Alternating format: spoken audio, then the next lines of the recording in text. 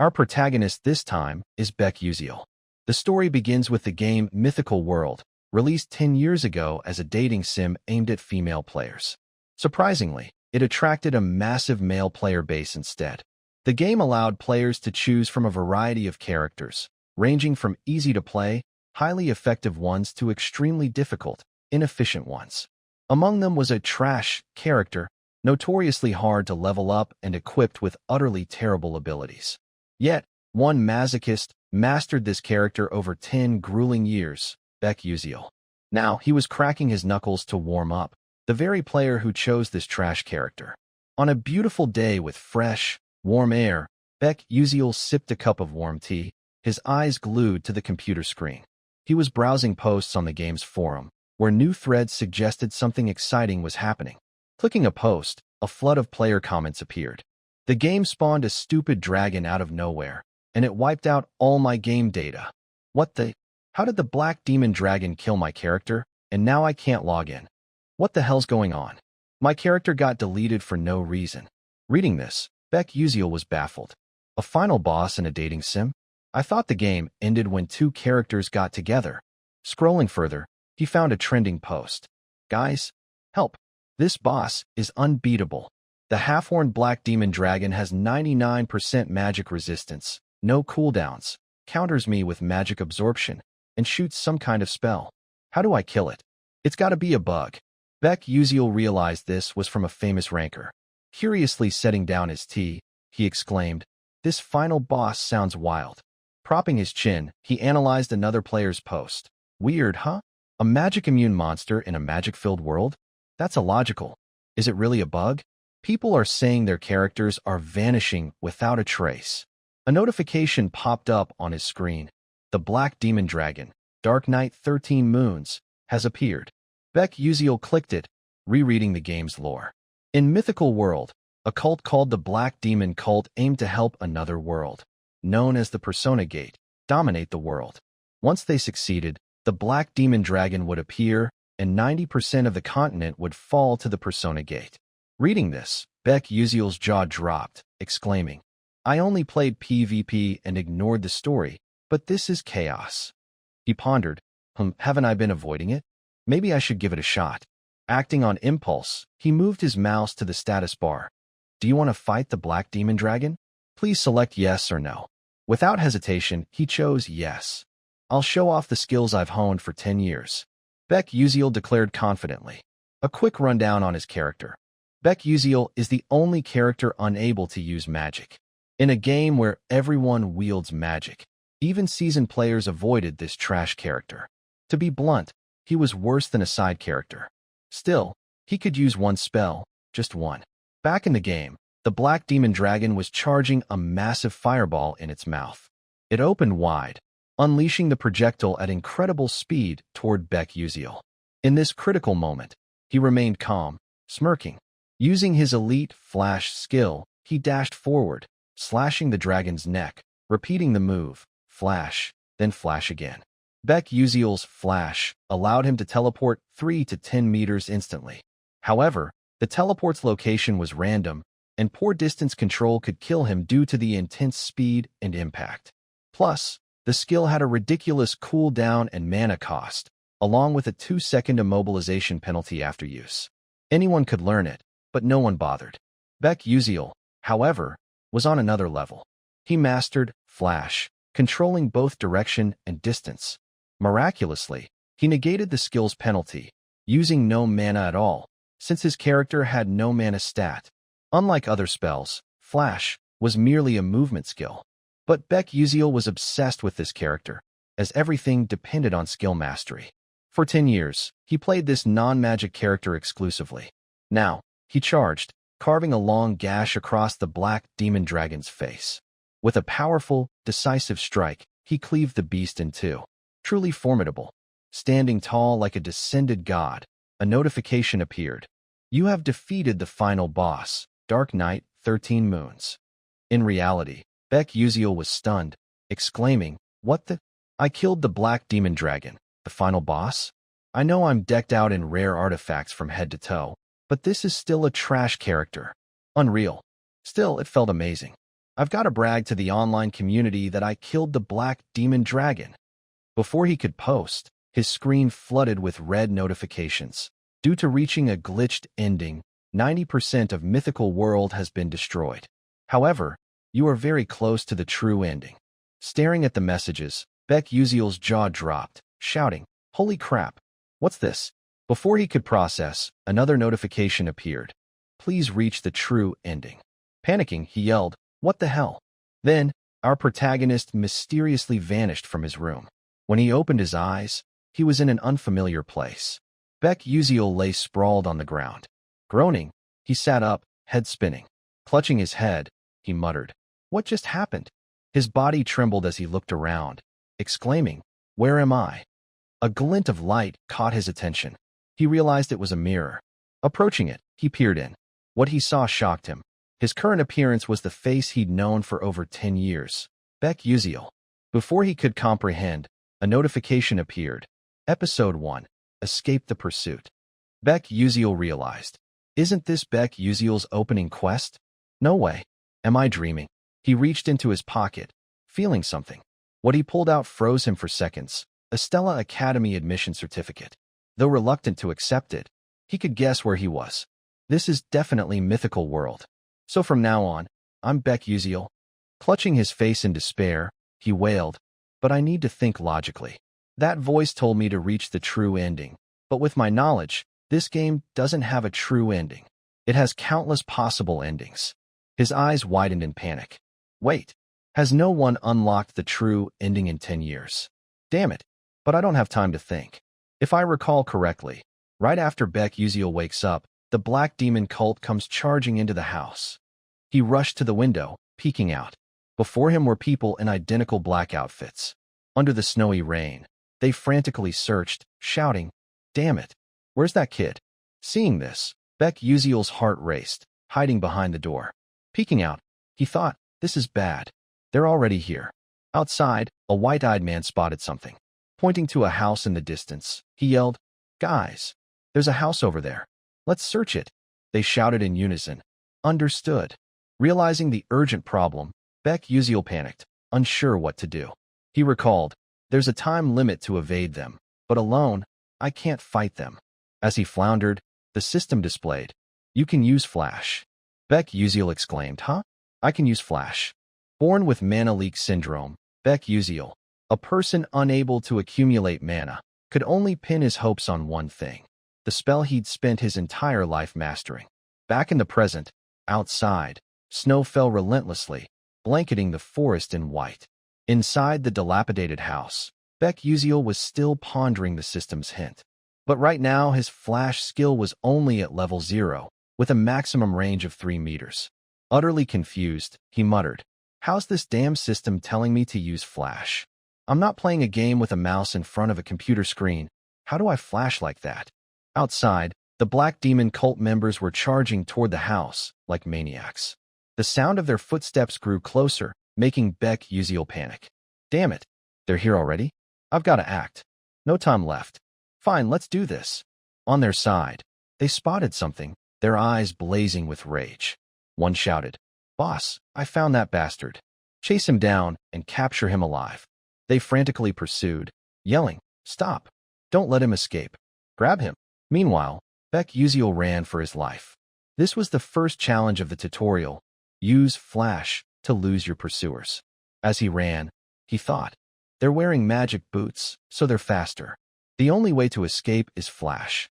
Calm down. I've used it countless times. I know how to time it perfectly."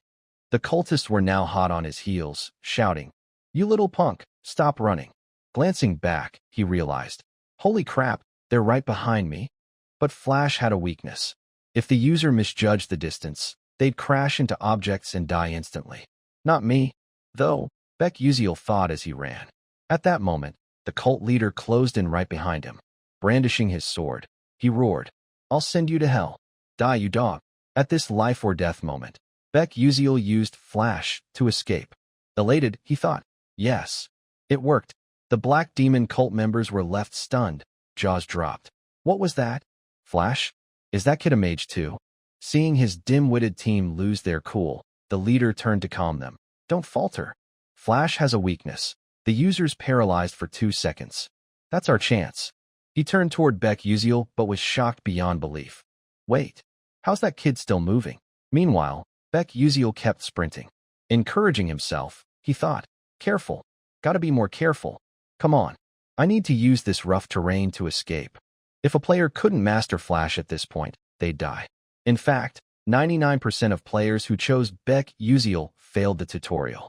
The remaining 1% passed, but couldn't grasp how to control Flash's distance or chain flashes. With this in mind, Beck Uziel frantically used Flash, then Flash again, zipping from one spot to another. The cultists were awestruck. Whoa, he's using Flash on terrain like this? Is this kid insane? But the leader turned to his team, saying, anyone who can use magic, step up. We'll hit him from range. 3 stepped forward, faces brimming with murderous intent. Noticing they'd stopped chasing, Beck Uziel glanced back, a new worry surfacing. Oh no, they're using magic? The second part of the tutorial was to use Flash to dodge magic arrows. Damn it, in the game, I could see behind me on the screen, so dodging wasn't hard. Suddenly, the system displayed a notification. Mana Leak Syndrome skill activated. Mana Leak Syndrome disables Sixth Sense and boosts perception speed. Upon receiving it, Beck Uziel suddenly sensed Sword Aura approaching, even without looking back. With ease, he dodged the attacks. At the same time, a massive dark energy surged toward him. He realized, this is the moment for my final flash. He narrowly escaped the lethal attack.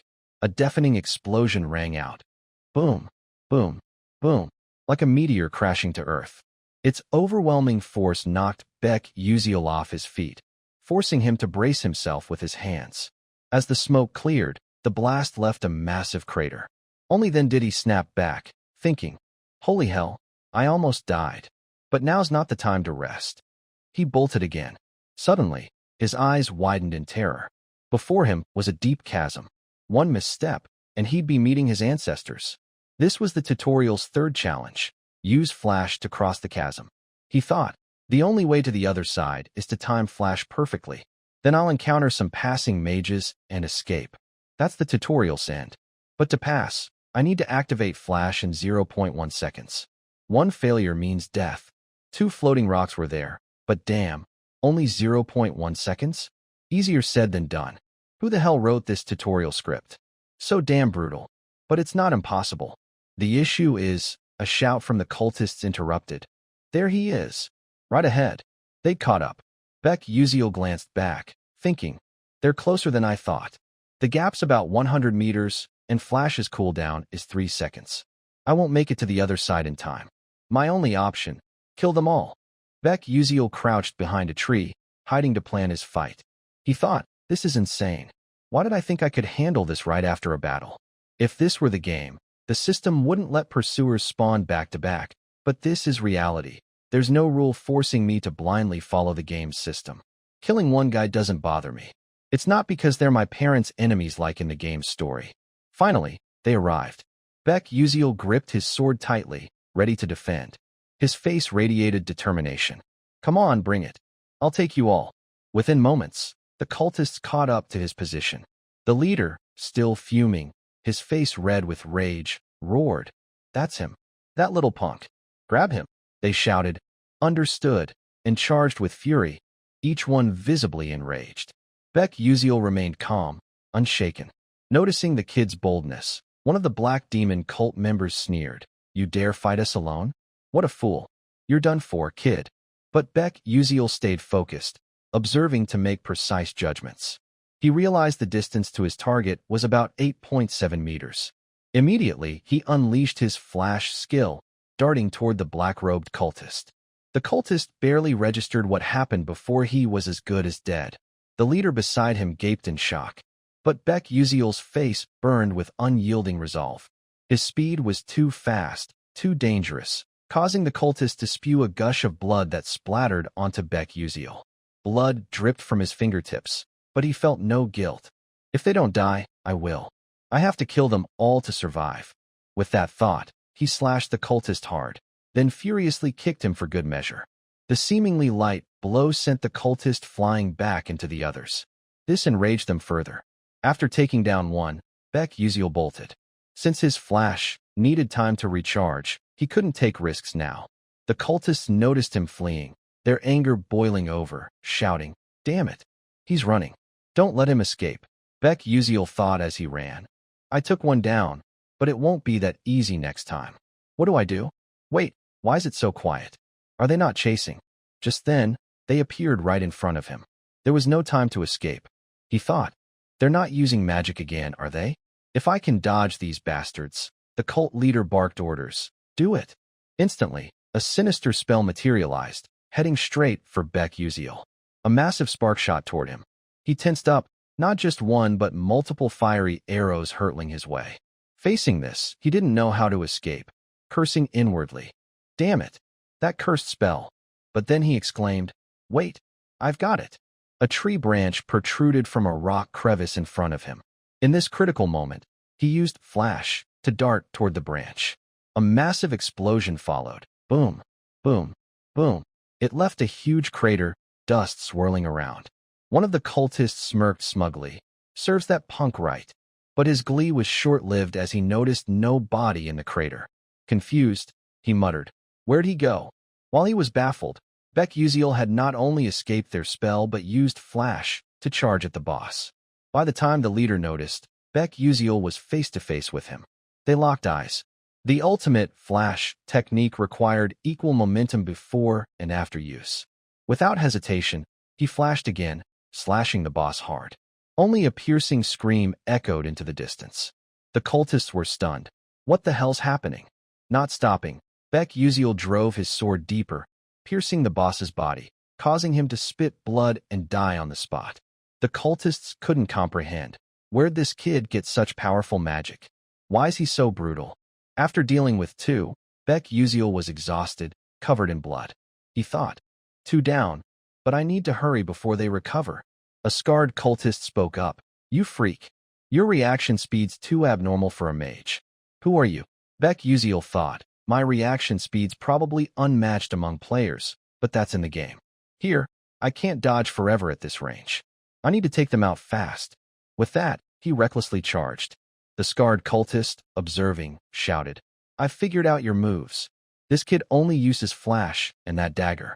If I guard my face and neck, he can't touch me." He gripped his sword defensively, taunting, "Come on." Then he roared, "Frost Dimension." Meanwhile, Beck Uziel showcased his stunning flash skills. The scarred cultist unleashed a powerful surge toward him, confident in his strength, thinking, "Haha, I'm about to catch you. Let's see you writhe in pain." But his triumph was cut short. Beck Uziel, unscathed, flashed toward another cultist, beheading him instantly. The scarred cultist's hair stood on end, trembling as he gasped, "Damn it! You were just scurrying like a rat before. Now you're fighting back." Blood-soaked, Beck Uziel replied coldly, "Yeah, that was the old me. Thanks for making me stronger every day." Enraged, the scarred cultist retorted, "You damn dog. We were going easy on you." Beck Uziel's powerful steps closed in, his face brimming with killing intent, terrifyingly fierce. He swiftly hurled a spear at him. Seeing the spear, the scarred cultist calculated, flash targets unguarded spots. "He's throwing the spear to make me block, then strike from behind? Dream on." As the spear neared, he casually swung his sword, slicing it in half. Smirking, he thought, "Now I'll turn and finish him." But his prediction was wrong. He froze, muttering weakly, "Huh?"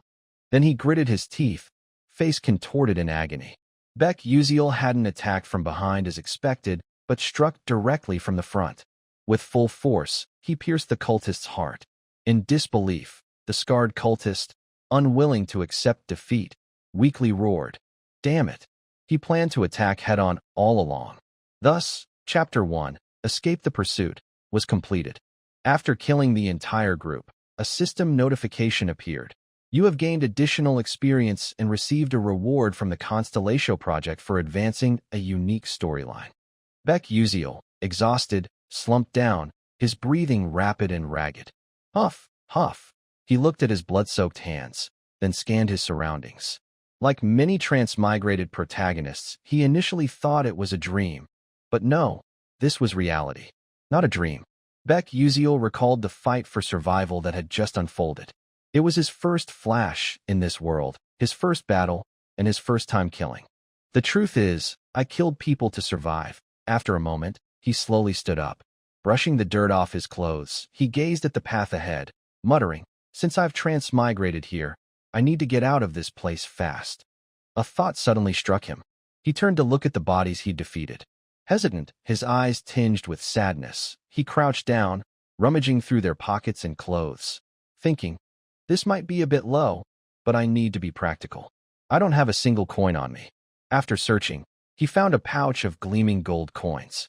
Elated, he thought, "This must be about 200 gold cats, maybe more." Talk about luck in misfortune. But his joy was short-lived as a new worry emerged. He looked at the path ahead, dismayed. A deep chasm loomed before him. One slip, and he'd be done for. Standing on the edge of life and death, Beck Uziel panicked, thinking, "How am I supposed to cross this cliff?" Suddenly, a loud voice called from the other side. "Is anyone there?" He looked up, spotting a group on the opposite side. Beck Uziel waved frantically, shouting, "Hey, over here. We're here." He recognized them as the mages from the tutorial. He yelled like mad, "I'm here. I'm here." A voice from the other side responded, "But there's no bridge nearby. Can you make it across?" Beck Uziel replied, "Is that so? I'm on my way." Hearing his signal, a girl on the other side turned to the group, saying, "Let's wait for him. He says he can cross." A green-haired guy, skeptical, said, "Crossing this cliff isn't easy. He'd need to be at least a third-rank knight to manage. Can that young guy do it?" The girl replied, "I'm not sure." Then her eyes widened in shock. "He's jumping from rock to rock so smoothly and skillfully." The group watched, jaws dropped, observing with bated breath. Beck Uziel, hyper-focused, crossed segment by segment. Quick as lightning, he was halfway across. The onlookers, unable to believe their eyes, exclaimed, "What's that move?" "Some kind of jumping spell." A voice clarified, "That's Flash." It came from a cute, green-haired girl standing behind them. The purple-haired girl turned to her, then back at Beck Uziel, bewildered, saying, "That's Flash? But Flash can't be controlled so precisely in direction and distance. That's nearly impossible. He makes it look effortless." To outsiders, it seemed so, but Beck Uziel was struggling. Suddenly, the purple-haired girl saw something, her eyes widening in panic as she stammered, "Who are those two? Are they with him?" At the other end, two black-robed figures approached the cliff. While the group was confused, one of them raised a magic staff, emitting an orange glow. He aimed forward, conjuring a sinister spell array, then fired it at Beck Uziel. A shout rang out, "Hey, watch your back." Sensing the terrifying power hurtling toward him, Beck Uziel cursed inwardly. "Damn it, son of a..." As it closed in, he used Flash to teleport away, narrowly escaping. A massive explosion followed. Boom, boom, bang, bang. Turning back, he saw his attackers through the fading smoke, the two black-robed mercenaries from before. He thought, "They've revived. This is too dangerous." Flash's cooldown is 3 seconds. Dodging all those spells is impossible. I need another floating rock to stand on. His eyes widened in panic. Oh crap. What's that? The Black Demon cult wasn't letting him escape easily. They instantly cast another spell, firing it at him. Luckily, Beck Uziel tilted to dodge the surge. But the real trouble was just beginning. The rock beneath him split in two. He tried to balance, but it was futile. He fell backward. Yet he didn't give up. Struggling between life and death, he told himself, "I have to survive. I must." But reality was harsh. The floating rocks were too far from his fall. Clinging to a sliver of hope, he prayed to land on one. Miraculously, his eyes lit up as he spotted a nearby rock. Luck was on his side. Using Flash, he lunged toward it, grabbing hold. Clinging tightly with both hands, he glanced back, exclaiming, "I actually survived?" Before he could catch his breath, another terrifying orange surge shot toward him. He thought, "Or maybe I'll die here." As it reached his feet, despair set in, certain of death. But a green surge intercepted it, causing a massive explosion. Boom, boom, boom. The force was overwhelming, but he held on. After the storm, the sky cleared. Only the explosion's dust remained. He was alive. Thought a protagonist would die that fast, he mused, stunned. What was that spell? Ice spears wrapped in lightning. Who could combine two moves like that with such pinpoint accuracy, wasting no mana? Who could pull off such a perfect strike? In the distance, the group stared at the green-haired girl in the center. Her face remained impassive, utterly cold. Everyone watching was pale with shock. One stammered, "No way. She did that." The two mercenaries on the other side, realizing their inferiority, turned and fled. Beck Uziel watched their retreating figures, sighing in relief. Phew. Thank God. I'm alive. Soon, he reached the other side. The group warmly welcomed him, except for the green-haired girl, who turned to leave. Beck Uziel ran after her, thanking her profusely. "Hey, friend. Thanks for saving me." She glanced back coldly, saying, "I didn't do it for gratitude. No need to thank me." She walked away. Beck Uziel felt a bit deflated, replying, "Oh, okay."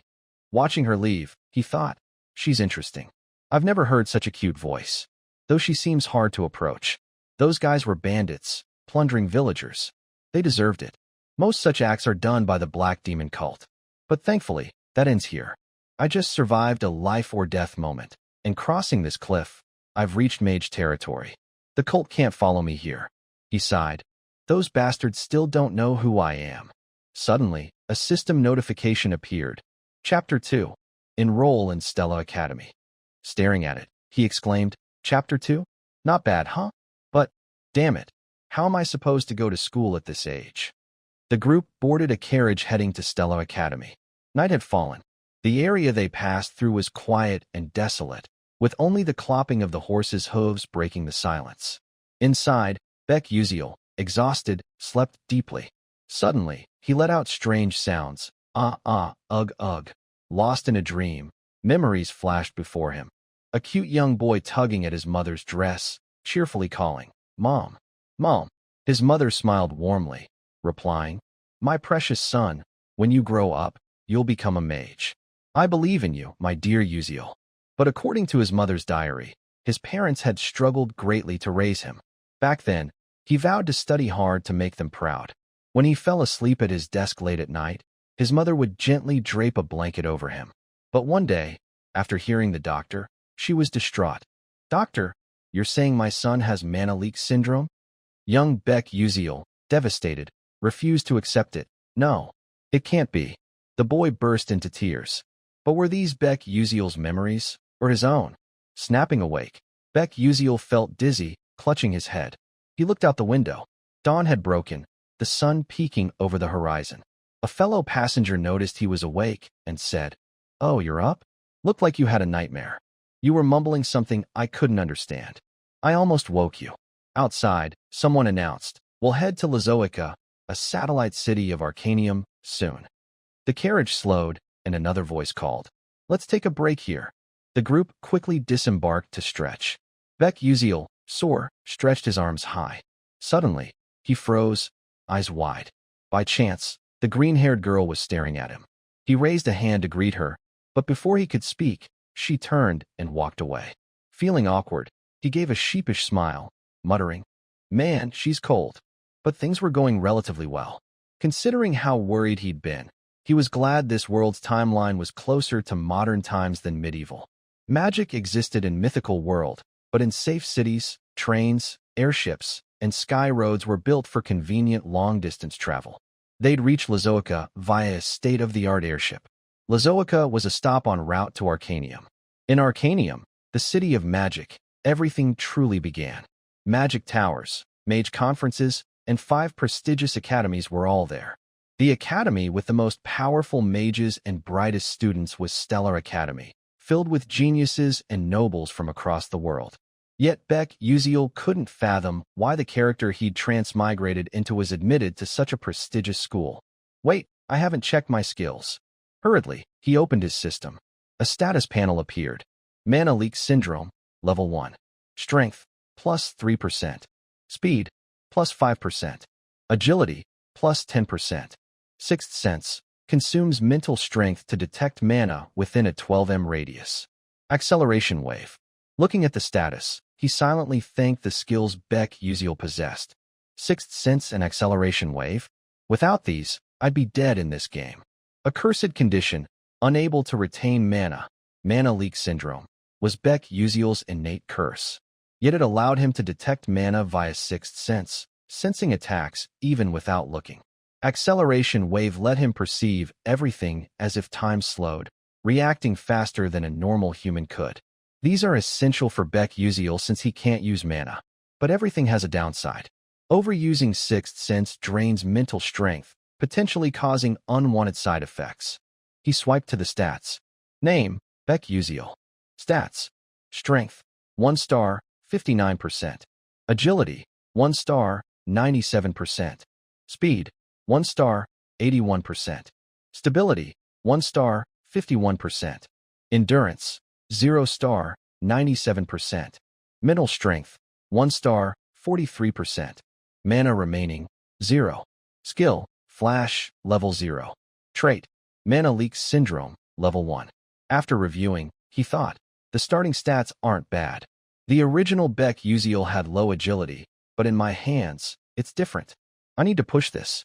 In this game world, there are levels for skills and stats, shown as levels and stars. The max stat level is 9 stars, but that's nearly unreachable. I've played for over 10 years and only hit 8 stars in stability and agility. I should focus on agility to boost sixth sense and reaction speed. I can improve stability and flexibility other ways. The issue now is mana leak syndrome. If I don't train it, I won't survive long.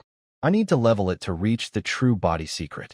Stella Academy is the way to suppress this syndrome. I have no choice if I want to prevent this world's end and cure my chronic illness. He sighed helplessly. Phew. I really don't want to go there. Someone save me from this. Suddenly, the system chimed. You've missed some notifications. Surprised, he exclaimed. Oh, I haven't checked these. But before he could, an urgent voice called. Hey, kids, let's go. Beck Uziel shelved the notifications for later. The green-haired girl was still watching him, but remained coldly silent. Before them hovered a massive, modern airship.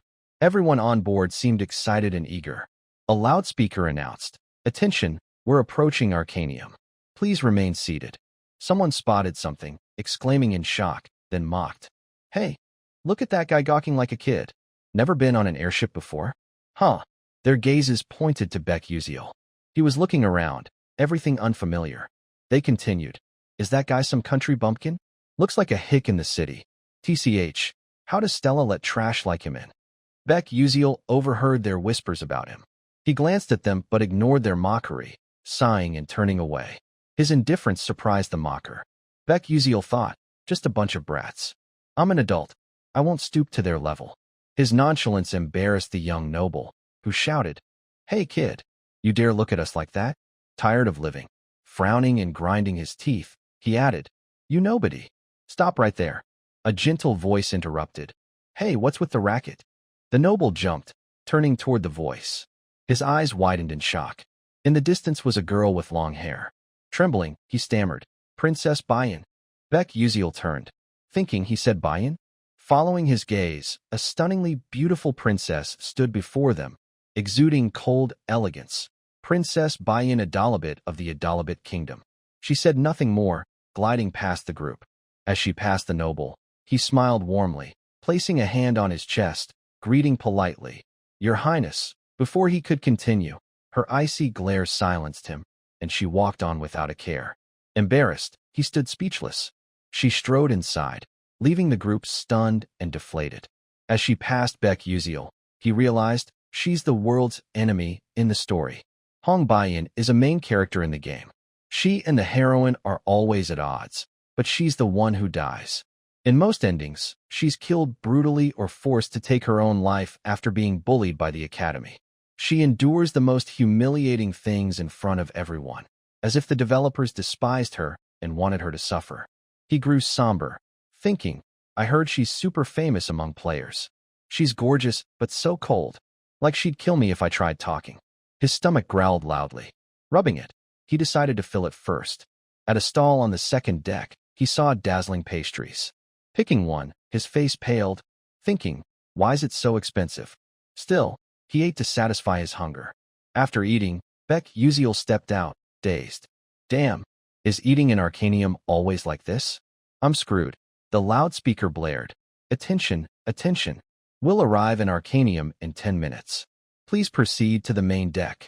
Repeating, will arrive in Arcanium in 10 minutes. Please proceed to the main deck. Thank you. Hearing this, Beck Uziel smiled, thinking, it's finally starting. This is my reality now. Excited, he exclaimed, let's do this. Soon after, the group arrived at Stella Academy. Surrounded by unfamiliar faces, Beck Uziel felt out of place. He took a deep breath. At least I've dealt with the immediate problem. The Black Demon cult can't follow me here. But can I survive in this place? Surviving this world isn't easy. I wish I had something useful for this situation. A thought struck him. I still haven't checked those system notifications. He opened the system. The message read, the Constellatio project grants you a special reward. Options: 1. A weapon you used in the game at a lower level. 2. A skill you acquired in the game with reduced power. 3. Experience. Staring at the status, he mused, this system has some morals, doesn't it? But what should I pick? Should I go for Twin Lightning Reflector? As if reading his mind, the system responded, based on analysis, such equipment is too high tier and will be downgraded. He pressed, what about Hyper Flash? The system replied, based on analysis, this skill is an upgraded version of Flash and cannot be granted. However, you may use the reward to enhance your Flash skill. Stunned, he cursed inwardly. This damn system, really forcing a downgrade. Sensing his complaint, the system explained, due to insufficient narrative energy, we cannot fully materialize such items. What's that? He asked, confused. The system continued. Narrative energy influences the story's progression. By exploring hidden storylines, you can accumulate it. For now, as a newcomer, you cannot possess overly powerful items. He waited eagerly for more, but nothing came. He asked, what about the crest glasses? The system replied, based on analysis, this item can be provided. I'll take it. With that, the system tossed him the crest glasses. Holding them, he examined them, thinking glumly, I never thought I'd actually have to wear this damn thing. Note, the crest glasses store all information a player has gathered in Mythical World. Players cannot recall or access details about hunted monsters or acquired knowledge on their own. Thus, various items were developed to store information uniquely. Beck Uziel is no exception. He uses the crest glasses to store data. Excited, he put them on to test them. A blue glow emanated from the glasses, displaying crest glasses, level 0. Description: can't remember last night's dinner? No problem. These glasses record everything you've seen and learned. Special feature: sealed crest archive. Activate with mental strength. He opened another section, and the system showed alchemy materials, hunting grounds, dungeons, characters. Satisfied, he thought. This place feels just like real life, so I'm not sure what I can do with the system. But with these glasses, I can regain half the abilities I used. Suddenly, whispers came from behind. Hey, isn't that Izel Malf? Oh, you mean the eldest daughter of the traitor Malf Duchy? How dare she show her face here? Chill. Quiet. She'll hear you. Hearing a familiar name from the story, Beck Uziel grew curious. Izel Malf? Oh, right. The crest glasses let me register or check character info. Let's see. A panel appeared. Name: Izel Malf. Description: false heroine, ice lightning mage, enjoys pickle juice before pizza. Eldest daughter of Malf Duchy. Her father's death led to her family's downfall. Fate will die? Reading this, he thought. So she's the false heroine? Let's talk about Izel. One thing stands out. Though this is Mythical World from the game, it's based on a romantic novel, Don't Love the Princess. That novel follows heroine Izel, who loses her family, grows by facing the villain Hong Baiyan's schemes, and ends happily with the male lead. Her revenge fades, and other male characters protect her. But it has a tragic ending after mixed reader reactions. The issue is, while the game is based on the novel, the story differs. In the game, a character named Flame was added, replacing the heroine's role. Flame has her own storyline. She was a modern woman who loved reading Don't Love the Princess and was reincarnated here.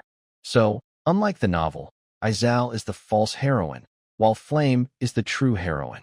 No matter how hard players try, Izel cannot survive any storyline, a result of being pushed out as the heroine. But that's got nothing to do with me. Though, I feel like I've seen her somewhere. Probably my imagination.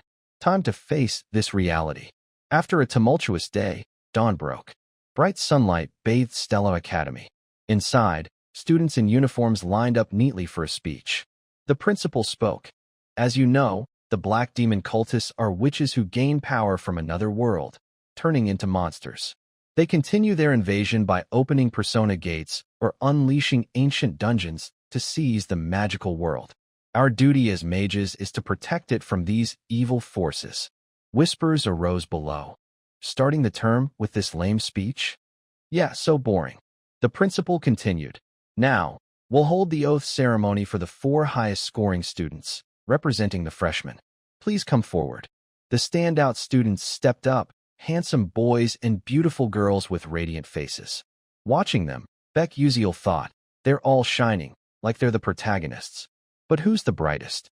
Write him. The principal announced, representing all freshmen here, Ma Yuziong. Please give your speech. Girls below swooned. He's the top scorer? So talented and handsome. Beck Uziel nodded, acknowledging, so that's the famous Ma Yuziong. Game note, Ma Yuziong epitomizes I alone am supreme, with a 9-star mana stat, nearing godlike potential. A genius among geniuses, he can control all elements. Even if I don't reach the grand finale, I must avoid bad endings by pulling my Yuziong to the good side. But that short-haired, cute girl, probably Flame? He delved into speculation. It depends on how she acts from now. She's a transmigrator like me. Teaming up might be smart, but what if she sees me as an enemy and rejects me? I have an info advantage, so I shouldn't ruin anything. Flame's a reader of the romantic novel, while I'm a player of this fantasy game.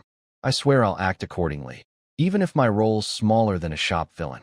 Plus, Flame has a unique ability, purifying black demon cultists. But she also brings misfortune to those close to her. Staying near her will affect me. My role is to support the protagonist from afar and avoid involvement as much as possible. As he thought, my Yuziong's speech ended, met with enthusiastic applause. The principal declared, I hereby conclude today's entrance ceremony. Right after, Beck Uziel's system displayed. Congratulations on completing Chapter 2. Enroll in Stella Academy. After the entrance ceremony, the students gathered in a lecture hall, each choosing a seat at random. Beck Uziel, looking somewhat glum, thought, I graduated college ages ago, and now I'm suddenly a high school student again.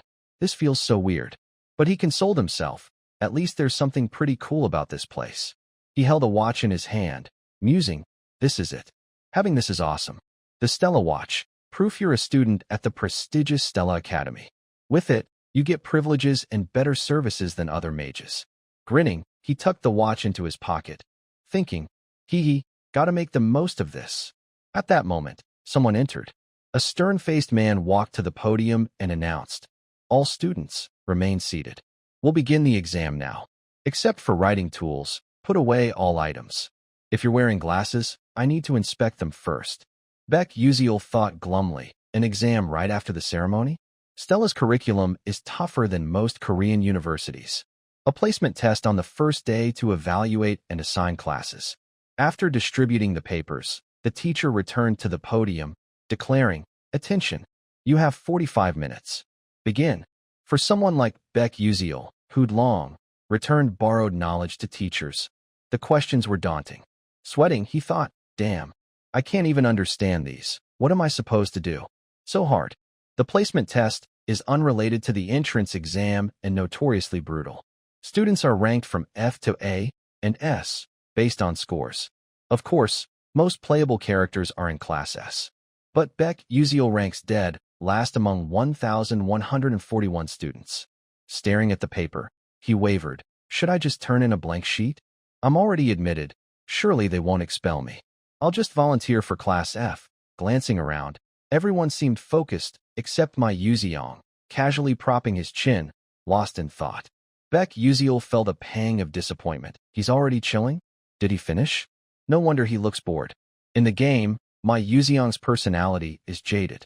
Born into the continent's strongest family, with a genius mind and top-tier talent, everything's easy for him. Depending on the heroine's actions, he joins the good or evil side. The Black Demon Cult, bent on wiping out humanity, is obsessed with him. His family's the biggest issue from the start. Watching a genius like him makes me question myself. Suddenly, he realized, wait, why am I so dumb? I can use the Crest glasses. I use them to store library knowledge. They're perfect for this. Nothing to lose. Let's try? He reached into his chest pocket for the glasses, but as he was about to put them on, the proctor noticed, approaching sternly, hold on. What's with those glasses? I said glasses need inspection first. Hand them over. Startled, Beck Uziel thought, oh right. Damn, I forgot. He handed over the glasses, panicking as the teacher examined them closely. Sweating bullets, he thought. I'm screwed. What do I do? If they detect these are magic glasses, I'll be expelled. Looking up, he prayed, please let me survive this. Suddenly, the system blared, detected a missing component of the Crest glasses. Would you like to summon it? Terrified, he thought, no? No. Stay quiet, system. The proctor used magic to inspect the glasses, but found nothing, returning them, saying, no mana detected. Ask first next time. Relieved, Beck Uziel replied, yes, sir. Thinking, thank God. If the original functions were active, I'd be toast. He put on the glasses, looking more scholarly. Answers appeared before his eyes. Copying them, he thought smugly, jackpot. Maybe I'll top the class. At this rate, I'll escape Class F, maybe even hit Class A. As he copied, the teacher announced, time's up. Stop and submit your papers. The proctor used magic to collect them, preventing any extra writing. Watching the papers fly to the teacher, Beck Uziel groaned. What? I only answered 3 questions. The teacher scanned the stack, eyes suddenly widening in shock. Beck Uziel, dejected, thought, I thought I'd escape Class F. Guess it's too much for me. Removing his glasses, the teacher noticed something, shouting, you. Hand over those glasses. Beck Uziel froze, stammering, why yes, sir. The teacher studied them, muttering, strange. Impossible. Turning to him, he ordered, call Dr. Gran. Beck Uziel replied, yes, sir, but panicked. What's wrong with him? I wrote carefully to avoid suspicion. Am I busted? Later, in the professor's office, the teacher's urgent voice rang out. Dr. Gran, what do you think? Dr. Gran, professor of magic engineering, held the glasses, replying, the boy answering that question is suspicious. The teacher pressed, did he cheat? Dr. Gran said, cheat? No. I detect no magical energy from the glasses or any item. He did it on his own. Beck Uziel feigned innocence, looking wronged. Dr. Gran chuckled, patting his shoulder. Haha, fascinating. I never expected this in my lifetime. Professor Lee Hanwall, apologize and guide him. Embarrassed, Lee Hanwall said, yes, sir. Turning to Beck Uziel, he added, I misunderstood you. Sorry. Beck Uziel grinned, thinking, I did cheat. But if the glasses' original functions worked, I'd be done. He replied, it's okay, sir. Later, in Professor Lee Hanwall's office, teachers graded the exams. Reviewing one paper, Lee Hanwall paused, staring in disbelief. A voice called, oh, Professor Lee Hanwall? These are the freshman exams. He replied, yes. The woman, Professor Edel Taiman, an elder council member, said cheerfully, I hear we have many outstanding students this year. Lee Hanwall agreed. Indeed. We have talents from the most prestigious fire magic family, Princess Hong Baiyin of Adalabit's Fire Kingdom, Jeremy Selvin of the Scalvan Empire, who outshone his brothers in the throne war at 12 with magical talent, and He Waryong, heir to the world's grandest magic tower, Full Moon Tower. Edel Taiman nodded. Setting questions for such elite students must be tough. This year will be exciting. Lee Hanwall replied, I'm glad you approve. As you said, this year's test is new. The first 3 questions are tricky riddles testing agility. If students can't solve them, do they move on? Second, how do they handle problems not in books? Rote magic learning is over. Now, it's about quick judgment and creative thinking. But those questions don't need answers. Over 1,000 of 1,141 students left them blank. The other 100 tried, but got them wrong. Only 3 freshmen answered correctly. Ma Yuziong, a once-in-a-century genius from an unknown family. Flame, a commoner recommended by the principal, nearly as talented as Ma Yuziong, and Beck Uziel, a nobody. Ma Yuziong and Flame being geniuses is no surprise. But Beck Uziel had a low entrance score. Yet he solved all 3 tough questions, leaving the rest blank. A nearby professor, seeing Lee Hanwal's puzzlement, asked, "What's wrong?" "Worried about their scores." Lee Hanwal replied, "Well, I can't explain some students' results." Edel Taimen said, "That's normal. Those formulas don't solve everything. If the kids don't know, you can. But do you think this kid's a genius?" Lee Hanwal asked. She replied casually, "Maybe just luck." She left, leaving Lee Hanwal baffled. He sighed, checking Beck Uziel's file, finding a note. "Specially admitted for exceptional flash control." Reading this, Lee Hanwal accepted it, thinking, admitted by the principal himself, huh? Using flash for combat magic? Intriguing. We'll soon see if this is luck or if he's truly special. After the results, the school assigned students to classes. Everyone eagerly checked their placements. Voices echoed. "The results are posted. I'm so nervous. My mom said if I don't get Class A, don't come home." Beck Uziel trudged behind, thinking, unbelievable. Checking class rankings in person? Back then, I'd just click a mouse.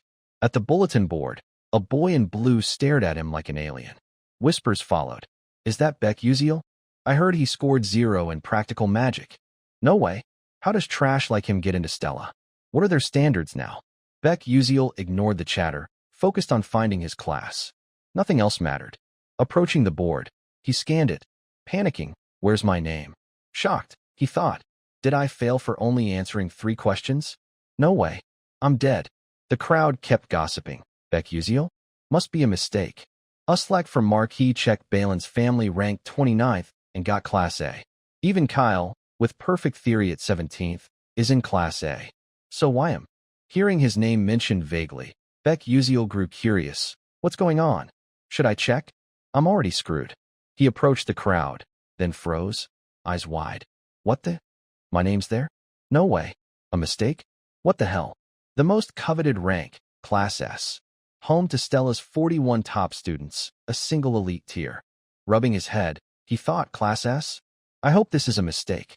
This is insane. Now I'll run into the game's protagonists constantly. Getting tangled with them will only shorten my lifespan. I can't change this. Guess I'll have to live quietly. There's got to be a way." Outside the academy, everything seemed calm and quiet, but in a secluded corner, a woman angrily slapped Princess Bayan hard across the face. Frowning, she shouted, "You got all 3 questions wrong." Even Princess Izal from the Fallen Duchy answered 2 correctly. This woman was Professor Hong Yil, a fire element mage and Bayan's mother. She continued, "You couldn't answer questions even vermin could solve. That means you're lower than vermin, Bayan. Reflect on yourself. Do you understand?" The girl replied weakly, "Yes, mother." Still furious, her mother glared sharply, then sighed, choking up, "Listen, Bayan. You cannot become like me, expelled from the kingdom and stuck in this foolish professor position. You must not be the kingdom's disgrace." She leaned down, gently placing her hands on her daughter's cheeks, saying, "You must surpass your sister." Then she smiled warmly, like any loving mother, gazing at her child. "You understand, right?" Bayan's cheeks flushed red. She thought for a moment before replying, "Of course, mother." But in truth, her heart was in turmoil. She didn't understand at all. She'd lived as taught, solving everything mechanically. But this time, the problems involved magic, spells, and formulas, things she'd never studied. "What am I supposed to do?" Tears welled up, and she broke down crying. "Why? Why must you torment me like this?" Meanwhile, in the Class S lecture hall, the students had gathered. Beck Uziel sat alone at the top desk, sulking, "I'm screwed. Of course I'd end up in a place full of weirdos. It's not like I'm trying to befriend them." Whispers arose around him. "Why's he here?" "That's what I'm saying. I don't get it." "Did you know? Our family protested, asking why he's in Class S. They just said Beck Uziel qualifies." "Seriously? That's so weird." Though they whispered, Beck Uziel overheard. He thought dejectedly, "Looks like I'm the outcast. Makes sense. They've trained hard since childhood, so they'd be devastated to see someone like me in their class. Class assignments shift based on performance, so this is normal. Even Class S isn't exempt. You can drop to a lower class, or some guys climb from Class A to S later. Guess I'll talk to them then." He glanced around. These were familiar game characters, Yet somehow, he was their classmate. It's surreal. Game characters are standing before me. In a few years, most of this class will be famous across the continent. 5 could betray the Magic Council. Ma Yuxiang's one of them. If only Flame could stop that from the start. Professor Lee entered, announcing, "Hello, students. Settle down." Recognizing the familiar voice, Beck Yuziel looked toward the podium. The authoritative professor spoke. "I'm honored to meet you. Some may know me, but I'll introduce myself. I'm Professor Lee Hanwall, your Class S teacher." Whispers erupted below. One said, "So that's the famous Lee Hanwall?" Another replied, "He's hunted nearly 1,000 black demon cultists. Insane. They call him a 7th-rank magic warrior. He's on another level." Seeing the students' excited chatter, Professor Lee called for order. "Quiet down. This year, we have many talented students, including a specially admitted one. As you know, this academy trains combat mages or magic warriors. You'll face a rigorous 3-year curriculum. I expect you to keep up. Show me your best during your time here. Any questions?" The class stayed silent. He smiled. "Good. Let's begin." At that moment, Princess Baiyan entered from outside. Seeing her bruised cheek, everyone was shocked, including Beck Yuziel. Baiyan, who follows rules more than anyone, is late? What's wrong with her? She approached the professor, apologizing and explaining, her face weary and disappointed. Curious, Beck Yuziel checked his crest glasses. A panel appeared. Hong Baiyan, villain, fire mage. Hoards red ginseng candy. Occasionally self-critical. Only drinks a Kalia-style sofa coffee. Has a cruel mother. Fated to die. Reading this, he thought, not much different. She's doomed to die. If Izal dies because of Flame, Baiyan will too. It's the unavoidable fate of a villain. I'd save her if I could, but I'm not in a position to save anyone. Feeling a pang of sadness, he removed the glasses. After hearing her explanation, the professor said, "Find a seat." Beck Yuziel sighed. "I feel bad, but I can only keep my distance." Lost in thought, he didn't notice Baiyan approaching his desk. Her eyes, filled with resentment and sorrow, locked onto him. He was clueless about what was happening. Then, Baiyan sat next to him. Stunned, he thought, what? What's going on? Why do I feel like this? Has everything gone wrong from the start? Once everyone settled into their seats, the professor announced, "Before we begin class, we'll hold an inheritance ceremony for you to receive your magic wands. Classes S and A will participate together. I'll explain the details later." Beck Yuziel, slightly bewildered, thought, an inheritance ceremony? Sounds like a hassle. But then he smiled, a spark of anticipation for the event. At Stella Academy, 2 major events stand out: the Oath of the Century and the Inheritance Ceremony. For a prestigious institution like Stella, the inheritance ceremony holds a special significance. Soon after, students from classes S and A gathered in a mystical area. Professor Lee spoke. "Is everyone here? We've prepared wands ranging from the lowest to mid-tier. Your task is to approach the wand you like and take it. Changing wands after selection is complicated, so choose carefully." Beck Yuziel thought, he says that, but we don't choose the wand. It chooses us. In this world, wands only respond to those they recognize, creating a resonance effect. You can't just use a high-tier wand because you want to. With that in mind, he approached the floating magic wands. He looked around, hesitating. Which one should I pick? He stood there, lost in thought. Before, I'd grab a low-tier wand and be done. But since I'm in Class S, I can't pick something random and let them look down on me forever. His eyes caught a simple wand. In this world, wands are divided into 2 types, magic wands and staves. Wands are used by knights for quick casting magic, while staves are for bishops, focusing on powerful single spells with longer casting times. Suddenly, whispers came from behind. Which one do you think he'll pick? Since he's in Class S, he shouldn't have trouble resonating, right? Beck Yuziel realized they were talking about him, but ignored them, thinking, "Say what you want, kids. I don't care enough to get worked up." Then someone called from behind. "Hey, Iku." Confused, not knowing who was addressing him, he turned. A stranger's face appeared. Beck Yuziel asked, "What's up? Who are you?" The boy, with an arrogant smirk, replied boldly, "I'm Uslek." Beck Yuziel didn't recognize him, thinking, probably some minor character. First time hearing that name. Whatever, just answer and move on. He replied casually, "Oh, got it." Uslek crossed his arms, Continuing, which wand are you picking? Beck Uziel shrugged. I'll just grab one. Uslek sneered mockingly. Better pick something fitting for a commoner like you. Don't aim too high and fall hard, causing trouble for Professor Lee. Man, what a joke. Beck Uziel's expression screamed, as if I'm scared of you. Ignoring him, he turned away, throwing in a jab. Sure thing. Don't cause any trouble yourself. Uslek, provoked by the taunt, fumed, his face turning red. Losing it, he shouted. Damn it, you punk. You want to fight? Such a pain.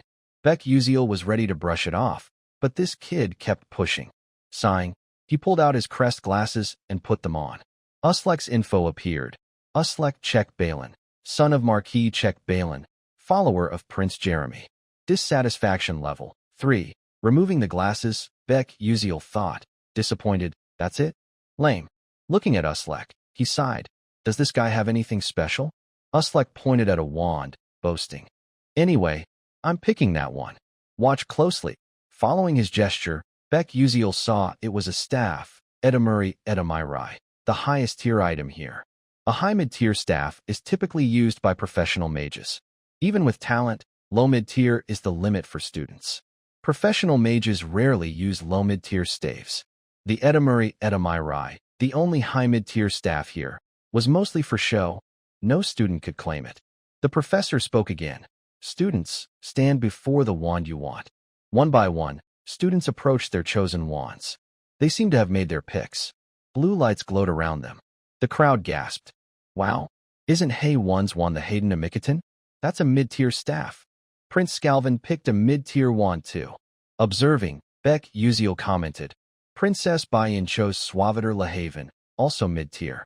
How many can pick mid-tier wands? This year's wild. Uslek, even more enraged, gritted his teeth. Damn it. Just watch, I can do it too.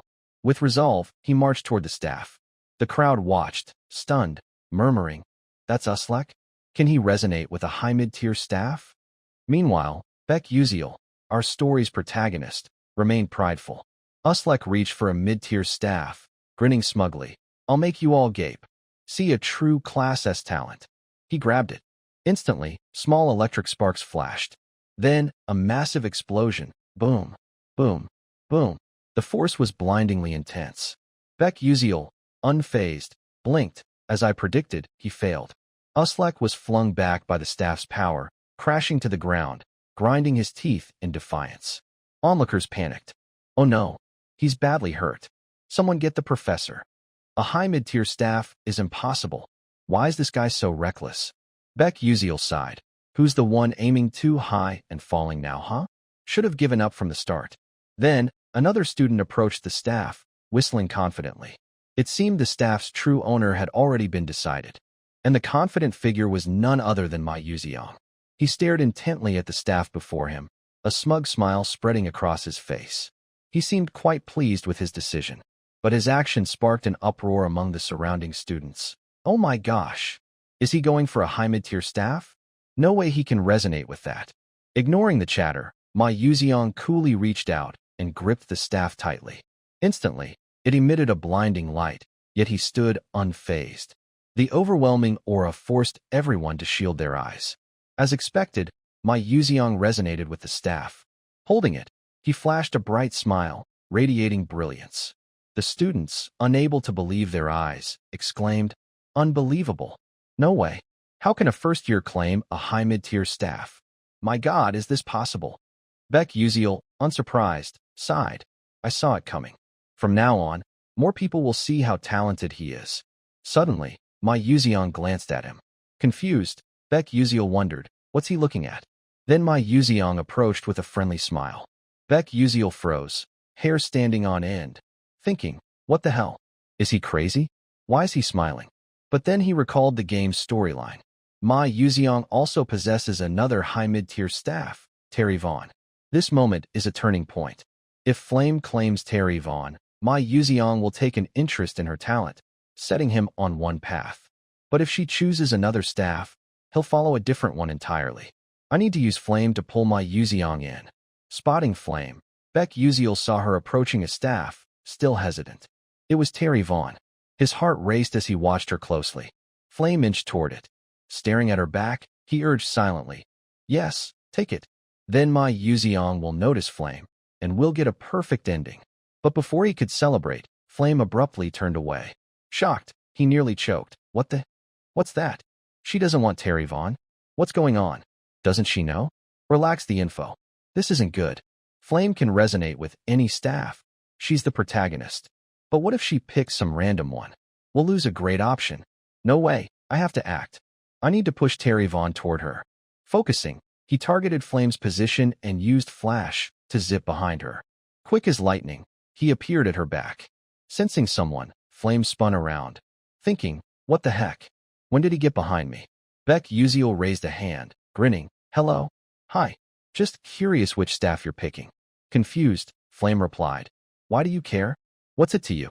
Embarrassed, he said. I just wanted to help since you seem unsure.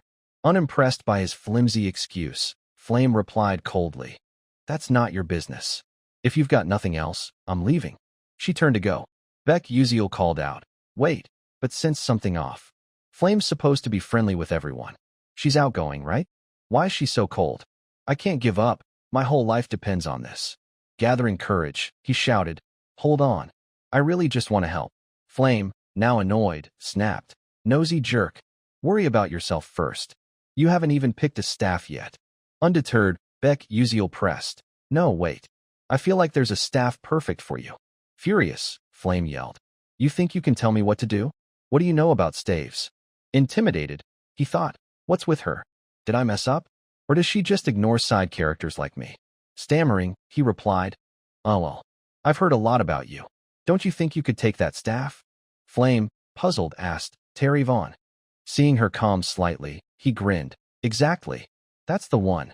Suddenly, a loud noise interrupted, wiping the smile off his face. A massive explosion rang out, its force overwhelming. His eyes widened in panic as a staff inexplicably flew into his hand. Blinking, he yelped, What the hell? Examining it, his face paled. Why's this in my hand? Flame was supposed to take it. Damn it. Speechless, he stood awkwardly. Flame, stunned for a moment, then smirked. Well, what now?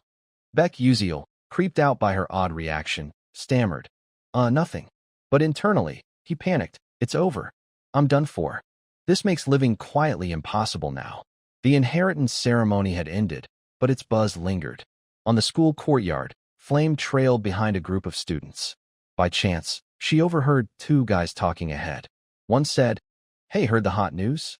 2 students claimed high mid-tier staves this year. The other, shocked, replied, No way. Only 5 people have ever done that. And now 2 more. Yup. But get this, one of them only used Flash in the practical magic test. Flash. That's basic magic. My parents said Flash is rare, though. This is weird. Their conversation made Flame ponder.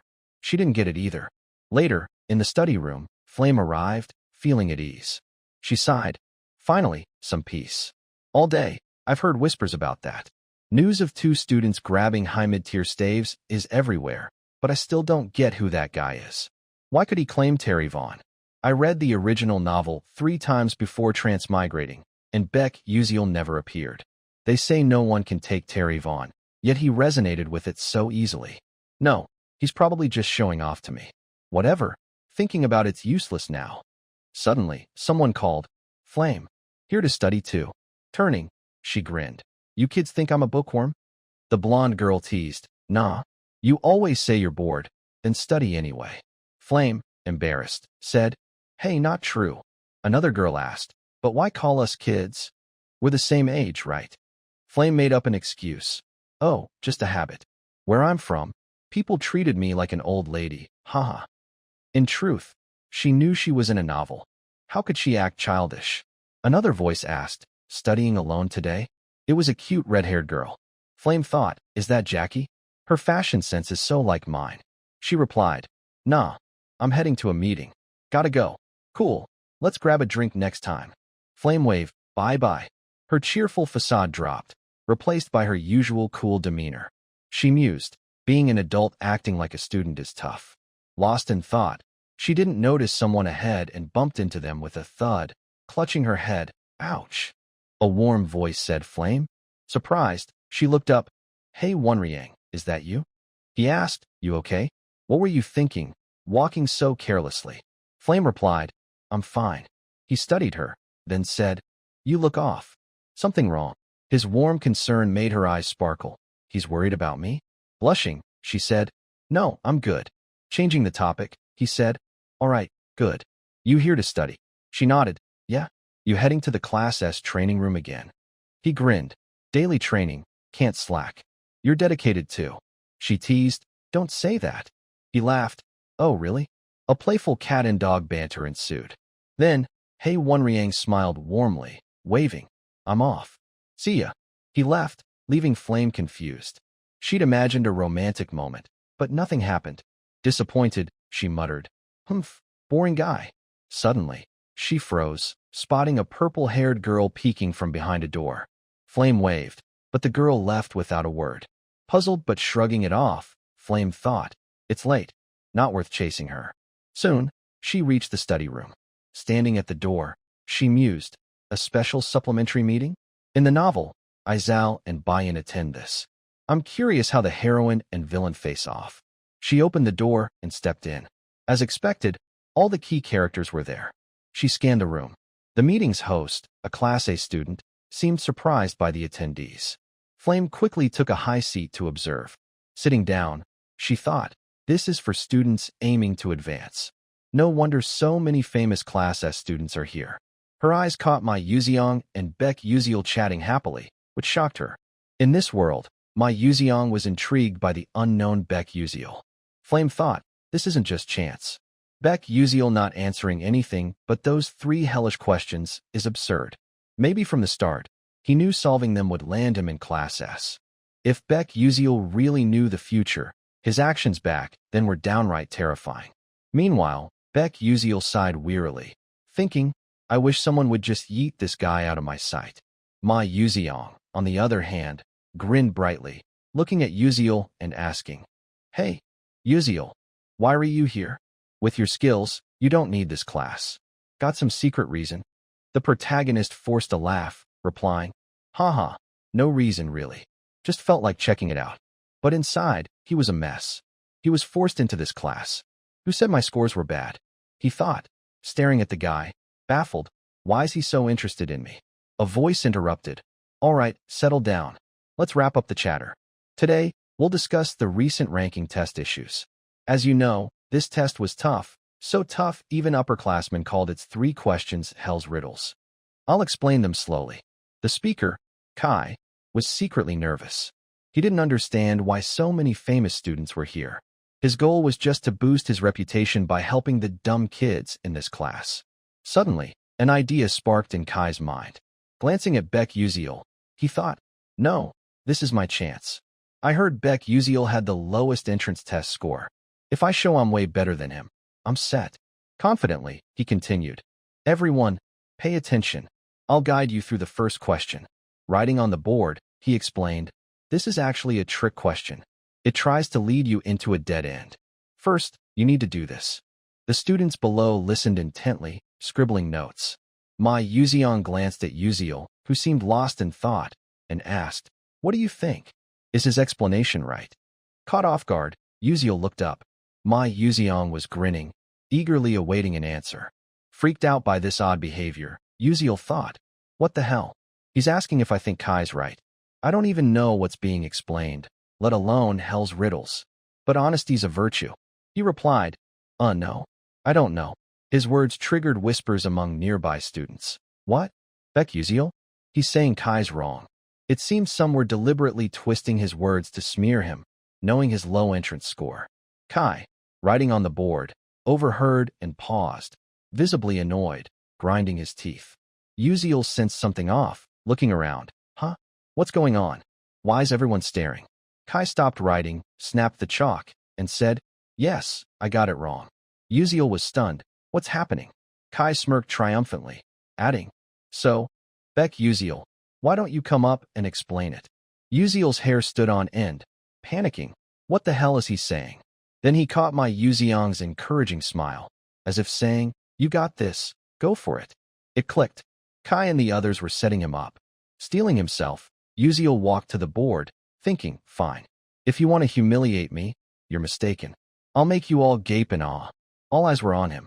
At the podium, he pulled something out, reviewing Kai's solution. It was the crest glasses. He thought hell's riddles? More like wordplay nonsense. The questions like this. A mage chants. O Mother Earth, shed your tears, doubling the dust from the start. Why? The answer's simple. Dust is crying. It's just a state of separation. Uziel rubbed his head. Who the heck comes up with this garbage? To him, it was laughable. Yet here, it was a major unsolved problem. Kai hadn't approached it like a normal math problem, but as dust crying to produce more dust. Hard to explain. His method was wrong but fluked the right answer, likely by luck. Another similar question would stump him. Now it's my stage. Uziel turned to Kai, saying, I can't teach you how to solve it, but I can show where you're wrong. Kai jolted. What? Uziel continued. It's about the Earth's foundation. But what if it's water or wind? Would your method work? If not, I'd use a simpler approach. But that needs multiple methods for the same question type. You just got lucky with the right answer, not the questioner's intent. Kai tried to argue, stammering, but conceded, you're right. Seeing Kai's defeated look, Uziel felt uneasy. Did I crush him too hard? He added, anyway, here's how to solve it. Kai listened, jotting notes. The other students followed suit. Flame was stunned. Why is everyone writing down what he says? Izao and Hong Baiyan should be debating, not analyzing his solution. Is this possible? What a joke. By now, dusk had settled outside. Inside, Ma Yuziong waved goodbye to Uziel. Bye-bye. See you tomorrow. He flashed a bright smile and left. Uziel reluctantly waved back. See ya. As Ma Yuziong's figure faded, Uziel clutched his face, groaning. Damn it. If I keep getting tangled with Ma Yuziong, I'm screwed. I don't want it tomorrow. I never want to see him again. Lowering his hands, he stared at his slender fingers, thinking, must be the phone's fault. Can't use it anymore, and my hands feel restless. But catching Ma Yuziong's attention? Damn it. Why do I keep running into him?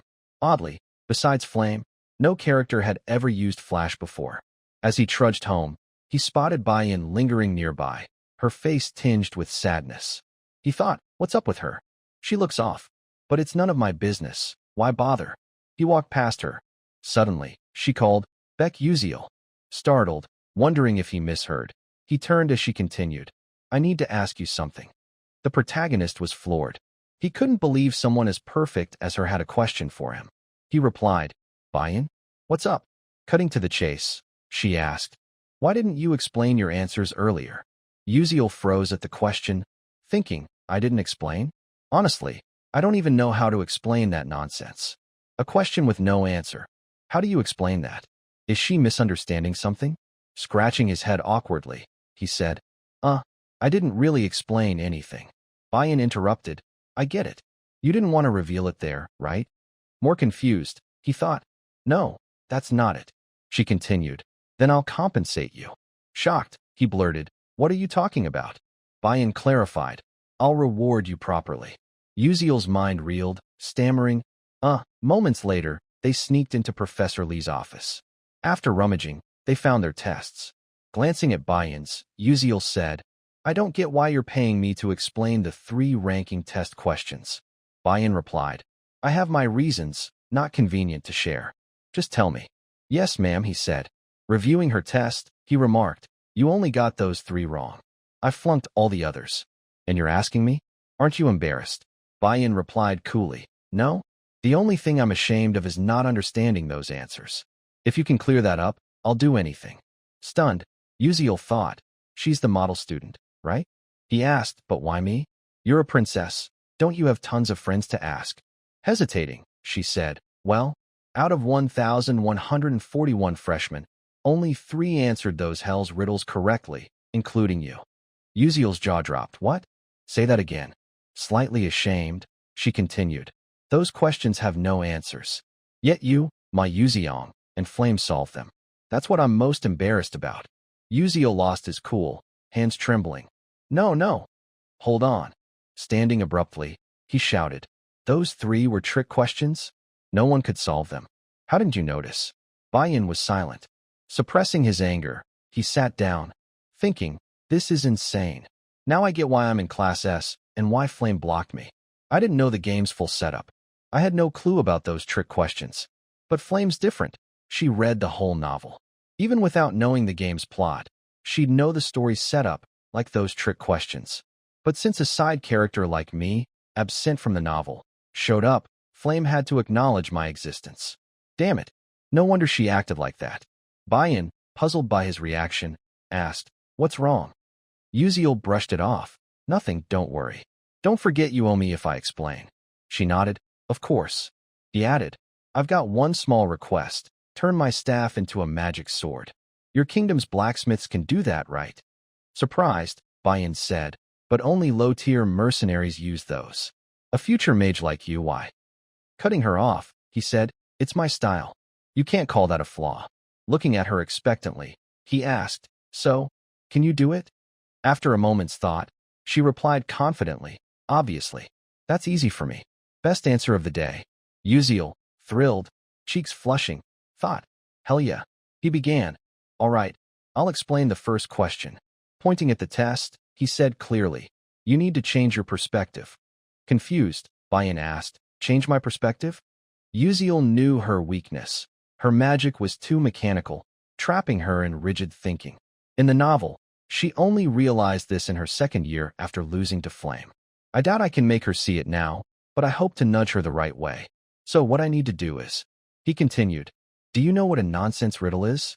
Before this question, Bayan was a bit taken aback, then quickly responded, "A riddle? I think I've heard of it." The male lead continued, "All right, let's try an example. What's between a knee and a knee?" Right away, she propped her chin on her hand, racking her brain, and answered, "The inside of the knee, right?" The male lead casually replied, "Nope, you got it wrong." Bayan, still confused, asked, "Huh? Why's that?" He emphasized the question again. "I'm asking which letter is between the word knee and the word knee. Got it now, right?" Realizing she'd been tricked, Bayan was furious. Meanwhile, Beck Uziel, seeing her fuming, got a bit nervous and said, "Whoa, easy. Don't glare at me like that. Just calm down, sit, and check out this question. It's got its own tricks and patterns you haven't figured out yet. What I mean is, when you face a problem, you need to tackle it more creatively. But can you do that just with your own creativity?" Bayan fell silent, feeling ashamed, and replied, "No, that's impossible." At this, the male lead let out a relieved sigh, smiling as he continued, "Exactly. While understanding spells and how to use them is crucial, for a mage, the most important thing is how you view the world. Magic is unpredictable, even with the smallest changes. But you're only thinking about what you've seen or read in books. That's all theoretical, not practical. Spells aren't just about memorizing and casting them. You might be better than me at analysis and evaluation, but you're missing the most critical thing for a mage, creativity." After Beck Uziel's long analysis, Bayan grew quiet, reflecting on his words, unable to deny them or hold back her emotions. Her hands trembled. She was in a state of deep despair.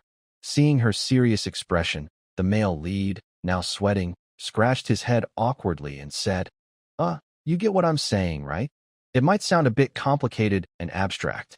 Bayan confidently replied, "Of course I understand." The male lead gave a sheepish grin, thinking, "Man, that's rich.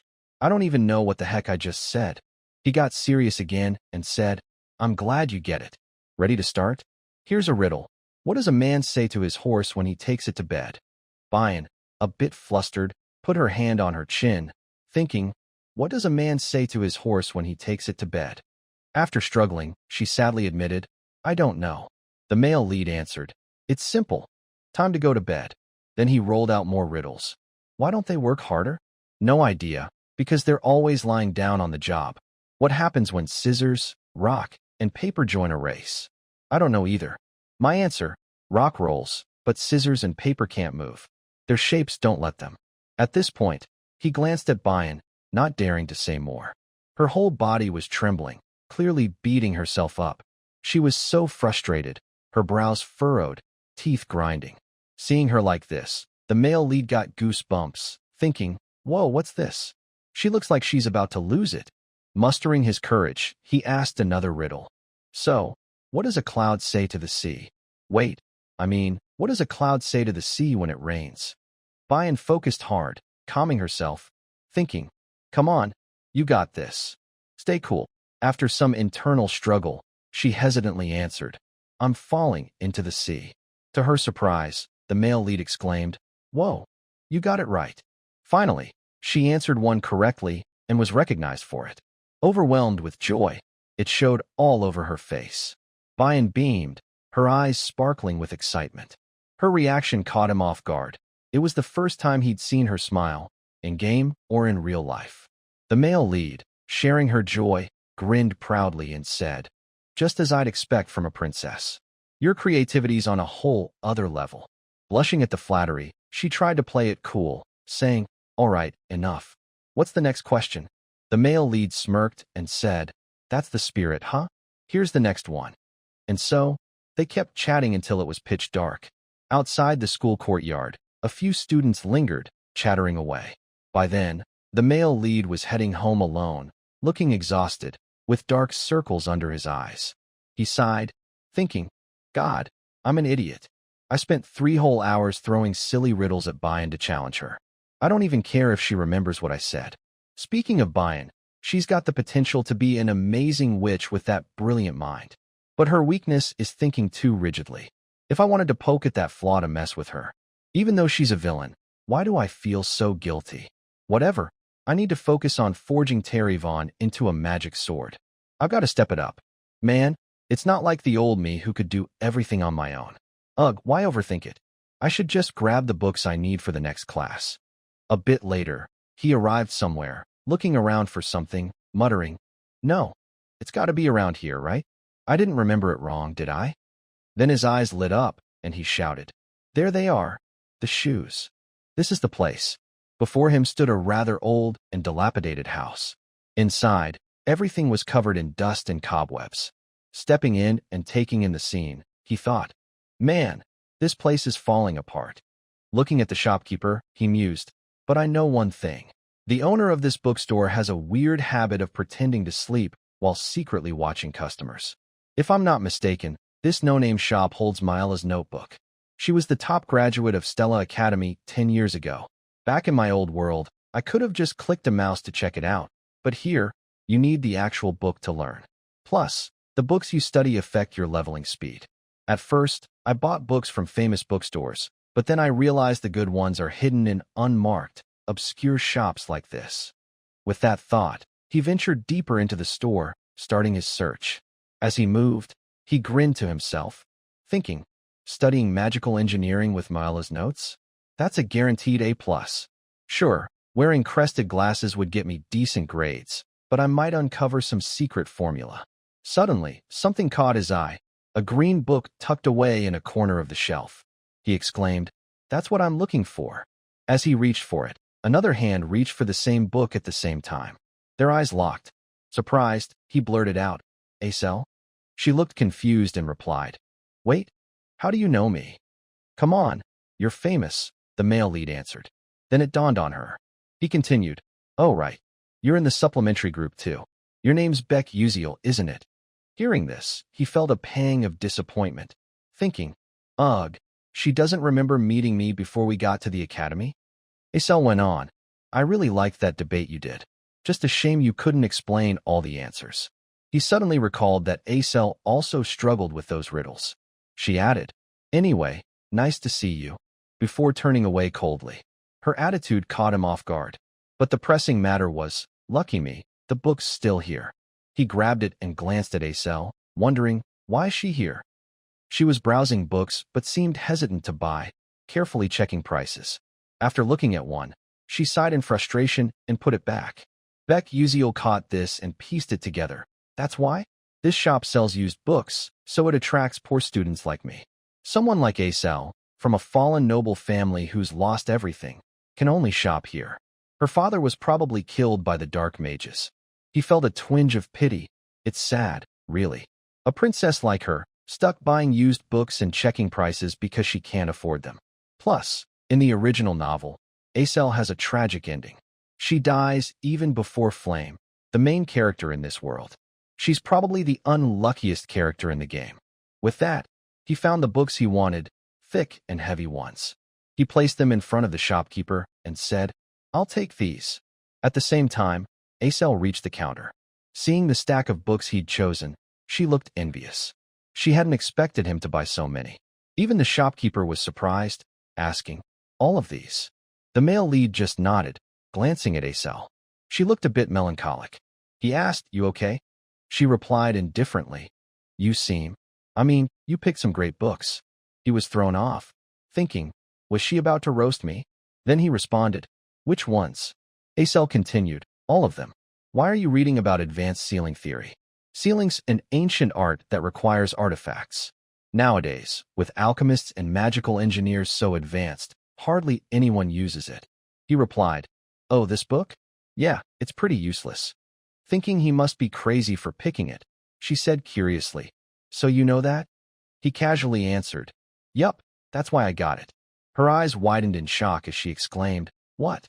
Hugging his stack of books, he smirked and said, "Because everyone thinks like you. This class isn't easy. Catch you later, bye." As he walked away, he thought smugly, "Izel's right. Nobody wants to take sealing theory. But that's exactly why it'll take less time and be easier to ace than other classes. With these books, this semester's gonna be a breeze." He left Acel standing there, stunned. She was puzzled. She wanted to ask more, but was too proud to speak up. The scene shifts to the next day at Stella Academy, where Acel nervously walked down the hallway. It was her first void theory class, her first lesson since enrolling. She thought, this class is supposed to be an EA system. Arriving at the classroom, she found many students already there. As she sat in an empty seat, she overheard nearby classmates. "Hey, you're taking void theory too?" "Yeah, but I think I'm screwed. I signed up because everyone said it's easy, but word spread. All the smart kids are in this class. We're toast." Acel sighed, thinking, "Oh well, I'll just have to try harder in other classes." After the lesson ended, everyone shuffled out, looking exhausted and grumbling. "Ugh, my butt's numb from sitting. I'm starving. What's for lunch? Let's hit the cafeteria and figure it out." Acel walked alone, trailing behind, feeling dejected. She thought, damn it, how am I supposed to get a scholarship with this class's competition? Her stomach growled loudly. Holding her wallet, she hesitated. Maybe I should eat first. Let's see. I've only got 60 meal vouchers left, so I'll grab a sandwich today. Her eyes suddenly widened in shock. On her way to the cafeteria, she passed a room and spotted a familiar figure, Beck Uziel, sitting there. At first, Acel wondered, what's he doing here? But when she saw the professor lecturing, she realized this was the class Beck Uziel had signed up for. Oddly, the class had very few students, and they all seemed to be underachievers. This professor's probably on the verge of getting fired, she thought. Then it hit her. If she took this class too, she could score high grades without much effort, saving energy for other subjects and maybe even securing a scholarship. Wait, does Beck Uziel already know this class is an easy A? No way. Did he plan out which classes to take for a smooth ride? No, that's impossible. What am I even thinking? It's probably just a coincidence. With that, she left. The scene shifts to the next morning, with the sun high in the sky. In a corner of the academy, students were attentively listening to a lecture. The professor said, "Surely you all know the origin of magic. The creator mage, White Robe Mage, spread magic across the world. Humans and other races learned to wield it." This was Professor Ludin, an expert on divine artifacts, who continued. He taught the elves natural magic, dwarves material magic, and humans elemental magic. Then, he ascended to the heavens, blah blah blah. What followed was an abstract and confusing lecture. The male lead listened, baffled, thinking, damn, how am I supposed to survive 3 years of this? In the game, I could have skipped all this with a single button. But this class might actually be important. It could reveal the true ending. Of course, that's just my guess. Suddenly, he noticed someone familiar sitting nearby. Turning, he thought in surprise, Izel's in this class too? I don't recall any main characters taking this class who were connected to me. Meanwhile, the professor continued passionately. Human curiosity didn't stop at elemental magic. Mages traveled the world, secretly learning the magic of other races. Still, they weren't satisfied and couldn't learn more. The creator mage left behind the 12 divine artifacts and vanished without a trace. Anyone know about the 12 divine artifacts? A clear voice spoke up. They're said to be guardians that maintain the balance of power on the continent. It was none other than Acel. She added, I heard they're hidden across the continent and carried that mission until 1,000 years ago. The professor, impressed by her answer, continued, exactly. They hold special powers to protect the continent. For example, the divine artifact of summer, the sixth artifact, Red Summer, bears a blazing red flame. They say that flame never dies. If you go to the depths of the Alaman Sea, you'll still see it burning. Curious students can check it out. The male lead, hearing this, thought he must have misheard, shivering as he mused. What the hell? Is he joking? If a living creature enters the Sea King Alaman's territory, they die instantly. Up at the podium, the professor went on, there's Luvine Shore, a massive whirlpool in the ocean, frozen by the 12th artifact, Green Winter. Each divine artifact has its own power, but true magic happens when they combine. A student below asked, what's that magic, sir? The professor grew solemn and replied, well, no one knows. They've been dormant for 1,000 years. The male lead felt the professor was onto something, thinking, at least in the game, I encountered a few divine artifacts. I saw 5 during limited time events, piecing together info from other players. No gamer's seen more than me. If I'm right, the 12 divine artifacts are tied to the true ending. No one's found it in 10 years. The answer must lie in unknown content. I only saw 5 artifacts after risking my life multiple times. If I want to see the true ending, I guess I'll have to start from scratch. Meanwhile, in an outdoor class, a massive fireball hurtled toward a dummy. A green-haired woman in a red dress stood in the center, saying, power isn't everything. No matter how strong your attack, it's useless if it misses the target. This was Professor Hong Yil, teaching the fire class. As she walked, observing students apply theory to practice, she sensed something coming. Suddenly, a huge fiery surge shot toward the dummy. Then, boom, boom, boom, a massive explosion erupted. The professor, initially pleased with the power's source, was stunned when the smoke cleared. Despite the blast, the dummy stood unscathed. Professor Hong Yil, disappointed, exclaimed, that was poor, Bayan. Hearing this, Bayan trembled with frustration. Bayan sat down on a bench, her eyes betraying deep disappointment. She thought to herself, I've let Mother down again. She must be so disappointed. Suddenly, a voice called out, Princess. Looking up, she saw a cute girl with red hair tied in twin braids. It was Fo Ma Ke, who smiled brightly and asked, are you okay? Sitting beside Bayan, she continued, don't be sad. You looked amazing out there, Princess. Bayan responded indifferently, what do you mean? If someone used magic like mine but way stronger, what's the point? I didn't even hit the target. The girl replied, but your magic was incredible. Super cool, honestly. I've known about you since I was a kid. Bayan realized this girl, Wang, was also a fire mage like her. She vaguely recalled hearing about a rumored fire magic prodigy. Even so, her magic's nothing compared to mine, Bayan thought, then said aloud, your accuracy is impressive.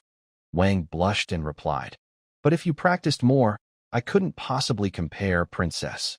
Bayan stood up abruptly and said, that's only enough for the week. Anyway, talking to you made me feel better. But, with that, she walked off, leaving the braided girl sitting there, stunned. The scene shifts to a tidy, well-kept castle. Bayan was there, looking exhausted. A voice spoke up, Princess. A strong, dignified woman stood behind her. It was Ye Terran, Bayan's personal guard. Welcome back, Your Highness, she said, adding, some warm tea and snacks have been prepared. Bayan replied, thanks. Ye Terran continued, regarding the wand appearance adjustment you tasked me with, since the wand is of high quality, they say it can be crafted into a high-grade magic sword. Bayan, nibbling on a snack, asked skeptically, really? Ye Terran hesitated. However, there's a concern. Bayan, surprised, asked, what concern? Ye Terran stammered, I heard it constantly drains mana from its owner. Bayan, shocked, stood up and spun around, exclaiming, what? Isn't that a dark artifact? Ye Terran clarified, not exactly. It resonates with natural energy. Bayan, utterly confused, muttered, no way. Something that drains its owner's mana can resonate with natural energy? Then why is the wand only mid-tier? Ye Terran explained, that's exactly why it's mid-tier. What do you think, Your Highness? Its core ability is to greatly enhance the user's mana, making it stronger or even high tier. But because it only absorbs and doesn't release, it's downgraded to mid-tier. Bayan, losing her composure, jumped up and shouted, "What? High tier? How could a student use it?" Even Yaterin was surprised by her reaction. Still rattled, Bayan clutched her head and continued, "I know it doesn't resonate with everyone at first, but I didn't think anyone would use it unless they had an insane amount of mana or none at all. I don't get it. Any normal person would know that." After her long rant, her throat felt dry. She sipped some hot tea to soothe it, then added, "But whoever they are, they're definitely special." The scene shifts to a few days later, at the start of the new semester. In a classroom, a professor was passionately lecturing. "For you students, attack magic requires more understanding than any other type." Our male lead, Beck Uziel, was listening attentively in this class, taught by Professor Carliam, a bald mana guidance instructor. He continued, "That's why mana guidance is mandatory. From now on, in your duels, you'll focus on casting and aiming accurately." Acel was also in this class, listening intently. Up at the podium, the professor went on. "Casting means releasing magic from the caster's body. Aiming means targeting a stationary object. Now, let's discuss trajectory formulas. From 760 meters north, if Kyolsu moves south at 12.6 meters per second, what's the appropriate trajectory and predicted distance Yongi needs for water-based magic?" The classroom fell silent. Below, two students whispered. One said, "For attributes, what about water?" The other cautioned, "If you're not a water specialist, don't answer. Is the professor trying to trick us?" Meanwhile, Beck Uziel was bored, yawning and thinking, "This is so dull. Why is it more time-consuming than a Korean language class?" Suddenly, the bald professor called out, "Student Uziel, please stand and answer." Beck Uziel, exasperated, replied, "Yes, sir," but inwardly cursed, "Damn it, me again." After fumbling through his explanation, he finished confidently, turning to say, "I'm done, sir." Seeing Uziel's work, the professor was astonished, exclaiming, "Excellent. You solved it so easily.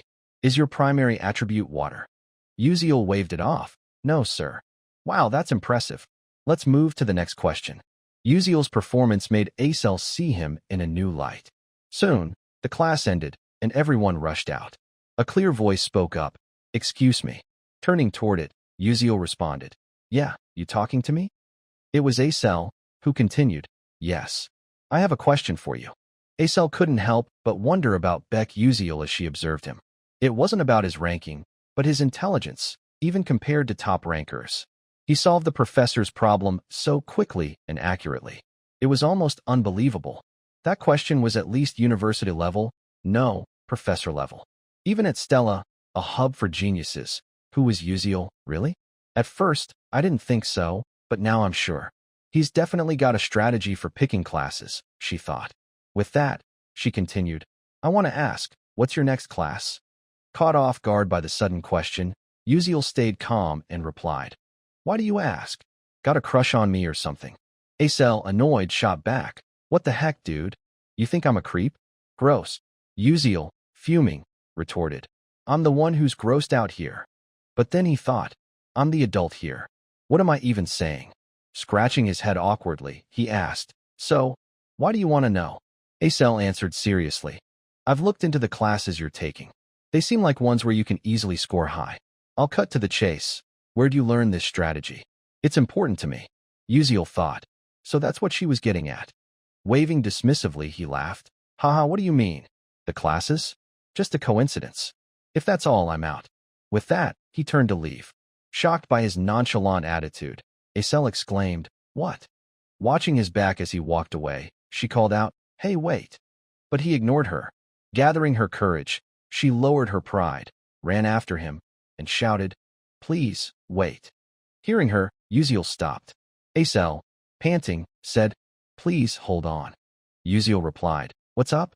Why were you following me? Go learn that stuff from someone else. There are plenty of smart people here. Or just copy me. You said you already studied my classes." Acel stammered, "But everyone in Divine Artifact classes gets an A+, so it's not a big deal. If I join your class, it might hurt your grade." Her eyes turned sad. She felt guilty, thinking, If he misses a scholarship, it'd be a huge loss for him. Yet, even now, he's worried about others' grades. Seeing her pitiful expression, Uziel thought, she's kind of a hassle, but a heroine's still a heroine. Suddenly, Acel put on a cute, innocent act, saying, "Can you at least suggest a class? One that's easy to score high in. Please, I'm begging." Uziel smirked. "You think that look will sway me?" She touched her cheeks, feigning confusion, and said, "Weird. Usually when I look at myself, all my worries vanish." Her overconfident act made Uziel cringe, and he deadpanned. "Are you serious?"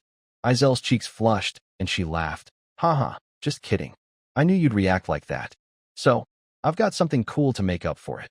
Uziel thought. "Make up for it? With me?" Shocked, he mused. "No way. Kids these days are into that. Just offering stuff like it's nothing." Acel continued. "Do you know about the seventh magic?" Uziel jolted, replying, "Yeah, I know." She added, "Really? Not many do. It's a lost tower, and there are barriers keeping people away from where it once stood." But as she eagerly explained, she paused, noticing Uziel's odd reaction. Concerned, she asked, "Wait, you okay?" Uziel, struggling, clutched his head, thinking, "I'm losing it. This is huge." This info lets Flame boost her influence over the male lead. In the original story, only Flame knew this, and Acel only shares it with the protagonist, not a side character like me. Wanting to avoid it, he waved her off, saying, "Sounds like a creepy story. I'm not interested, it's boring." Then he walked away. Confused, Acel called after him. "It's not that scary." "Scared at your age?" Uziel reluctantly replied. Fine, fine. I'll tell you." She teased. "Whoa, you acted like you wouldn't, but you flipped fast." "Yeah, I do what I want," Uziel shot back, thinking, besides, Acel offering something is enough. He spoke up. "This won't help your grades, but it's super useful. Sign up for Journey of Void Meditation as an elective." Acel, puzzled, asked, "Meditation? As an elective? Are divine artifacts and meditation prioritized? You into training?" "Not really," Uziel replied, unsure how to explain. Thinking fast, he made up, "My master was a bishop like you, and through meditation, you can boost your magic skills." Acel, shocked, said, "Just meditation?"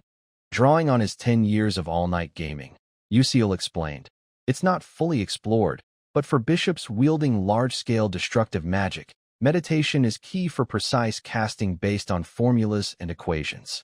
Above all, it's the mind that controls mana. I haven't told anyone this, but you're an exception, 'cause you're kinda cute." Flustered, Acel wasn't sure whether to believe him, saying, "Didn't you just call me ugly?" But girls love hearing that. Smiling brightly, she added, "Thanks anyway. It won't boost my grades, but I'll sign up." Uziel shrugged. "Your call. Do what you want." Having achieved her goal, Acel left happily. Watching her go, Uziel felt uneasy, thinking, "I told her everything. I'm kinda scared how this'll change the future. But if I ignored her, Acel would face tragedy in this world. If meditation helps her, that's good." Then it hit him. "I'm a mage too, aren't I? Why haven't I thought about training?" In the game, Uziel trained rigorously, building stamina, delaying mana, and growing fast. In the game, I'd gain XP with a button. Now, I have to do it for real. It's late, and there's no grinding or quests for XP. But I owe Acel for this. Later, Uziel returned to the Stella Academy dorms. All students lived in the dormitory system, a side feature in the game where players could decorate their rooms. For Uziel, though, this was his only home since his village had been burned to the ground. The dorms were divided by rank. Rooms were the same size, but the number of occupants depended on class level. Naturally, Class S students got the top floors. Alone in his room, Uziel thought, "It's kinda lonely, but I can finally make use of it." He took a deep breath and said, "Time to get started." Sitting in meditation, Uziel focused intensely, thinking, training stats isn't the top priority. Since this is reality, I need to get used to this body. In the game, Uziel was a genius who wielded aura blades by cycling infinite mana in and out of his body. No one noticed him, so his talent went unrecognized, but Uziel was a swordsmanship prodigy who reached the pinnacle. "I have to walk that path again. My breathing controls the mana flow in my body." If I can gradually increase the mana I take in with each breath, I'll eventually gather enough in one go. Skills don't level up just by collecting EXP. They improve through constant use. That means training. And so, he trained through the night. By 4 a.m., as dawn broke, Uziel was still at it in his room. A shimmering golden light radiated from his body. Suddenly, his eyes shot open, and he raised his hands, feeling a refreshing energy coursing through him. Amazed, he thought, this must be what Uziel felt. As someone with mana leakage syndrome since childhood, it's faint, but I can still sense it. At that moment, a system notification appeared. Mana leakage syndrome skill leveled up. Flash skill leveled up. Checking his status, Uziel grinned. Awesome. I'm one step closer to my goal. I'll find the true ending no matter what. The scene shifts to a serene place with endless green meadows and fresh air, an idyllic space within Stella Academy. Flame, immersed in the atmosphere, thought, the grass and breeze are artificial, but it feels so real, so relaxing. Stella's dorm system is a pocket dimension within the campus, letting people manipulate its elements and properties. That's why sports events, other activities, dungeons, portals, and monster training happen here. Back in reality, students had gathered in the area.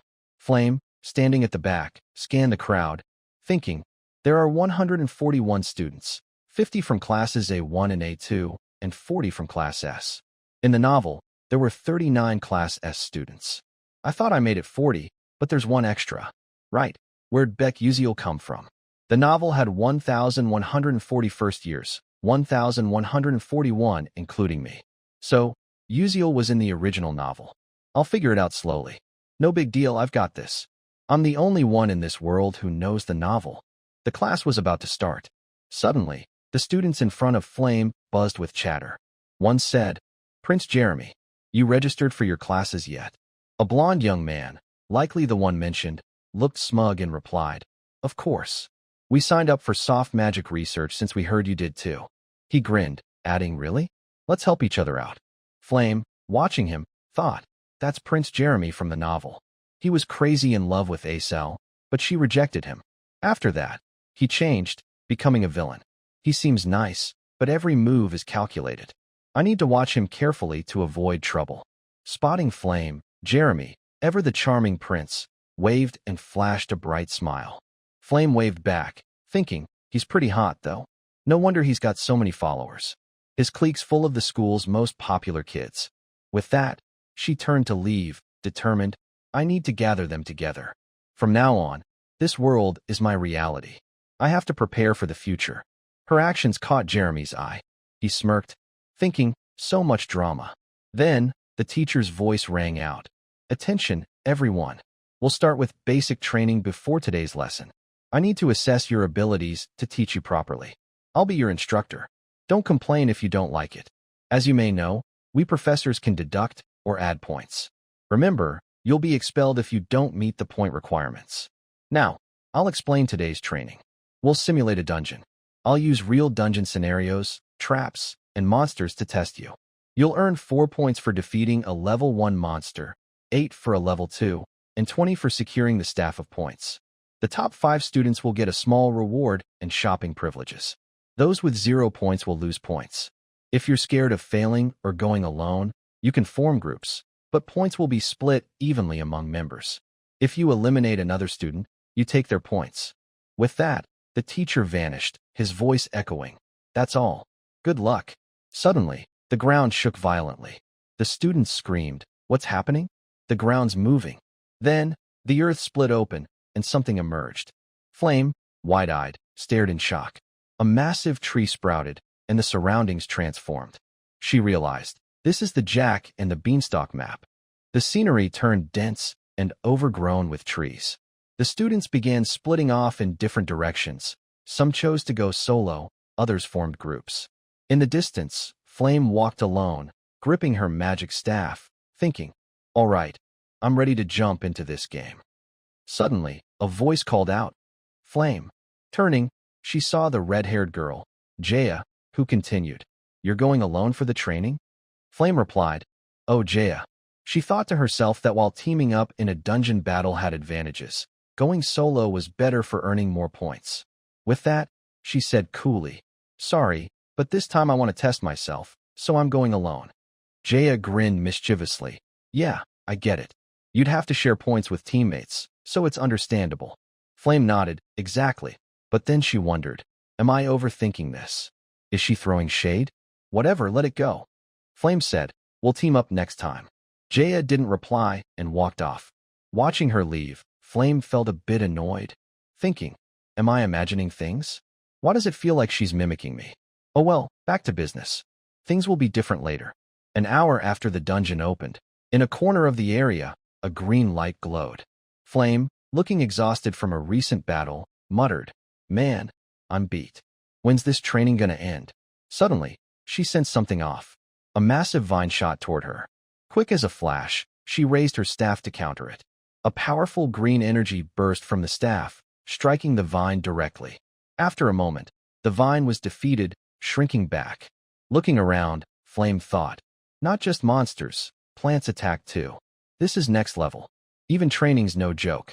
I've got 18 points so far, not bad. But to catch up, one staff of points would do it. Gotta keep moving. She ventured deeper into the dungeon. Suddenly, her eyes widened in shock.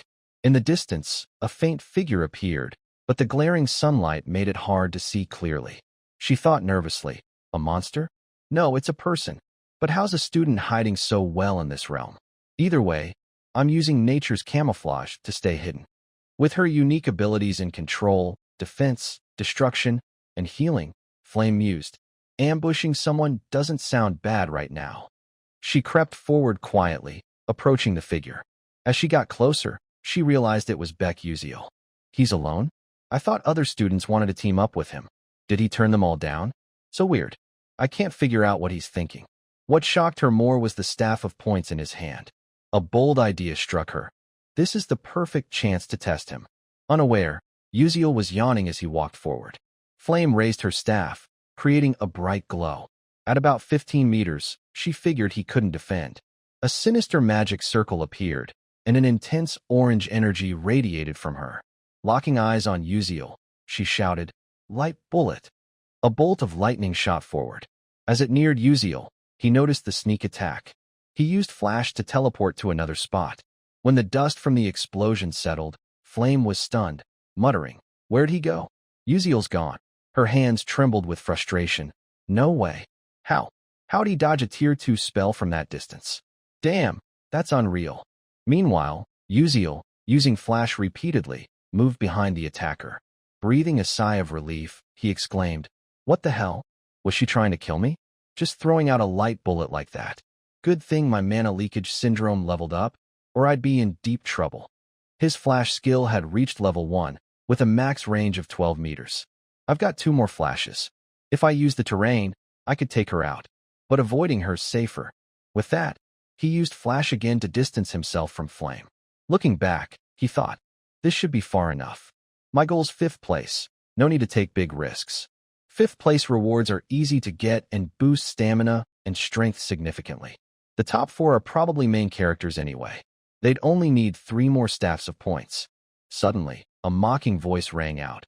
"Yo, guys, check out who's here." A group of students appeared before him. One of them smirked, saying, "Well, look at that, Beck Uziel from Class S." At that moment, Uziel recognized the guy, Ridden, a rising name in the academy lately. Glancing at the goons beside him, Uziel thought wearily, and he's got Ussel's crew, Jeremy's weakling posse. Bunch of trash. But then he noticed something else. They've got 3 staffs of points. For losers like them, how'd they rack up so many? One of Ridden's cronies piped up, heard he's a failure who cheated his way into Class S. The blonde guy laughed mockingly, getting into Class S by solving 3 dumb questions? Stella must have been fooled. Uziel, fed up, thought, goddamn, they keep harping on the same crap. Don't they ever get tired? Seeing Uziel stay silent, the blonde smirked, "Yo, since we're here, hand over your staff of points." Uziel replied coldly, "Hell no." The blonde found it amusing, saying, "Oh, you're gonna fight back?" With a sly grin, he added, "Think you can take us all alone? Huh, you're gonna use that mid to high grade staff? Pathetic. Can't even cast magic properly, let alone use a staff." Unsure how to handle the taunts, Uziel thought, with just low-level flash, I can't take on a guy from a big-shot family. But with 3 flashes, I've got a plan. Use the staff of points in my hand. Plus, this is a dungeon, which gives me an edge. With that, Uziel held out his staff, saying, "Here's what you want." The blonde, thinking Uziel was scared and giving up, looked pleased. "Good call, kid. That's what I like." Uziel thought, "Don't get cocky too soon, karma comes quick." Seeing the blonde lower his guard, Uziel darted forward like lightning, snatched one of his staffs of points, and grinned wickedly. Using the staff as a weapon, he struck the blonde's magic circle, cracking it. The blonde gritted his teeth, cursing under his breath, "Damn commoner." Right after, he was flung back, crashing into a tree. Ridden, enraged, roared, "You filthy dog." But the group was stunned to see Uziel had vanished. Before they could process it, a familiar voice called, "Over here." Ridden whipped around to see Uziel standing there, smirking. "That was close, but thanks." Now holding 2 staffs of points, Uziel had the upper hand. Ridden, losing it, screamed, "Give those back, you bastard." Like a master troll, Uziel taunted, Naya, I don't wanna." Pleased with his plan, he thought, the staff of points really worked. In the game, I learned by chance they're glitched items, basically worthless. But their absurd durability means student magic can't break them. They carry the power of most magic tools. While they're better for casters, for a physical attacker like me, a weapon with high attack stats is perfect. Ridden, seething, spat, "Damn it, that jerk. How dare he steal my staff?" Turning to his crew, he yelled, "What the hell are you doing?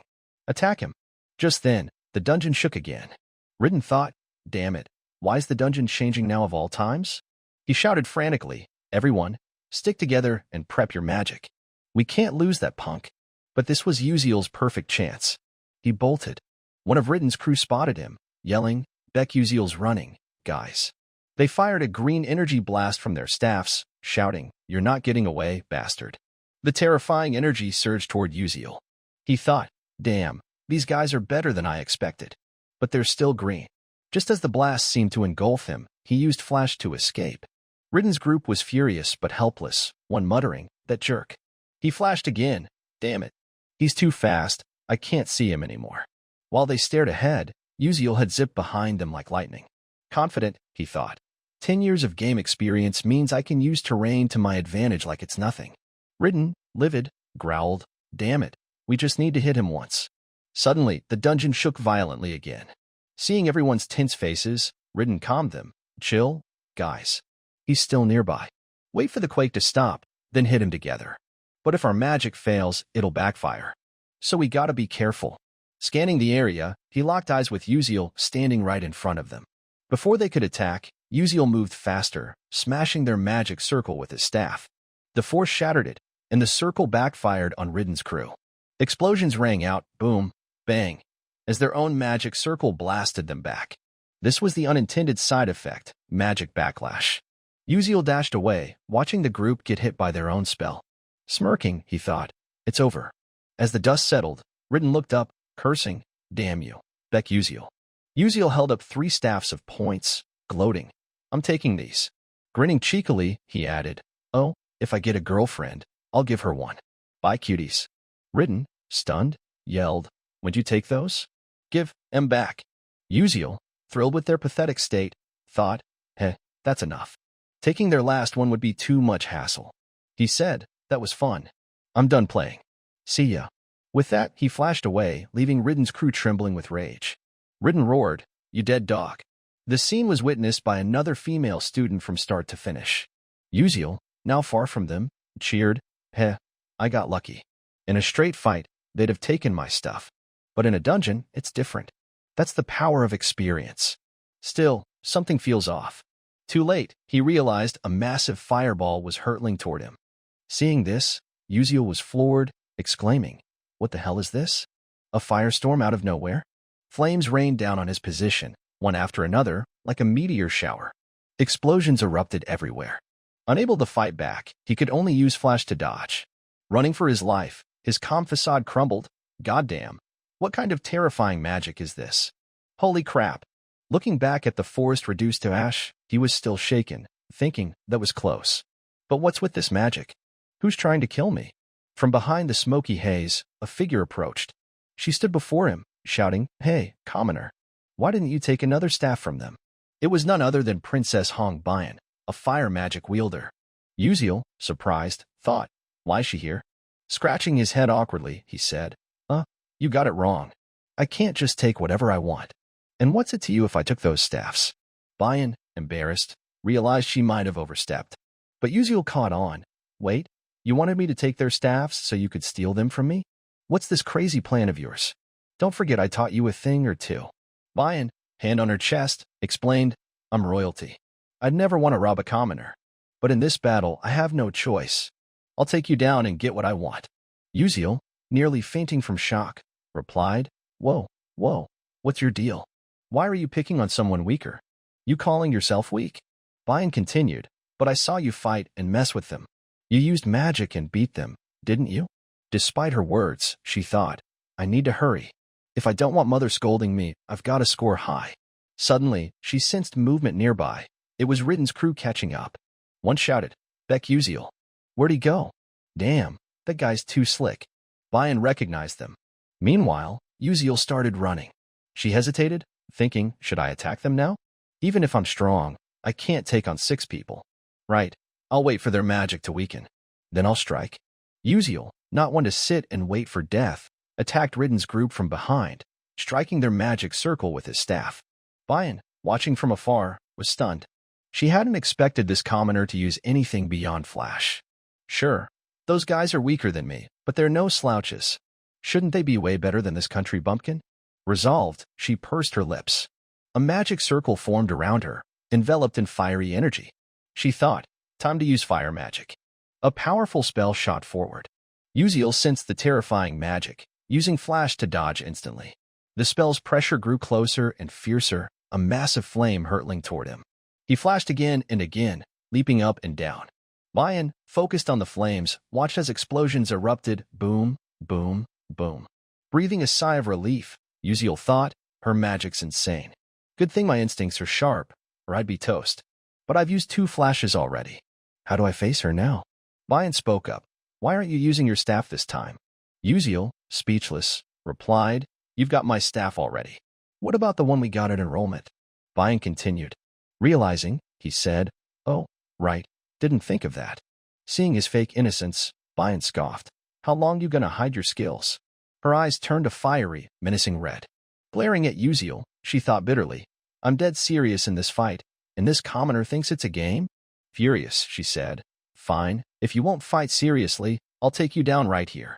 Uziel, chilled to the bone, thought, I'm fighting for real. I'm not messing around.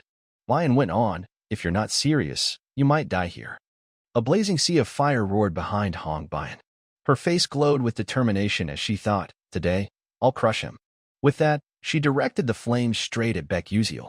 Unable to stay calm, Uziel frantically dodged, weaving left and right. After scrambling to defend himself, he collapsed, stunned by the scene before him, thinking, Holy crap, even with flash, her attack range is insane. What do I do? Suddenly, he heard a sound. Glancing back, a bold idea struck him. He activated his flash skill, leaping high up like lightning. The flames hadn't reached this spot yet. Looking down, he saw the fire growing fiercer and spreading wider. Hiding behind a boulder, he narrowly escaped, thinking, got lucky this time, but it's still tough. Even if I get close to Hong Bian, her surrounding flames will flare up to protect her. I know this from fighting tons of fire mages, but her level's way higher than I expected. If this were open terrain, I'd have lost in under a minute, no fight at all. Watching the flames shoot like a meteor shower, an idea hit him. What if I use the staffs of points in my hand? His eyes hardened with resolve. We'll see who gets taken down. With that, he boldly charged into the blazing inferno. Countless sparks flew at him. His mana leakage syndrome kicked in, activating his 6th sense and boosting his time perception. Time seemed to freeze, letting him easily slice through Bian's magic. Seeing her powerful flames deflected by a commoner, Bian couldn't believe her eyes, exclaiming, No way. How's he countering magic with a weapon? That's impossible. Uziel, still battling fiercely, felt the moment vividly. This isn't a keyboard and mouse game. It's moving my body to face a mage head-on. The mana around me is getting stronger. My 6th sense is as clear as sight or hearing. Bian, baffled, thought, How's this possible? In this forested terrain, my fire should have the advantage. She muttered, Fine, I'll just crank up my magic's power. Pouring all her strength into her staff, she unleashed it. Uziel frantically slashed through the magic, fighting for his life. He ducked behind a rock to catch his breath, thinking, I can't keep defending like this. Right. I need to break Bayon's magic shield with the Staff of Points. He charged through the flames, closing in on her. His steps grew faster and more urgent. Nearing Bayon, he used Flash to zip right to her. She was stunned, gritting her teeth in frustration.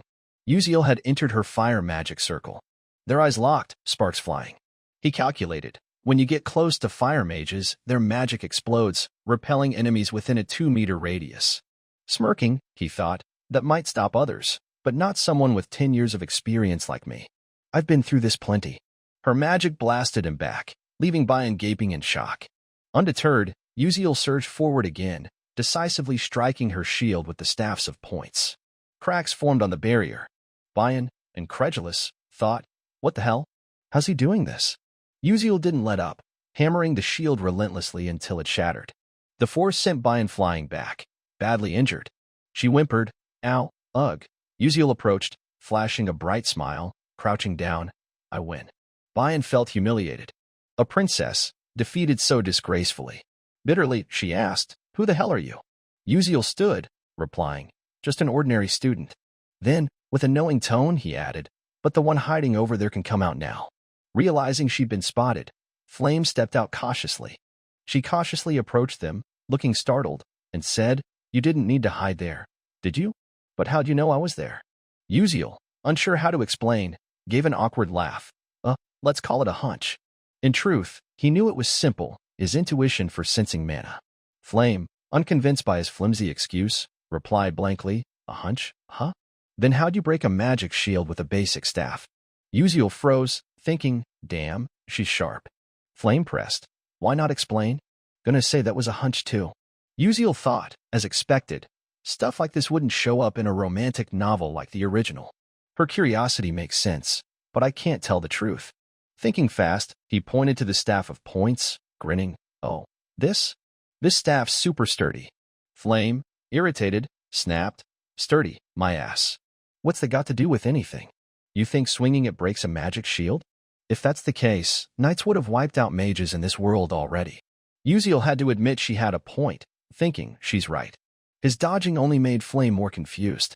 She exclaimed, I've always found you weird, but never got to ask. Beck Uziel, who are you really? Hong Bayon, ignored like a ghost but eavesdropping, was equally shocked. Facing Flame's relentless questions, Uziel was sweating bullets, thinking, is this it? Less than a month and my identity's already in question? Should I reveal the truth? No, that's too risky. Flame doesn't trust me at all. He said, even if you suspect me, I'm not some bad guy. Flame, baffled, replied, huh? What's that supposed to mean? Uziel, chuckling nervously, continued, just what I said. I'm just trying to help you. This confused her more. Help me? With what? Why are you being so cryptic? It's annoying as hell. But Uziel didn't elaborate, turning to leave. He waved, I'd say more, but I'm out of time. Catch you later. His exit left Flame fuming, practically steaming. His actions that day shifted Hong Bayon's view of him. She seemed to be plotting something wild. Uziel thought, all right, time to bail. Hopefully, they'll let me off. Suddenly, thwack, thwack, thwack. Staffs of points were thrown at him. It was Hong Bayon. After tossing them, she froze, surprised. Whoops. Uziel, reeling from the hits, clutched his head and yelled, what the hell? Just say it outright. Why so sneaky? Bayon retorted, I thought you'd catch them. You dodged all those spells and traps, can't handle this. Uziel, speechless, thought, I've got no choice. Mana leakage syndrome has limits. How am I supposed to keep that intuition up forever? Feigning pain, he groaned. Ouch. That hurt. My mana leakage syndrome depends on mental strength. I'm drained, so my reflexes are shot, and now I've got a headache. Curious, he asked, why'd you throw these at me? Bayon, without hesitation, replied, you won, so take them. Though the staffs were valuable, Uziel thought, is she sore about losing? If I take them all, my score'll skyrocket, but they're not that useful to me. He picked up one staff, stood, and said cheerfully, all right, thanks, but I'll just take this one. Keep the rest. I'm off. Waving goodbye, he left. As he walked, he daydreamed smugly, they're probably in awe of my generosity. What a kind guy, sparing the defeated. Hope they think so too. But reality was harsh, they didn't. Flame scoffed. Ugh, that guy's got issues. Total nutcase. Bayan, nodding, sighed. Must be a commoner thing. His brain's wired wrong. Yet deep down, she wondered, who is Uziel, really? Outside the dungeon, Professor Lai and other instructors closely monitored the students' every move. The vivid, lifelike projections captivated them. Someone exclaimed, "Wow, this year's Class S freshmen are rare talents." Professor Lee Hangen, stroking his beard, turned and said, "Not bad to watch, huh?" The speaker was Teles, an elder of the Magic Council. A woman beside him agreed. Indeed, quite fascinating. Smiling, she thought, I was even better at their age, hee. She was Zarina Aeon, a member of the Green Tower Council.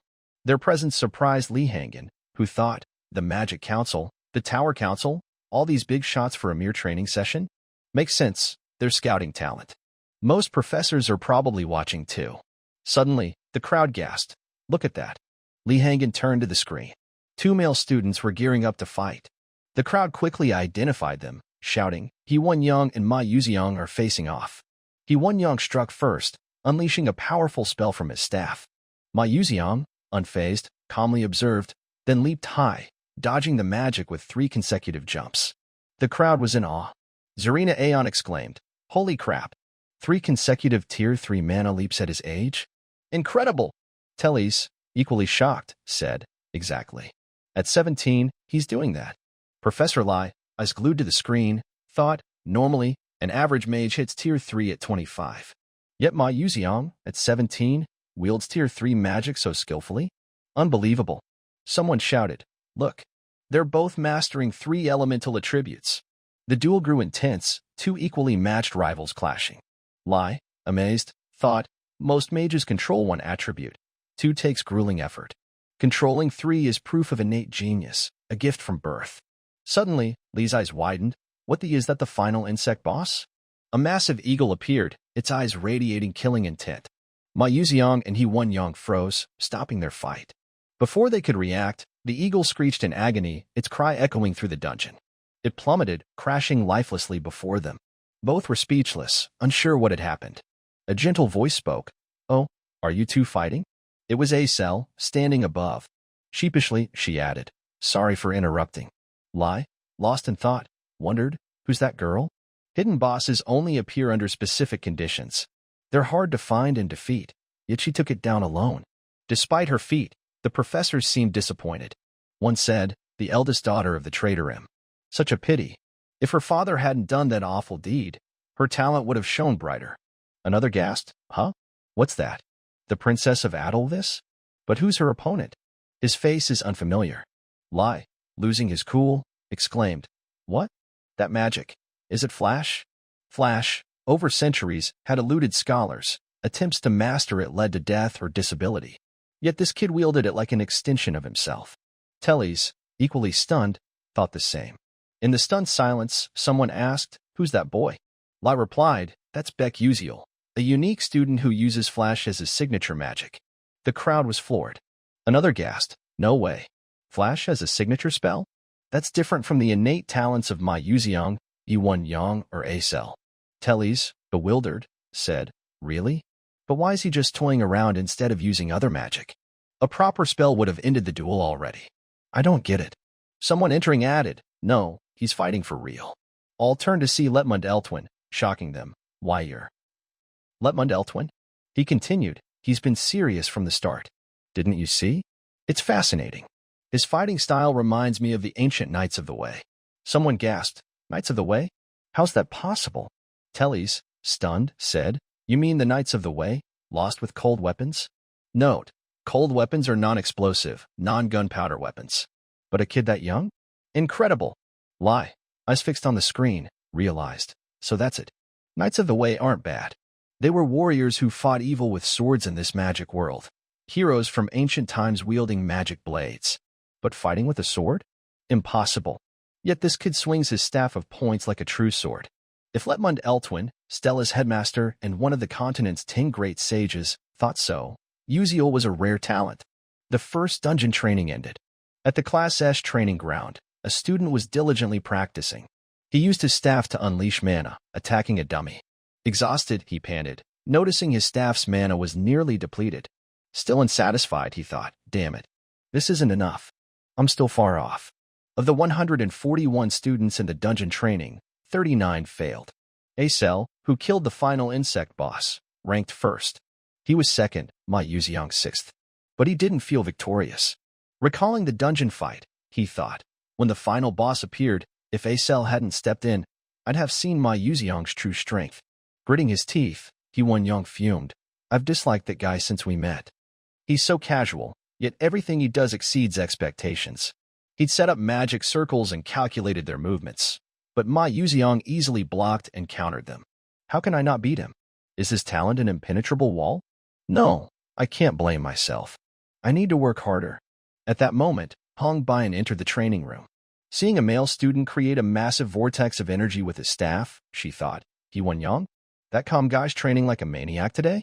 But that's not what I'm here for. She cast a fire spell, her body glowing with orange flames.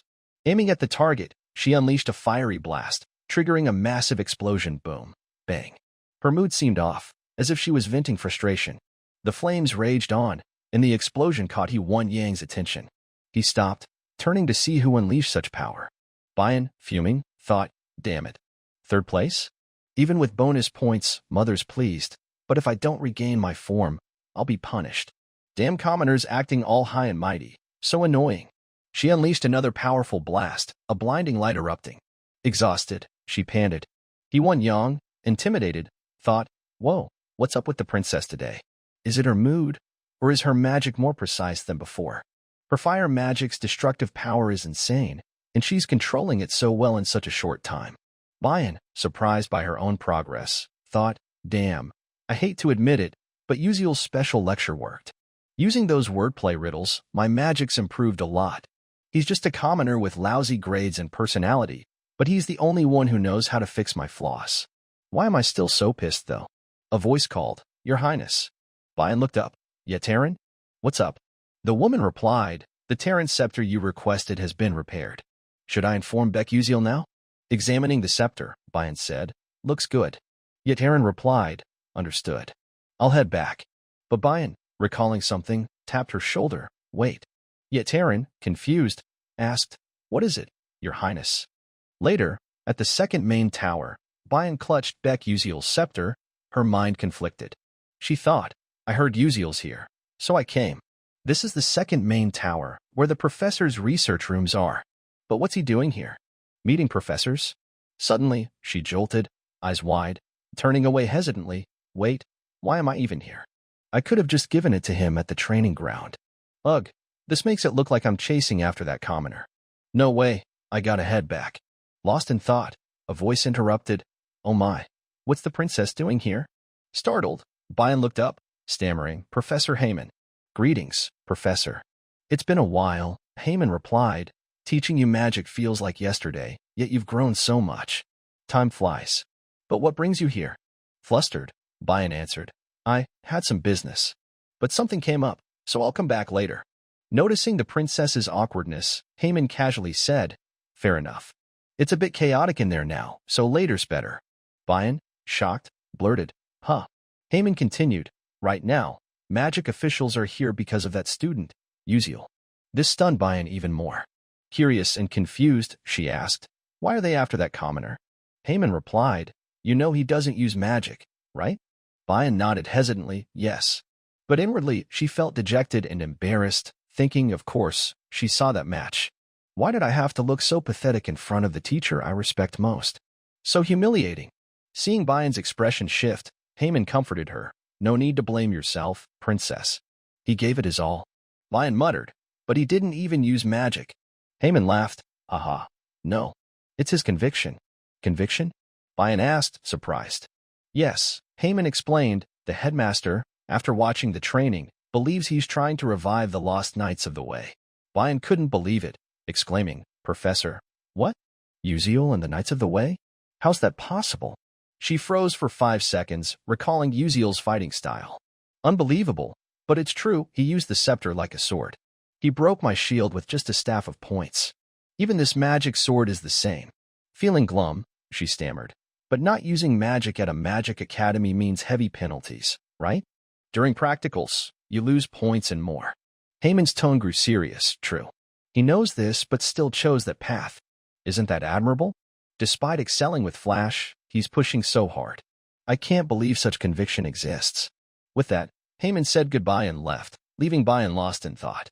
She believed anyone claiming to pursue the Knights of the Way would be mocked, a ridiculous joke in this era. Yet Uziel wasn't joking, he genuinely aimed to revive it. She'd angrily told him to stop fooling around. Suddenly, Uziel's voice broke her thoughts. What are you doing here? He was casually chewing on his fifth-place prize, Italy herbs. Flustered, Bayan's cheeks flushed as she snapped.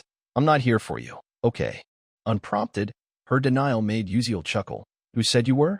Her icy glare shut him up. Bayan thrust a box at him, saying coldly, fine, take it. Seeing the box, Uziel lit up, eyes sparkling. Oh, the Terran? Thanks a ton. Opening it, he marveled at the stunning sword, thinking, wow, the invisible sword. Adolvis's craftsmanship is unreal. Helping the princess was worth it. I couldn't afford this. He asked, can I keep the box? His real intent was clear. This sell for a lot. Bayan sighed, whatever. Uziel, thrilled, thought, yes. I'm making bank, kinda wild. Bayan shook her head, such a commoner, only thinking about money. But she hesitated to ask something directly. Mustering courage, she said, hey, Uziel. Startled, he replied, yeah, what? Bayan pressed, do you really not use any other magic? Caught off guard, Uziel froze for 5 seconds, unsure how to respond. Bayan, realizing her question was awkward, blushed and turned away. Never mind. I'm leaving. Uziel watched her go, then turned to leave, thinking, other magic? Professor Li Hangen said something similar. He seemed to respect my choices, but I don't get it. What's so great? With this magic sword, I'm set.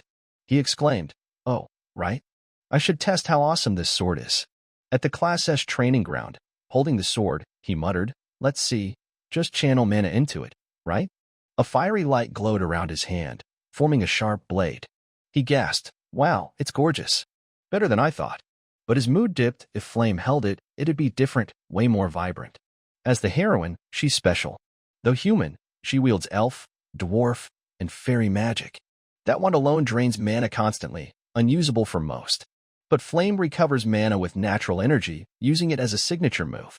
And me? I've got no mana. Despite absorbing it constantly, mana leakage syndrome pushes it out. In other words, the mana in my breath is Terran's key. Remembering the neglected system, he opened it, muttering, time to check my status. A panel appeared. Beck Uziel. Stats. Strength, 77%. Senses, 29%. Agility, 87%. Stamina, 55%. Precision, 97%. Mental strength, 43%. Mana. Remaining EXP, 0. Skills, Flash, level 1. Traits. Mana leakage delay, level 2. Strength, plus 5%. Agility, plus 8%. Senses, plus 15%. Sixth Sense, activated by consuming mental strength. Detects mana phenomena within 18 m, with auto-accelerated perception when danger is detected. Blood circulation speed, plus 1%. Reading it, he grinned, awesome. The 5th place herb boosted my strength a bit. With this weapon, I can gain EXP directly. Got a train sword play now. Things are gonna get busy.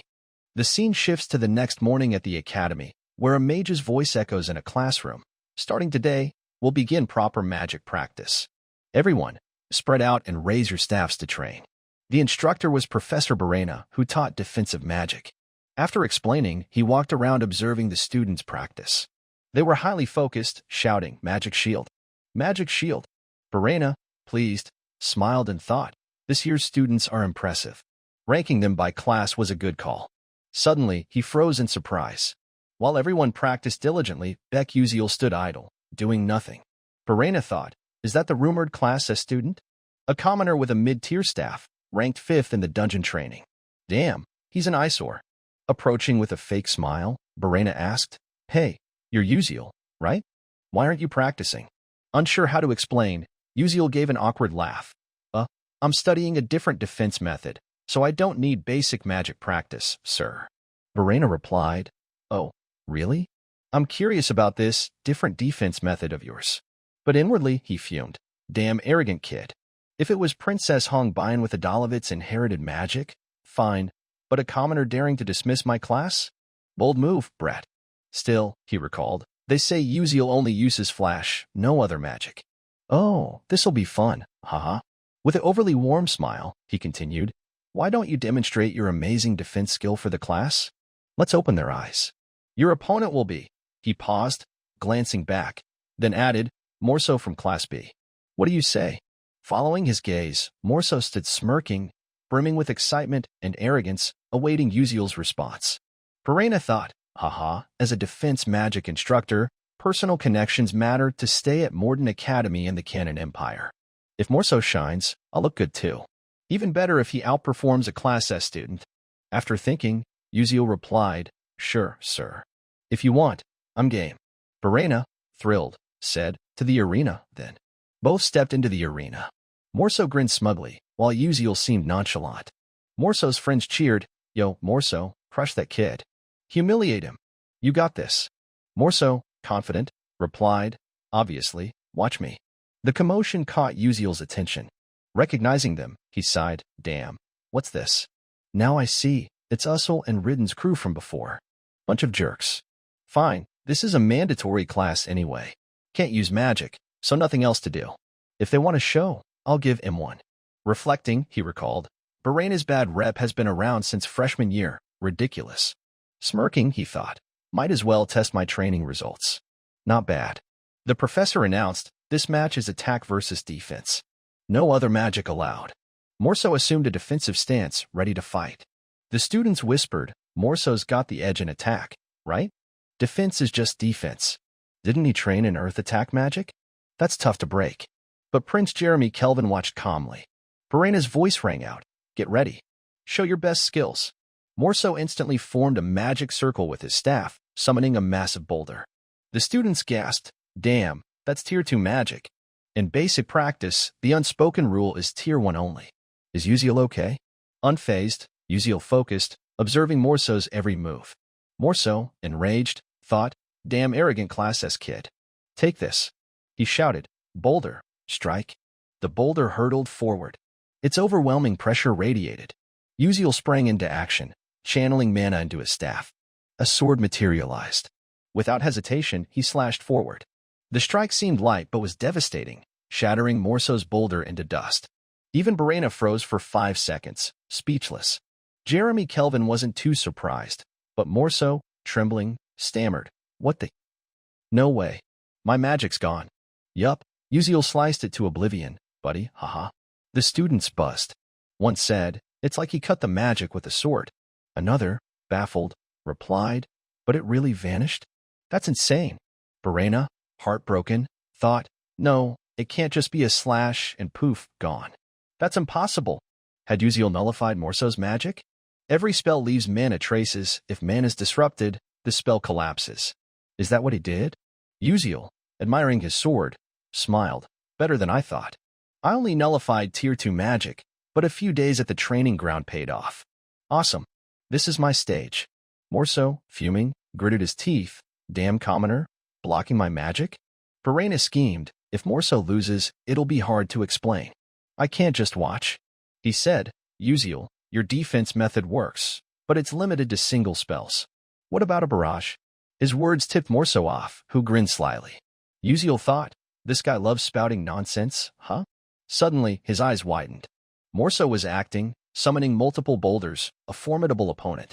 He unleashed them all at Uziel, radiating terrifying magic. The students panicked. Isn't this too much? He could get hurt. Why isn't the professor stopping it? Morso smirked, thinking, game over. Baby. Boulder blast. Go. The tension spiked. Uziel's eyes widened in shock. In a split second, Uziel effortlessly sliced through Morso's initial attack. After his first failure, Morso took Berena's hint and switched tactics. He conjured a larger magic circle with his staff, unleashing a barrage of attacks toward Uziel. Caught off guard, Uziel watched the mix of large and small boulders hurtling toward him, thinking, 11 boulders incoming. If I can't use flash to cut them down, there's only one option, block them all. As the boulders closed in, Uziel stood firm. With a graceful swing of his sword, he blocked them. His movements seemed effortless, but the boulders exploded on impact. Seeing his advanced magic thwarted so easily, Morso went from shock to rage. Eyes red, teeth gritted, he exclaimed. What? Fuming, he thought. My strongest magic. Blocked that easily? How? By what power does this filthy commoner do this? Damn it, I'm losing it. Meanwhile, Barena was panicking. He thought, damn it. What the hell? What's Morso doing? This is bad.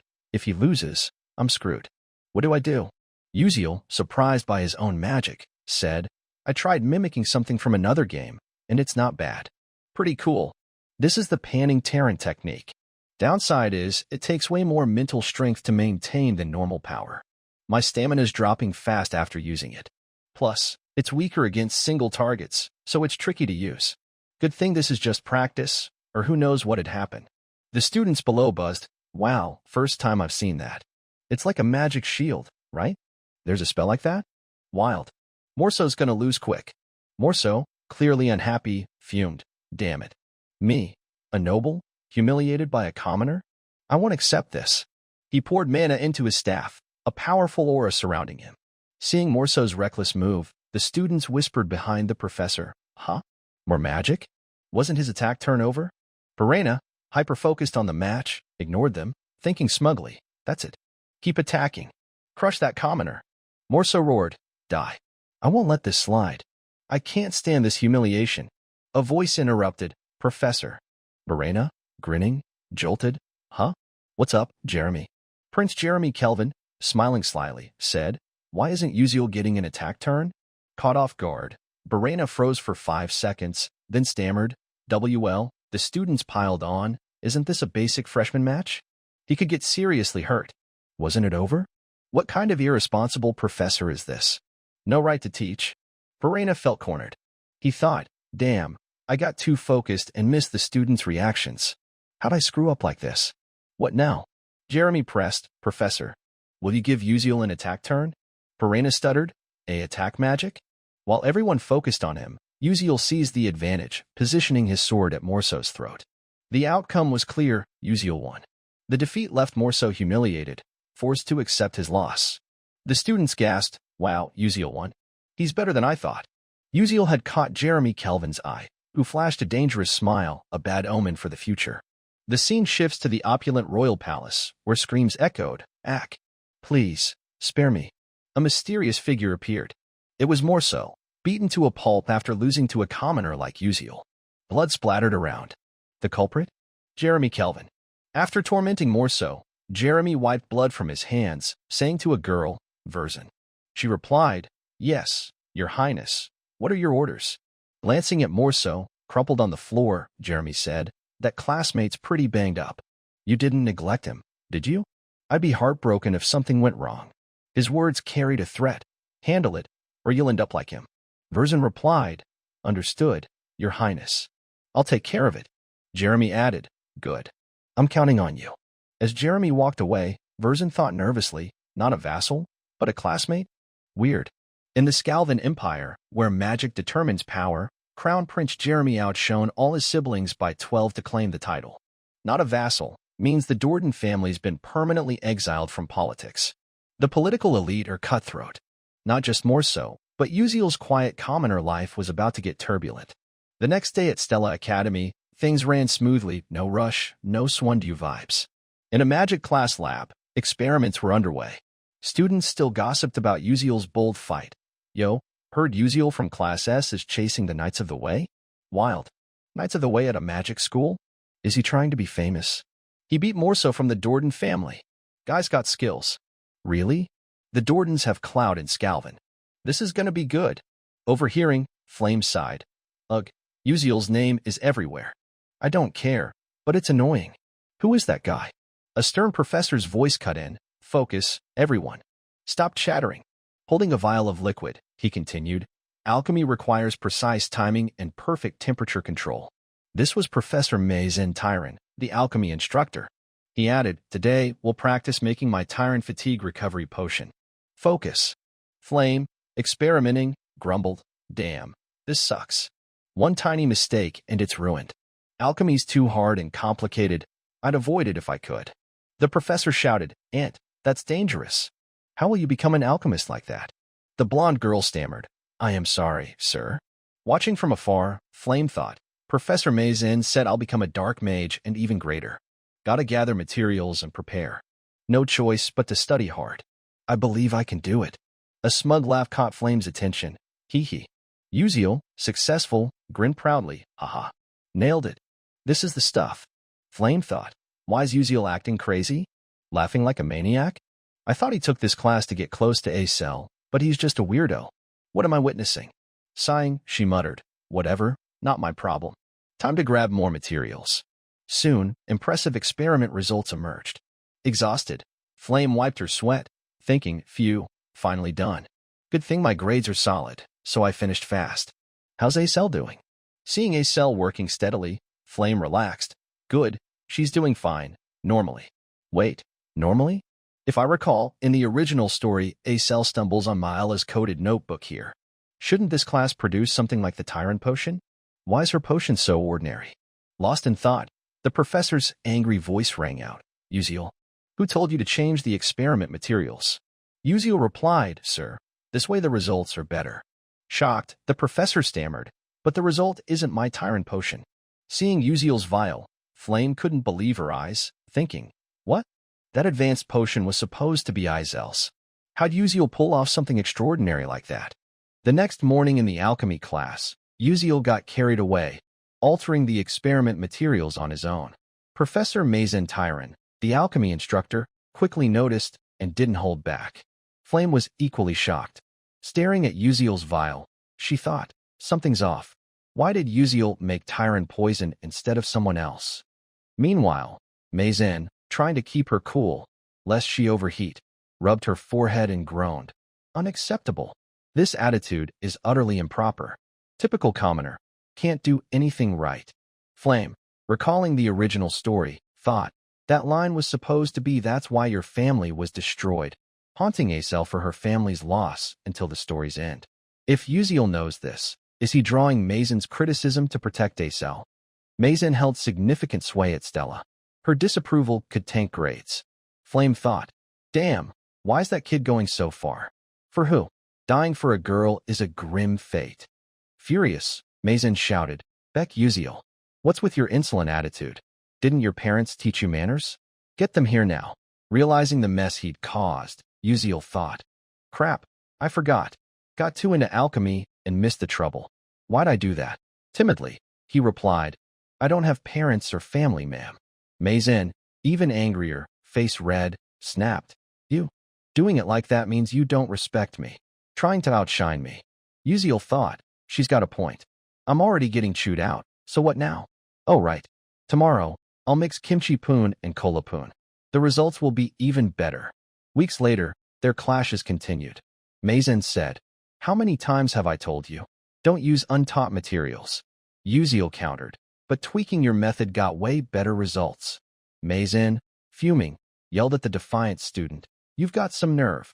Uziel activated his insight lens to analyze her. A notification appeared. Mazin Tyron, Dark Magic Corruption, 21%. Feelings of inferiority, envy. Dark Magic Contractor. Alchemy Professor, Volume 8. Confirmed Dark Magic Boss. Seeing her trembling with rage, Uziel thought, good, it's going as planned. Volume 8. Dark Magic Boss, Mazin Tyron. She's a villain consumed by her emotions, turning to dark magic. If corruption exceeds 90%, she'll fully transform. Below 50%, current magic can't detect it.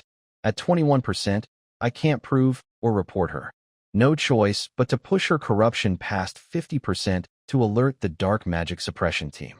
Normal dark magic corruption could be reversed before total control, but Mazin, a contractor, willingly bound herself to it. The dark seed was sprouting, irreversible. Uziel thought, Volume 4 hasn't started, but I need to prepare for a boss this strong.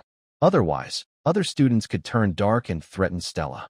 Mazin threatened, change your attitude, or don't expect good alchemy grades. Uziel sighed, fine by me.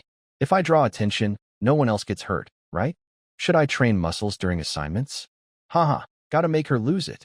Later, Mazen split the class into groups. Uziel, in his group, clutched his head, thinking, didn't expect a group practical exam. Damn it.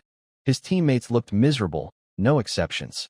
Sensing the tension, Uziel thought awkwardly. Geez, everyone's suffocating. Why so serious?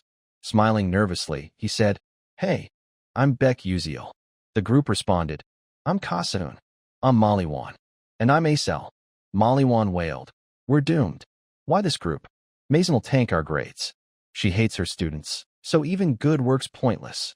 Uziel, dejected, thought, Damn, my fault. I feel bad for them. Acel spoke up. Come on, cheer up. Are we giving up already? Someone stammered, but Acel continued. In the practical, at least 3 alchemists will judge compatibility. Mazen can't sabotage our scores then. Kasaun and Maliwan perked up, eyes sparkling. They smiled brightly, hope igniting. Someone said, All right, let's work hard. Man, I want to try this. Uziel, admiring Acel, thought, My savior. Acel, ignoring him, continued. D-Vitality Fortis isn't too hard with what we've learned. But we need top-notch materials. Who'll get the main ingredient? Crested lizard tail. Without hesitation, Uziel raised his hand. I'll do it. I'll find it. Monster corpses are key in alchemy, right? Freshest ones get the best results. The group nodded. Someone said, Cool, it's settled. Uziel's on it. Acel thought, he's confident. I can trust him. Uziel grinned. Lizard tail? I'll head to Sword Mountain. In the alchemy professor's office, a student entered. You called, sir? The professor held up a paper. Can you deliver this to the freshman alchemy group C, except group 12? The student replied, Yes, sir. The practical exam would be judged by professional alchemists. Poor performance could block an alchemy career. The professor thought, Uziel, you'll see the price of defying me. At the Class S training ground, Flame practiced magic. A voice called, Flame. A male student handed her a note. They told me to give you this. Alchemy notice. Here. Flame took it. Thanks. He added, One more thing. Don't tell any students. You'll get why. As he left, Flame sighed. Other students? He means don't tell Uziel's group 12. Like I'd bother. Reading the note, she was shocked. Notice, the practical exam will change from D-Vitality Fortis to Tyrant Pa4. Please take note. Her eyes widened. Wait. If Uziel knows the original story, he'd counter this, right? Instead of lizard tails for D-Vitality Fortis, we need Atalic spider shells for Tyrant Pa4. This is my chance to test that kid. A few days later, to gather materials for the practical exam, Uziel arrived at the Durably Grand Arena via a teleportation gate. Stepping out, he clutched his head, wincing. The gate's handy, but it makes me dizzy. My poor head. A cheerful voice greeted him. Welcome, Mage Uziel. It's an honor to have you at Durably. It was a warm welcome from a staff member. Uziel, embarrassed, replied, I'm not a full mage yet, just a student. The staff smiled. As a Stella student, you get the same privileges as a full mage. Hearing Stella, nearby students buzzed. Look, a Stella student. Really? First time seeing their uniform. So jealous, it's super cool. The staff added, What do you think? Need any help? Just let me know. Uziel grinned. Thanks a lot. As he walked inside, he thought, with a Stella pass and pocket watch, I'm treated like a full mage anywhere. Stella's awesome.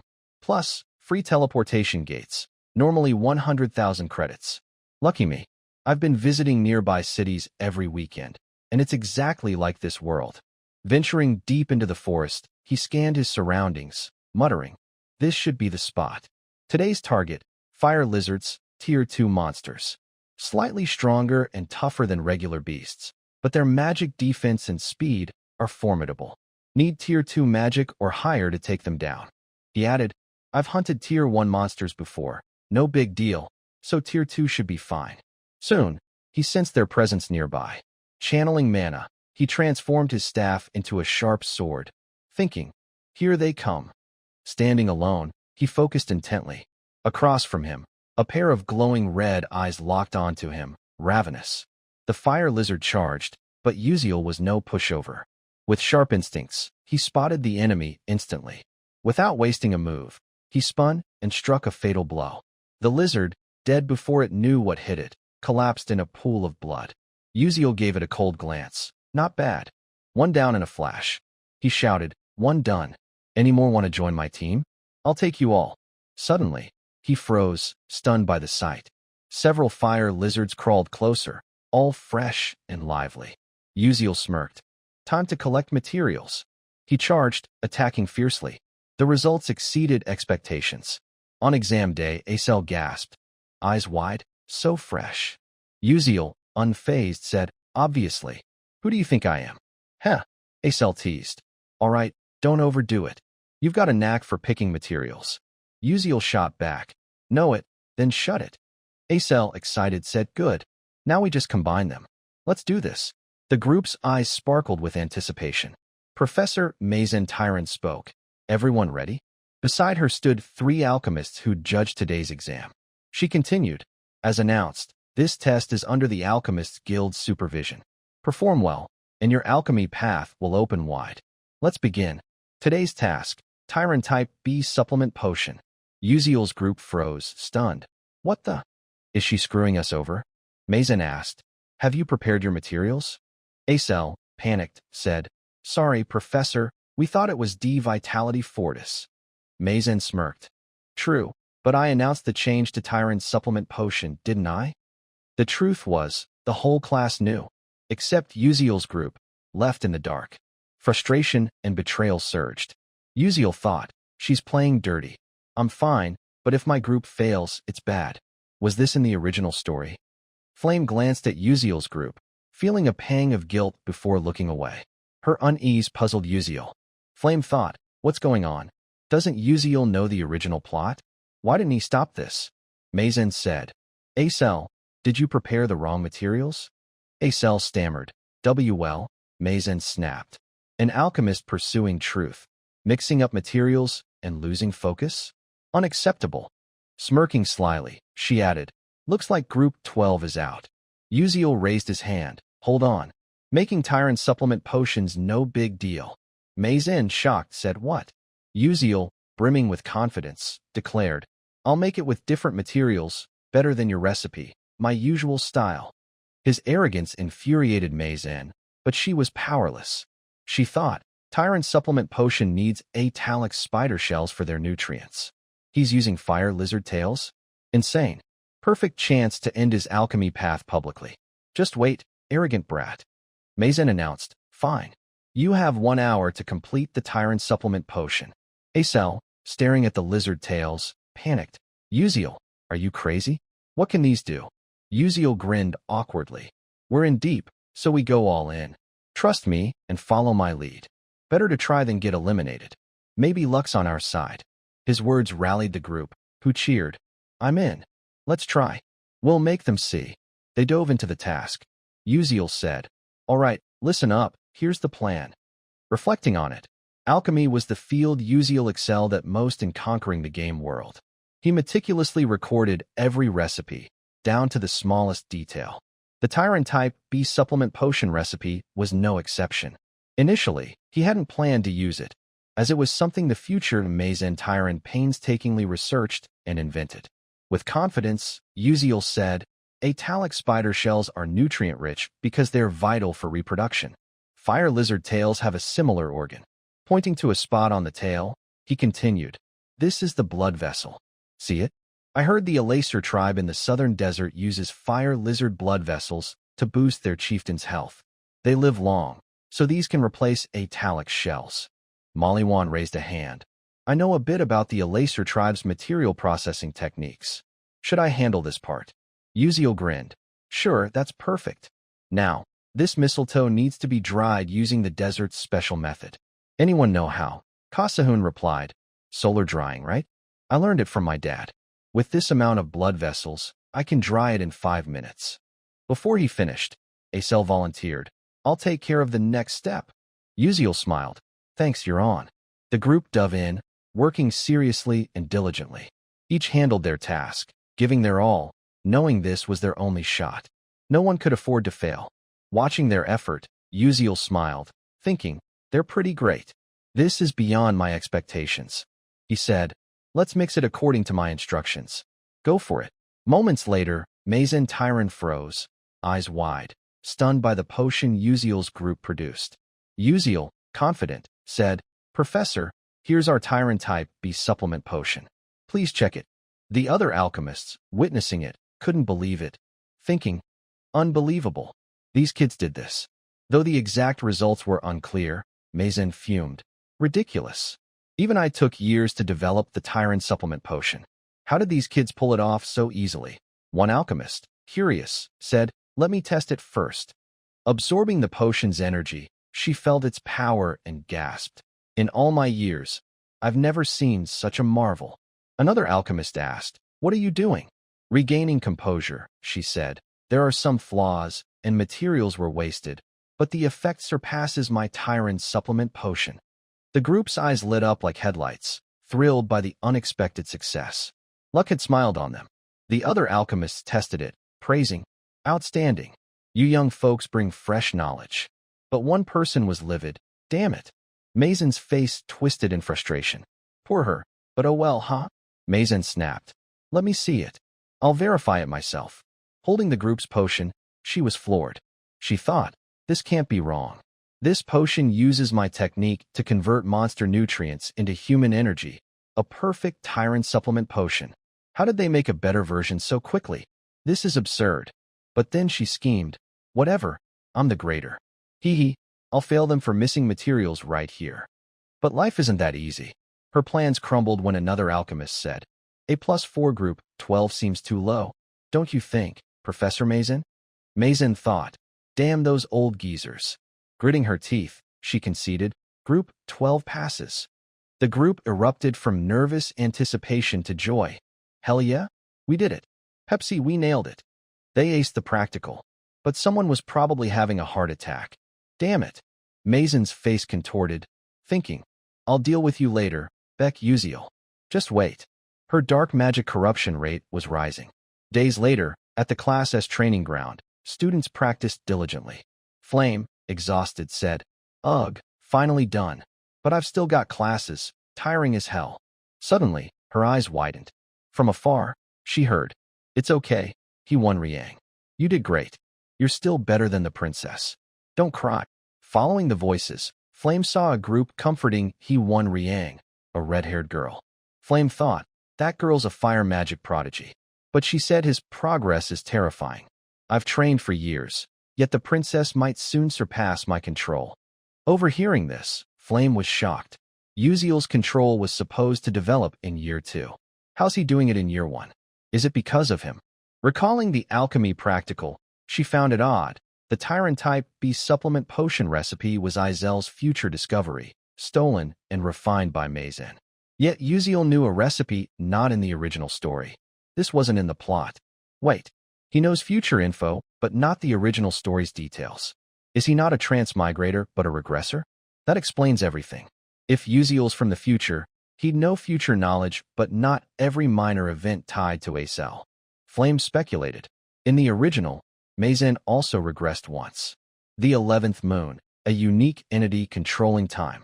That power's terrifying. Lost in thought, a voice interrupted. "What's up, Flame?" It was He-Won Riang. Flame ran over. Perfect timing. "You know Uziel, right? What's your impression of him?" Surprised, He-Won Riang said, "What do you mean? He's just a bit unique." Flame pressed. "Nothing else? No other feelings?" He-Won Riang shrugged. "Nope." Flame, disappointed, palmed her forehead. "Ugh, really?" He-Won Riang asked. "Flame, what's your deal with Uziel?" Flame admitted. "Well, kinda." She thought. Uziel's like me, knowing the original plot. Muttering, "But this won't do. I can't stay stuck." He-Won Riang, confused, asked, "What's that mean?"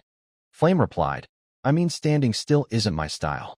Since we're talking about Uziel, maybe I should meet him and spill everything." He-Won Riang froze, baffled. "Spill everything?" Flame's words left He-Won Riang stunned, frozen for a few seconds, speechless. As she walked away, she waved. "Thanks for listening. I'm off," leaving him with a whirlwind of questions. His eyes clouded with a hint of sadness as he watched her fade into the distance, his hand slowly dropping.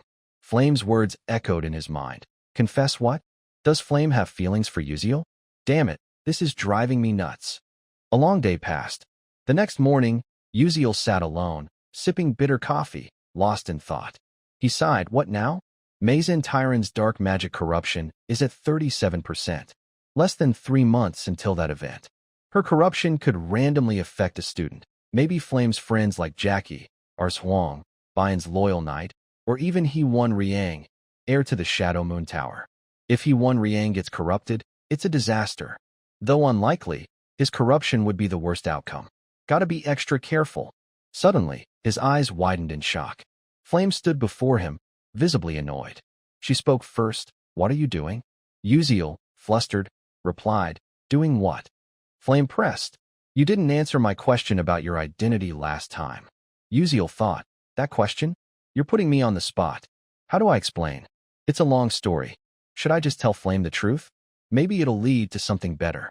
All or nothing. Let's try. He started.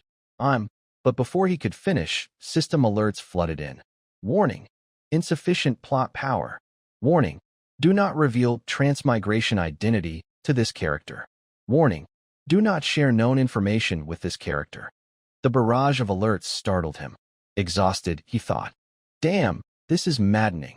What the hell? He said. Let's do this.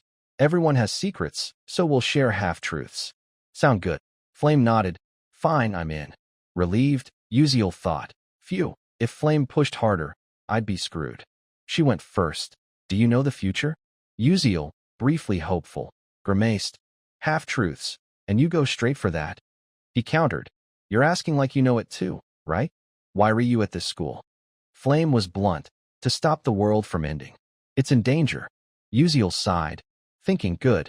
True or not, I don't want the world to end either. Flame continued. My turn. Why do you act like that? Uziel thought. Act how? I don't get it. Let's dodge. He replied. No reason. I just do what I think is right. Thinking. That should do it. But Flame snapped. Damn it, don't lie. Why are you so kind? You've got some goal, right? Flustered, Uziel said. No, really. It's not what you think. Well, who doesn't want something? Honestly, I'm not sure. Flame, frustrated, said what? Not sure. Uziel added. Yeah, I just want to survive. Shocked, Flame froze, survive. Feeling tactless for pressing, she stammered. Guess so. Sorry, my bad. Uziel, confused, said what? That's it. Tears in her eyes, Flame turned away. I'm going. See you later. Uziel was floored. What the hell? I didn't even ask anything. Why's she crying? I didn't do anything. Suddenly, a furious voice roared. Uziel. A chill ran down his spine. Oh crap. It was He-Won Riang, eyes like daggers, radiating menace. Without preamble, he shouted. Damn it. Answer. Why's Flame crying? Lie and you're done. Terrified by his fury, Uziel thought. Holy crap. A glare from the strongest character's rival is chilling. Now I remember. He-Won Riang has a one-sided crush on Flame. I'm screwed. But I didn't do anything. A misunderstanding's trouble. I gotta clear this up. He said. There's nothing shady with me and Flame. Why were you asking? He-Won Riang frowned. You expect me to believe that? Believe it or not, you better believe there's nothing. Got it. Uziel awkwardly said. All right. Nothing shady, I swear. He-Won Riang, pensive, suddenly looked down. Is that so? My bad, sorry. His apology sent shivers through Uziel, who stammered. No problem. I'm off. He-Won Riang walked away. Uziel sighed, relieved, thinking, what was that? So unlike him. He-Won Riang. Always cold and rational. Acting unstable? I'm getting bad vibes. That evening, Acel closed her book, exhausted. Damn, why can't I focus today? She recalled her talk with Uziel in the lab. Uziel, about that recipe, did you come up with it on the spot? He'd said, something like that. She'd been shocked. I thought I was a genius, unbeatable. Guess not. Snapping back, Acel gasped. What? What's wrong with me? How can I avenge my father like this? Those who framed him as a traitor, driving him to death. The vile, despicable Adalovit family. I can't just be this weak to take revenge. Damn it. Calming herself, she vowed, no, I can't give up. I have to try harder. One day I'll do it. The next morning, warm sunlight streamed through the window onto Flame's bed. She woke but lingered lazily, reluctant to get up. She thought, I chose a 4-person room for the lively vibe. Should have picked a solo Class S room. She'd picked the shared room for fun and socializing, but now regretted it. Flame muttered. Uziel said he doesn't know his purpose. No doubt, he's a regressor. I recall in the original story's end, the 11th moon told my Yuziong, I can send you back in time, but you'll lose most memories and recollections of that period. After completing your mission, you'll vanish from this world. No one, not friends, not loved ones, will remember you saved it. Will you sacrifice to start over? My Yuziong had replied. If that's my fate, I'll save the world again. But Acel, desperate, interjected. Wait. I'd rather see the world end than live without you. Let's go together. Her plea melted my Yuziong's icy heart, making him abandon regression. Ultimately, the world was destroyed, ending tragically. Sitting up, Flame thought. If this world differs from the original, and my Yuziong doesn't know Uziel regressed via the 11th moon, then after his mission, he'll vanish. No one will know he existed. With most memories gone, driven only by duty, he just wants to survive? As a regressor, his courage must be his sole shield against erasure. Flame reflected, he could have run. But with his mission, Uziel returned to save the world, knowing death awaits. Despite fear, he accepted it. I shouldn't doubt him anymore. We share the same goal. I'll help him save this world. Suddenly, urgent footsteps echoed. Jackie burst in, panicking. Flame. Lord He-Won Riang's looking for you. He's waiting on the dorm's first floor. Flame flopped back, feigning exhaustion. Tell him I'm not here. Say I'm sleeping. Jackie hesitated, but Flame cut her off. I don't care. Just say that. I want to sleep. Don't bother me. Jackie relented, but envy flickered. She was jealous of the attention Flame got, but didn't cherish. She hurried to the first floor. Outside, He-Won Riang stood, eyes tinged with the sorrow of unrequited love. Jackie called, Lord He-Won Riang. He perked up, but seeing Jackie, his face fell. The one he wanted didn't show.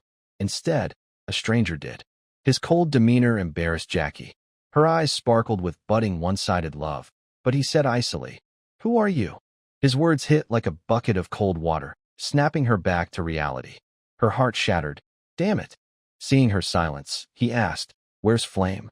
Jackie replied, She's tired and sleeping. He thought, maybe she confessed to that loser and got rejected, so she's upset. What's he got that I don't? Coldly, he said, Got it. I'll come back later, and left, leaving Jackie staring blankly. Jackie, disappointed, thought, Why? I love him, but he doesn't even know my name. It's always like this. Everyone only notices Flame, her talent shining, basking in glory and affection. She's beautiful like an angel. Even He-Won Riang loves her secretly. I'm just a nobody. Life's so unfair. Jealousy surged. She clenched her fists, fuming. Damn, so frustrating. The next morning at Stella Academy's first main tower, a man spoke. I heard Professor Mazen Tyron was humiliated by a student. Mazen Tyron bit her lip. I'm sorry. I'm useless. I have no excuse. The man turned. You know I have high hopes for you, right? It was Vice Principal Aki Hayden. He continued, By the way, how's the alchemy magic fusion research with the Shadow Moon sex doctors going? Mazen Tyron, confident, said, Very well. I won't let you down. Aki Hayden patted her shoulder, whispering, Good. I trust only you. She replied, Yes, leave it to me. I'll go now. After she left, Aki Hayden sneered. Stupid, brainless, pathetic fool. She doesn't know she's being used. Even if she did, she wouldn't care. She craves status and honor, blinded by it. Hilarious that a mage researching anti-dark magic works for dark magic. Haha, I can't wait for the alchemy magic fusion to be complete. Elsewhere, a slender figure struggled under a towering stack of documents, trembling. Bystanders ignored her. Suddenly, a kind soul approached, Uziel. He grinned. Teaching assistant, you okay? Let me help. With his aid, the documents reached Professor Mazen Tyron's office. The assistant sighed. Thanks. Without you, I'd get scolded again. Uziel smiled. No big deal. Small stuff. Seizing the chance, Uziel glanced around. The room was a mess. Crumpled papers everywhere, from desk to floor. He thought, total chaos. His eyes lit up, fixed on a board. Whoa, what's that? The assistant explained. Oh, That's the formula Professor Mazin Tyron's researching with other doctors. Something called random spatial transposition calculus. Uziel jolted. Random spatial transposition? That's the first formula for alchemy magic fusion. In Mazin Tyron's corruption arc, dark mages complete it with her, causing massive destruction, engulfing the world in flames. A flower of hope blooms on Inthara's barren land. If she cracks this before the dark mages, what then? He thought. She's the only light in the darkness. With her genius and brilliant ideas, she created items dark mages couldn't dream of. An idea sparked, and he said, "Assistant Altarisha." She started, "Huh? Want some coffee?" Uziel laughed. "No, not that. Professor Mazin Tyron's a pain, right? If there's a way to get satisfying revenge, would you try it?"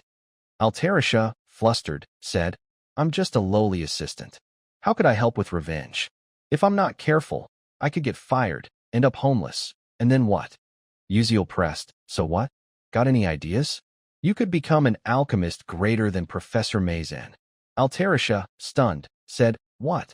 Uziel continued, "Then no one would dare look down on you." His words sparked hope in her. She murmured, "If only." As Uziel predicted, Altarisha was fed up with her job, tired of tending to Mazin in a dusty room. Her long-held dream was to become an alchemist, creating groundbreaking inventions. She had the talent. Later, Altarisha would become a legendary alchemist with genius intellect and remarkable creations, deserving of the best. For now, harsh reality forced her to shelve that dream, but Uziel thought, "I'll help her achieve it soon." After the first preliminary exam at Stella, Uziel visited Altarisha, offering a few suggestions. She caught on quickly, excitedly saying, "Oh, you think so too? I thought about adding a color-changing button to the magic pen, plus an eraser. Like a mechanical pencil, super convenient." Uziel, pleased, thought, "Great. Altarisha's invention is progressing, but the core formula's still missing. I need to guide her to surpass my Uziel." Not easy. As Uziel strolled out, a snarky voice called, "Hey, what's with that dazed walk? You'll bump into someone." It was Flame passing by. Uziel, arms crossed, puzzled, said, "Huh? Who are you calling that?" Flame shot back, "Who else but you, Grandpa? Playing dumb or just clueless?" Uziel, speechless, thought, "Damn, so tiring. I never mentioned my age, did I? At least she's talking to me more now." He said, "Anyway, perfect timing. I've got something important. Remember your roommate, Jackie?" At Jackie's name, Flame's face soured, and she snapped, "That's illegal." Uziel, startled, jumped back. "Whoa, what are you thinking? I haven't said anything. I mean, keep an eye on her. Jackie's not in a good state." He thought, if Jackie gets corrupted by dark magic, she'll be unstable. Flame replied, "I don't know, but we're hunting this weekend. I'll check then." Uziel said, "Thanks." But he thought, hunting? It's hunting season, targeting Martivis Graveyard. Chapter 4 start. Main characters like my Yuziong, Acel, and Flame are involved, even facing a Tier 5 Necromancer. I won't interfere, but grabbing the hidden reward could help secure a Familia contract. Hours later, Uziel visited Professor Lee for an outing permit. Lee, holding the form, said, "Training? But you can't learn swordsmanship or Knight's Way in chat." Uziel froze, unsure how to respond. Spotting my Yuziong's outing form, he thought, as expected, "They're hunting, matching my memories perfectly." He persuaded, "Sir, lots of people are hunting lately." Lee replied, "Seems they're heading to Martivis Graveyard for club activities, probably treasure hunting. My Yuziong and He Won Riang are diligent. My Yuziong's visiting her family, and He Won Riang's with Flame." Uziel, shocked, said, "What? Without my Yuziong, we can't beat the Necromancer. Why's she going home? This lineup can't handle a Tier 5 Necromancer. What now? I can't request help without proof, and the plot won't let me spill everything. But I won't let this happen." Days later, at Martivis Graveyard, a male student defeated a giant fish, now writhing on the ground. It was second-year Do Kielwang. He cheered, "Hell yeah, Tier 2 threat. No match. Predator fish is tough, though." A grumpy voice snapped, "Hey, dumbass. Don't screw this up. You listening to the captain?" It was second-year Kashif Derek. Do Kielwang scratched his head, grinning. "Hee, my bad." Kashif fumed. "Damn, this idiot's still laughing?" A girl called from afar. Forget it. Save your breath. It was second-year Bandian. She turned to Acel. Don't mind them. Ignore him. Acel replied, Yes, ma'am. Kashif spun around. I heard that. Got a problem? Too loud. Watch your mouth in front of freshmen. Acel thought. I joined the club for an open spot. Good thing they're not bad people. Lost in thought, the captain shouted, Acel, let's go. She responded, Yes, sir. Suddenly, a loud boom echoed from afar. The group froze, looking toward the sound. What's that? A fight nearby? Bandian asked. If it's a hunting overlap, should we greet them, Captain? Kashif, dazed, said, yeah. With that, the team marched toward the noise. Izel's eyes widened, spotting Uziel, Flame, and an unfamiliar group in the distance. The group was arguing. Hong Bian shouted, I clearly took down the giant piranha first. Flame retorted, Nonsense. It was in our hunting zone, so it's ours. Before Acel lay the dead giant piranha. She thought, a giant piranha? A rare tier 3 monster. They're fighting over the loot. Getting involved will only cause trouble. Plus, I don't want to face the sister of my father's killer. I need to get out of here. Suddenly, a voice chimed in. Hey, juniors, what's the issue? Spill it to your senior. It was Kashif Derek, approaching cheerfully. Hong Bian and Flame snapped in unison. Shut up and get lost. Kashif, annoyed, said, Talking to your senior like that? Hong Bian shot back. Act like a proper senior, then. The team captain, bewildered, stammered, what? Suddenly, a loud rumble shook the ground, and a mysterious energy surged. Flame thought, this energy, bad news. A skeletal hand burst from the ground. Everyone froze, eyes wide. Flame gasped, no way. Skeletons already. Countless dry corpses charged, their eerie wails echoing. Meanwhile, in another part of the graveyard marked, Do Not Enter Alone, Uziel's system updated. Skill experience gained. Stats increased. He sighed, Why's my only magic flash of all things? Dead fish littered the ground. He muttered, About time, huh? Spotting tombstones, he said, Found it. His expression darkened. I don't have my Yuziang's OP skills to wipe out skeleton armies or overwhelming power. I'll fight like a gamer. Chapter 4, Necromancer's Assault begins. The ground trembled. A bone general, a tier 2 sub-boss appearing thrice in this chapter, emerged swiftly. With glowing red eyes and grotesque teeth, it glared at Uziel. He thought, with my current strength, facing it head-on is suicide. But that's not my plan. Grabbing its head, he punched hard. Get back down. Comic logic says you stand still during transformations or summons, but that doesn't mean I'll just wait. Completing the bone staff, he gained control of the bone general. Now the world's mine. Let's roll. Elsewhere, skeletons multiplied, surrounding the group. A chilling aura spread. Flame thought, I let my guard down. This is the Necromancer chapter. Damn, something's off. If I remember right, my Yuziang handles this. Why's Acel with this group? Where's my Yuziang? Am I stuck facing a tier 5 necromancer with them? Seeing Flame rattled, he won Riang reassured. I sent a distress signal to Stella via pocket watch. We just need to hold out. Do Keelwang added, Yeah. Stall until the professors arrive. Even if we can't beat the necromancer, we'll escape. Hong Bian snapped. No time for comfort. This is a graveyard. The longer we wait, the more skeletons come. We need to get to base. Jackie, terrified, backed away from the grotesque skeletons. Don't come closer. One lunged, jaws wide, ready to devour. A sudden force struck from behind, stopping it. Acel asked, You okay? Jackie stammered. Why yeah. Do Keelwang praised. Not bad. Freshman. Acel said. This necromancer's prepared. He's using an energy vessel, mana storage technique. Normally, tier 3 or 4 necromancers summon up to 15 skeletons. Controlling a whole area like this? He's no ordinary foe. Do Keelwang added. Skeletons are swarming here. This was planned. They want to kill us to make mage skeletons. Kashif Derek forced a laugh, thinking, as captain, I gotta show my strength. Wipe them out with powerful magic. But reality bit. A skeleton grabbed his leg. Pale, he gasped, Oh crap. Before he could react, Do Keelwang charged, striking cleanly. Damn it. You're not escaping. But a hand appeared before Kashif. Unable to resist, he froze. Do Keelwang shouted, damn. They're casting a counterspell. Duck! A terrifying force formed, its oppressive pressure threatening to explode. Everyone panicked. Hong Bian yelled, no. If that goes off, we're... Before she finished, boom! A massive explosion rocked the graveyard, leaving a giant crater. Many were injured, but luckily Flame was unharmed. Yet the necromancers kept charging relentlessly. Flame thought to herself, this is wrong. This is my limit. I'm exhausted, and things are looking bad.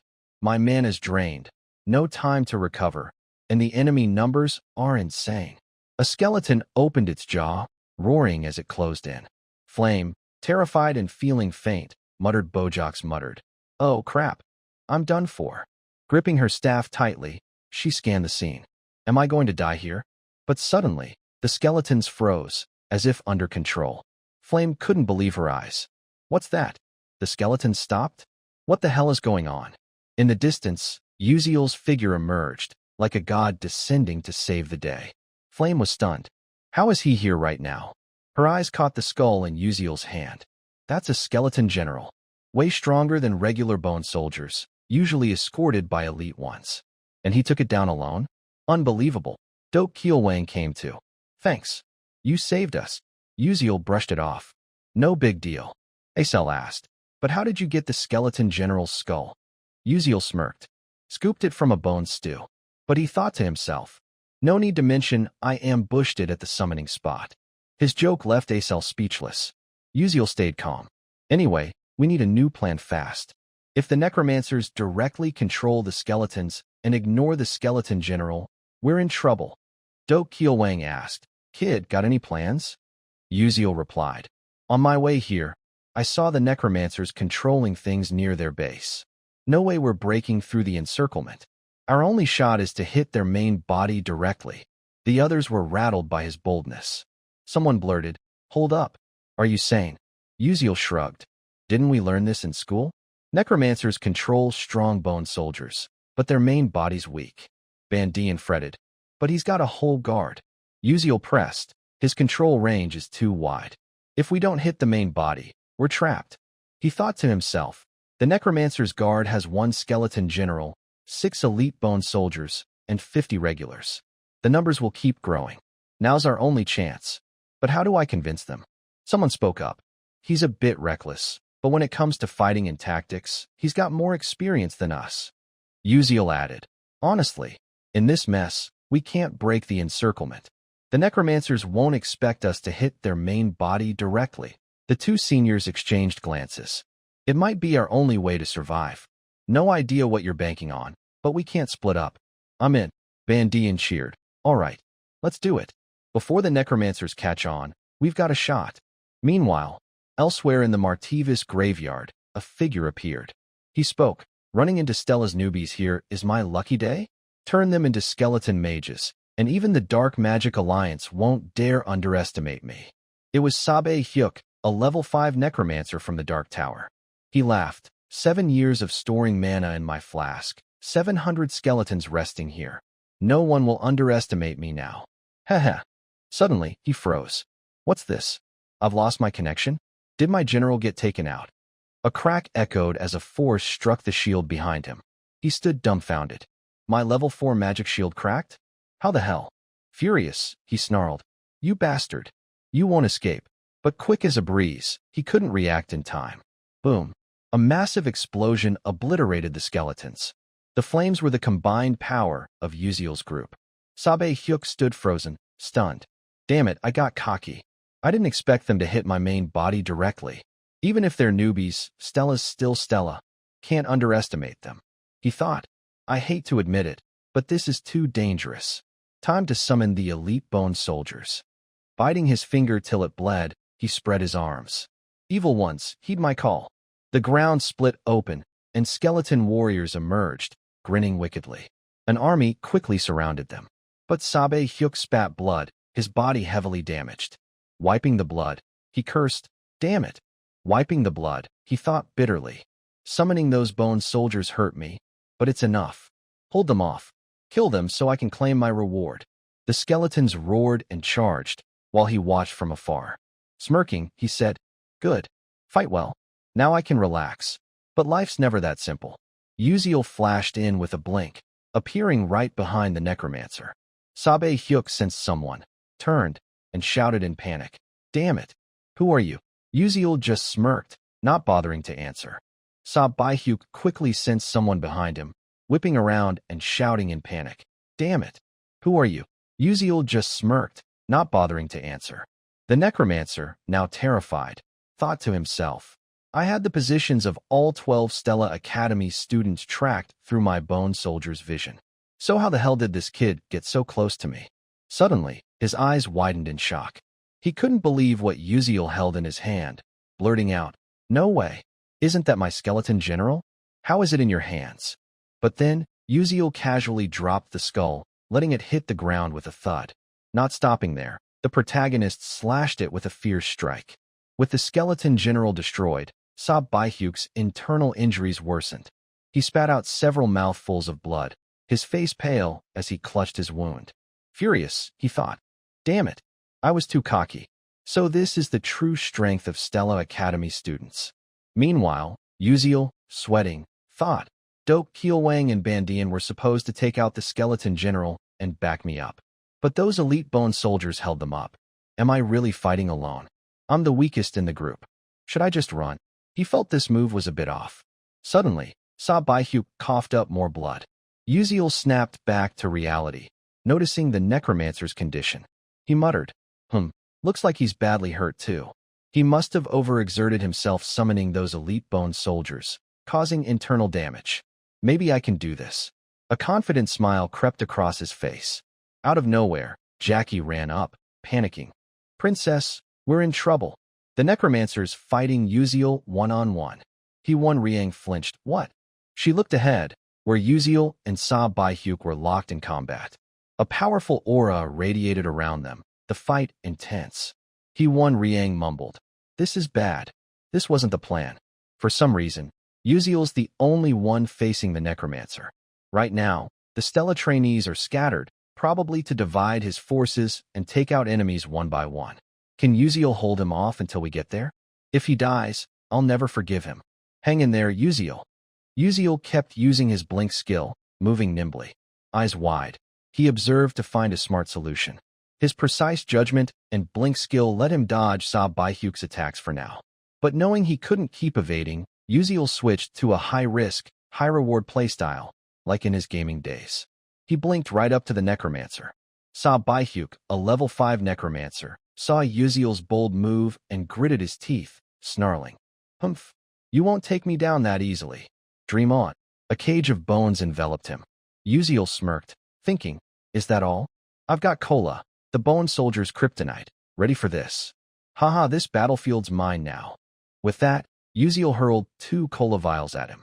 Instantly, the bones corroded. Sabe Hyuk's eyes widened in disbelief as his prized magical shield dissolved. Recalling his earlier boasts, his face flushed with embarrassment. He roared, You bastard! How dare you destroy my bone shield? Kill him now. Sharp bone spikes shot toward Uziel, but he had already blinked behind Sabe Hyuk. Gripping his sword smugly, Uziel thought, Now's the moment. Thinking he'd land a fatal blow, he was shocked when Sabe Hyuk turned, grinning wickedly. Got you. It was all part of his plan. He'd sensed Uziel's approach. Uziel realized, Damn it, I'm the one who got played.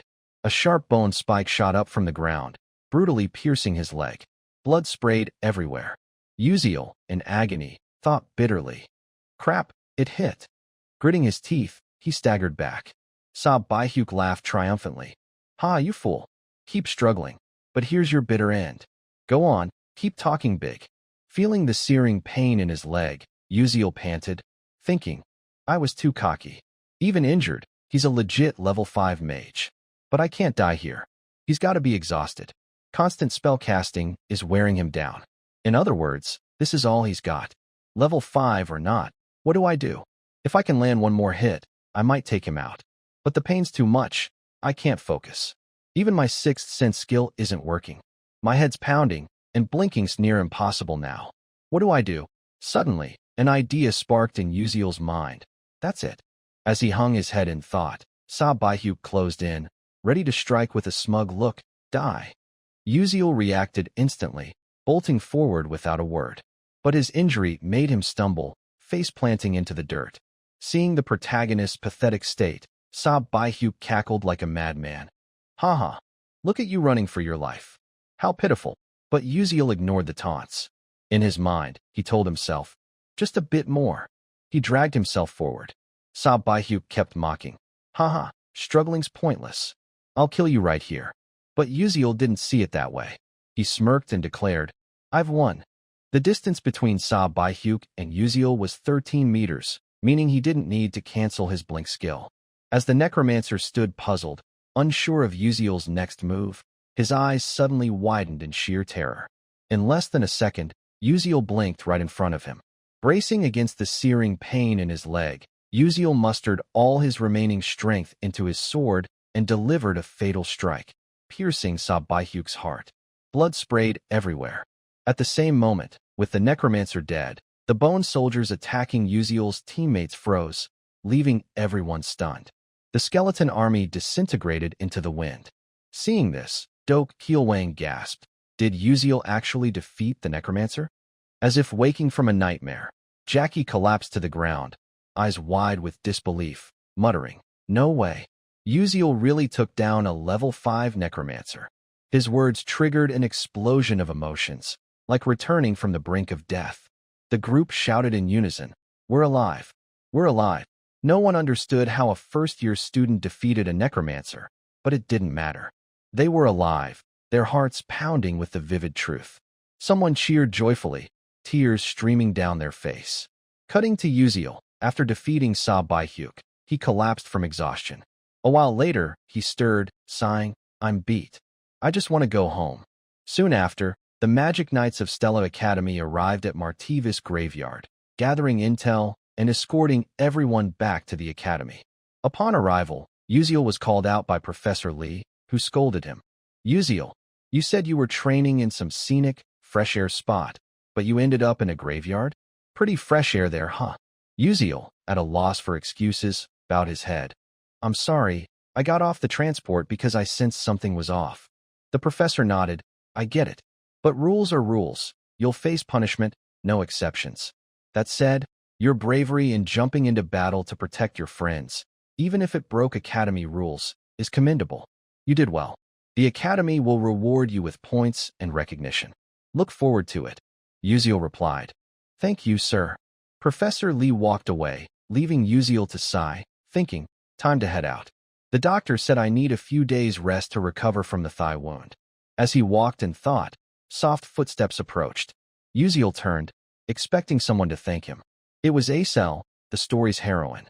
Always smiling brightly despite her burdens, she stood strong through adversity, a remarkable character. Noticing Uziel staring, Acel spoke. "I'm really grateful for today." Uziel replied lightly. "Sure, treat me to a meal next time." But Izel's expression seemed off. She thought to herself, this event, and even before, taught me there are so many people out there better than me. I always saw myself as a peerless genius. That hasn't changed. But joining Stella showed me the truth. The world is vast, full of extraordinary people. I came here to be the best, but it's not easy. Suddenly, Acel asked, "Can I do it? If I try, can I be like you?" Caught off guard, Uziel thought, this isn't good. The old Acel wouldn't ask that. She's like this because of me. In the original story, Acel faced every challenge as the protagonist and miraculously overcame them. The Necromancer raid was the same. She turned the tide with her own strategies. But my interference meant she only faced the challenge without the triumph. She's still relying on others, so despite everything, her spirit's fragile. Uziel didn't know how to respond. Empty platitudes would only hurt her more. So, he spoke from the heart. "You don't need to ask me. You've already shown what others thought impossible. That's your miracle, your success." Acel was surprised. "How do you know that?" Uziel replied softly. "Because I've always been watching you." His words threw her off, her cheeks flushing with embarrassment. Seeing her reaction, Uziel panicked. "Wait, doesn't that sound like I'm a stalker? What did I just say?" Flustered, he stammered. "I'm heading out," and left, muttering to himself. "Man, that was close. Holy crap." Meanwhile, Acel reflected on his words. He said he's always watched me? No one's ever cared about the daughter of a traitor like me. If they did, it was just to nitpick and criticize. No one truly cared. But he's been watching me. Uziel's words pierced her icy heart, flowing through her veins, lingering in her mind. Her heart raced, reigniting her passion for magic and her seemingly lost goals. Before anyone noticed, the sun rose on the horizon. A new day began in the city. At the Magic Council, the hub of the world's greatest mages, obsessed with magic, a major event was brewing.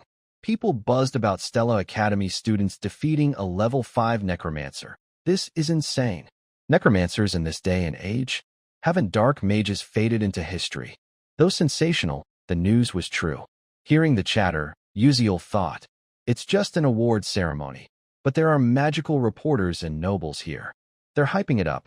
Wait, why's Princess Hongbian so excited? She's practically glowing. Sensing Uziel's gaze, Hongbian turned, her face cold as ever. What are you staring at? Uziel fumbled. Nothing. Professor Lee addressed the crowd. Quiet, everyone. Today, we honor 13 brave students who fought a dark mage. The award will be presented by the headmaster himself. The 13 students were shocked. The headmaster personally presenting? Uziel hadn't expected Elman Elwin, a level 9 mage and humanity's pinnacle, to be there. Known in the game as nearly a protagonist, he was supposedly 300 years old, but looked 18 to 19, always smiling kindly. Yet, he was the world's strongest mage, nicknamed Slaughtering Devastator. As the crowd reeled, Elman Elwin approached each student, patting their shoulders. Well done. Keep striving and stay brave. Then he reached Uziel. His youthful eyes belied his 300 years, younger looking than the students.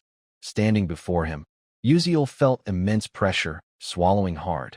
Thinking, just meeting his eyes is overwhelming. This is a level 9 mage. Only 10 exist worldwide. I can't look away now. Man, this is intense. The headmaster, puzzled by Uziel's tension, smiled brightly. Still as diligent as ever, just as I expected. He walked off, leaving Uziel confused. What did he mean by that? Soon, the loudspeaker announced, the awards ceremony concludes here. Back at the dorm, Uziel stared at the check and certificate in his hand, jaw dropping in shock. Whoa, a 5 million Hao Fong credit reward. With this, I won't have to worry about money for a long time. Never dreamed the academy would give out such a huge sum. It might not mean much to rich kids like Hong Bian or He-Won Riang, but for someone poor like Uziel or Acel, it was a massive deal. Plus, the final reward from this incident was the Death Mage's mana vessel, the necromancer's heart. He thought gleefully, it's tough now, but with Italics, I'll soon create my own space. Carrying items will be way easier then. First, I need to crack the chaos algorithm's interference formula. Good thing the other trainees happily let me have the reward. What a relief. Next came the system reward. A notification chimed. The Necromancer Raid chapter is complete. You've earned a large amount of experience for progressing the story uniquely. You'll also receive a reward from the Constellation project. 1. A downgraded version of an in-game item. 2. A downgraded version of an in-game skill. Or 3. Experience points. Uziel was surprised. There's this too. He wasn't complaining, but he realized how weak he still was and needed this boost. He thought, gotta choose carefully. Skills are key right now. I'll put the experience into Blink. That fight showed me how weak I am. Matching others' effort is pointless. I need to get ahead with my knowledge. After choosing, the system announced, reward granted. Blink skill experience maxed. Skill upgraded to Blink level 2. Max range 12 meters. 3 charges, 3-second cooldown. Uziel felt the change in his body. Though the range didn't increase, he was satisfied. This'll do for now. Clenching his fist, he grinned. Finally, 3 Blink charges. I can use it more freely now. With some free time, he turned to the next issue. Izel's not doing great. Originally, she grew through all sorts of hardships. But the Necromancer event seems to have shaken her. From what I recall, the original scenario was worse, and things aren't much better now. He wanted to help Acel unlock the brilliant talent she didn't even know she had. Cutting to the dark meditation class, Acel and the others were there. She felt like she was floating in a dreamlike world. It wasn't bad. A cold breeze passed, and she sensed something stuck inside her. She tried pushing it out, over and over, unaware she'd been startled by a call. Trainee Acel. She looked around, seeing others meditating cross-legged like her. Acel thought, "Oh no, did I fall asleep?" A translucent butterfly flew by her ear, carrying the professor's voice. "Why are you using magic during meditation? Look above your head." Acel glanced up, eyes widening in shock. A lone ice pillar hovered in the air nearby. She'd unknowingly cast magic. Stunned, she thought, "Wait, when did I make that? I didn't use any formulas or calculations." She wondered, did the others not notice? Even if it's just level 1 magic, they should have sensed the mana flow. If this is the effect of Uziel's meditation technique, it's incredible. She'd been skeptical before, but the results were beyond good. They were amazing. Other meditating trainees were distracted or dozing off. But whenever they cleared their minds and focused, their concentration spiked, and their spellcasting speed improved noticeably. Acel thought, did Uziel plan for this too? After the session, trainees rushed to the cafeteria. Instead, Acel grabbed a red bean cake, savoring it. "Thanks to the reward money, I can enjoy a 1,500 credit red bean cake with cream. Pure bliss." Suddenly, a voice called out, "Hey, Acel." It was Prince Jeremy Scalvin, smiling lightly, almost playfully. His sparkling, pure smile, not masculine but charming, made her heart skip. He continued, "Joined any clubs yet?" Acel was surprised. "No, not yet." Jeremy added, "Really? Why not join ours?" Acel wasn't naive enough to jump at such a tempting offer. There had to be a catch. She narrowed her eyes. "What's the condition?" Jeremy laughed. "Condition? There's none. I just like you." But his answer made her think harder. As a genius among geniuses, level 3 at 17 with good looks, attention wasn't new. Yet, her daughter of a trader label kept people away. So why was Jeremy different? She thought, he's lying. He clearly wants to use me as a pawn. Seeing her hesitation, Jeremy stepped closer. "Come on, don't you trust me, Acel? No strings attached. Just join the club and stay by my side. I'll do anything for you. You know who I am." Acel, sharp as ever, understood. The Scalvin Empire was at odds with the Adalavit Kingdom. With Prince Jeremy's backing, her struggles could end. No more rejoicing over a mere red bean cake or enduring shame as a trader's daughter.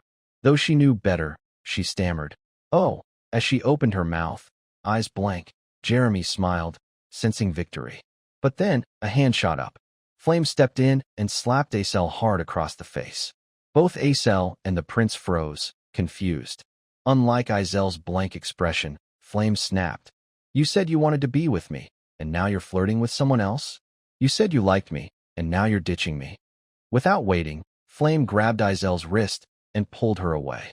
"Come with me, we need to talk." She dragged Acel off, leaving Jeremy intrigued by this fiery girl. Later, behind the campus, Flame sighed in relief. "Phew, that was close." Acel, still confused, asked, "What's going on? What do you need to say?" Flame replied, "You should thank me. If you'd refused him without a reason, he'd harass you forever. Sorry for hitting you. I'm out of here." Waving, Flame left, leaving Acel stunned. As Flame walked, she thought, did I do the right thing? If Acel followed the story and joined his club, Jeremy would destroy her. He'd spread humiliating gossip no woman could bear, and her achievements would go unrecognized. Her depression would worsen. I tried not to interfere, but seeing Uziel, I figured stepping in isn't always bad. Even with most of his future knowledge gone, he's still changing murky events. Flame glanced back, worried. But will my lie get caught? Cutting to Jeremy Scalvin's room, he sipped fragrant tea, musing, "Flame's adorable. The way she hid her emotions in front of me was so fun. More than Acel. I want her." And so, the prince shifted his target. The scene shifts to the next day, with the sun high and a new day beginning. In the classroom, Professor Lee's voice rang out. "Starting today, we'll conduct a combat simulation against monsters. This test isn't about weak level 1 or level 2 monsters anymore. Instead, you'll face mid-tier level 3 monsters, far more dangerous and tougher. I know an average trainee can't take them down alone, so the goal is to form teams, find their weaknesses, and defeat them with your group's tactics. The rules have been shared. From now on, you can move around and choose a mid-tier monster as your target. You'll have plenty of time to practice against it. Head to the Stella Dome. The north has the blazing valley, the south has the frozen sea, the west has the barren desert, and the east has the swamp with dense foliage. Pick the terrain that suits your team best, hunt a mid-tier monster that matches your fighting style, and take it down. He continued, Classes A and S will train together. The evaluation is in 4 days. You'll showcase your battle against your chosen monster then. Form groups of up to 6, and submit your list to me. Hearing this, Acel stood alone, isolated. No one wanted to team up with her. Feeling a bit dejected, she thought, Ugh, I hate group work. This evaluation is critical. If I don't do well, I won't get a scholarship. Without that, I'll have to work weekends or holidays. That cuts study time, making scholarships even harder to get, and slows my magic progress. A grim future awaits. I've got to try harder. Suddenly, a voice ahead caught her attention. Princess, will you team up with me? Her thoughts interrupted. Acel looked up to see countless trainees swarming Princess Hongbian, each boasting why they were better than the rest. As expected of royalty, Hongbian could pick anyone she wanted. In stark contrast, Acel was completely alone, with no one approaching her. Her gaze lingered on Hongbian with a hint of envy, thinking, before Adalovit ruined my family, I was surrounded by flattery like that too. We started at the same level, my ice-attuned family at its peak, rivaling Adalovit's fire-attuned royals, both fiercely competing to dominate the magical world. Neither outshone the other. That's why Hongbian and Acel were born with prodigious talent. Acel once conjured an ice needle, while Hongbian sparked flames from her fingers. This wasn't just innate talent. Their ability to use magic at birth without training was a divine gift, granting them access to the celestial realm every mage dreamed of. The world once watched them, believing they were chosen, born into noble magical families with unmatched talent. Acel had believed she'd become a great mage until Adalovit destroyed her family. Clenching her fists, she thought, no need to get angry. Back then, I thought I was chosen. Can I take revenge on Adalovit now? Lost in her thoughts, with seeds of anxiety about to sprout, a familiar voice came from behind. Hey, you're all alone? It was Uziel. Seeing his bright face, Acel sighed. What's up? Uziel knew he'd come at the right time. Izel's confidence hadn't yet been consumed by darkness, and this was his chance to help her reclaim her light. Under the watchful eyes of Stella Academy's mages, Uziel flashed a radiant smile, pointing at himself. Team up with me. Meanwhile, Hongbian noticed Uziel's arrival. Feeling a pang of disappointment, she thought, Uziel, huh? She wondered, why'd he pick Acel when he had so many other options? Acel, equally shocked, asked, You said team up? Uziel explained calmly, There's no minimum team size, right? 2 of us can form a team and earn bonus points for a smaller group. Acel flinched. Are you crazy? How can just 2 of us handle a mid-tier level 3 monster? But after speaking, her mind started to shift. A thought sparked. For some reason, with Uziel, I believe I can do it. Seeing she didn't refuse, Uziel grinned confidently. So you in? Acel froze for a moment, pondered, then nodded. Fine. I don't have anyone else anyway.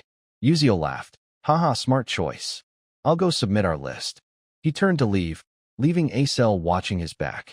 Just then, footsteps approached. Acel was startled by Hongbian's appearance. Arms crossed, Hongbian snapped, Hey. Acel jumped. What? Hongbian cut her off. What's with the nonsense? Worry about yourself, you shameless pig. Hongbian scorn cut Acel like a knife. Then, Hongbian turned and left. Acel realized why Hongbian approached, not out of fear of her potential, but because Uziel had been stolen by her. Grasping this, Acel clenched her fists and gave a bitter laugh. So, in Hongbian's eyes, I don't even exist. Hongbian kept walking, thinking, so annoying. Am I really losing to a failure and a commoner? I could team up with anyone, but I need the strongest knight to gain an edge. Her eyes scanned the room, landing on Ma Yuziang, who was debating whether to go solo or join a team. Without hesitation, Hongbian approached. Seeing the princess, Ma Yuziang asked, Hello, princess. What's up? Hongbian replied, Got a team yet? Ma Yuziang raised an eyebrow. Nope. Planning to go solo. Surprised but composed, Hongbian said, Team up with me then. Ma Yuziang smirked. Is that necessary? It was a clear rejection, but Hong Bian didn't back down. She pressed. Yuziel and Acel already teamed up. You know smaller teams get more bonus points, right? She glanced at Yuziel's group. Ma Yuziang followed her gaze, seeing the two chatting happily. Hong Bian continued. I think they're not aiming for a standard mid-tier monster, but a special mid to large one. I'll say it again, team up with me. Ma Yuziang pondered. Though he knew Hong Bian was provoking him, her challenge to compete against Yuziel's group ignited his competitive spirit. Finally, he grinned. I see. Sounds fun. I've wanted to face Yuziel. Let's beat them. Hong Bian sighed in relief. Great. I'm counting on you. Her sharp gaze fixed on Acel and Yuziel as she thought. Just wait. I'll crush you both. Time passed, and after 4 days of preparation, the monster combat simulation officially began. Professor Lee's voice echoed. All right, we're starting the evaluation test for classes S and A. Each team can choose their monster, from easy to difficult. As Flame warmed up, whispers buzzed around her. Oh, Group 16 picked a mugsaw? That mid-tier monster looks manageable. Flame steeled herself, thinking, no big deal. I've trained hard.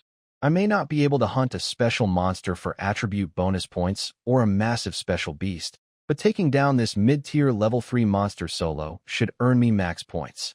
Normally, it takes 5 level 1 mages to handle a mid-tier level 1 monster.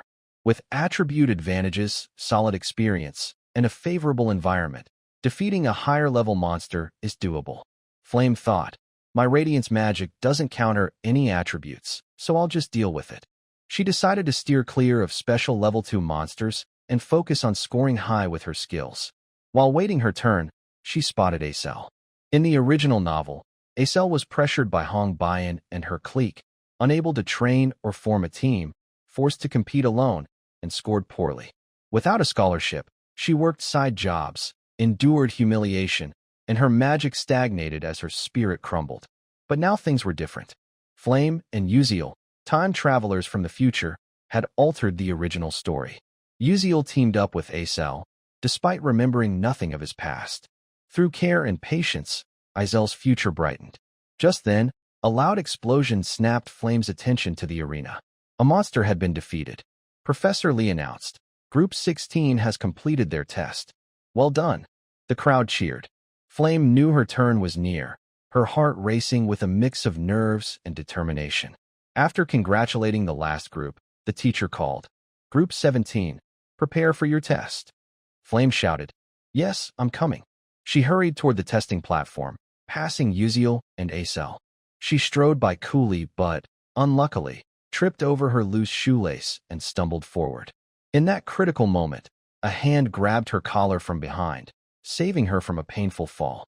The sight of a petite girl dangling by her collar sparked laughter from the crowd. Haha, so cute. She's shorter than my little sister. It was Yuziel who caught her. A bit embarrassed, he asked, You okay? Flame, flustered at being held like a kid, was speechless. Yuziel let go. She turned to thank him awkwardly, but he pointed at her foot. No big deal. Tie your shoelace. Looking down, Flame saw one lace in a mess. She recalled Jackie tying it tightly earlier. As she fumbled, Yuziel offered to help, but she quickly refused, fixing it herself, thinking, good thing I caught it, or I'd flunk the test. After tying her lace, Flame stepped onto the platform, exuding confidence. Seeing her alone, the crowd murmured, Is she by herself? Looks like it. No way. She's taking on a mid-tier monster solo? Some trainees whispered about those who couldn't form teams due to a lack of connections. In the magic world, relationships mattered. Flame's test began against a massive mid-tier monster. She looked like an ant before it, the size difference overwhelming. Whispers continued. That monster has no special attributes, so it can't be countered. The teacher's voice rang out. Group 17, test begins. At the signal, the monster charged at Flame with terrifying speed. But she stood still, focusing on her incantation, despite the crowd's worry. Look at that reckless stance. How can she handle it alone? Finishing her spell, she whispered, petals on the wind. A golden magic circle appeared beneath her. With determined eyes, Flame trusted her ability. Powerful vines sprouted from the ground, binding the monster tightly, immobilizing it. She then cast a matter transmutation spell, hardening the vines into stone, weakening the monster as it trembled in frustration. But Flame knew it wasn't enough to finish it. She summoned 3 radiant halos above her head, condensing power for the final blow. Just then, the beast went berserk, breaking free of the vines in a second. With blood-red eyes, it charged, jaws wide to swallow her. At that moment, Flame's spell activated. A massive beam of light shot out, piercing the monster and leaving a gaping wound in its body. Exhausted, having used nearly all her mana, Flame panted. The giant beast finally crashed to the ground, shaking the earth. The watching trainees were stunned. Teachers and guests removed their glasses, then put them back on, unable to believe their eyes. Those who'd mocked Flame fell silent. Whoa, that's insane. Our 5-person team couldn't even take down a mid-tier monster. Who is she? Professor Lee declared. Group 17's test is complete. He praised Flame. She bowed in thanks, left the stage, and thought, phew, finally done. Returning to her seat, she spotted someone, her eyes widening in shock. Am I seeing things? Up next, the following group took the stage. The teacher announced, now, Group 31's test begins. An intense showdown between the Academy's strongest was about to unfold. All eyes were on them, especially the first-year trainees, who screamed like they were seeing K-pop idols. It's Princess Hong Bian, the princess of Adalavit royalty. And her teammate is Ma Yuziong, the top scorer in the entrance exam. He's so hot. How can someone be that handsome and smart? This is going to be a flawless performance. Go, princess. Go, Ma Yuziong. Meanwhile, Flame leaned against the wall, thinking, Hong Bian, who was supposed to form a 6-person team with her clique, is now with Ma Yuziong. In the original novel, these two had nothing to do with each other, but now they're a team. The more I think about it, the more my head hurts. What kind of bizarre combo is this? As Flame puzzled over it, the monster summoned by Hong Bian's team appeared. Its body was covered in diamond-hard scales coated in slime, with 2 fin-like wings letting it glide through the air. It had arms, legs, and a carp-like head, giving it a grotesque look. The crowd gasped in awe. Wait, is this real? No way. A phantasmal fish, for heaven's sake. That's a special mid-to-large tier monster. I can't believe they're tackling an impossible cross-element beast like that. Are they insane? Some professors and mages in the stands hurriedly pulled out magic charts, checking Ma Yuziong and Hong Bian's attributes. Many teams had tried special mid-tier monsters and failed miserably, even with magical advantages. Hong Bian's team ditched all those advantages, clearly aiming for bonus points. Some spectators marveled. As expected of Adalavit's princess, incredible. Finding a phantasmal fish is hard enough, and they're going all in like this. In the original novel, Hong Bian used fire attributes, while Ma Yuziong wielded earth, lightning, and fire. But those were secondary. His true attribute was hidden, a secret he couldn't reveal. Ma Yuziong only showcased the attributes he was most confident in. The phantasmal fish, a water-attuned monster with tough scales, once ruled the seas with intelligence and numbers. A centuries-old curse stripped their intellect, reducing them to mere beasts. Still, they retained their aerial agility, immunity to lightning, a usual weakness for flying creatures, and clashed with Ma Yuziong's typical attributes. Not only were the two targeting a special mid-to-large tier monster that everyone else failed against, they also abandoned attribute advantages, clearly aiming for a perfect score. But that score depended on success.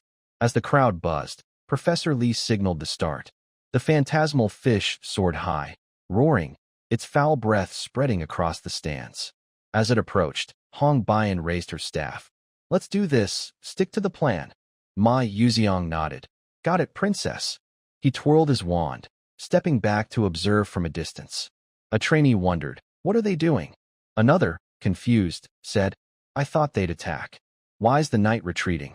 What kind of mage is this? As the crowd watched closely, Ma Yuziong suddenly used a speed boost, leaping into the air to face the phantasmal fish head-on.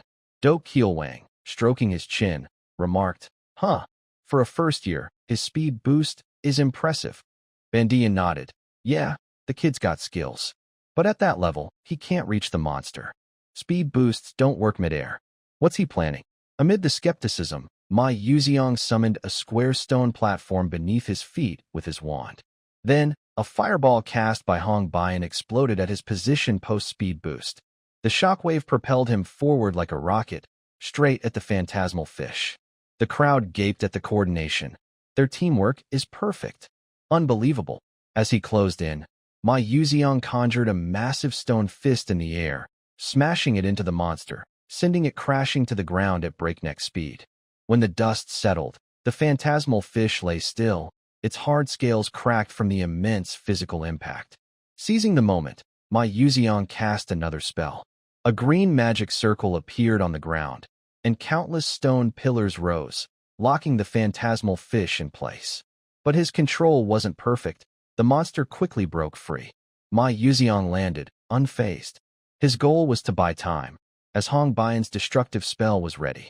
A massive fireball, like a miniature sun, crashed into the phantasmal fish, making it scream in agony. The explosion engulfed the area. The crowd couldn't believe it. Holy crap, that's just a level 3 spell?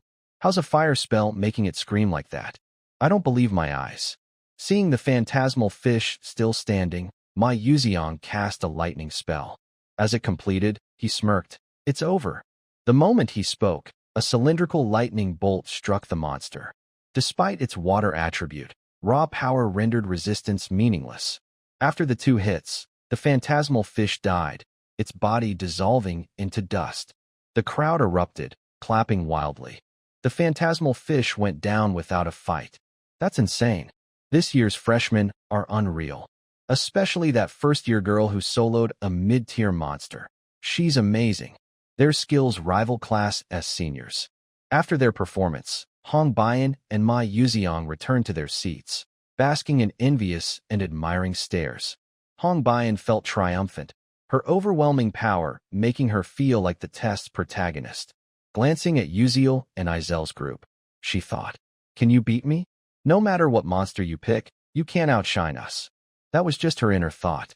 But when Yuziel stepped onto the stage, his next words silenced the entire arena. "Please summon 5 monsters for me." The crowd was stunned, shock evident on Princess Hong Bian's face. Unlike her calm demeanor, the other trainees buzzed with chatter. Did I hear that right? Aside from Hong Bian's group and Flame, every other team needs 5 people to barely handle 1 mid-tier monster. And now these 2 are taking on 5 at once? I've heard rumors about Yuziel, but is he crazy? All eyes locked onto the protagonist. A flurry of green lights enveloped the pair, and the summoning completed as 5 mid-tier monsters appeared on the arena. Yuziel and Acel were surrounded, looking like tiny ants amidst the beasts. At the special observation corner, 2 teachers were slightly surprised. Monster researcher Barena spoke up. The monsters Yuziel's team summoned are a Heimer Raiden poison frog, a black sand buffalo, a Kaden, a Nami slime, and a falling beast. Nearby, Princess Hong Bian turned to Ma Yuziang, puzzled. Hey, notice anything? Ma Yuziang glanced at her, mildly surprised, then looked to the stage with a smile. Not really. I'm just curious about Yuziel's plan. I'm looking forward to his performance. As the monsters appeared, Professor Lee, the host, asked skeptically. One question, who picked this monster lineup? Innocent and carefree, Yuziel replied. I did. Knowing the participants chose the lineup, Professor Lee continued. You're a knight, so scoring points in this situation is easier for you, but not for a bishop. This strategy seems too much for a bishop. The 5 monsters now surrounded the pair. Despite the crowd's concern and doubt, Yuziel flashed a confident smile. Not at all. This strategy was designed specifically for a bishop. Acel, standing beside him, was caught off guard. Hearing his response, Professor Lee sensed something and said, All right then, let's begin. At the signal, the monsters closed in on Yuziel and Acel. Acel, anxious, heard Yuziel whisper, You got this. She replied, Of course, just trust me. But inwardly, she scoffed. Trust you? That's such a cliché line. To boost her morale, Yuziel said something that made her cringe. I believe in you. A top-tier pep talk from her teammate.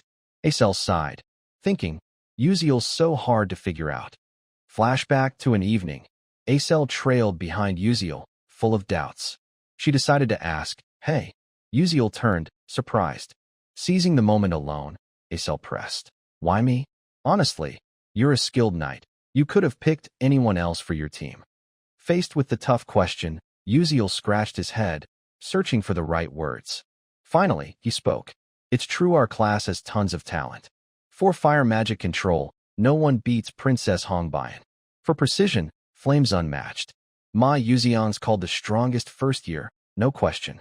Even He-Won Riang would have been a great teammate for me, with her single-target attack skills.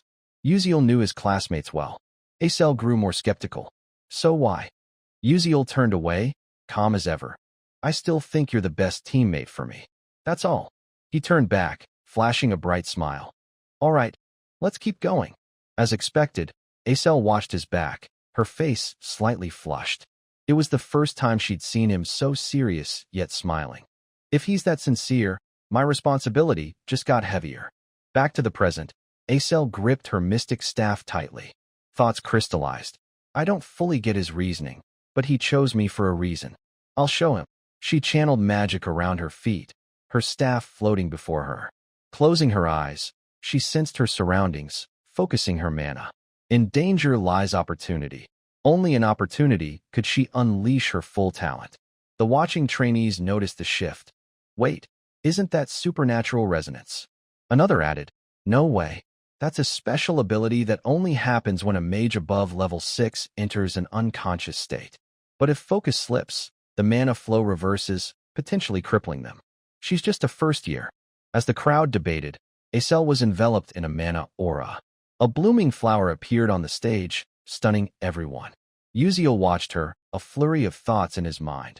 As expected, she's a prime candidate for the Winter Queen title. He smiled. Let's do this. 2 first years against 5 mid-tier monsters. All he relied on now was himself. Uziel charged forward, activating his blink skill, his sword glowing with aura. He slashed at the Heimer Raiden poison frog's belly. His eyes burned with focus, his precision evident. A long gash appeared on the frog's belly. As if feeling the pain, it croaked. Ouch! Ouch! Uziel glanced aside. Step 1 for attacking the frog is done. Next, the black sand buffalo. He muttered to himself. Suddenly, the buffalo turned toward the croaking frog, its eyes bloodshot. Its target was the frog, not Uziel. The buffalo inhaled deeply, its front legs pulling back. Anticipating this, Uziel smirked. Keep charging. Perfect. Just as I predicted. The way to handle 5 mid-tier monsters at once is to create a special atmosphere, turning them into each other's enemies. The battle grew more intense and thrilling than ever. Witnessing the scene, every trainee in the stands was wide-eyed and slack-jawed. Before them, the 5 monsters were tearing into each other. They muttered, "Holy crap, what's happening? I can't believe my eyes. They're fighting among themselves." Seeing his plan succeed, Uziel flashed a victorious smile. Just as I predicted, the strategy to make them hostile and slaughter each other worked. In other words, this is the borrowing a knife to kill tactic, a dirty but common trick, using the enemy's strength to destroy them without lifting a finger. Uziel explained further. Pro gamers in EW racked their brains. How can a bunch of newbies handle a pack of strong monsters? After countless trials, they found the answer. Exploit the monster's traits and attributes. He analyzed. First, when I attacked and wounded the Heimer Raiden poison frog, its forehead glowed red. That light triggers the black sand buffalo's frenzied attack instinct. Then, as the buffalo moves, it sprays sand everywhere. When the sand hits the Nami slime, it gets irritated and releases a ton of water to stay moist. He smirked. Nice, the plan's on track.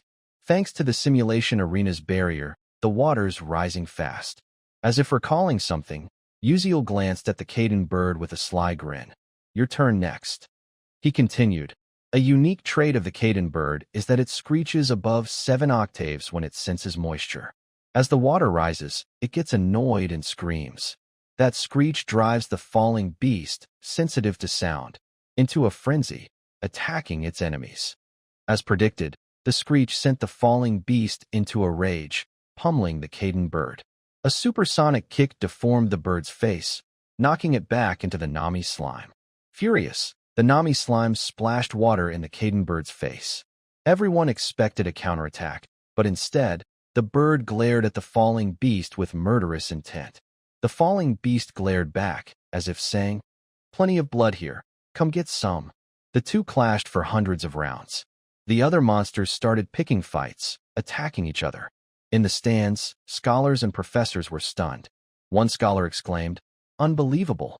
How does a student like Uziel know every trait and weakness of these 5 monsters? Even I, a monster studies expert, didn't think of this plan. They're reckless and impulsive, but worth learning from." A female professor added, "I agree. They're reckless and crazy. But what amazes me is Izel's focus.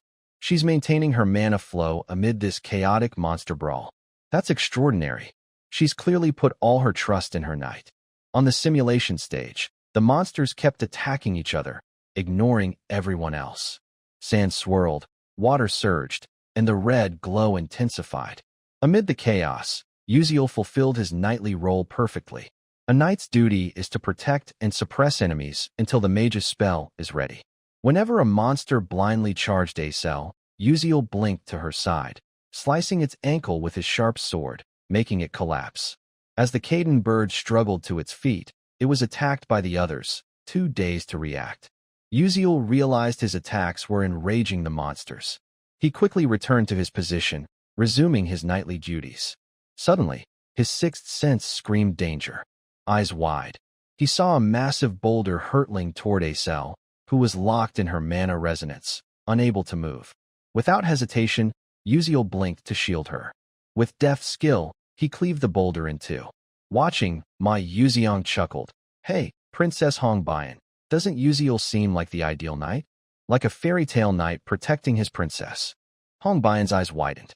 Her ruby-red gaze sparkled as she watched Uziel on the battlefield. He danced like a warrior of light, his sword and blink afterimages mesmerizing. East, west, not a performance, but a knight shielding Acel from all directions, like in a fairy tale.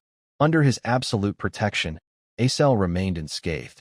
As the battle intensified, the monsters grew exhausted, covered in wounds. Suddenly, a magic circle appeared around Acel, glowing like a meteor or a droplet in a still void. Her sapphire eyes opened. Gripping her staff, she declared, "Crystal flower." Instantly, the pooled water froze. A massive ice flower bloomed in the sky, radiating a cool glow from its petals. The crowd was captivated by the dazzling spell, forgetting the test's purpose, wondering, is there a finer work of art? No one judged it as a trainee's magic anymore. They admired a true mage's craft. Izel's spell was simple, but on another level, unmatched by any mage. As time passed, the water reached the monsters, frozen by Izel's magic, immobilizing them. Exhausted from their brawl, they couldn't break free immediately. But soon, they'd shatter the ice and attack in a frenzy. Knowing this, Acel cast Shatter Magic. The radiant flower broke into thousands of ice spears, piercing the 5 monsters like giant lances. Their skin tore, froze, and necrotized. Struggling, their wounds fused with flesh, making them scream in pain. The crowd buzzed. "What's happening?" "I don't know." "Wait, you think they actually beat 5 mid-tier monsters with just 2 people?" Suddenly, someone gasped. "No way. Look over there." All eyes turned to see the Caden bird's ice melting.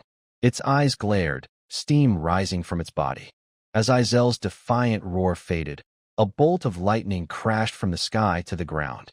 The thunder's echo reverberated across the starry dome, deafening everyone. The world bathed in brilliant gold light. A flower bloomed, not a phoenix flower or any famed species, but the radiant blossom, more dazzling and splendid than anything. On the stands, people wondered, can the pure beauty of magic be called art? If it resonates with the human soul, no one can deny it's an exquisite masterpiece. Then, countless electric currents erupted, transforming into myriad lightning bolts that surged into 5 monsters, making them scream in agony as the electricity ravaged them.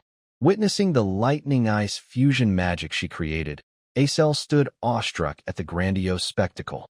Her eyes reflected disbelief. "Is this my magic? I actually did it, like he said." Memories flooded back. She recalled her shock at Uziel's crazy plan, asking, "Are you insane?" Expecting annoyance, she was met with his sincere smile. "You can do it, and I believe in you." So trust me, I've always believed in you. His heartfelt words made Acel clench her fists, thinking. Uziel's smile was serious, his tone and expression no joke. A weight pressed on her chest. I've never had anything. No faith in my path. No friends saying I'm on the right track. I've lived in fear and anxiety, clinging to faint hope. When that hope nearly faded, Uziel appeared. He was the first to reach out and save me. Can I really do this? She felt adrift in an endless ocean, struggling through storms, unsure of her direction. But that question no longer mattered. On the distant horizon, Uziel had gone ahead, leaving footprints of light in the vast sea. A guiding star for sailors, a lighthouse steering ships from danger. Acel felt the light whisper, "Follow me. I'll lead you." Professor Lee announced, "Group 32's test ends here. Congratulations on your outstanding performance." Standing center stage, Acel smiled, radiant. Her self-doubt and insecurity vanished, leaving a confident, joyful Acel, though still lost in thought. From the south, Uziel hovered midair, thinking, "Phew, almost got caught in that. At least warn me before casting such dangerous magic." The next day, the monster combat simulation results were posted. First place, Group 32, 199 points, Uziel and Acel. Second, Group 31, 127 points, Ma Yuziang and Hongbian. Followed by third, fourth, and so on. Staring at the board, Ma Yuziang said bitterly, "We lost." Hongbian nodded. "The point gap is huge. Breaking 100 is incredible, especially against a mid-tier special monster with a type disadvantage. No one's done that. But 199 for Uziel's group? We lost, no question." Ma Yuziang hadn't expected the proud, icy princess to admit defeat. He teased, "Didn't expect you to accept it so fast." Hongbian, haughty, snapped, "Humph, shut it. No one asked you to talk." Ma Yuziang added, "I hate to admit it, but you're a better Vanguard Knight than me, and Izel's a better long-range mage than you." Though partly agreeing, Hongbian couldn't accept losing to Acel. Seeing Ma Yuziang's handsome face, Uziel's image flickered in her mind. She consoled herself. If Uziel were my knight, things would have been different. He protected Acel throughout, strategized, positioned the mage, and set the stage for her to shine. She thought, "I know my Yuziang's talented, but Uziel's Stella's best knight. With his support, I could cast magic rivaling Izel's. Why is that commoner so devoted to her? If a perfect knight exists, it should be mine, the perfect queen." The more she thought, the less she could accept someone so perfect serving another. Her face darkened, menacing, as she wrestled internally, admitting defeat was a lie. "I can't accept this. It's baffling. I need to investigate Uziel." With that, she bid my Yuziang goodbye and left. On her way, Hongbian's eyes widened, spotting a black-haired woman with an icy expression, clear eyes untainted, nearly her height, wearing a third-year badge. It was Ceylon Orkin, heir to a dukedom and best friend of the Adalavit Empire's current queen. Passing by, Hongbian fumed. "Is she here because I lost to a commoner and a traitor? So annoying." Ceylon smirked, young and naive. "Haven't you realized your petty actions are laughable and weak? Still so green." As the princess's figure faded, Ceylon looked on with disdain. At Stella's library, Flame wrote in her journal, thinking, "Can't believe Acel cast Radiant Blossom so soon. It's her signature, her trump card after countless struggles. She perfected and performed it publicly. In the original plot, Acel should have collapsed from the simulation's shock, trapped by Prince Jeremy Ceylon Orkin, withering over time. But that dark future changed, likely because of Uziel." She continued, "In the original romance novel, my Yuziang and Acel faced doomsday together. But what if there's an unwritten side story? What if Uziel's an unknown figure who loved Acel unrequitedly until the world's end? Too far-fetched." After reading many romance novels, odd thoughts swirled in Flame's mind. An answer emerged, regressing to find love and protect the world where his beloved lives happily, even if it costs his existence. Did Uziel have regrets in his final moments? Her heart tightened, emotions overwhelming. "Can't believe I'm seeing a tragic story in real life, not a movie or book. What's it like to trade existence for time reversal?" In Uziel's room, he stared at the system panel. Chapter 5 Monster Combat Simulation concluded. Congratulations, host, for earning massive experience by steering the story positively. Constel Project grants an additional reward. Uziel exclaimed, "What to pick? I planned ahead but haven't decided. Flash was upgraded last chapter, so I should prepare for the next. So many options." Suddenly, an idea sparked. He grinned. "That's it. How'd I forget?" He told the system, "I want J. Fannel's leaf key." The system replied, "Evaluating host. Please wait." Ding. Evaluation complete. Congratulations, host, for obtaining J. Fannel's leaf key. Seeing the key appear, Uziel jumped. Awesome. Not as classic as my old gear, but this is a rare item only high-level players get. It unlocks communication with a special spirit, but its only function is opening a specific dungeon. I need to go outside, but after the graveyard incident, Stella's tightened restrictions. What now? Pondering, Uziel recalled leaving Stella in the game. Back then, the Academy had similar restrictions. What did I do? His eyes lit up, right? The club. I need to join a club. Outside, the sun rose high, casting warm rays. Uziel began writing in his growth journal. Growing up, my family was poor, rarely eating out like others. When Mom worked, I stayed home alone, cooking instant noodles. When I got sick of them, I'd beg for something tasty. Mom used her savings to buy me a bowl of Jong noodles. I was so happy. Though she ate with me, I didn't understand why she didn't touch her chopsticks. She said she didn't like Jong. After pestering her, I finally got it. Finishing, he slumped over, arms crossed, eyes stinging from writing so long. He smiled, thinking, "All right, I'm almost done with this assignment. Time to find a club to join." Uziel headed to the school bulletin board, covered in club advertisements. He observed carefully, hand on his chin, muttering, "But which club's the best?" The notices left him torn. Writing club, study for college. Chess club, the ultimate mage sport. Cooking club, inspiration for young chefs. Scanning the info, he thought, there are tons of clubs here, but few allow off-campus activities. Gotta think this through. Just then, he noticed something, his eyes flicking sideways. He muttered, "Haven't joined a club yet?" Someone was standing nearby. Uziel asked, "Who's that?" The person glanced over. "What? So what?" Sensing their irritation, he switched topics. Shouldn't you be getting tons of club invites?" Acel shot back, "Don't you know who I am?" To her odd question, Uziel replied casually, "Sure, you're Acel. You're pretty famous these days." Not denying it, Acel said, "Well, yeah." Noticing her slightly downcast look, Uziel thought, after the test, Izel's reputation changed a lot. She must feel it too, like me. As she waited for him to choose, Acel closed her eyes, mimicking Uziel's earlier demeanor. He thought, gotta pick a club carefully. Suddenly, Ma Yuziang approached, slapping Uziel's shoulder with a grin. "Uziel, that you?" His friendly vibe surprised Uziel, who thought, "Ma Yuziang? Why's he?" Uziel brushed his hand off. "All right, hands off first." But Ma Yuziang kept smiling. "You're awesome. I saw your test. Heard you even led the necromancer takedown. Impressive." Uziel blinked. Just got lucky." As expected, Ma Yuziang stared intently.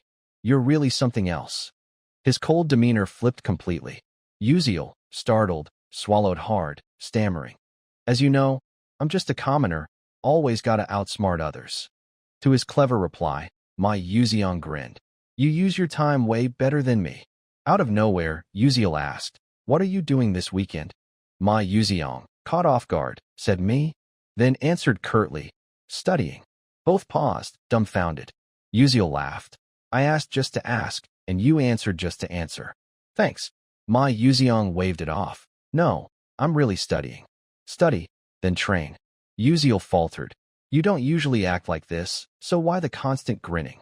Ma Yuziang replied, "Huh? Oh, yeah, I've been like this lately, don't know why." One all smiles, the other skeptical, Uziel thought. His eyes are always so annoyingly handsome. Tone it down. Ma Yuziang continued. "Training's for later." "What's the reason this time?" Acel jumped in. "The dungeon practice, right?" Ma Yuziang added, "Yeah. If the lady hadn't stepped in, I might have been in danger." Acel snapped. "Don't call me lady." Uziel summed it up. "Right. In the original story, Ma Yuziang teamed with Flame, easily beating He Wan Riang.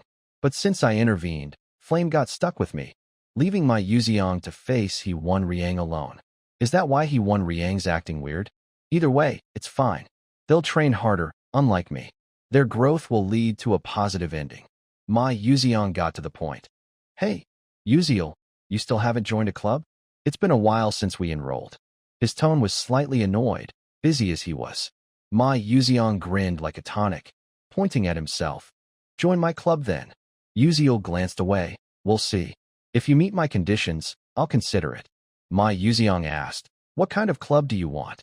Yuziel launched into a speech. Quiet, small, no private gatherings, full 4-part insurance, lunch with cheese and pork cutlet, freedom for off-campus activities, respects individual pursuits, allows going out. Acel was baffled. What club like that exists? Yuziel, knowing full well, chuckled. Of course none. I'm joking. Ma Yuziang suddenly said, interesting. If I make a club like that, will you join? Both froze, stunned for a moment. Yuziel asked, trying to stay calm. Wait, you can actually start a club with special off-campus permissions? Ma Yuziang beamed confidently. Absolutely, I can. Yuziel calculated internally. Right, Ma Yuziang has wide connections, tied to powerful hidden factions in Stella Academy. Scary, but useful. Off-campus freedom, health insurance, daily beef cutlet, no pointless restrictions. But he thought further. There's no free lunch. Ma Yuziang and I aren't close. Even with my game knowledge and genius act, is that enough for him to create my dream club? Yuziel got serious. Great idea, but what's in it for you? Ma Yuziang's eyes sparkled, seeing Yuziel like a gem. Plenty. You're special. Yuziel wondered, what does he know? Then recalled, Ma Yuziang's biggest issue is his extreme loneliness. With no other choice, Yuziel nodded. Fine, start the club. Ma Yuziang lit up, really? Yuziel replied casually. Yeah, but she's joining too. He pulled Acel in, surprising her. Huh? Me too. Smirking at his plan's success, Yuziel thought. In the original, they're a fated pair. With Acel, she can support Ma Yuziang's mental state. He's like a pufferfish, dies or goes crazy without water. I can't rely on Flame. She's always with He Wan Riang. Ma Yuziang cheered. Having Yuziel's great, and adding the lovely Miss Acel? I'm all for it. Acel fumed. Stop calling me Miss, it's annoying. Hearing their cat and dog banter, Yuziel wondered, was this the right call? Ma Yuziang asked, so what's the club's name? Yuziel was ready. I'll handle it. Soon, a form appeared, club registration form. Name, Culinary Club, President.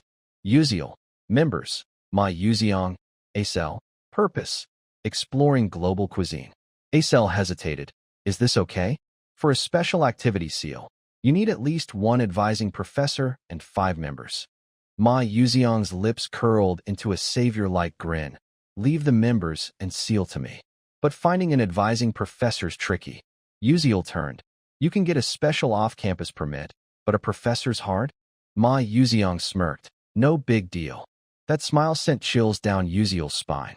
With everything settled, Ma Yuziang took the form. I'll get the seal for the club registration. Yuziel replied. Cool, it's all on you. Watching Ma Yuziang's back fade, Yuziel thought. A special activity seal isn't easy to get. If they approve it for him, they're definitely his people. The scene shifts to Stella's main tower, the vice principal's office.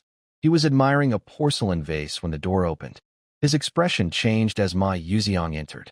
Seeing the heartthrob face, the vice principal gave a respectful smile. Well, what brings you here? Welcome, young master Ma Yuziang. Noticing the flattery, Ma Yuziang grinned warmly. Yes, it's been a while. Ma Yuziang flopped into the vice principal's chair, crossing his arms with a smug grin. Wow, this seat's comfier than I thought. I'm liking it, haha. Despite the audacious remark, the vice principal only gave a faint smile, bowing respectfully. Thank the heavens, it's an honor that the young master approves. I'm delighted to see you've grown so much. Ma Yuziang waved it off casually. Is that so? Life at Stella Academy's great. I've met tons of interesting people, way better than home.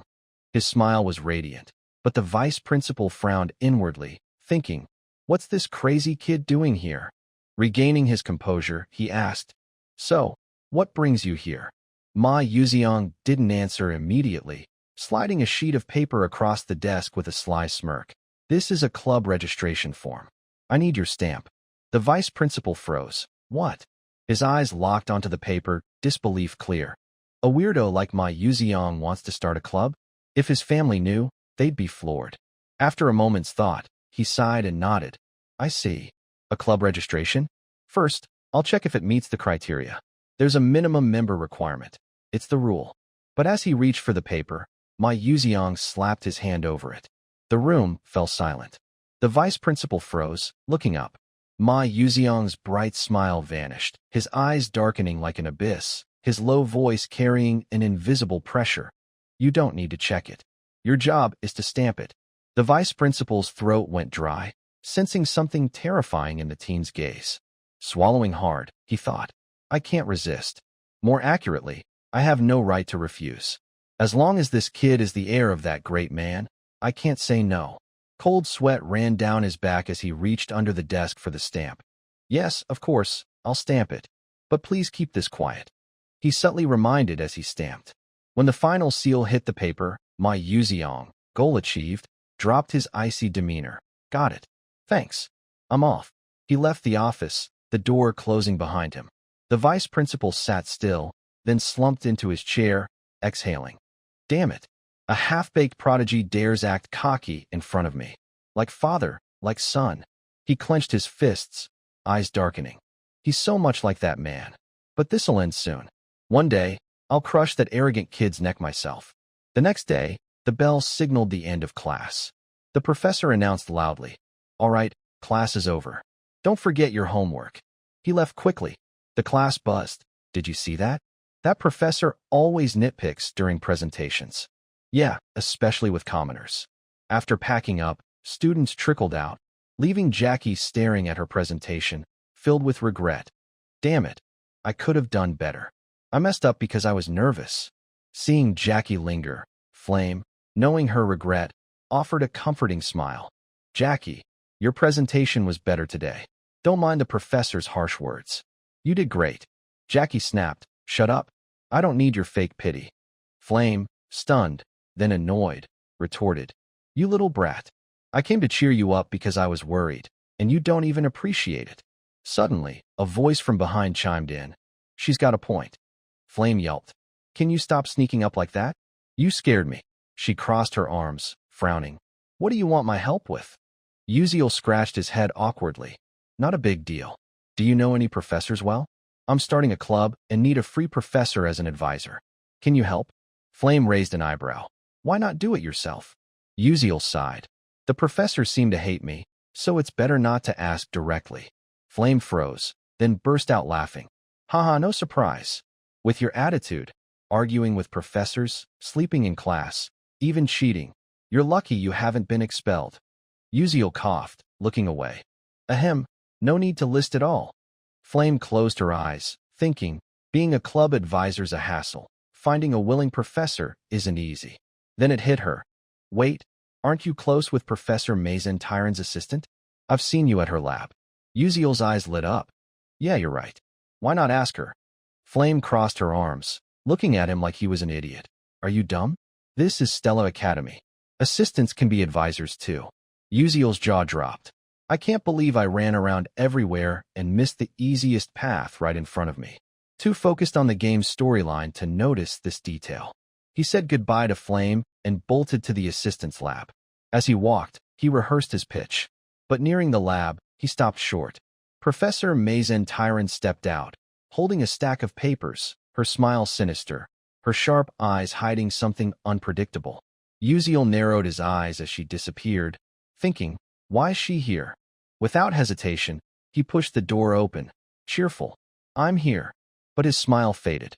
In the middle of the room, Altarisha looked pitiful, wiping tears, flustered. "Uziel, you're here?" Uziel approached, concerned, softening his voice. "What happened?"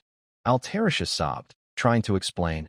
"It's like this." Seeing her evasive eyes, Uziel knew she was lying and said sternly, "Assistant, what about the research you worked so hard on?"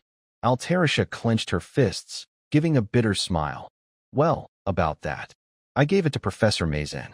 You know the alchemy conference is coming up. She said she'll present it for me. Her eyes sparkled with hope.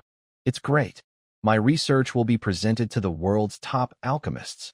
But Uziel cut her off, angry. I get it. Assistant Altarisha, your research was just stolen. Is your name even on it? Altarisha froze, hesitated, then smiled bitterly. Haha, it's fine. It's experience. That's how alchemy works. Everyone's had their work taken. It's an unspoken rule. Uziel bristled. This is how they endure to become alchemists. He sensed she was hiding more, but through some unspoken understanding, he got it. The alchemy community was small. Everyone knew each other. Crossing a senior alchemist meant abandoning the field. As Altarisha said, all followed this dark side of the discipline, bound by its cold traditions. The upcoming conference was her lifelong dream, her first chance to present her work. So she endured Mazen Tyrant's pressure. But Mazen crushed that hope. Uziel recalled Mazen's usual line when stealing research. Wait another year. You'll get your chance, right?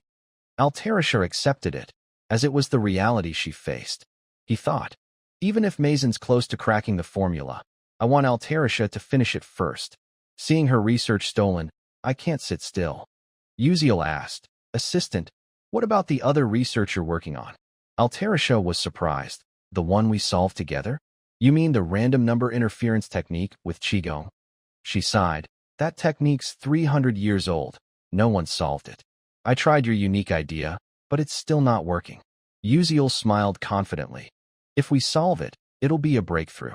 Actually, I've already cracked that part. Altarisha's eyes widened, pupils shrinking in shock. What? You really solved it? Uziel nodded firmly. Yeah, let me explain. Though he didn't fully grasp how it worked, he wrote the enhanced formula on the board. Altarisha stared, her eyes reflecting the technique and alchemy formulas. She gasped as he finished, and he looked at her confidently. But with you, it'll be different. Altarisha muttered, stepping closer. So, if we add the dispersion and reflection ratio to the formula, combine the Panu's flow with the Chini coefficient, she was engrossed, forgetting Uziel's presence. He marveled at her insane focus. Unlike me, who just copies and memorizes, her genius brain must be sparking with ideas. I shouldn't finish this research. Altarisha needs to complete it herself, become its true author, and regain her confidence. I'm just support. I don't aim to be an alchemist. I lack the skill or ideals. But Altarisha's different. She's a genius who could change humanity's future. Uziel quietly left the room, closing the doors silently. His role here was done. The rest, he trusted to Altarisha's talent, and he waited. After some time, with the help of assistant Altarisha and Ma Yuziong, Uziel successfully established the culinary club. As president, he requested permission to leave campus and arrived via a teleportation gate. Though the process left his joints aching and Professor Li grilled him repeatedly, his prior preparation helped him pass the check and secure easy travel permits, as long as he stayed out of trouble. Along the path, Uziel was captivated by the dreamy scenery. A colossal tree, the Third World Tree, towered into the clouds, its thousands of branches spreading like an umbrella over the vast garden below. The World Tree's signature emerald glow, also called the Nam Hoa Spirit Garden, gently enveloped everything, bringing a sense of peace and joy. The surrounding garden, dubbed the Dreamy Tree Garden, was open to all for picking and enjoying fruit. From above, it looked like a fairy tale, making it a famous retreat and a must-visit photo spot in the game. Uziel marveled. Wow, the game's graphics are nothing compared to this view. Just then, a beautiful girl with pointed ears and snow-white skin approached. Seeing the Stella Academy emblem on his uniform, she gave a friendly smile. Welcome, mage from Stella. We warmly welcome human mages here. Uziel grinned back. I'm thrilled to meet such a lovely lady. Another passerby chimed in enthusiastically. May your sincerity reach Mother Earth. Uziel nodded earnestly. Yes, I offer my gratitude to Mother Earth and the World Tree for this stunning garden. They greeted him with the elven salutation, which he recalled from his knowledge lens. He thought, I heard the Elman and Elwyn once saved them when the Second World Tree burned and collapsed.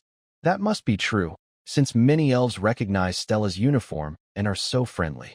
In reality, few mages mastered offensive magic, and the test to become a magic warrior was brutally tough, so those with the title were rare. Notably, many elves had striking, heart-stealing appearances. Uziel admired them as he walked. However, not every elf was jaw-droppingly gorgeous at first glance. Their beauty ratio was just higher than humans. He likened it to Uzbekistan on Earth, full of striking people, but none overwhelmingly superior.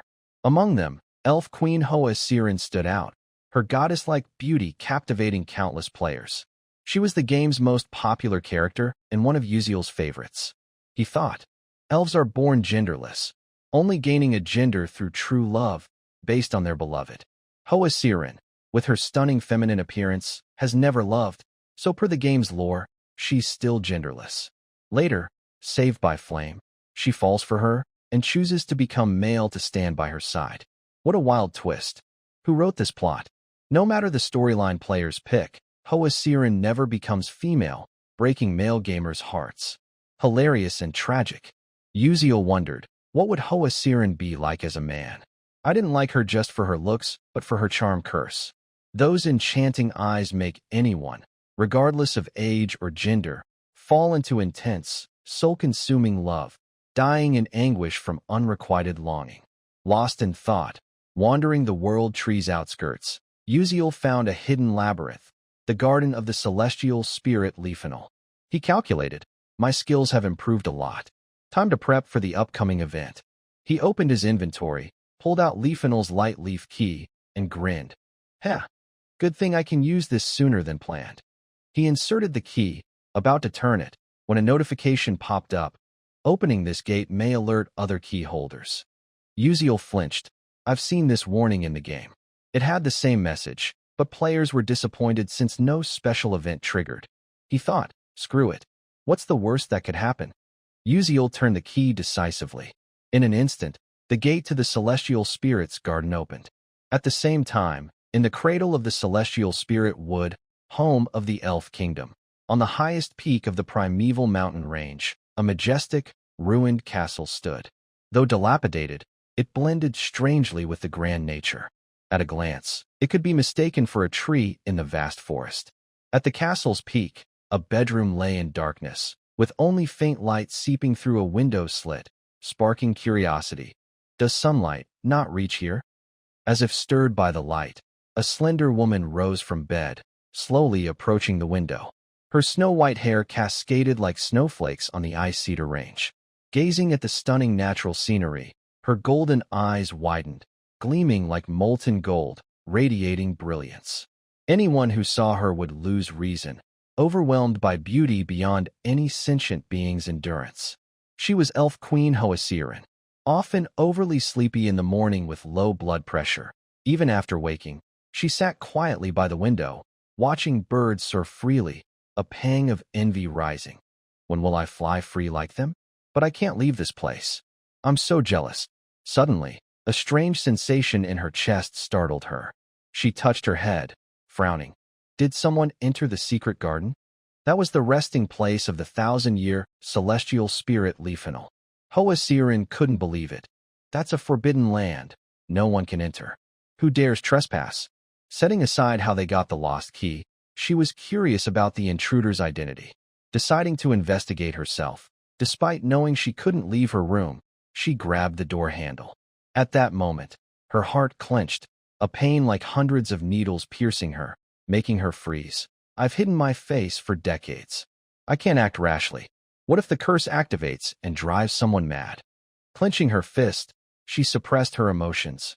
Wait a bit longer. The World Tree's birthday is near. As Elf Queen, I must appear before my people. Then, I'll find out who it is. Resolved, Hoa Siren gazed out the window. Sunlight caressed her face. She lived in this dark, secluded place for many reasons, always fearing someone might glimpse her nation-toppling beauty. Back to Uziel, who just entered the dungeon. A pungent floral scent hit him, making him sneeze uncontrollably. Damn these pollen clouds. The sound attracted the dungeon's magical beasts, tree roots, which lunged at him. Uziel ran for his life, but couldn't keep fleeing. Stopping, he steeled himself to fight. The battle was fierce, but wood-type beasts were resilient and hard to kill. Uziel pulled out an alchemical bomb. Fire's their weakness. That's why I picked alchemy as a minor. I can't combine gunpowder and magic like high-level alchemists, but a level 1 fire bomb should do. He threw the bomb at the roots. Boom, boom, boom. The explosion made the beast scream in pain. Seizing the chance, Uziel drew his sword, blinked closer, and quickly found its weak point. Without hesitation, he stabbed the root's head. It collapsed, dissolving into nothingness. The system chimed. Congratulations, you've earned experience points. Uziel sighed. Phew, at least weak beasts give decent points. Looking ahead, he pressed on. The real goal's up ahead. No time to waste. The system announced, you're entering the labyrinth's boss room. A massive wooden door closed behind him. A gentle breeze passed. The scene before Uziel was like a fairy tale, a mystical night sky, a full moon brighter than Earth's, enveloping an endless field of flowers. Countless stars adorned the night, adding romance. Moonlight bathed the petals, shimmering like silver. Uziel took a deep breath, steeling himself, and stepped toward the labyrinth's center. His eyes lit up. That woman praying on the stone pillar. Is she the celestial spirit Leafanal, this labyrinth's boss? The most mystical beings in the world are celestial spirits, pure souls that, after eons of cultivation, comprehend the truth and evolve into new entities. Even in the ether world, such beings are exceedingly rare. But the figure before Uziel wasn't a perfect celestial spirit. This woman, on the verge of becoming one, had her heart stolen, forever frozen in this state.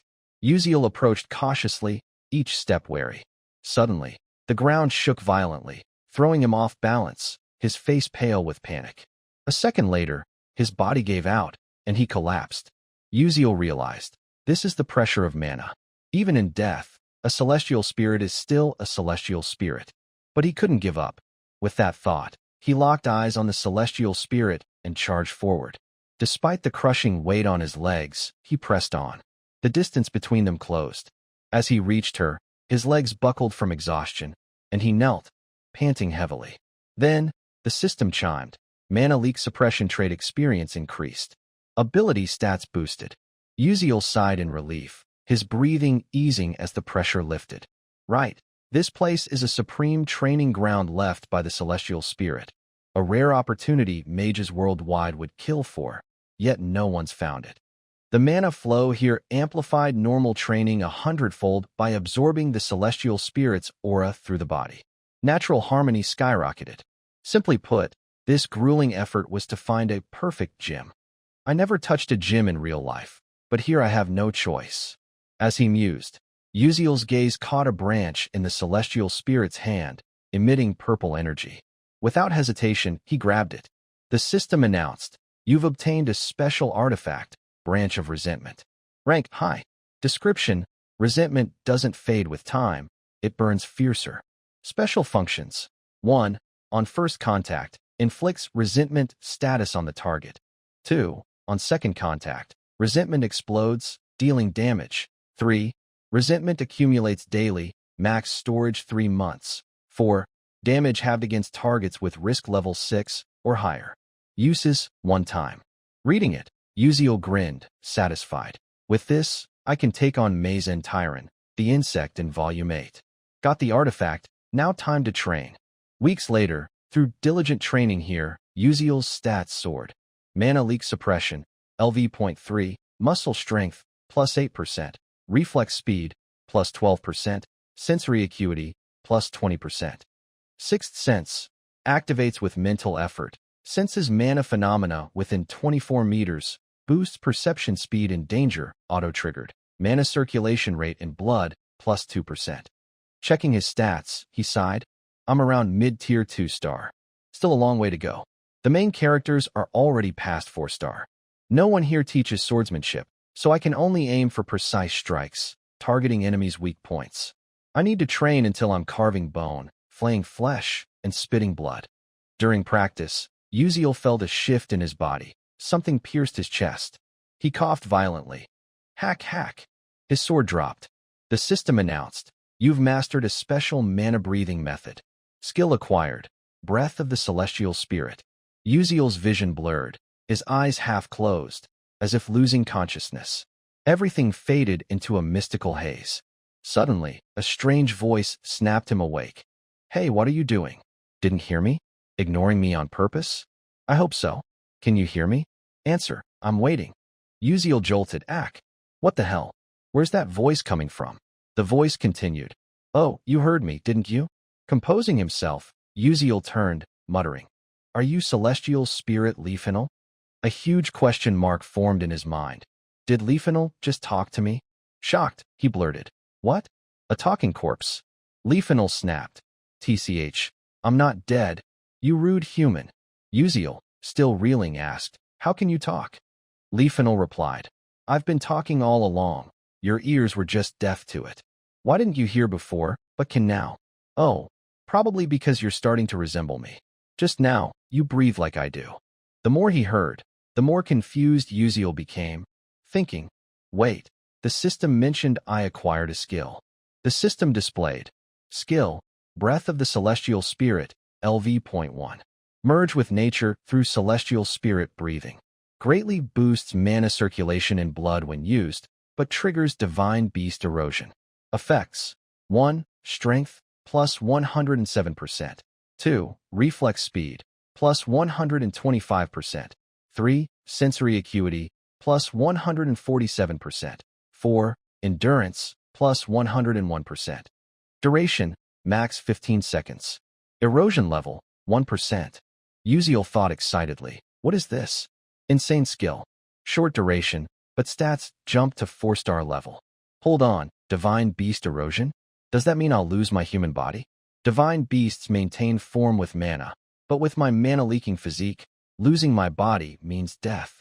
Does using this shorten my lifespan? He reassured himself. Think positive. It's a clutch skill for emergencies. Silent until now, Leafinal spoke. Strange, you're the second human to breathe the celestial spirit's breath. You're like that person. Your presence so faint it's barely noticeable, your body void of mana, like you don't exist in this world. Uziel, surprised, asked, Who was that? Leafinal continued. He wielded a sword like you, cutting through magic, even slaying celestial spirits. Uziel was stunned. What? He thought. The game never mentioned a swordsman like that. Someone strong enough to kill a celestial spirit must be a true master. He asked, Can I meet them? Leafinal shot back, No. The first Grand Mage's disciple killed him. Uziel felt like he'd been struck by lightning. The first Grand Mage? That guy's long dead. How's he alive? Leafinal continued. Want me to teach you? I fought him and recorded his breathing and techniques. Uziel, skeptical, asked, For real? Leafinal added, But there's a condition. I can't leave or talk to anyone else. I'm as good as dead. Find my heart and revive me. As expected, Uziel was blunt. Sorry, with my current skills, I can't get another celestial spirit's heart. After a pause, Leafinal relented. Fine. It doesn't have to be a celestial spirit's heart. A pure divine beast's heart will do. Uziel, confused, said, But that'll strip most of your power. Leafinal replied, Doesn't matter. It's better than being trapped here, living alone forever. Hearing this, Uziel agreed. It's a win-win. He said, If it's just a regular divine beast's heart, it's not impossible. I can do it. Leafinal asked, Really? Uziel thought. I'm training here for the upcoming Famila contract ritual, where I'll face tons of divine beasts.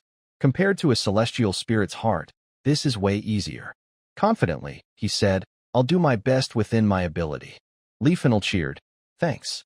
I'll wait. Oh, I've got something for you. Uziel, surprised, asked, What? Leafinal said, Look behind me. Uziel asked, What's this? Leafinal answered, The Garland of Aphabil, symbol of the bond between Leafinal and their fated companion. Ability, none. Uziel had never heard of it in the game. At best, it's kindling if there's no fire. He tucked the garland into his pocket, but froze. Wait, you're a celestial spirit. Examining it, he exclaimed, A celestial spirit's symbol? This might be more useful than I thought. Heh. Meanwhile, in Alterish's lab, she was finalizing the formula based on Uziel's guidance. After intense focus, she paused, staring at the result. Did I do it? No time for complacency. She copied the formula from the board to paper. Later, Altarisha beamed. Tomorrow, a new era begins. If Uziel knew, he'd be thrilled, right? The capital of the Dwarven Kingdom, the Black Iron Empire, was vast, towering, and eerily desolate. It boasted two resources any empire would covet: gold and iron mines, literally wealth and steel. The buildings soared so high that staring up too long could strain your neck. Intertwined like a concrete jungle, they exuded a gritty cyberpunk vibe, as if stepping into a sci-fi dream. Above, countless steel cables stretched like harp strings, with electric trains zipping back and forth like a weaver's shuttle. From afar, it resembled a giant spiderweb, earning the name Spider City. The air was gloomy, almost post-apocalyptic, as if you'd better stay home unless you had business here. But don't be fooled by the grim exterior. The dwarves were vibrant, bustling, and full of life. Amid this strange city, protagonists Uziel and Altarisha arrived.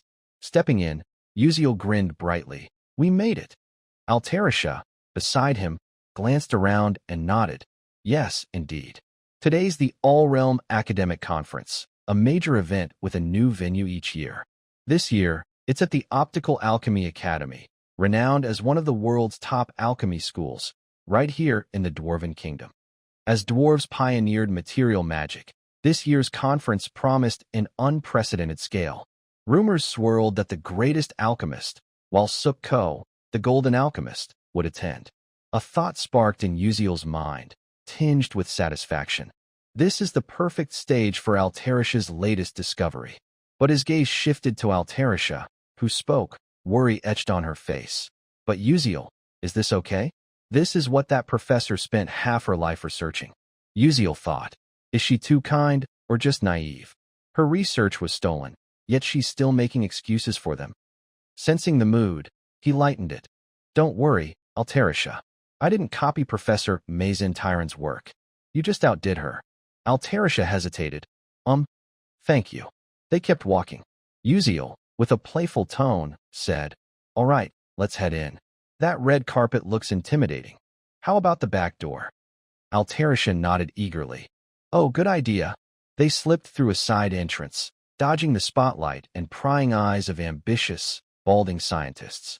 As they entered, a broadcast boomed, grabbing the hall's attention. Greetings, doctors, professors, and researchers of the Alchemy Society. I now declare the 87th Golden Ratio Academic Conference open. The enthusiastic, slightly humorous voice made top professors raise their brows. The host continued, For our opening, we're honored to present a new medical invention. Click. The sound of high heels echoed. A spotlight swung to a figure in a white coat striding confidently. None other than Professor Mazin Tyron, whom Altarisha had mentioned with respect and guilt. The host announced grandly, First, please welcome Professor Mazin Tyron from Stello Academy to present the latest medical drug. Mazin stepped to the podium, her sharp eyes scanning the room before displaying her first slide. Greetings, I'm Mazin Tyron from Stello Academy. Today, I present a new experimental drug, Alpha of the Crimson Potion. She paused, clicking a remote to show images. First, take a look at this. Her presentation began, long, detailed, and hyper-technical, requiring more patience than knowledge. The audience listened intently, though most wouldn't grasp her jargon, which could fry anyone's neurons.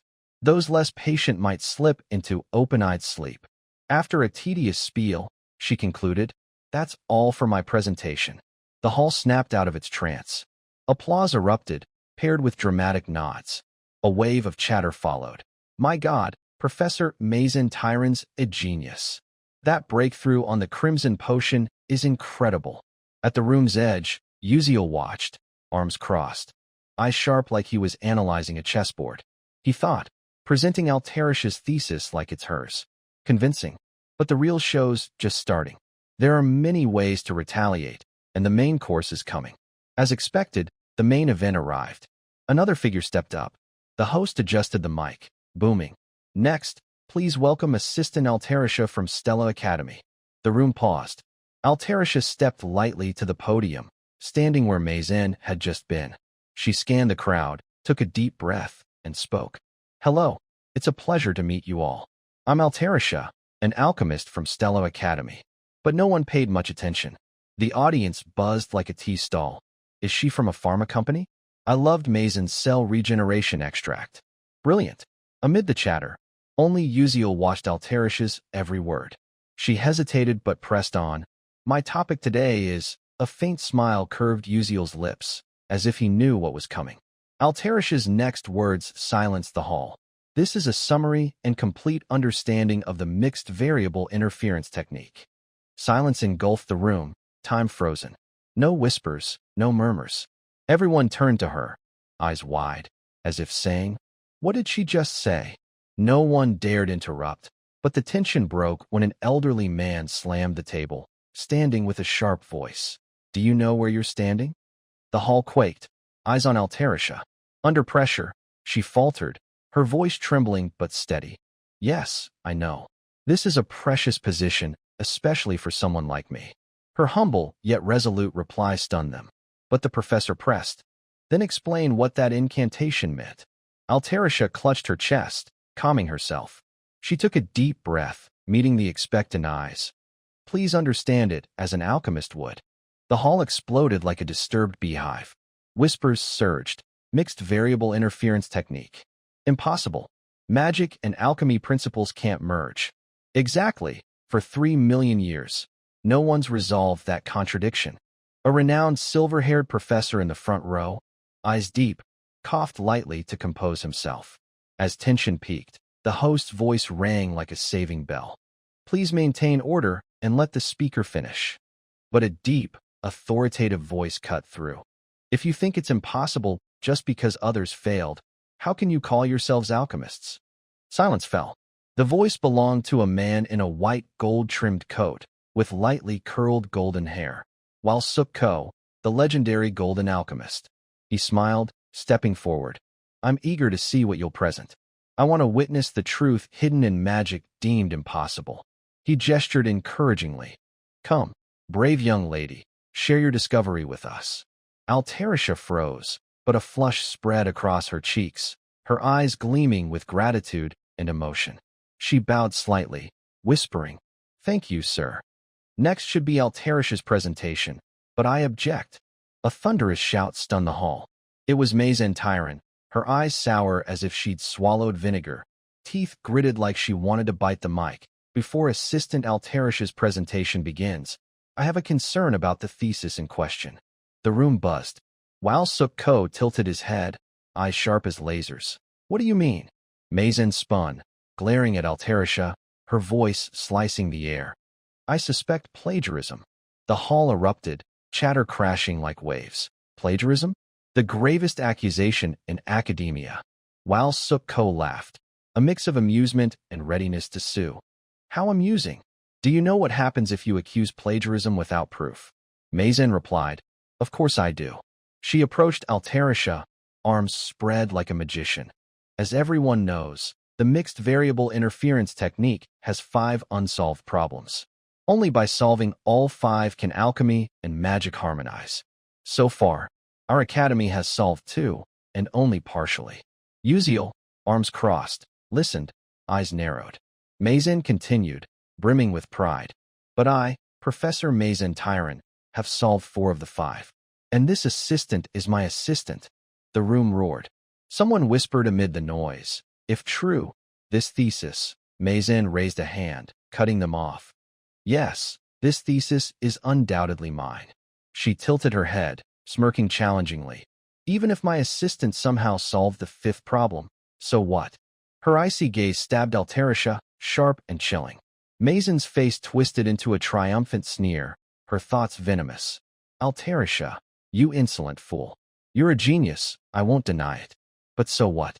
This is your end. A talented idiot is nothing without recognition. Your talent will always be mine." Leaning close, face to face, her voice rang like a judge's gavel. "So, Assistant Altarisha, do you dare claim you solved all 4 remaining problems?" The hall held its breath. Altarisha froze, eyes wavering, stepping back, heart pounding. "I knew this would happen. My hair's going gray. God, what do I do?" But a voice like a gentle breeze echoed in her mind. "If you feel alone and overwhelmed, call for me. Altarisha's eyes widened, light sparking, fear dissolving like rain under sunlight. She took a deep breath, lips pressing into a calm smile. Her right hand rose slowly. I have a request.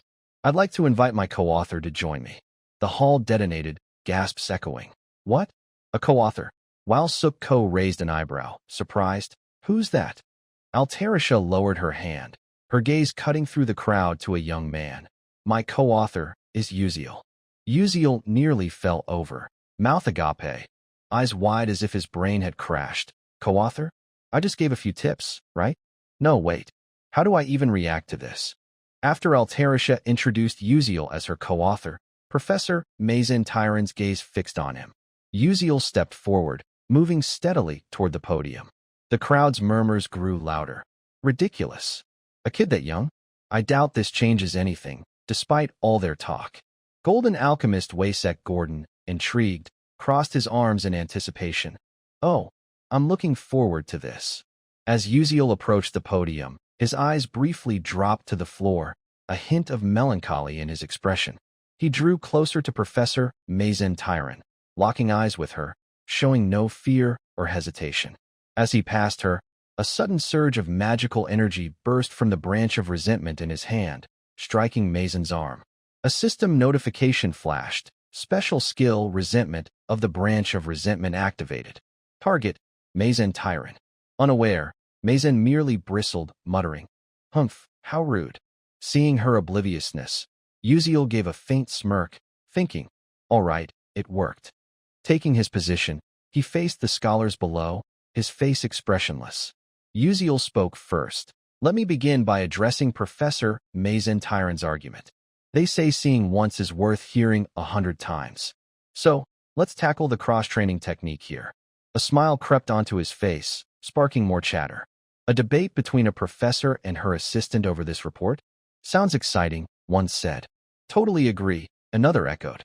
Altarisha, anxious, stammered. Uziel, seeing her worry. Uziel glanced at her, turning the question back. Hey, assistant, don't you trust me? Altarisha blinked, flustered. And no, I do. To reassure her, Uziel added, I've been by your side all this time. Don't worry, Altarisha, you can do this. I believe in you more than anyone.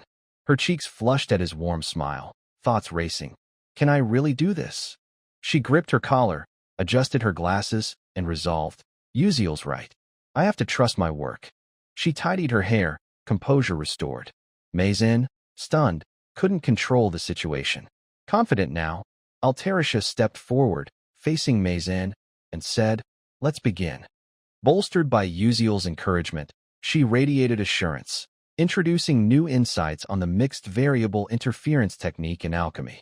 300 years ago, an alchemist claimed, I found a miraculous formula to solve this equation, a wondrous array to crack the anomaly, but I need the bathroom urgently. He died there, making the formula infamous. Countless alchemists failed to solve it, deeming it impossible. Now, someone claimed to crack the random interference array. A cold-faced smoker remarked, Interesting. His info appeared. Kane, captain of Bone Moon Tower's 13th Annihilation Team. A girl in similar attire yawned nearby. Interesting? More like boring. Her info, Heijin Macaron, vice captain, both cloaked in invisibility. After yawning, Heijin glanced up, half judging. Captain, is that professor really a dark mage? Someone nearby muttered. Do I smell cigarette smoke? Watching Mazin and Altarisha write on their blackboards, Heijin added, This mission feels like a total scam. She glanced at Kane, silent. Ellipses filled her mind. Sighing, she rubbed her head, muttering, What can I do? The captain trusts that old man's every word. Her eyes snapped open, drawn forward, as did Kane's, to where Mazin and Altarisha faced off. A thought formed. The atmosphere's shifted, hasn't it? The host announced, We've just finished the first tough problem. Now, to Golden Alchemist Waysek Gordon. Gordon, stunned by the blackboard details, remarked, Similar, yet a completely different approach. Kane, observing, thought, The assistant's explanation is simpler than Mazin's, with a slightly different result. The host continued, Next, the second tough problem. Both scribbled on their blackboards. Spectators focused, surprise and anxiety evident. Many have solved the second problem. But this approach, it's a first. A problem needing 200 lines was solved by Altarisha in just 12. They discussed her. Uziel, arms crossed, smiled, thinking, the audience's reaction is great. His smile lingered, thoughts shifting, but now's the real deal. The host said, we're now on the third tough problem. Can the third problem, unsolved until now, be cracked here? Both wrote, sweat beading on Altarisha's brow, Mazen showing greater worry. They stopped, and Gordon, astonished, declared, she solved it? Mazen, cracking the impossible third problem, is impressive. Despite the praise, Mazen showed no joy, only shock and confusion. Gordon added, but Altarisha's approach is even more remarkable. Seeing her hidden results, Mazen grew furious, thinking, what's that explanation? Uziel, smiling smugly, heard relentless chatter. How could she devise that approach? I can't believe my eyes. New info emerged. Past alchemists treated the 5 problems separately.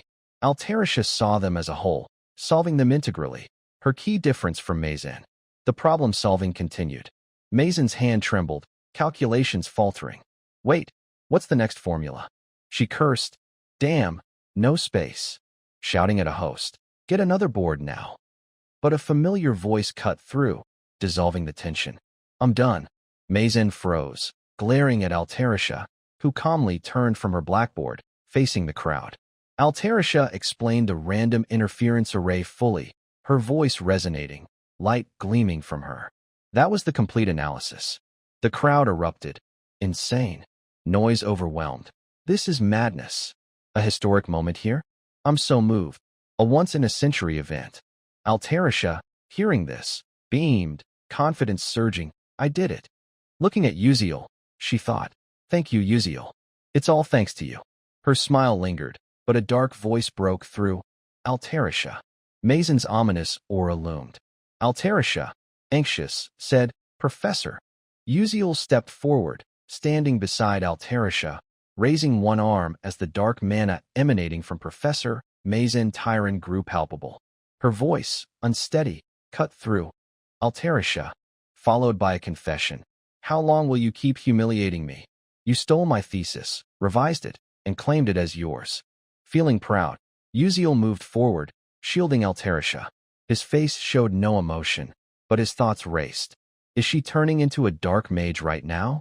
It's earlier than expected, but this works. He continued, eyeing Mazen. If she becomes a dark mage in front of everyone, her rage-fueled dark mana won't be contained. Mazen called out again. Altarisha, Altarisha. Her eyes burned with fury. Altarisha, anxious, struggled to stay composed. Biting her lip, Altarisha steadied herself. I've been holding back my emotions all this time. She shouted, I told you to admit it. Confidence surged back. She declared clearly, my thesis surpasses yours. Wasn't my presentation enough? How much more of my work will you steal to feel satisfied? The audience and scientists gasped, whispering. The Crimson Potion thesis was hers? No wonder. Altarisha's newfound confidence wavered briefly. Professor, Professor. Her emotions erupted again, her voice louder. You're even more foolish than me. Uziel, stunned, glanced at her, the shock spreading to Kane and Heijin nearby. Mazen, now the center of attention, froze. To break the awkward tension, Golden Alchemist Waysek Gordon spoke, chuckling. Well, this is quite the conference. His hearty laugh, ha, truly fascinating, cut through the air. Mazen snapped back to reality, shaken, realizing she'd let a sliver of dark mana slip. What? She stared at her trembling hands, thinking, what did I just do? That was dangerous. Pinpointing the source, her anger and glare turned toward one person as she rushed toward Altarisha. Her threat materialized. Altarisha, how dare you? Altarisha flinched, shrinking back. But the surprise shifted to Mazen as a familiar figure blocked her path, Beck Uziel. His voice was calm but firm. Professor Mazen, take a step back and assess the situation. Mazen's face froze, then slipped into dazed disbelief, overwhelmed by an invisible pressure as countless eyes from the audience judged her harshly. The silent alchemists awaited the outcome, some hoping to clarify the situation and ease doubts. Mazen turned aside, stammering, No, that's not it." At her breaking point, she raised a hand to her chest, voice rising. "That girl stole my thesis." The crowd below, grasping the situation, murmured. Waysek Gordon, composed, signaled someone, "Take her out." A prompt "yes" followed, and 2 elven overseers escorted Mazen away. She protested, "No, I didn't do anything wrong." The 2 members of the 13th Annihilation Team watched her leave, her voice persisting. "Let me go." With the major threat gone, Altarisha collapsed to the floor, the burden lifted. Ugh. A hand extended slowly before her. Her sparkling eyes met Uziel's confident smile. He said, "Assistant, you worked hard today." His encouragement left her momentarily stunned. Then she beamed, dispelling her worries. MHL. The golden lights outside added a radiant glow, shifting to the 13th Annihilation Team of Bone Moon Tower. The 2 were heading somewhere. Jean, eyes closed, started a new topic. "In the end, we got nothing." Kane, catching her vague remark, replied, "If her emotions flared that much, there should have been signs." He added, "The dark mana sensor showed no response." Jean chimed in, "True, Bone Moon Tower's psychic detection isn't perfect." Glancing at Uziel and Altarisha, surrounded by scholars, she asked, "Is that kid really the high school co-author they mentioned?" Looking at Kane, she mused, "Kinda cute, huh?" Kane shot her a sidelong glance. "Have you checked his background?" Jean, flustered, replied, Just got the intel from Maya." She shared details. Before Stella, his hometown was destroyed by dark mages. He's a commoner with the lowest grades, yet he's in Class S at the world's top magic academy, without using magic. Super weird. He also requested his name be removed from the paper. So much info for one kid. Kane, calm, looked ahead, noted. His eyes widened at something. Uziel was staring directly at him, focused yet oblivious. Deciding not to dwell, Uziel looked forward, smiling brightly. Kane, puzzled, thought, did our eyes just meet? Jean, skeptical, said, "No way." She glanced at Uziel, adding, "Your perception-dampening spell and my shadow barrier? Pierced that easily? Just an illusion." Kane focused ahead, silent for seconds. Uziel's smile seemed untroubled by the earlier glance. With no words left about him and no abnormalities detected in Mazen, Kane moved on. "Let's go. We're done." Jean, hands behind her back, followed. "I'm sick of this boring place." The scene shifted to an ornate noble carriage, where someone, Mazen Tyron, was furiously biting her nails. She cursed, "Damn it, if not for Beck Uziel, I wouldn't have been humiliated like this." A figure reading a book, eyes closed, spoke calmly from the front. "It's come to this. Deal with Uziel. Calm down." Mazen, startled by the presence, exclaimed, "Raiden?" He opened his blood-red eyes, displeasure clear. With a fiery glare, Raiden slammed his book shut at Mazen's remark. "That's not the issue." Professor Mazen Tyron's face betrayed deep shock, while Raiden's expression grew more displeased. He glanced at her, adding, "Almost." Luckily, the contract suppression kicked in. A bit more emotion, and the chaos could have ruined our plans. Realizing she nearly caused a disaster, Mazen froze, stammering, "I'm so sorry."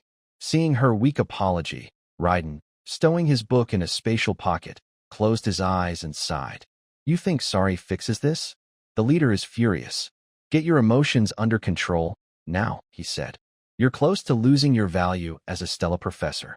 Unwilling to accept this, Mazen shouted, "No. I have connections on the plagiarism review board. I can smooth this over.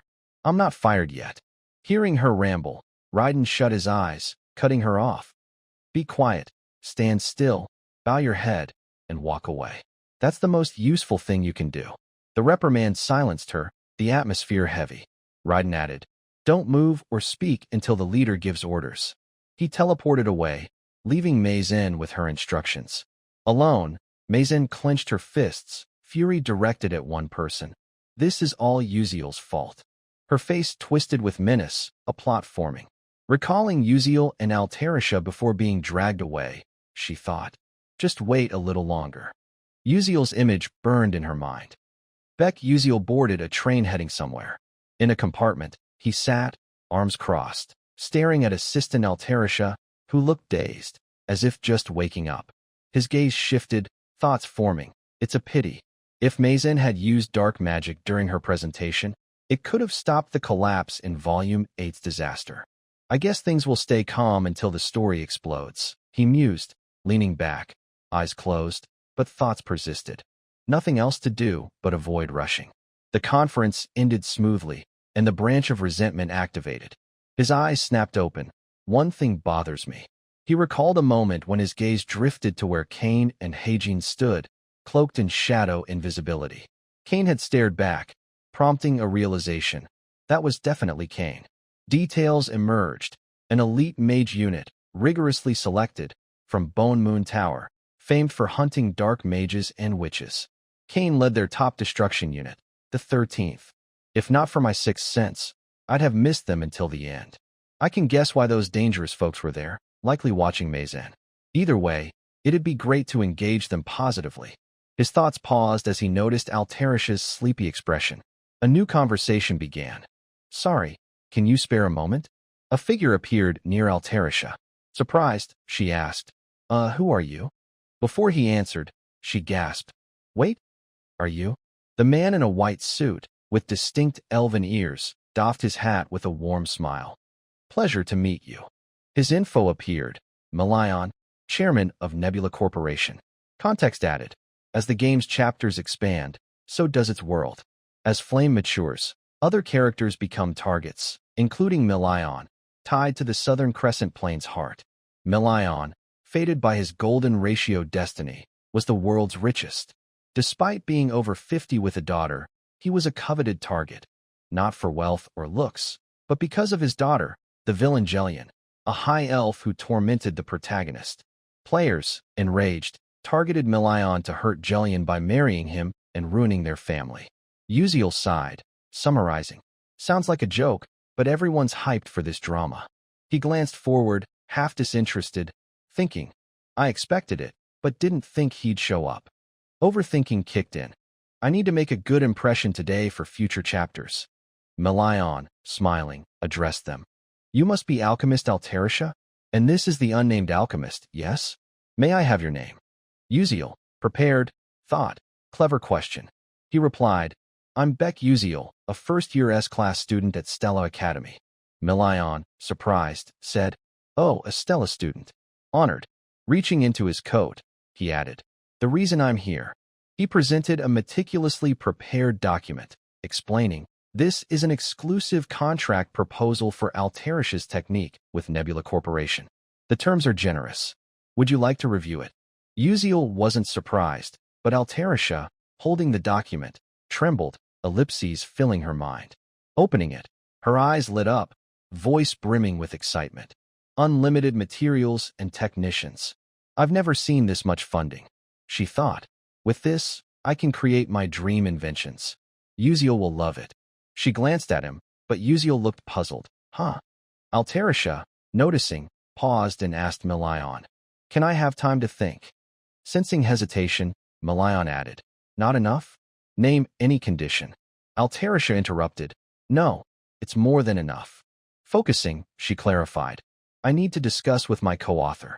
Uziel, stunned, couldn't believe he was the reason for this critical decision. What? He thought, bewildered. Melion chuckled, thinking, co-author? I thought that was just talk. Observing them, he mused. Solving a 300-year problem at that age? An extraordinary genius, but still just a student.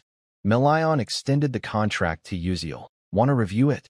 He thought, genius or not. In business, he's just a kid. Uziel examined it closely, as Melion assumed. He can't refuse these terms. But Uziel replied, I decline. Melion, floored, stared at him. May I know why? If the terms aren't satisfactory, I'll revise them. Uziel gazed ahead, thoughts unraveling. An exclusive deal with Nebula, the world's largest corporation, is tempting. But Melion, despite his business prowess, is stubbornly possessive. If this technique is bound to him, only cheap, mass-produced items will result, limiting diversity, individuality, and performance. Plus, Exclusivity would block many mages from accessing these tools, skewing tech toward commerce and letting dark mages catch up. From the game, players who chose this path got rich but faced a tragic end. He voiced a new concern, unrelated to terms. I simply don't want an exclusive contract. Milion faltered. You mean? Holding the document, his face blank, Uziel continued. This technology, blending magic and alchemy, will revolutionize daily life and mage equipment. We want it accessible to more mages. Milion, hearing this, acknowledged. You have grand dreams and ambitions. That's good, but money is essential to realize them. Uziel countered. I just negotiated with several investors, including you, Chairman Milion. Understanding, Milion asked. So, you'll sign with them and me? Most of my terms would be cut. Uziel, eyes closed, smiled. Exactly. Frankly, I'm tempted by your terms. Opening his eyes slowly, he said, make it a premium product line. A new smile formed. That's my proposal. Uziel aimed to distribute items as widely as possible, but high-end, hard-to-craft items would be exclusively contracted to the Starlight Guild, a matter of branding. Seeing his confidence, Melian, standing opposite, narrowed his eyes slightly. As a seasoned merchant, Melian understood his intent, extending a hand with a smile and asking, Great, but will those luxury items really sell? I'd never do anything to harm myself. Knowing his concerns, Uziel lowered his gaze, responding calmly. Right, so I won't ask you to sign immediately. His cold yet confident eyes gleamed. 6 months from now, let's hold a press conference for investors with you, Chairman Melian. Melian's expression shifted in surprise at Uziel's words. If you like the product I present, please sign the exclusive branding contract. Seeing Uziel's calculated approach, Melian closed his eyes, flashing his usual smile. Yes, that's right. Absolutely splendid. Altarisha smiled, realizing Melian had initially agreed. To seal the collaboration, Melian pulled out something like a business card, saying, This is a message scroll, including my contact details. Uziel accepted it. Thank you, sir. Additional info appeared.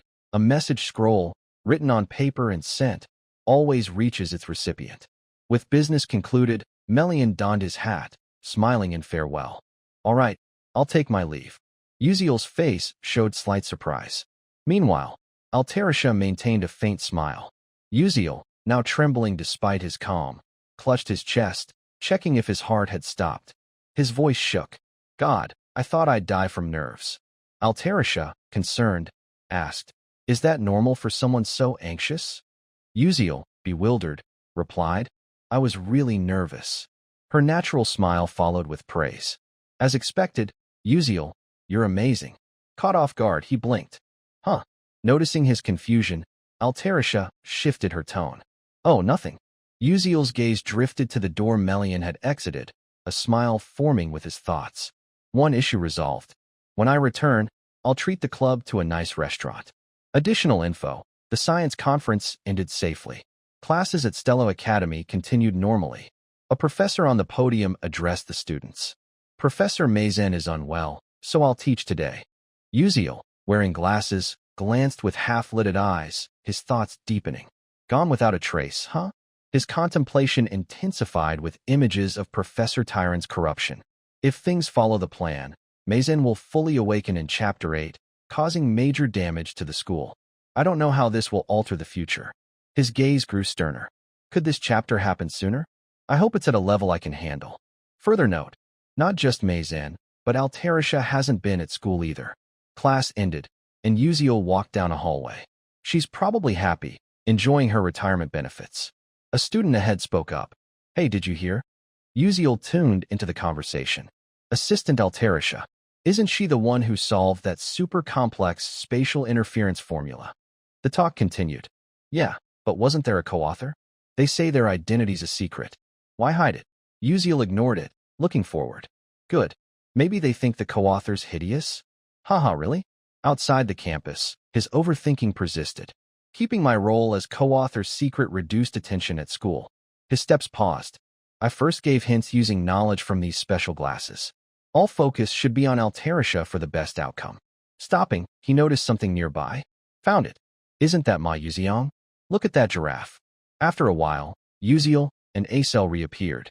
People noticed my Yuziang watching Acel, whispering, her high grades and beauty. Cheating, right? Is she a subject or something? She looks like a doll. Humph, she's not that great. Sure, she's pretty. Uziel, hands on hips, thought. No peaceful day to draw their attention. He called out, I'm here. Ma Yuziang smiled brightly. Hey, Uziel. Uziel waved. Sorry, did I keep you waiting? Acel added, not really. She asked, so what are we eating? Didn't you say you'd decide? Knowing Izel's family limited her access to good food, Uziel grinned confidently. You'll see when we get there. At the restaurant, 3 sat at a table with only 2 plates. Bit stingy. Pizza, I bet. Sparkling lights and aromas filled the air.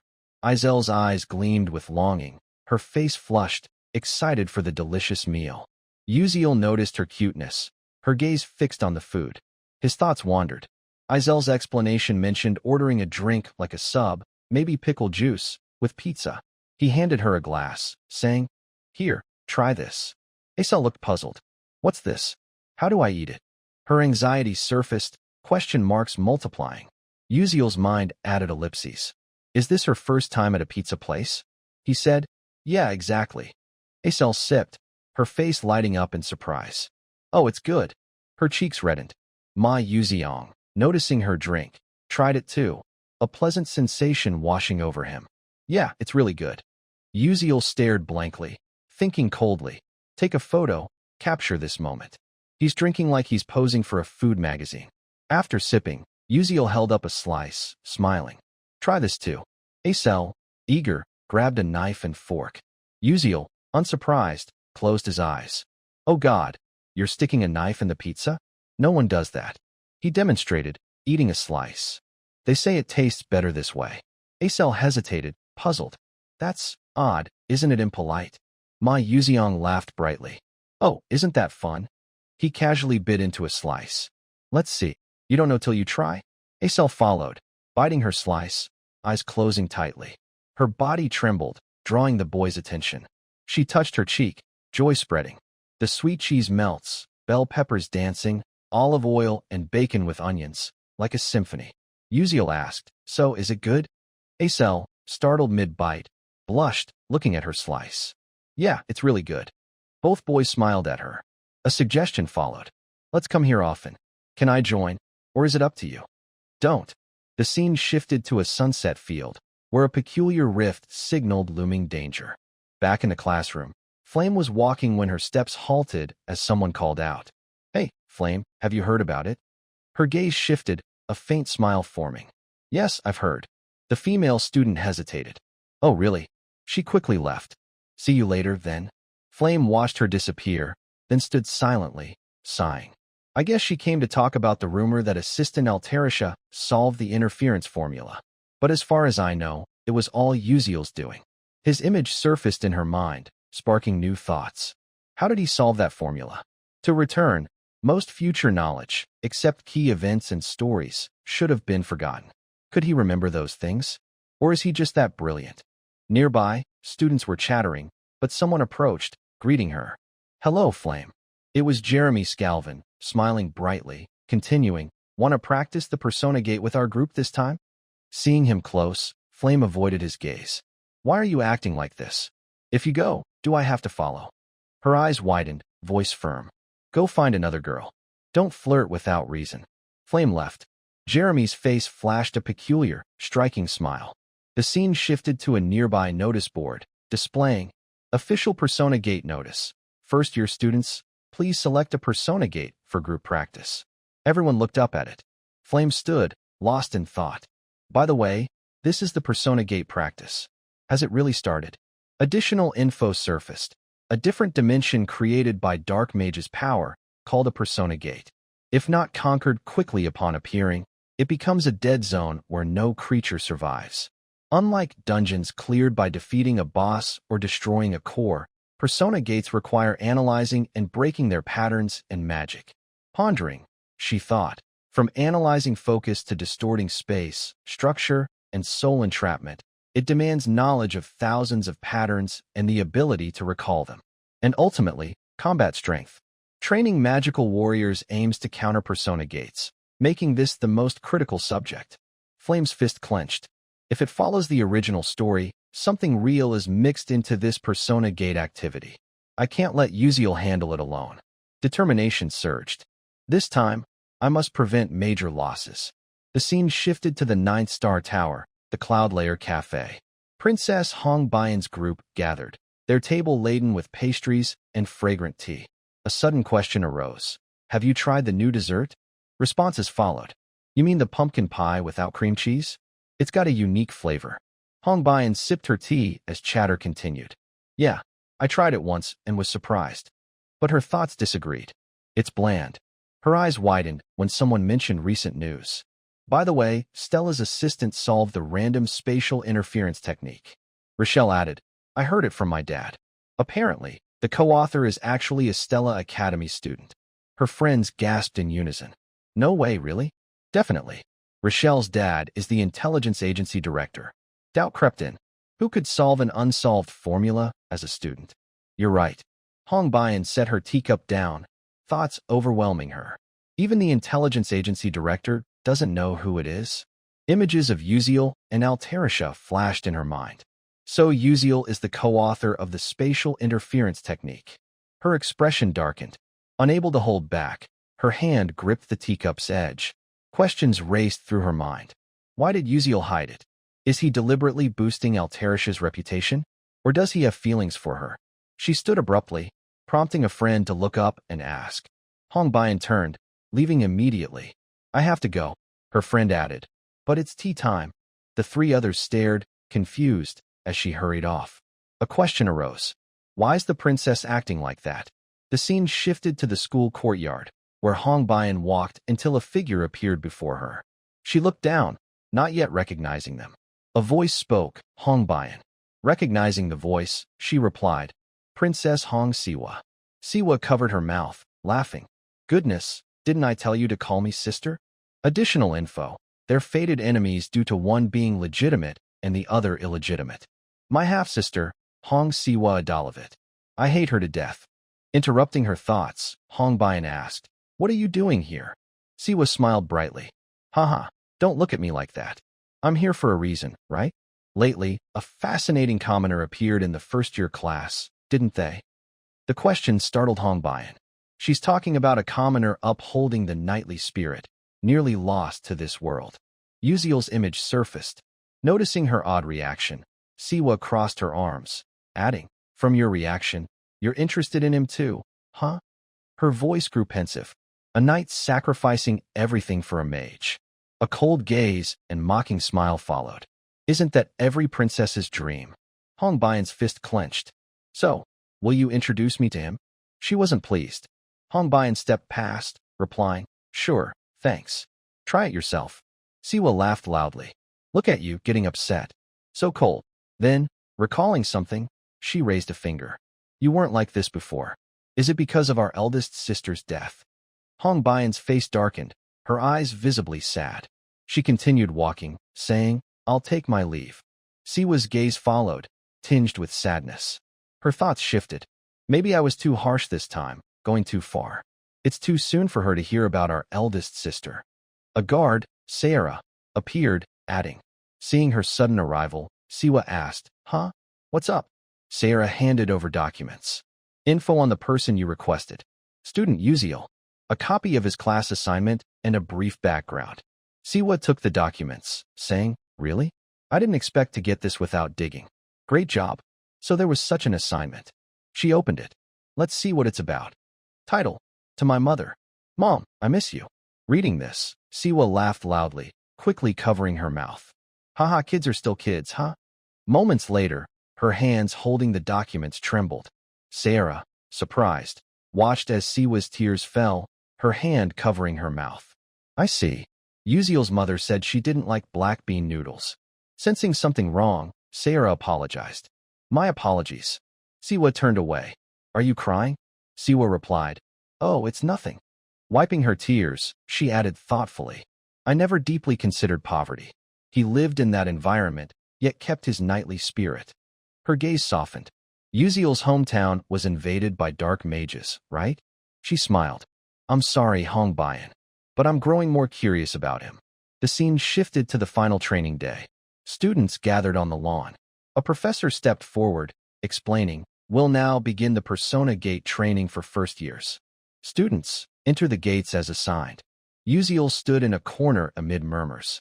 "It's just like the textbook. I'm getting worried." He thought further. "So it's finally starting." Melian. Before the upcoming events, Uziel began a new train of thought, connecting to his system interface, as a reward for completing an academic presentation. We can also activate the portal analysis function from these glasses. I've trained in Leafinal's garden and enhanced my abilities, so this should be enough. His stats appeared clearly. Snow White Uziel, physical stats. Strength, 2 stars 61%. Perception, 2 stars 45%. Agility, 2 stars 42%. Endurance, 2 stars 12%. Durability, 0 stars 97%. Mental resilience, 1 star 59%. Mana, undetermined. EXP, undetermined. Skill, Flash Step level 1. His expression was pensive, his eyes revealing deep contemplation. At that moment, a teacher nearby pointed toward the portal, gesturing. "Students heading to Portal C7, please proceed this way." Flame, standing beside Uziel, replied curtly, "Yes." Her captivating tone made him glance at her. Others appeared, including Princess Hongbian and Acel, lost in thought. "So these are my companions?" Uziel thought. This Persona Portal training would be conducted in groups of 4 to 18. Cooperation was key to overcoming the challenge. His gaze lingered on the group. First-year students at Stella Academy, averaging Class 2 skills, won't easily conquer a Persona Portal set with 3 risks for their first real mission. A worry surfaced. Portal C7, the event's location, held up to 16 people. It's a shame Hei Wonriang isn't here, he thought. But with Flame, Hongbian, and Acel, we won't fail. He stepped forward. "I don't need to join the strategy to defeat the final boss anyway." The portal loomed ahead. "All I need is the hidden reward." Enchanting tree petals suddenly stirred, transporting him elsewhere. Uziel's face showed surprise. A new interface appeared. "Welcome to the Aharon Ball." A dazzling golden plaza unfolded before him. Everyone gathered at the large central carpet. Hongbian's group quickly moved there, as did Uziel. Eyes scanned the surroundings, assessing the situation, when a voice rang out, capturing attention. "Hello." A maid steward raised her hand, beaming brightly. "I've prepared dresses and shoes for everyone." Hearing this, Hongbian sensed something off, suspiciously asking, "A dress? Shoes? What do you mean?" A thought interjected. Has a ballroom ever appeared in a Persona Portal? She quickly adjusted her mindset. Now's not the time for that. We need to analyze the portal and check the guidance. Complex symbols appeared on the interface. Anxiety crept in. Wait, they're giving such a complex formula for a first-year test. The steward handed out instructions. "Miss, it's almost time for the banquet. Please hurry." Hongbian, still confused, asked in surprise, "Steward, why are you talking like that? Is that a scripted phrase?" A thought cut in.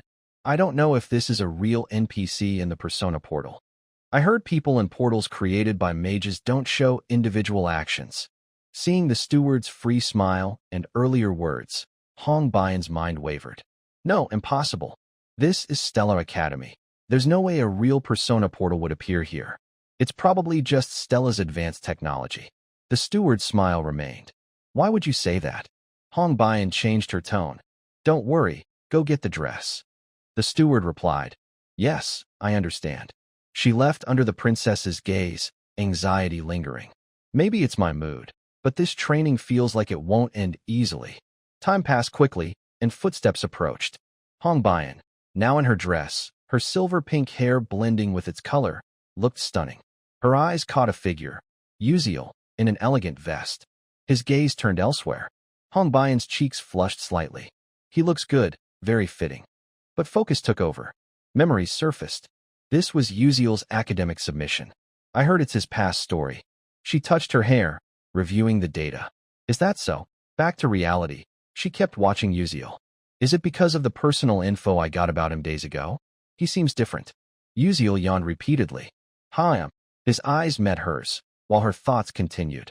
Overcoming such a past, the knight's path at Stella. Uziel's blank expression interrupted her. What are you staring at? First time seeing a commoner yawn. Hong Bian, startled, looked away embarrassedly, saying, No, it's nothing. A voice cut in. Everyone's here, right? Someone approached their position. All eyes turned to the newcomer, a red-haired lady with a fan, continuing, From now on, you'll attend the ball hosted by Duchess Aharon. Her gaze shifted to a wall. They say those 4 paths lead to the manor's basement, but it's a maze full of traps. If you get lost, the manor's knights will move. She smiled. You can only trust your intuition and knowledge. Can you do it? Uziel, standing aside, replied curtly, Yes. The lady glanced at him, surprised. You're quite confident. I like that. That boldness makes one feel a bit guilty. I love it. Uziel said, Thank you. The natural exchange shocked other students. What? She talks like a real person? Do original NPCs have such dialogue? The lady continued. Good luck. She turned, leaving her silhouette for all to see. Male students exchanged glances. All right, let's go. Anxiety loomed as they approached the portal, starting the mission. A voice rang out.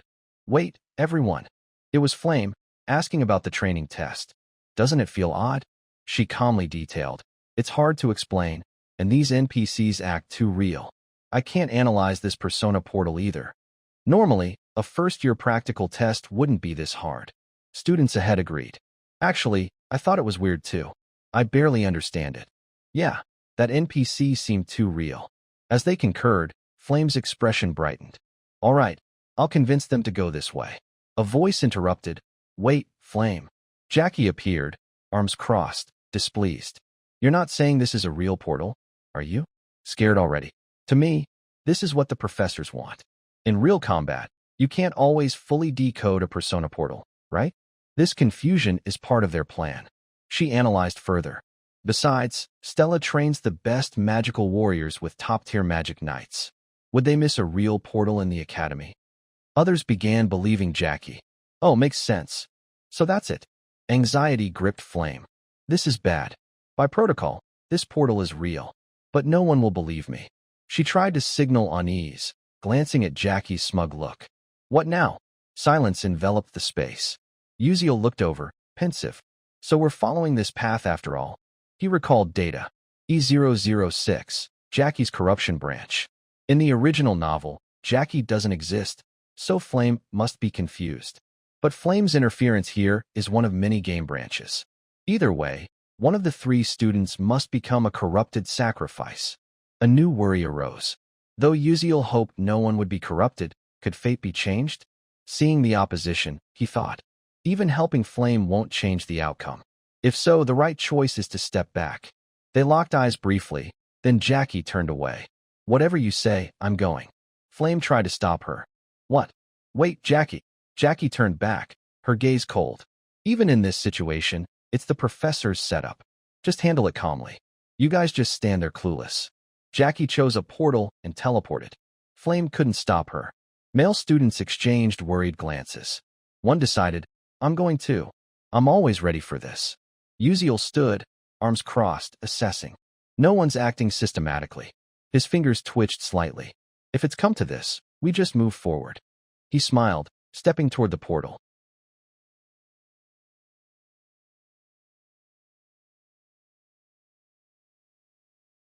As Uziel confidently strode forward, he suddenly paused, noticing something behind him.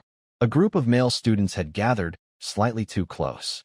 He asked, Why are you all trailing me? They grew flustered, sweat beading. No reason. Seeing their shared expression, he sighed indifferently. Are they planning to follow me? Kids always have schemes. He continued walking, thinking, I don't care much about this. Nothing important here anyway. A long, dim corridor lay ahead, lit by purple glowing energy lamps. In the quiet space, footsteps approached from behind.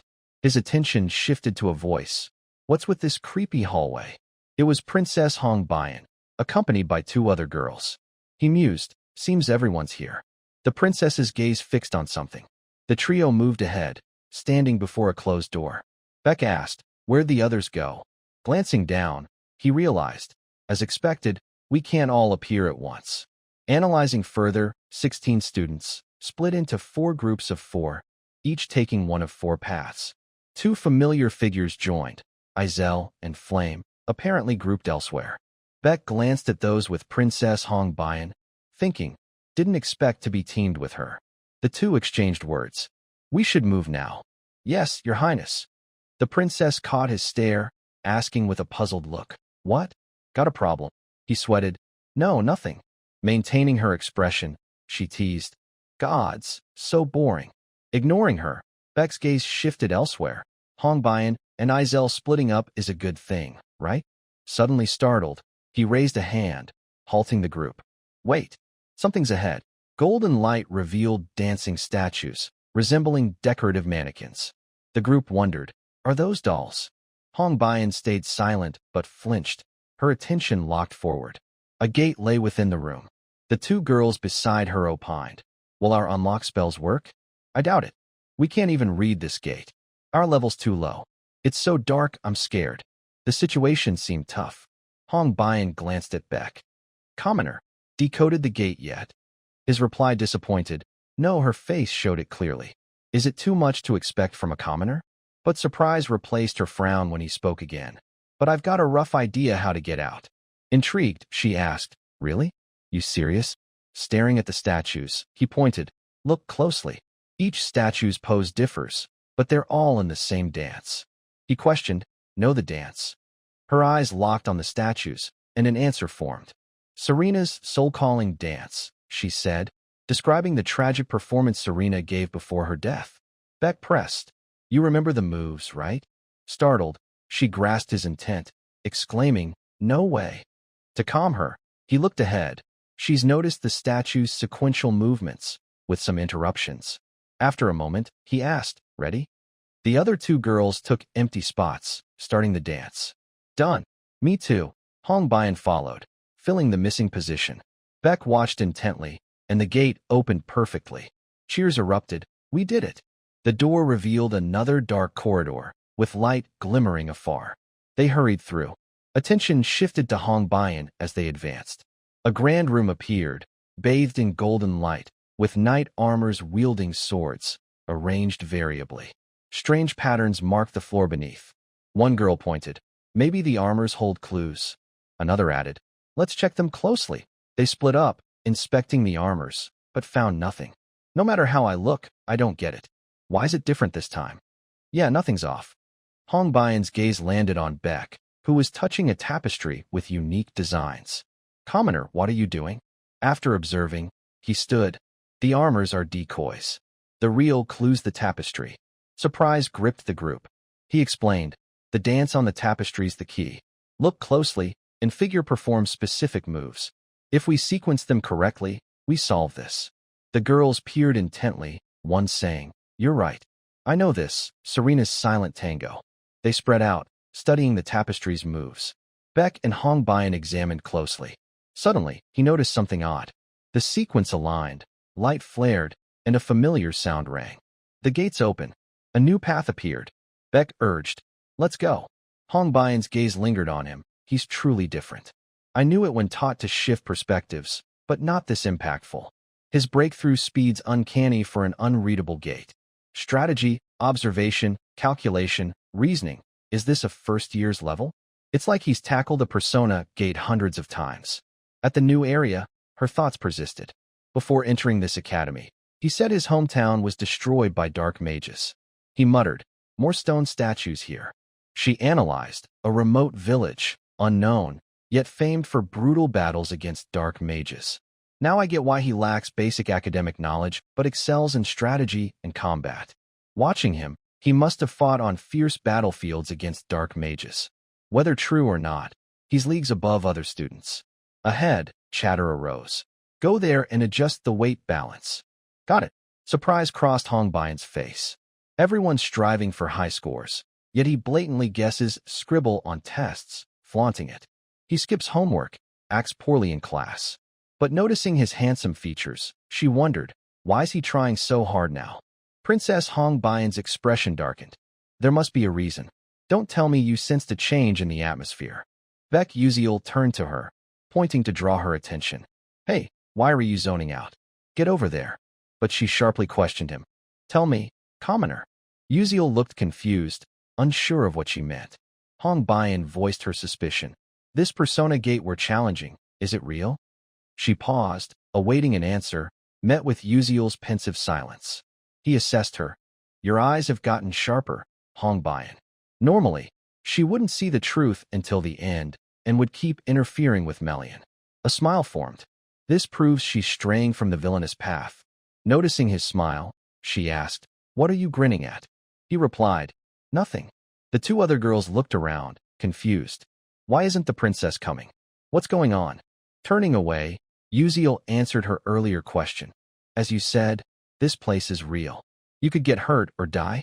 If we don't clear it, it'll synchronize with the outside world. So, I plan to get through this as fast as possible.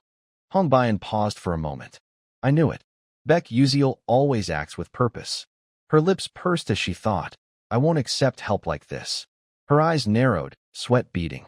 I'll survive on my own strength. Meanwhile, in another scene, a dark room was littered with fallen knight armors. Flame and Acel were teammates in this trial gate. Seeing them, someone called, Hey, Flame. Flame looked over as a girl waved. Over here. Flame approached the three rushing toward her. Is everyone okay? Where's the other one? The girl hesitated, well, then added. Jackie suddenly vanished. Flame's eyes widened in shock. What? Jackie? The girl, sharing the group's expression, explained. Thanks to Jackie, we made it this far. But after passing the final door, she disappeared. We couldn't find her. Panic gripped Flame. Have you searched long? A thought struck. That means she cleared this gate faster than Acel and me, without a scratch. Another added. But this isn't our first time. Flame couldn't believe her ears. What? Back to Beck Uziel. He sat cross-armed, leaning against a pillar, eyes closed. Someone approached, prompting him to open them. Hey, when'd you get here? Flame asked. He replied, Not long ago. She pressed, Have you seen Jackie? Haven't seen her.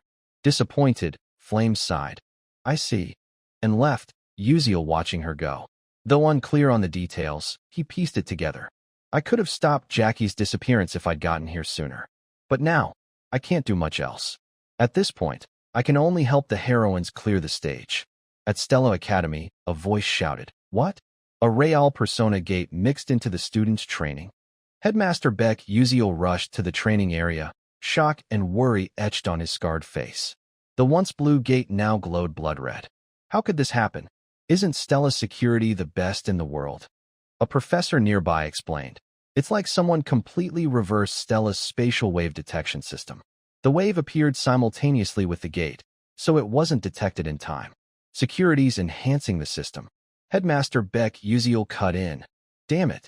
That's not what matters now. Another voice interrupted. He's right. A figure appeared, catching the headmaster's attention, a new presence. Recognition hit. Commander Arian. Arian Black Swan, supreme leader of Stella, the world's strongest knight order. The man said to create seas of blood from dark mages' corpses. Rarely seen on campus. Arian approached coldly. What's the situation? Have reinforcements entered? The professor replied, No, it's impossible. The students inside are facing a tough challenge. Arian asked, What's the gate's risk level? The answer came, estimated between level 4 and 5.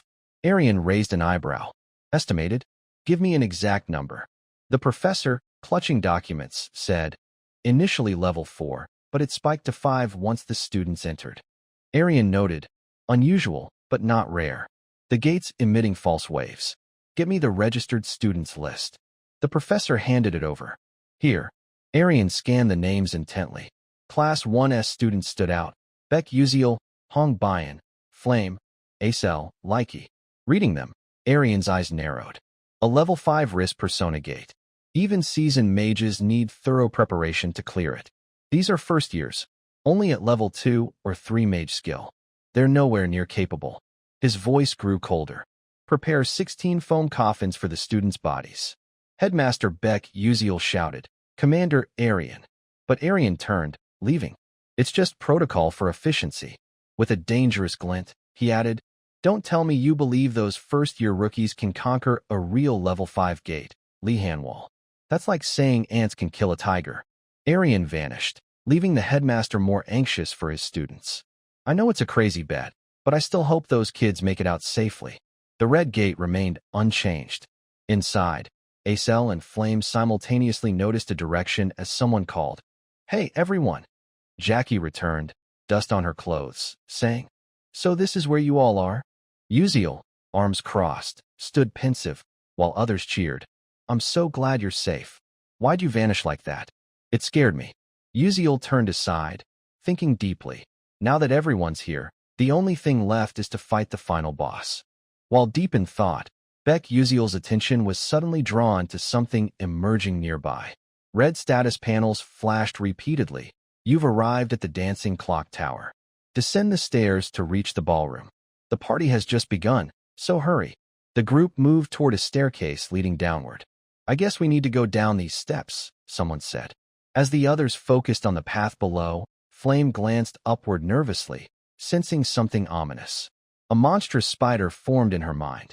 At the top of this clock tower lives the Great Sword Spider, a level 4 risk boss. Its 8 legs can transform into 8 sharp blades. Flame swallowed hard, taking a deep breath. That thing's dangerous. I can't keep relying on Uziel. He's lost his memories, so he knows nothing about the Great Sword Spider. But I've researched it, so I'll try to stop it somehow. She glanced at Acel nearby. If Acel and Uziel faced the final boss, we could clear this with minimal losses. Determined, Flame called out, "Wait, everyone." But a voice interrupted, startling her. "Hold on." It was Uziel, looking up at a high corner. "Something's up there." Flame froze for a moment. He turned, breaking the silence. "You all go down first. I'll check around here and follow." No one objected. Led by Princess Hong Bayan, who moved slowly at the rear, they descended. Flame's anxiety lingered. Uziel probably doesn't even know about the Great Sword Spider. His silhouette flashed in her mind, yet he sensed its presence. Impossible. Hesitating, she thought. I didn't know his senses were that sharp. Well, he did deflect magic. As she wavered, the group moved deeper. A male student paused, noticing something. "What's that sound?" Others shared his expression. Hong Bayan pinpointed the odd noise, shouting, "It's coming from above." All eyes turned upward, gasping as the Great Sword Spider lunged toward them. "It's the Blade Spider." Another corrected, "No, it's the Great Sword Spider, a level 4 risk." Seeing it, Flame's panic grew. "What? Where's Uziel?" Thinking of him, Hong Bayan and Acel exchanged glances. "Don't tell me." Suddenly, a foot appeared on the spider's body. Uziel leapt from above, slamming it down with a heavy kick. Golden light from his flash step glowed, his sword gripped tightly. Someone below shouted, "Uziel." Seeing their hesitation, he yelled, "I'll handle this. Get downstairs now."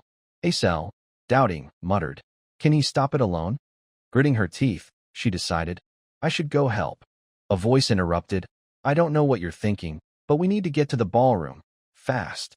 Hong Bayan approached Acel, adding, "That's the best way to help the commoner." Still reeling from Uziel's actions, Flame was stunned by Hong Bayan's words and expression.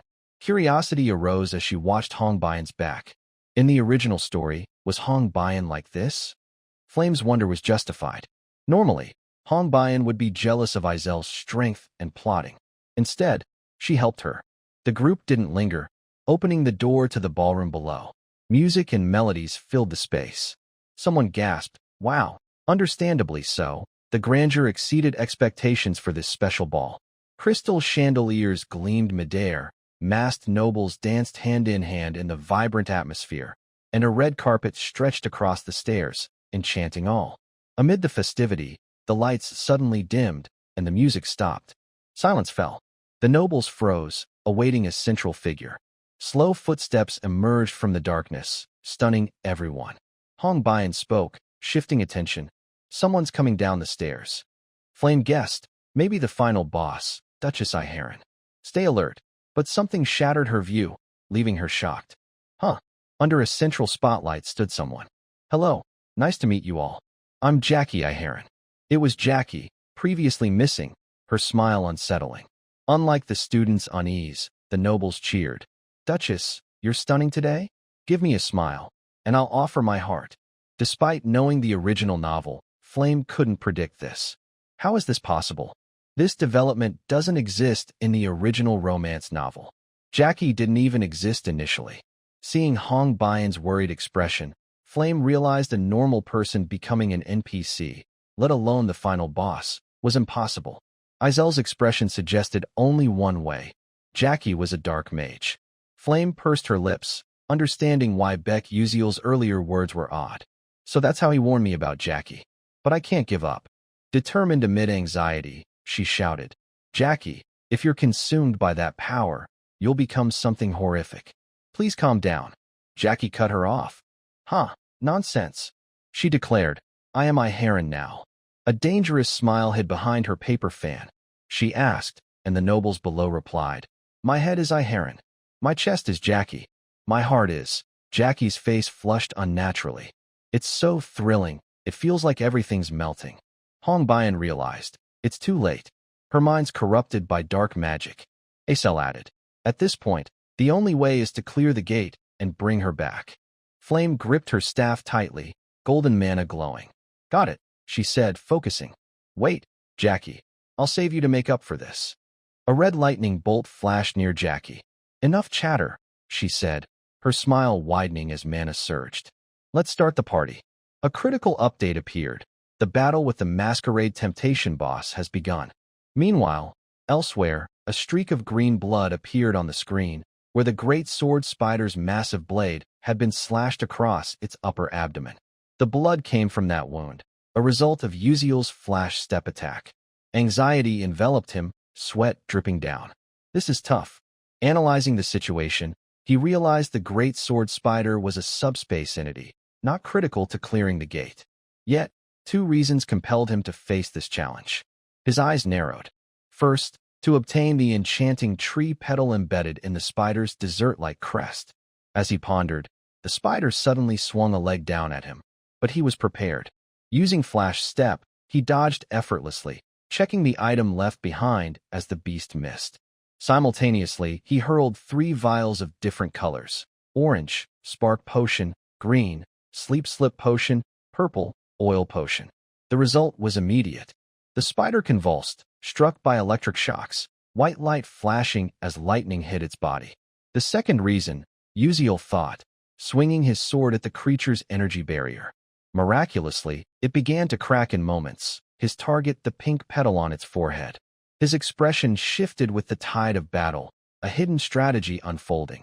To clear Chapter 6, Jackie's Dark Magic Path, additional info suggested, the enchanting tree petal, when absorbed, significantly boosts mental strength. It enhances perception speed, activates the Whispering Glass's critical point, and slows mana flow. A vital item with intriguing story elements. As another blade struck, he attacked, reinforcing his earlier analysis. The petal links to the final boss, Duchess Heron. The spider lunged, he leapt to dodge. Focused on combat, his thoughts split. The great sword spider is actually the Duchess's husband. But I don't care much for that. I skipped the story to focus. Annoyed by constant attacks, his face showed frustration as he used Flash Step repeatedly, repositioning above the spider.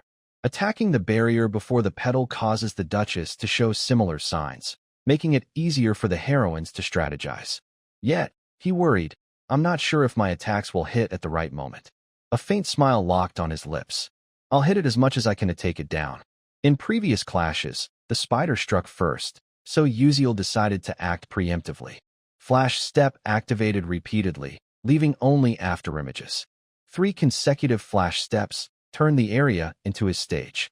The spider emitted eerie screeches at this shift. Exhausted from the performance, Uziel slowed. Before he could strategize further, his expression turned to shock. Huh. The spider moved erratically, green liquid trailing, and he realized the issue. I threw so many slip potions out already. With no choice, he charged again. Seeing the spider's odd movements and lack of footing, unease hit. Damn, the ballroom's below. Accelerating from inertia, he decided to act. Think. I need to track its direction. Speeding up, he caught up, their eyes locking, sweat dripping, teeth gritted in anger. His pupils flashed a unique color. Flash Step rewinding minutes to when the critical alert appeared. The battle with the Masquerade Temptation boss has begun. Following the alert, Hong Bian's group formed a tight combat cluster. Jackie gripped her black dress, blood-red music playing as her dance began, drawing all attention. Each step summoned red lightning, forming a bizarre magic circle beneath her. As she shifted her dance, the lightning altered the surroundings. Everyone dodged.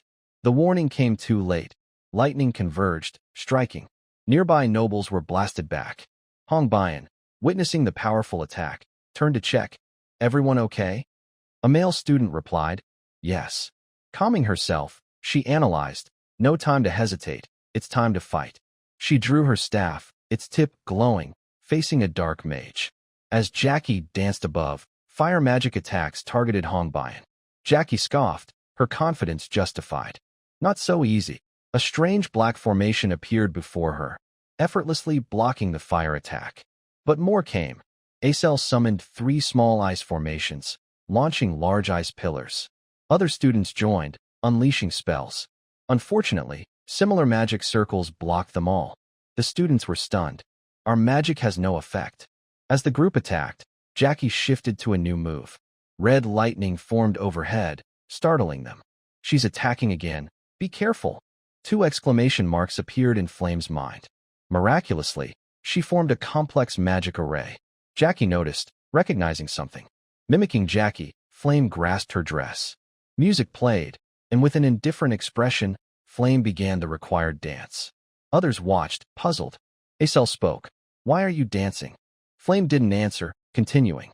After a moment, she stopped, eyes half lowered, staring at Jackie.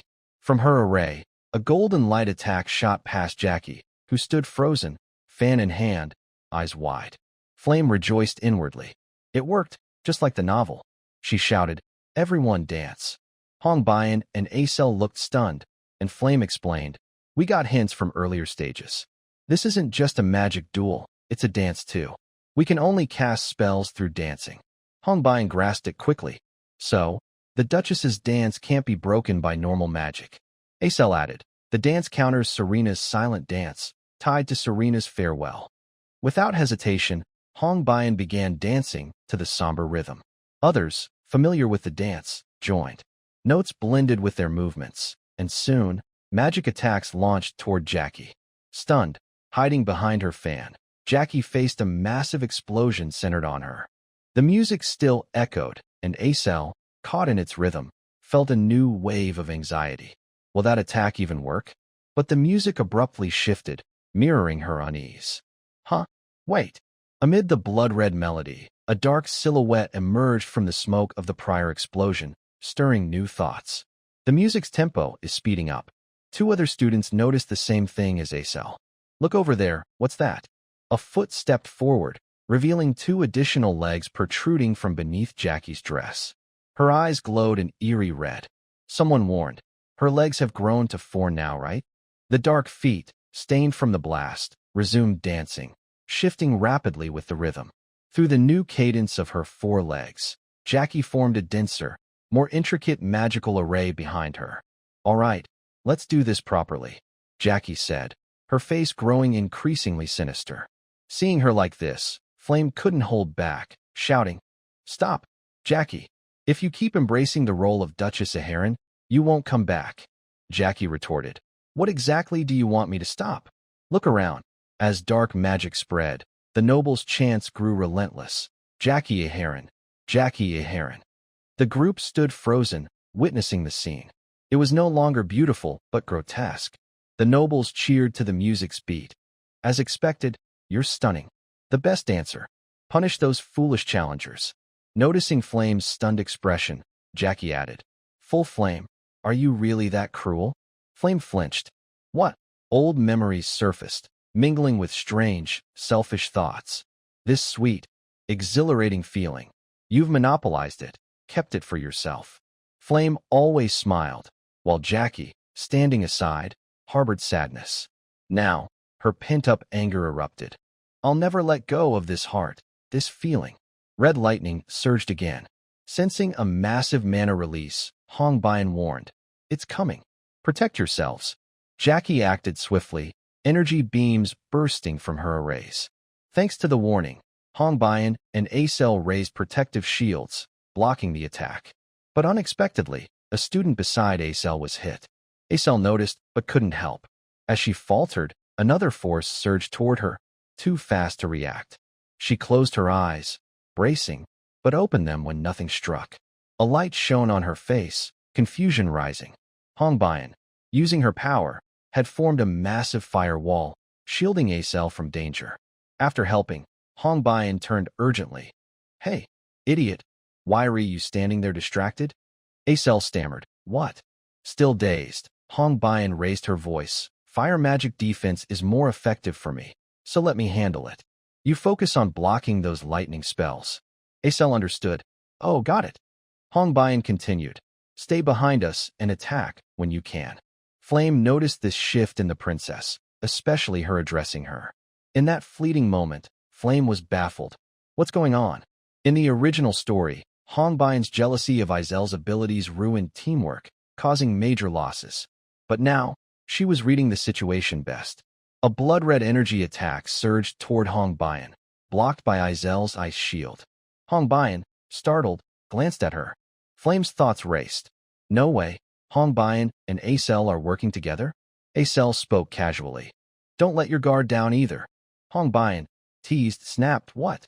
Then Flame joined from behind, supporting both attack and defense. "I can't lose to them." With a defense in place, Flame counterattacked, forming a grand magic array and unleashing golden energy beams. Jackie's 3 dark magic barriers blocked them. Useless. But Flame smirked. The beams pierced through, causing another massive explosion at Jackie's center. Peering through the thicker smoke, the familiar question arose. Is it over? But a new black silhouette appeared, now with horns. Acel noticed first, then Hongbian, then Flame. "Jackie." Jackie's voice changed, calling, "Flame, Flame." Her legs had fully transformed into those of the spider from the hallway. "Do you hate seeing me this happy?" The NPC noble shifted, trembling, some vomiting. Jackie was losing control. "Why won't you leave me alone?" Feeling partly responsible, Flame shouted, "Jackie, that's not it. Please, snap out of it." But Jackie's rage peaked. "Shut up." Instantly, a blood-red magic layer formed, followed by a second divine array beneath. The red music resumed, and Jackie's smile locked in place. Hongbian, stunned, exclaimed, "No way." Flame, equally shocked, thought, "This is..." Facing the danger, she analyzed. At least a level 5 risk. "I can't think straight. What do we do?" Looking ahead, Flame glanced upward, sensing movement. The sound grew louder, and she asked, "What's that noise?" Acel, sensing it, interjected. Flame flinched at her words, but another event unfolded. Jackie screamed, as if struck. Hongbian asked, "What's happening?" Flame, half glancing from afar, explained, "I don't know why, but Uziel's fight with the great sword spider above is affecting Jackie down here." Jackie clutched her head in pain. Flame, disbelieving, thought, "Is Uziel fighting that beast alone to help us defeat this boss?" As Jackie wailed helplessly again, Hongbian seized the moment. "Now's our chance." After issuing the command, the 3 unleashed their magic skills once more. Princess Hongbian's flames, Izel's ice, and Flame's light surged forward. Ice struck first, freezing the legs of the leader sword spider. Hongbian's fire enveloped it next, followed by Flame's radiant blast. A massive explosion erupted as the elements clashed, dispersing the resulting smoke. Jackie shouted furiously, "This is all you've got, brats?" Her rage peaked. "How dare you?" At that moment, the original leader sword spider appeared in the room. Sensing something new, Hongbian asked anxiously, "What's happening?" Flame, equally puzzled, said, "I don't know, something just dropped." Recognizing a familiar silhouette, Flame froze. "No way, that's the great sword spider leader?" Its massive body crashed from above, unconscious, cracking the ballroom floor. The group questioned, "Is it dead?" A male student, trembling in disbelief, muttered, "Ridiculous. Uziel, a first year like us, hunted a level 4 monster alone." Not only the spider fell. Behind them, Uziel lay unconscious. Before everyone's eyes, the giant spider had landed where Jackie stood. A friend of Jackie's, Flame, ascended the steps with sorrow. Jackie, pinned under the spider, struggled to rise, trembling as she confronted Flame. Why do you always ruin things for me? Her anger flared. I'll never forgive you. A new thought emerged. Oh, I get it. You couldn't win at dancing, so you resorted to tricks? Because no one dances better than me, right? Pathetic. You're just like me, jealous of someone prettier. With a manic grin. Haha, not just me. You're no different. Flame's sadness deepened, watching her friend's unraveling mind. Jackie, confused by Flame's gaze, asked, Why were you looking at me like that? To shift her emotions, Flame turned to Acel. Can you summon an ice mirror? Acel replied, Yes. Jackie smirked. No matter what nonsense you pull, I'm still prettier. At Flame's request, Acel conjured an ice mirror before Jackie. She stared, stunned. Huh. Half her face had morphed into a spider's. Disbelieving, she stammered. This is this? A male student checked on Uziel, now stirring. You okay? Ugh, my head. Jackie's screams shattered the silence. Is this my face? You're lying. This isn't a mirror, is it? Uziel, awake, pressed a finger to his lips as Jackie ranted. You're tricking me with this image, right? It's disgusting, disgusting, disgusting. Her cries escalated. Please, remove the mirror. The nobles who'd supported Jackie at the ball now fell silent. The Duchess was no longer beautiful. Knowing what came next, they bowed their heads, letting Jackie rage in agony. No, I don't want this. I hate it. This isn't me. Her spider-like hand reached out, pleading, Flame, please, do anything, save me. Her tone shifted. You think I'd beg? A sword-like spider leg emerged, her transformed arm lunging at Flame. It's your fault I'm like this. Dot. Red-white flames clashed, but Jackie was the one wounded. Something beneath Flame pierced her. Jackie's dazed eyes widened, recalling joyful moments with Hei Wonriang. She couldn't be saved. The group could only end her suffering through sacrifice. Hong Baiyan's flames ignited. Acel lowered her head in guilt for her role, and Hong Baiyan shared the same regret. Flame, the saddest, knew she'd partly caused this death. As Jackie faded, Flame whispered, I'm sorry, Jackie. Truly sorry. As she fell, a notification appeared. The tale of Duchess Aharon, who achieved supreme beauty and fame, ends. You've conquered the Temptation Ballroom. Congratulations. Outside, where teams entered gates, another announcement sounded. Team A6, simulation training complete, students exited. Group B3's simulation training also concluded. Emerging students heard instructor Uziel order. Evacuate them immediately. A teacher replied, Yes, sir. All clear. Uziel's gaze fixed on the last gate, worry forming. Is C7 the only one left? Suddenly, the red gate beside him flickered, red lightning crackling around it. Sensing danger, Uziel turned to an assistant. The waves are shifting. Prepare now. Yes. Before more could be said, the gate warped, its space expanding, the red hue fading. Uziel watched intently, then smirked. The ant defeated the tiger. Following his words, students emerged, save one, and the red gate vanished. Seeing them escape, such peril sparked chatter.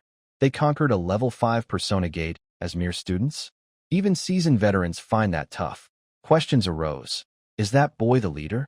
Arian, surprised, retracted her earlier jest, then laughed at herself. Let's retreat. Yes, ma'am. Outside, Uziel raised his sword to his chest. I report. Persona Gate conquest complete. 16 participants, 1 casualty, 15 safely returned. Instructor Uziel's face soured. One sacrifice, after all. Refocusing, he ordered. Well done. I'll summon a healing mage. Rest now. Yes, sir. A voice interrupted. What happened while I was gone? All eyes turned to the familiar tone. A figure appeared. Seems something went down, huh? Uziel froze, caught off guard.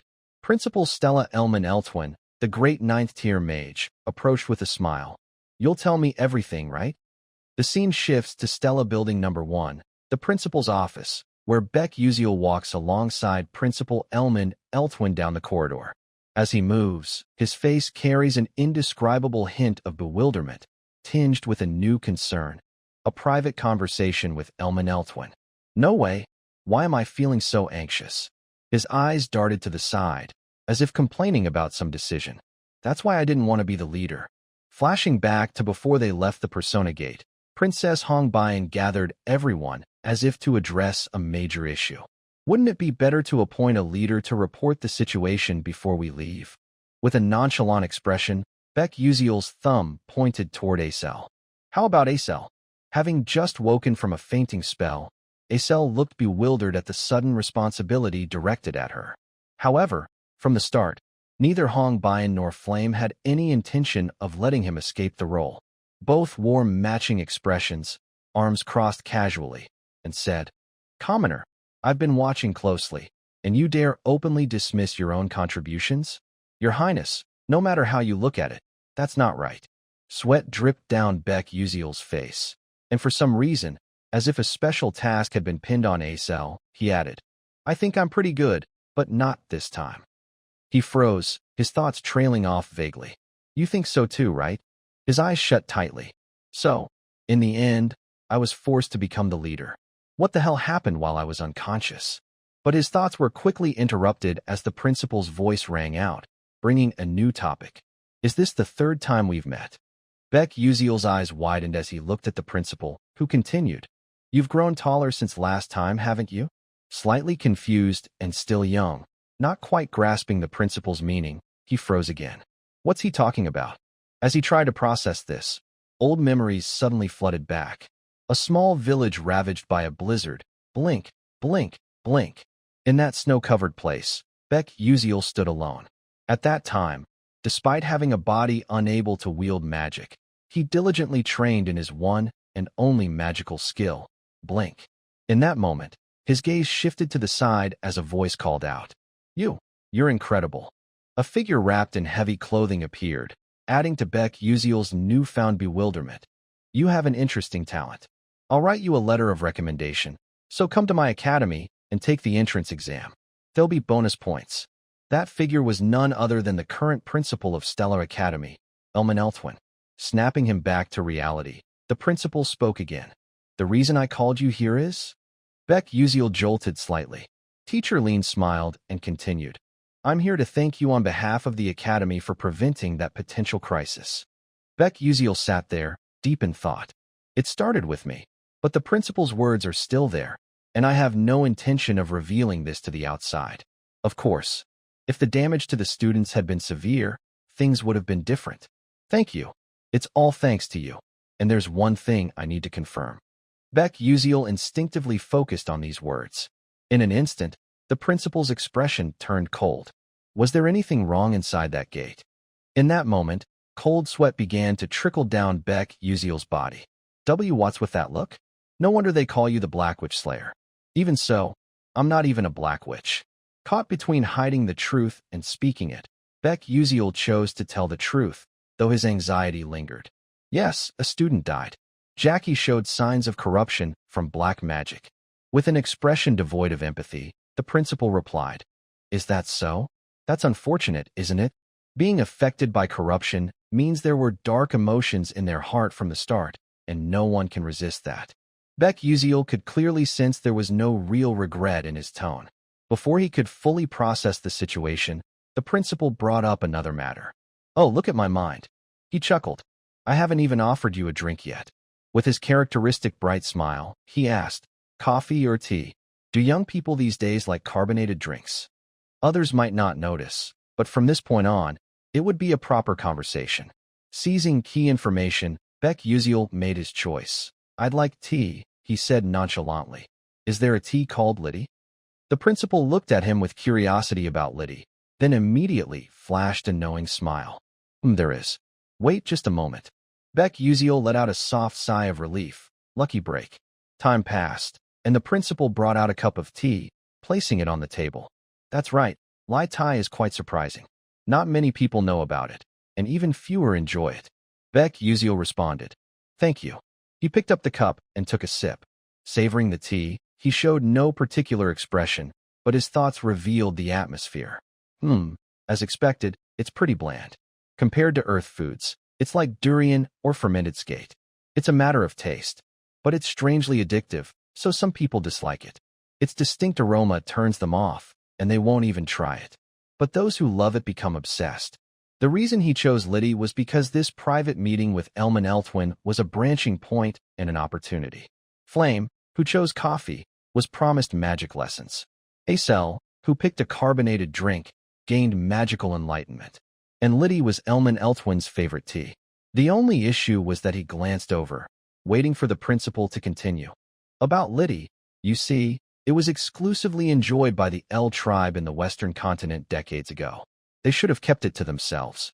But they shared it with humans and faced misfortune along with the Lai tribe. The recipe for Lai tea was said to have vanished. The principal smiled, looking at the cup in his hand. This must be one of the last Lai teas in the world. If humans hadn't been so greedy, we could still enjoy it today. Such a pity, Beck Uziel said. But his next words caught the principal off guard. Is that so? But it's strange. Because I'm still drinking it now. As he set the cup down, the principal hurriedly asked, "Well, is there more of it?" Beck Uziel replied curtly, "No." At this, Elman Eltwin's expression shifted, revealing disappointment. "I thought as much."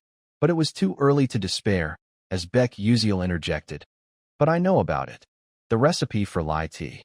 The principal's eyes widened, the quiet atmosphere shattered as he couldn't contain his excitement. "What? Really? How did you get that recipe?" Beck Uziel, realizing he'd spoken too quickly, grew slightly flustered. "Well," he thought, "this is a bit hard to explain. I can't exactly say I got it from a game." Under the principal's expectant gaze, he slowly said, "My late mother taught me, so that's how I know." With a hint of sadness, he shared this. The final touch, mentioning his mother's nurturing, tugged at his emotions. The principal's mood softened. "I'm sorry, I shouldn't have asked." Beck Uziel brushed off the sadness. "It's fine. No need to apologize." His thoughts returned. Thankfully, things were going smoothly. Regaining his usual composure, the principal cleared his throat and asked again. "So, would you consider selling that recipe to me? I'll pay you handsomely." Elman Eltwin couldn't hide his eagerness, but Beck Uziel had been waiting for this moment.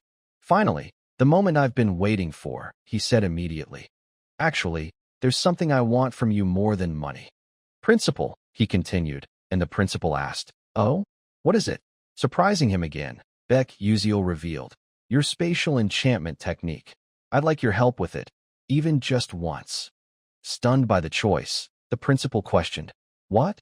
Why not reconsider? The Lai tea recipe is no longer in production, and it could fetch a much higher price than that. But my magical technique isn't practical. You understand what that means, right?" Beck Uziel sat quietly. "I understand perfectly about Elman Eltwin's spatial magic and Antarice's alchemy techniques.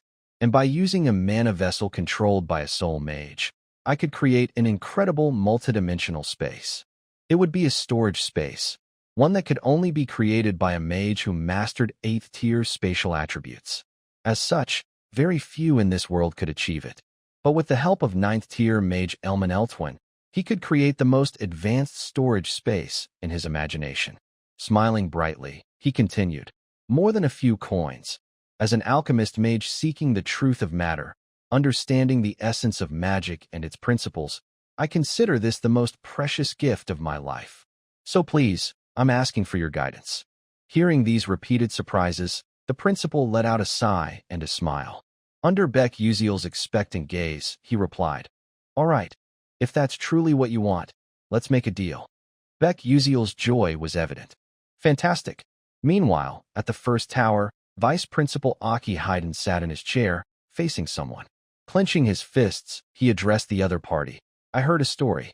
The Persona Gate was quite a challenge, and you failed to open it, didn't you, Raiden?" As the Vice Principal spoke, the person engaging with him was Professor Raiden from the Crescent Moon Magic Department. Professor Raiden closed his eyes and replied, "Yes, I'm afraid the cult leader will be furious if they learn the truth about this." The Vice Principal adjusted his coat, cutting in, "You tried to be overly rigid, and that's what caused the trouble. I'm not particularly sorry about your failure, but there were still other ways." Professor Raiden remained indifferent, as if sensing something.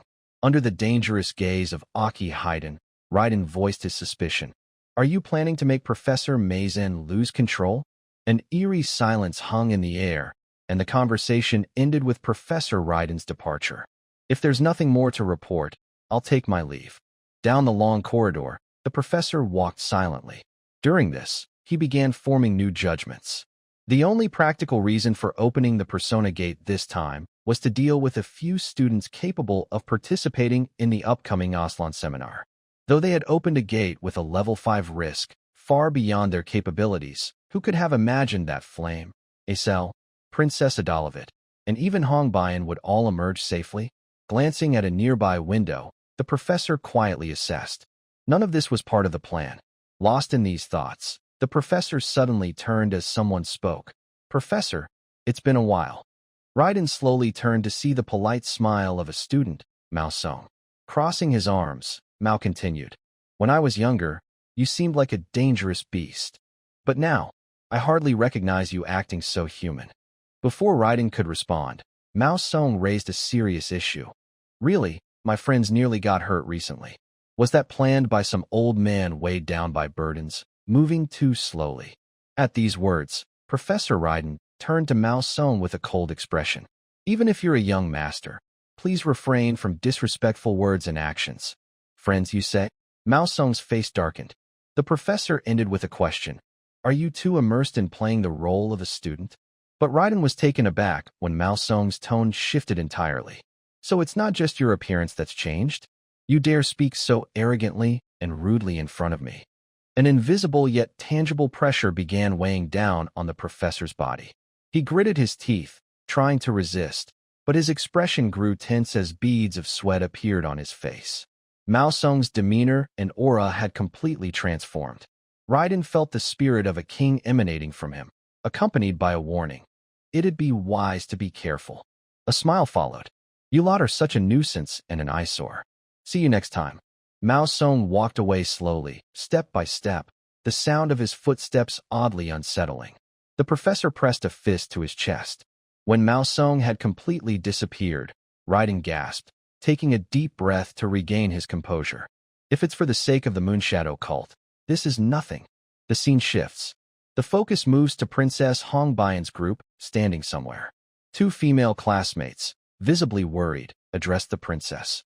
"Princess, we're glad you're safe. We heard the Academy made a mistake in setting up the Persona Gate. Is that true? Honestly, what kind of work are they doing?"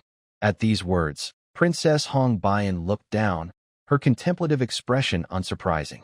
As expected, the other students don't know about this. Considering the Academy's stance, it's understandable.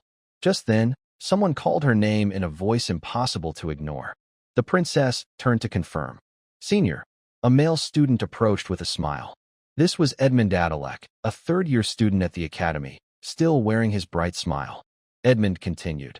"No need to be so formal and stiff." He felt a bit awkward with overly formal language. Despite this shift, Princess Hongbian responded calmly. "The Academy maintains a strict hierarchy."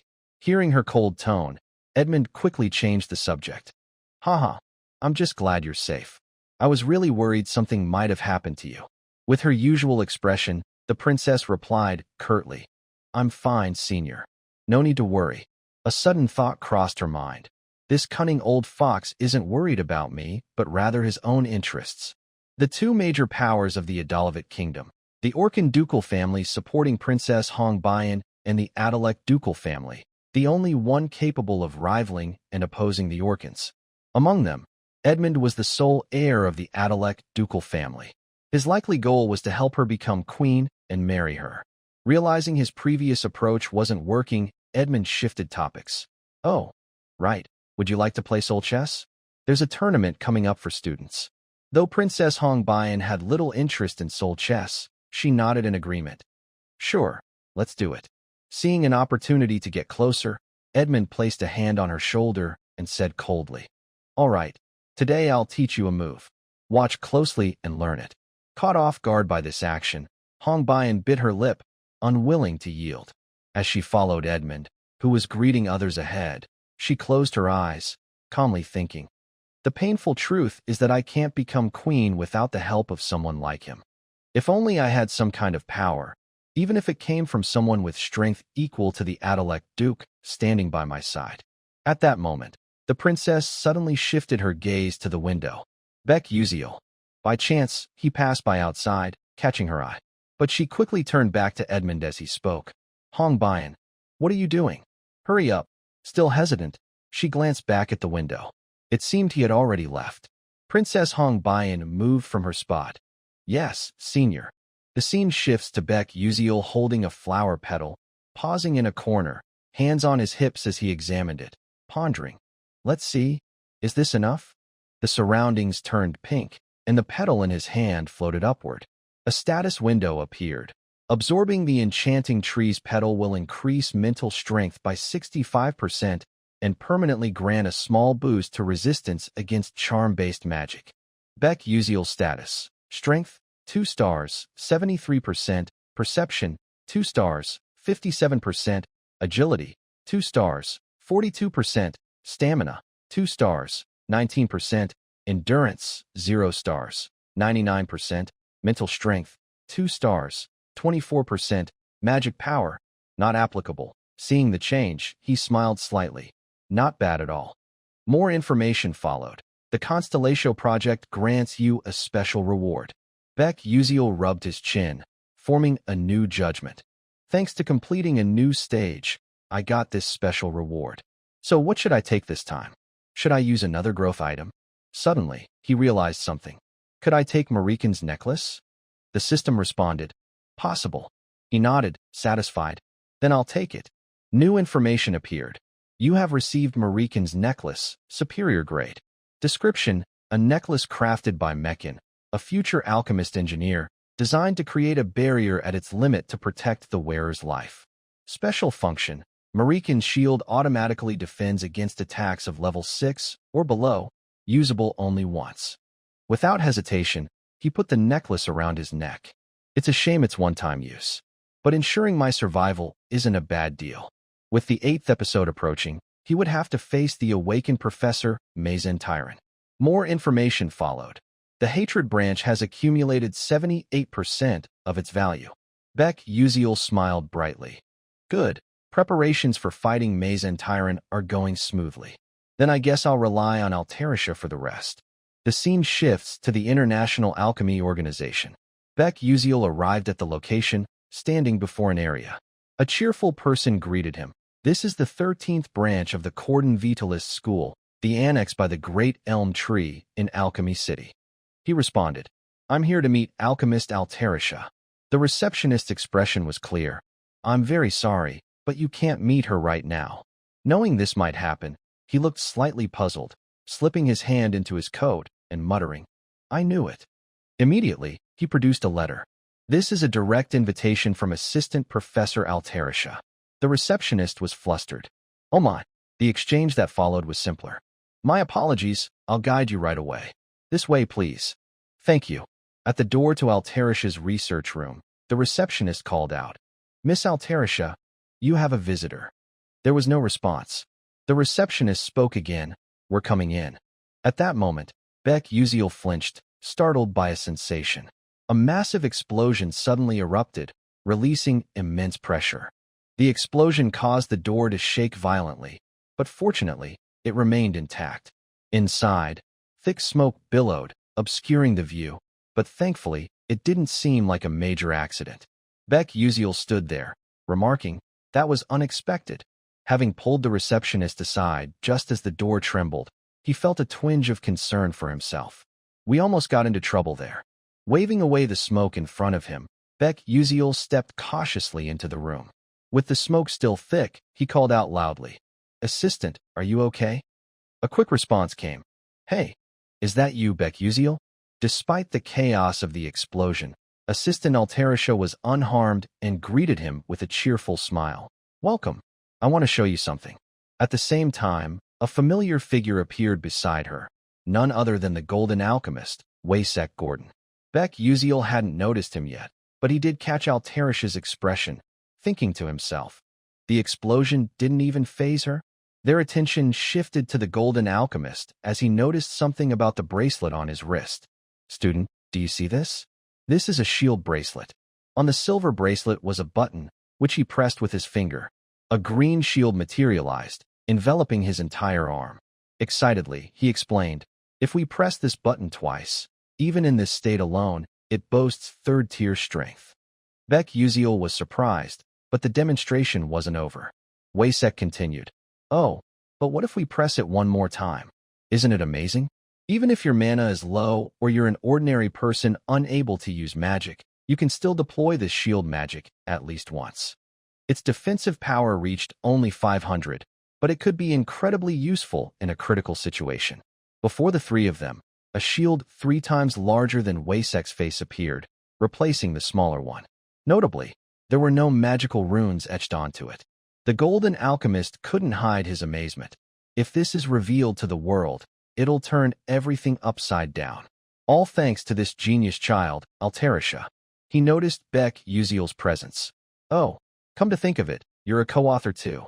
He pulled Beck Uziel closer. How about joining the world of alchemy as an alchemist? Beck Uziel wanted this, but his response left them both stunned. I can't survive as an alchemist because I have no mana. Witnessing a prodigy in alchemy who lacked mana, Waysek Gordon exclaimed, What? What did you just say? This secret, up until now, seemed unknown to anyone in the academy, though it wasn't exactly a secret. Beck Uziel explained, a congenital condition that prevents me from absorbing mana, slowing the leakage of mana. Waysek Gordon pushed up his goggles, still in disbelief. What you just said? You don't mean, Altarisha finished his thought. Is that what they call a limited lifespan? Beck Uziel calmly accepted this, but his eyes drifted elsewhere, thinking, yes, it's a big deal. But is that really true?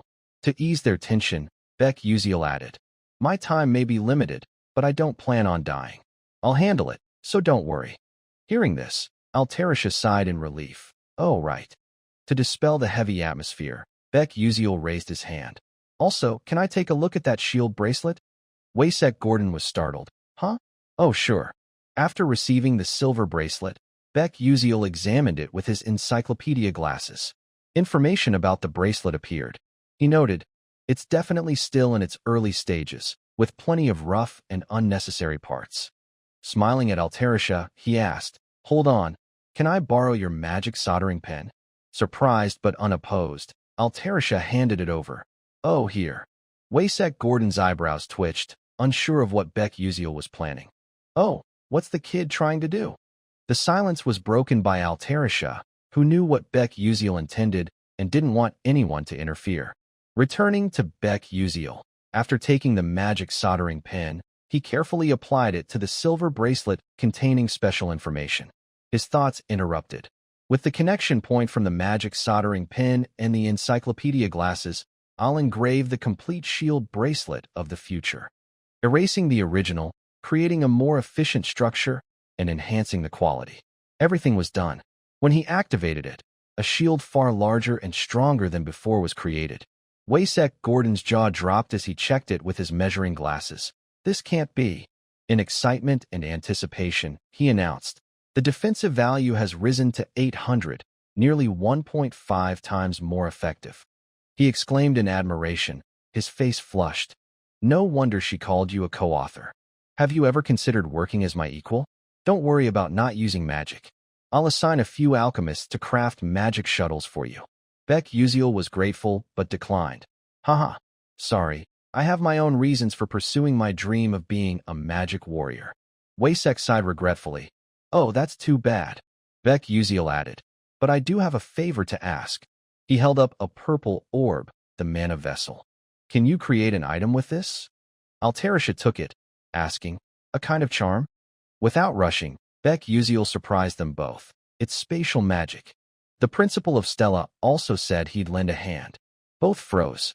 Altarisha composed herself. First, what? The principal. Waysek Gordon was speechless. Oh, that old man decided to help you? You're really a troublemaker. Altarisha hesitated. I want to help you, but I've never tried working with elemental attributes. Beck Uziel smiled. I know. I'm not asking you to do it right away. You can take your time as you master the skill. His thoughts. It might take a few months. Both agreed. All right, leave it to us.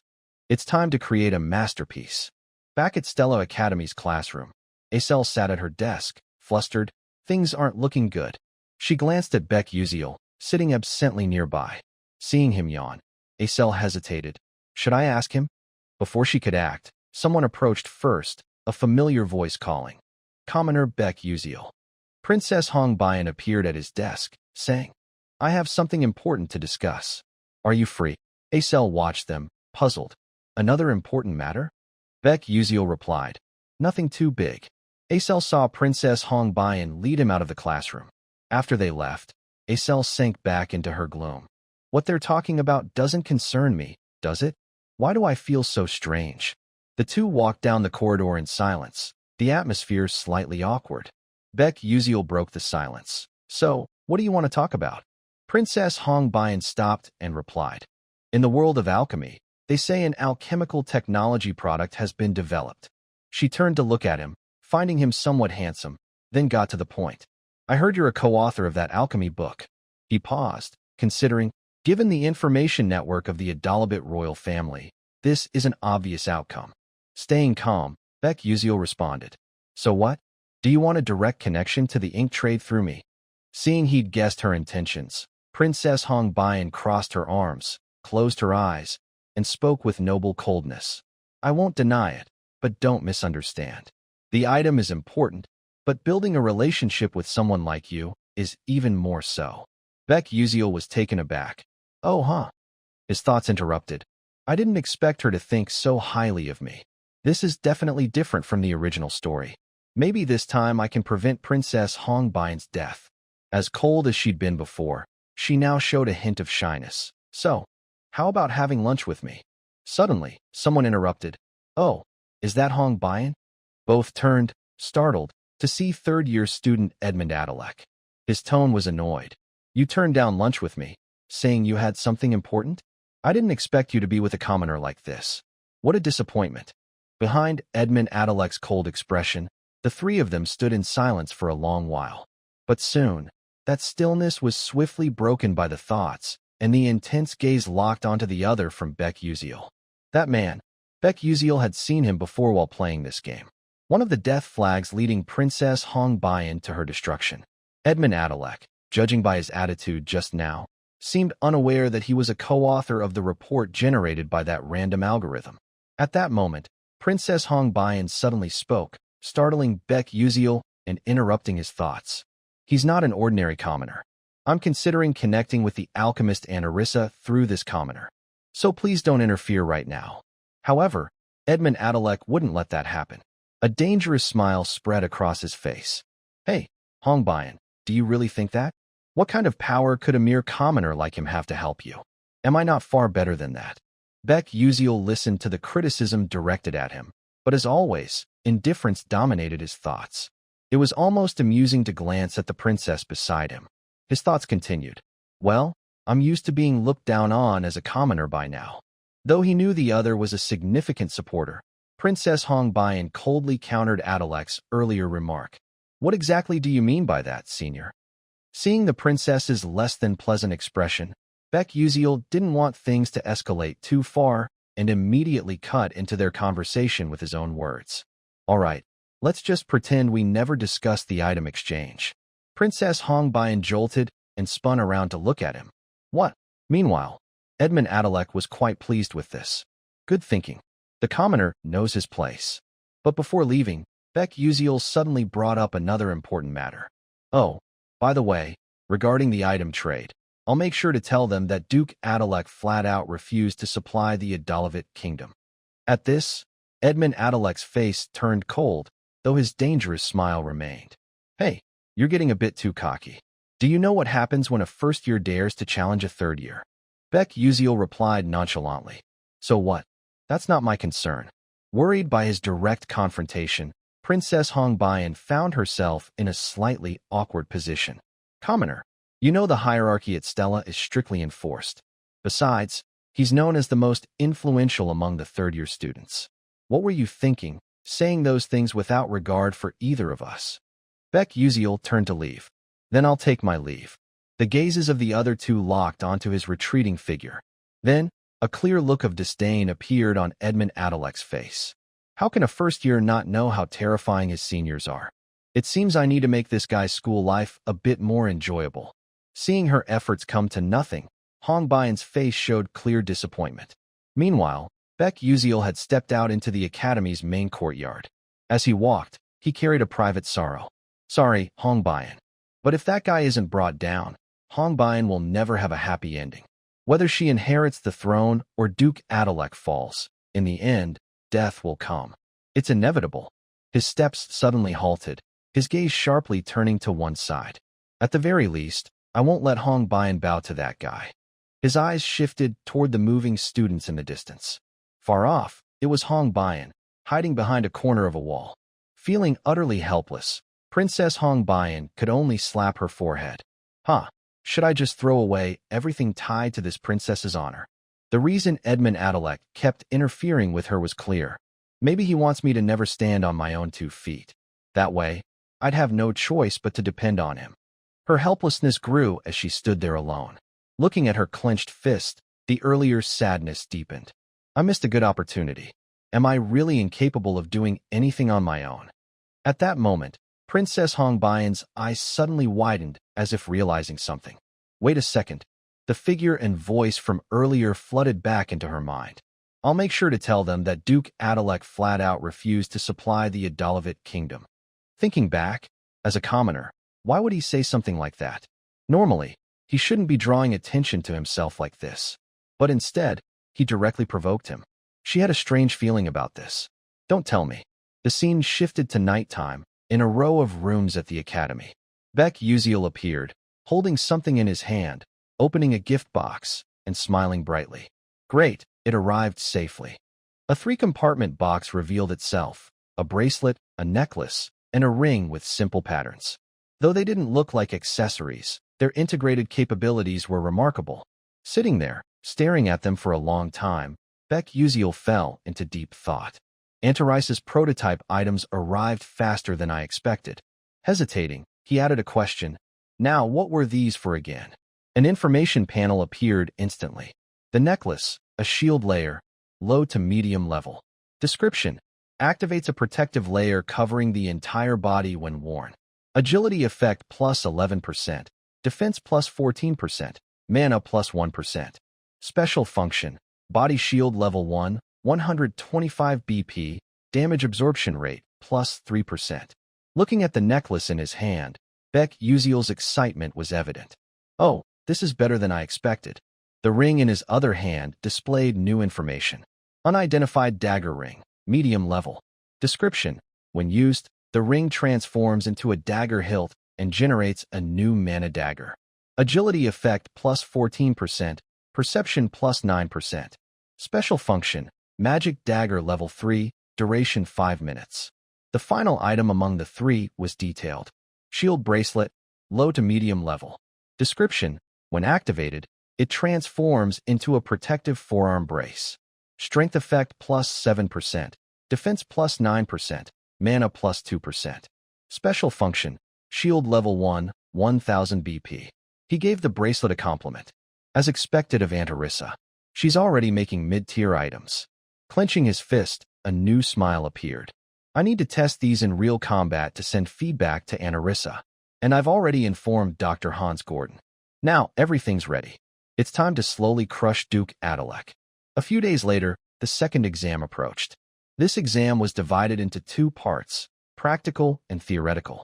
In the practical part, the magical combat test was graded differently depending on the type of magic used. For example, lightning magic was graded based on maximum voltage and number of connections. Wind magic was scored based on the explosive force generated. Ice magic was evaluated by maximum coldness and coverage range. For healing magic, light magic, and other special attributes, there were many aspects to consider, but the most anticipated was still the fire attribute. Who else but Princess Hong Bayan? Watching everyone continuously showcase their abilities, Beck Uziel couldn't help but be amazed. As expected of the main characters, they're on a completely different level. Then, in front of him, an instructor looked back and spoke. Beck Uziel, it's your turn. Beck Uziel stepped into the testing area. The supervisor signaled, prepare to begin. Use exactly one of your abilities. From his position, Beck Uziel dashed forward toward the pillars and a slightly large red button on top. Using his flash step, he easily moved to the pillars and pressed the red button. His focus and lack of wasted movements made each button press effortless. At the evaluation corner, The supervisors couldn't hide their surprise at his performance. Every time I see it, it's unimaginable. No delay in executing the flash step, and he orients and performs it perfectly right away. Truly remarkable. When Baek Uziel stopped, the supervisor's announcement rang out. Baek Uziel's test is complete. Standing there alone, looking off indifferently, he sank into new thoughts. With this, I've completed part of the practical test. I can't use magic, so the rest is pretty much a bust. But if I score high on the theoretical test with my glasses, it'll balance out. At that moment, Baek Uziel flinched, looking back in confusion as someone approached and called his name. So you're Baek Uziel, huh? A group of students approached, clearly mocking him. Heard a first year like you dared to argue with a third year? You're beyond help. Man, if I were a freshman, I couldn't even imagine doing that. Looking at the group that came to pick a fight, Baek Uziel's eyes narrowed slightly, thinking to himself, so it started, huh? Adalek's lackeys. As expected, one of them got close and spoke right in his face. Oh, look at this kid, daring to glare at us. The guy's face then seemed to pale. Not planning to look away, huh? Despite the taunts, Baek Uziel remained calm, thinking, I saw this coming. Still, a hint of irritation showed on his face. He felt slightly annoyed at having to take a beating from these punks. Still maintaining that intense stare, Baek Uziel silently observed the person approaching to provoke him further. The guy smirked perfectly. Look at this kid. I told you to lower your eyes. Baek Uziel calmly listened as the other hurled insults at him. This damn brat is even more insolent than I thought. A commoner, huh? And I heard you don't even have parents, right? If you don't want to die, get on your knees, you bastard. At that moment, Diane, a second-year senior, passing by, noticed the commotion. Since she was already looking, she thought for a moment. What's this? A fight? The distance wasn't far, so Diane quickly recognized that the group was Edmund's lackeys. More importantly, she noticed Baek Uziel was there too. Huh, isn't that the freshman we met at the Mate's graveyard? His name was Baek Uziel, if she recalled correctly. After thinking it over, she put her hands on her hips and called out loudly. What are you guys doing over there? As she approached, the guy turned to Diane and said, Can't you see? I'm teaching my junior a lesson. Don't interfere. Diane, this kid dared to talk back to a third-year senior. As seniors, it's our duty to discipline juniors. Hearing the argument, others nearby noticed her presence as well. Is that Diane? Isn't she from Class S? Quickly grasping the situation, Diane turned to look at Baek Uziel, showing clear surprise. But after observing him more closely, a new thought emerged. Baek Uziel, is he about to kneel? If he's strong enough to take down a 5th-rank summoner, he should easily handle these guys. Why is he letting himself get caught up in this mess? No way she'd hesitate any longer. Diane decided to intervene. No, don't do that. The guy was taken aback by her decision. What? Diane continued calmly, closing her eyes. If, as you say, a freshman defied a third-year senior, this isn't a small matter. In a mage army unit, that would be considered insubordination. So, what I'm suggesting is, why don't we hold a special training session for the junior? Hearing this, both sides were momentarily stunned, exchanging puzzled glances. That kind of training needs approval from the student council president. Having made her suggestion, Diane decided to take charge. I'll go get the approval. So let's do this properly. Suddenly presented with a more legitimate course of action, the guy flashed another perfect smile. Adding a hint of menace, he looked straight at Baek Uziel and said, All right, sounds fun. The group then left, leaving the scene behind. Both pairs of eyes followed them, leaving only Diane and Baek Uziel. Diane spoke up next. Sorry for stepping in, but if I hadn't, they wouldn't have let you off so easily. Baek Uziel didn't say anything, but showed clear surprise. Huh, she's saying they wouldn't let me off? Without getting a response, Diane ventured a guess. You're planning to use this humiliation to strike back hard, aren't you? Someone smart enough to defeat a summoner wouldn't pick a fight without reason. There's only one reason. To put an end to Stella's stupid traditions. The senior ritual. You chose to sacrifice yourself. Baek Uziel stood there silently listening, then looked bewildered. Me? What? Who am I and where am I? Why am I in this situation? Back to the main issue. Looking at the group that hadn't yet disappeared from view, Diane continued analyzing her earlier words in more detail. But among them, some have no choice but to follow Edmund. They're called the coerced, bound by their family circumstances. No matter how right you are, you can't let people like that be punished. She then placed a hand on his shoulder, offering encouragement. So I'll set the stage for you. Fight however you want. I'll personally convince the student council president. Hearing this, Baek Uziel sensed impending danger and started sweating profusely, unsure of what to do, a helpless smile stretching across his face. What's she been talking about this whole time? Time passed quickly, and some green drawings were vividly sketched out. It was a different form created by some professor. This was the Magic Protocol Interpretation exam. The students below began their written tests. Among them, some couldn't help but complain. Ugh, I don't understand any of this. Can I even finish it today? However, one student stood out by standing up and leaving their seat. It was Baek Uziel. When he put on his encyclopedia glasses, his knowledge surpassed that of forgetful professors. Add it up, and I'm done. The test supervisor, receiving his paper, was a bit flustered. It's only been 20 minutes. Are you giving up? Baek Uziel, walking away, turned back to explain, No, I've finished. It sounded absurd, so the supervisor looked at his answers. What? You mean? From initial confusion, it turned into outright shock. Tucking his glasses into his coat, Baek Uziel calmly walked away, saying, I didn't study at all, but finishing feels refreshing. However, things grew slightly complicated as he paused, looking in one direction where people were talking about him. That's Baek Uziel, right? I heard a freshman dared to defy Edmund Adalek. Looks like he's about to get properly disciplined.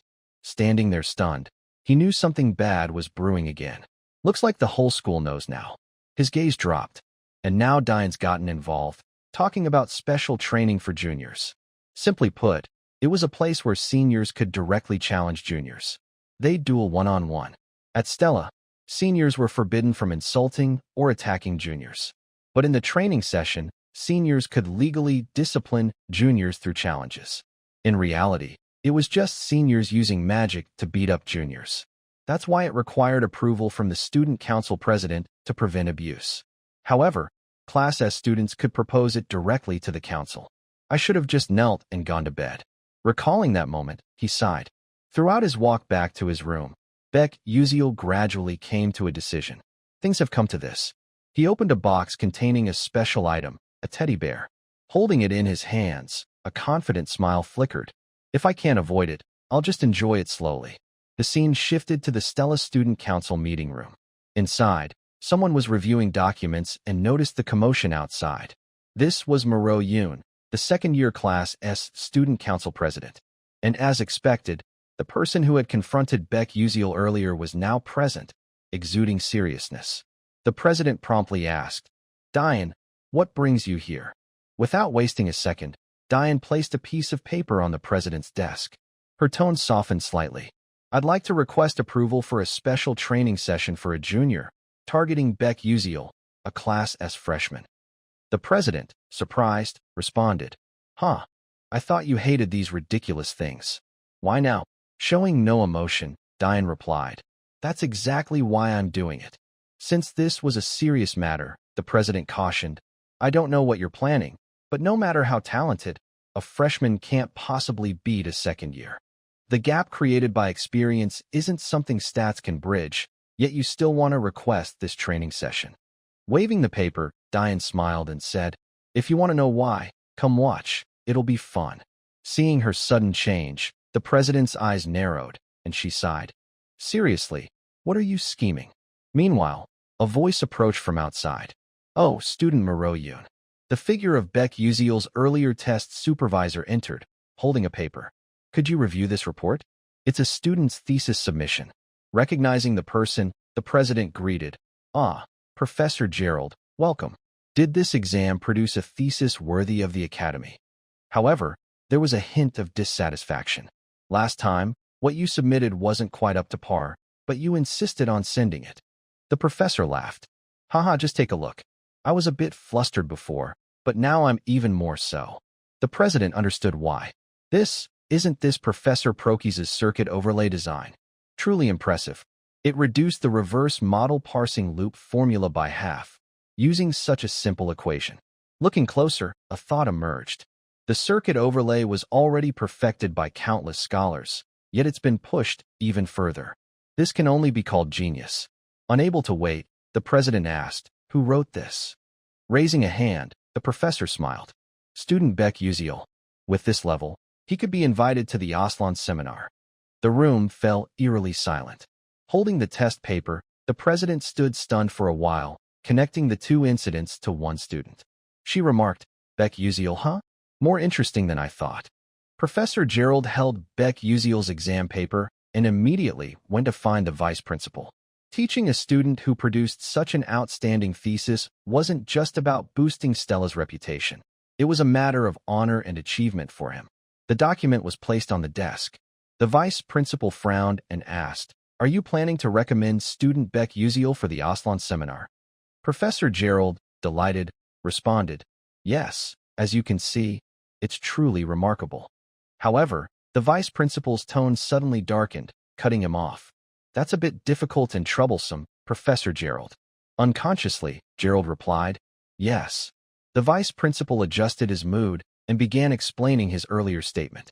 Currently, Stella has many other candidates besides that student, especially the first-year students this year. They're highly promising and would stand out anywhere they go. In an academy, the maximum number of students who can attend Aslan, excluding those with established prestige or fixed enrollment rights, is 2. But you're nominating Beck Uziel for that spot? A magical warrior who can't even use magic. That's an insult to mages. Professor Gerald stood stunned, then closed his eyes as the vice principal continued. "If you understand, you should leave immediately. I absolutely cannot allow Beck Uziel to attend Aslan." "I understand." Gerald left the vice principal's office exhausted. Meanwhile, the vice principal's frown deepened. The exam paper on the desk was crumpled without a second glance. Oomph! Who would let a pest like that into Aslan? Not a chance. With a cold expression, the paper was immediately set ablaze. Time passed quietly and silently. The second round of exams concluded, and the rankings were announced. Beck Uziel blended into the crowd, standing before the large results board, pointing with his finger and muttering with a blank expression, "Let's see here. Oh, I found it." After scanning the results from the bottom up, Beck Uziel was selected, ranked 419th in Class S. He looked at it with a hint of pride, though the number was a bit high. "I'm ranked 419, so I'm pretty great on this leaderboard, even though I got a perfect score on the written exam." However, his eyes suddenly focused, locking onto a specific spot in his line of sight. "By the way, this time the top rank goes to, isn't that Ma Yuziong?" The rankings displayed.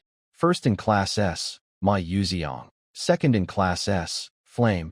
Third in Class S, Acel. Fourth in Class S, Hei Wonriang. Fifth in Class S, Hongbian. The top ranks were all from Class S, so the results weren't surprising. But something bothered him. Hei Wonriang, who had ranked second last semester, had now dropped to fourth. Was it because Acel and Flame had focused more on their studies than before? At that moment, Princess Hongbian appeared at the scene, standing beside him without him noticing, lost in thought. Since Jackie had taken the path of a dark mage, the dark mage routes for Acel and Flame had vanished. Seeing him overly focused, Princess Hongbian suddenly spoke up, addressing him directly. "Are you trying to adjust your ranking strategically? I think it's pretty obvious." Princess Hongbian waited for his response, but it seemed somewhat impossible as a bead of sweat appeared on Beck Uziel's face at her sudden presence. "That was unexpected. Asterisk, what's she talking about? Why is she here all of a sudden? Is she up to something bad?"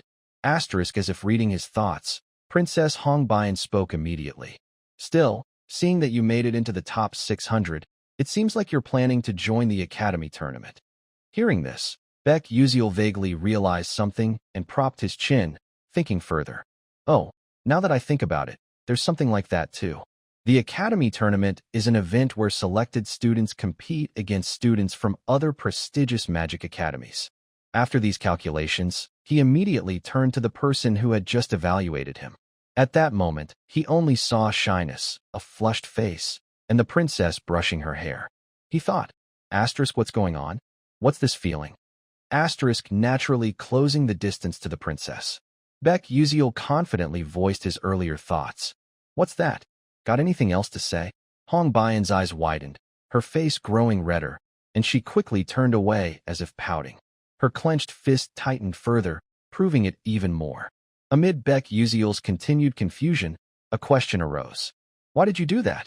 Baek Yuziel was clueless. Huh. Her eyes narrowed further, and Princess Hong Bian pressed on. Why did you do something like that with Edmund? He's influential and holds grudges. He'll probably keep making things difficult for you until graduation. Her tone grew stern, adding another issue. Are you confident you can handle this? Seeing Princess Hong Bian's concern surprised Baek Yuziel, his gaze following her changing emotions. Without much thought, Baek Yuziel answered bluntly. No, I don't think I can handle it. Her heart seemed to tighten at his response, disappointment evident, while Baek Yuziel's confusion returned. Instead of being harassed by kids a few years younger than me, I'd rather crush them all and get expelled. Returning to the princess's mood, her clenched fist trembled, and two questions came in quick succession. Then why did you do it? What do you gain from me? Instead of answering quickly, Baek Yuziel once again created a silent pause, his eyes still fixed on the princess. Only when his gaze shifted elsewhere did his answer come. It's because I value our relationship more. The world around Princess Hong Bian instantly turned pink after that statement. Knowing he hadn't finished, he scratched his face, looked elsewhere, and added, and besides, I'm not doing this for you for free. After this is over, you'll have to sign a contract with me to buy an item. Princess Hong Bian, facing him, was slightly flustered because she knew one thing clearly.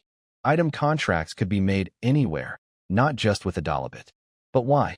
Baek Yuziel's inner thoughts wavered after that question. Honestly, I shouldn't say I want to save her and give her a happy ending. His eyes darted elsewhere. That, I'll tell you later? Curiosity gave Princess Hong Bian a new question mark, but she couldn't press further on the topic. She decided to switch to another subject. All right, by the way, do you have any plans for the freshman training session? This time, he answered quickly. Yeah, I'll have to do something about it.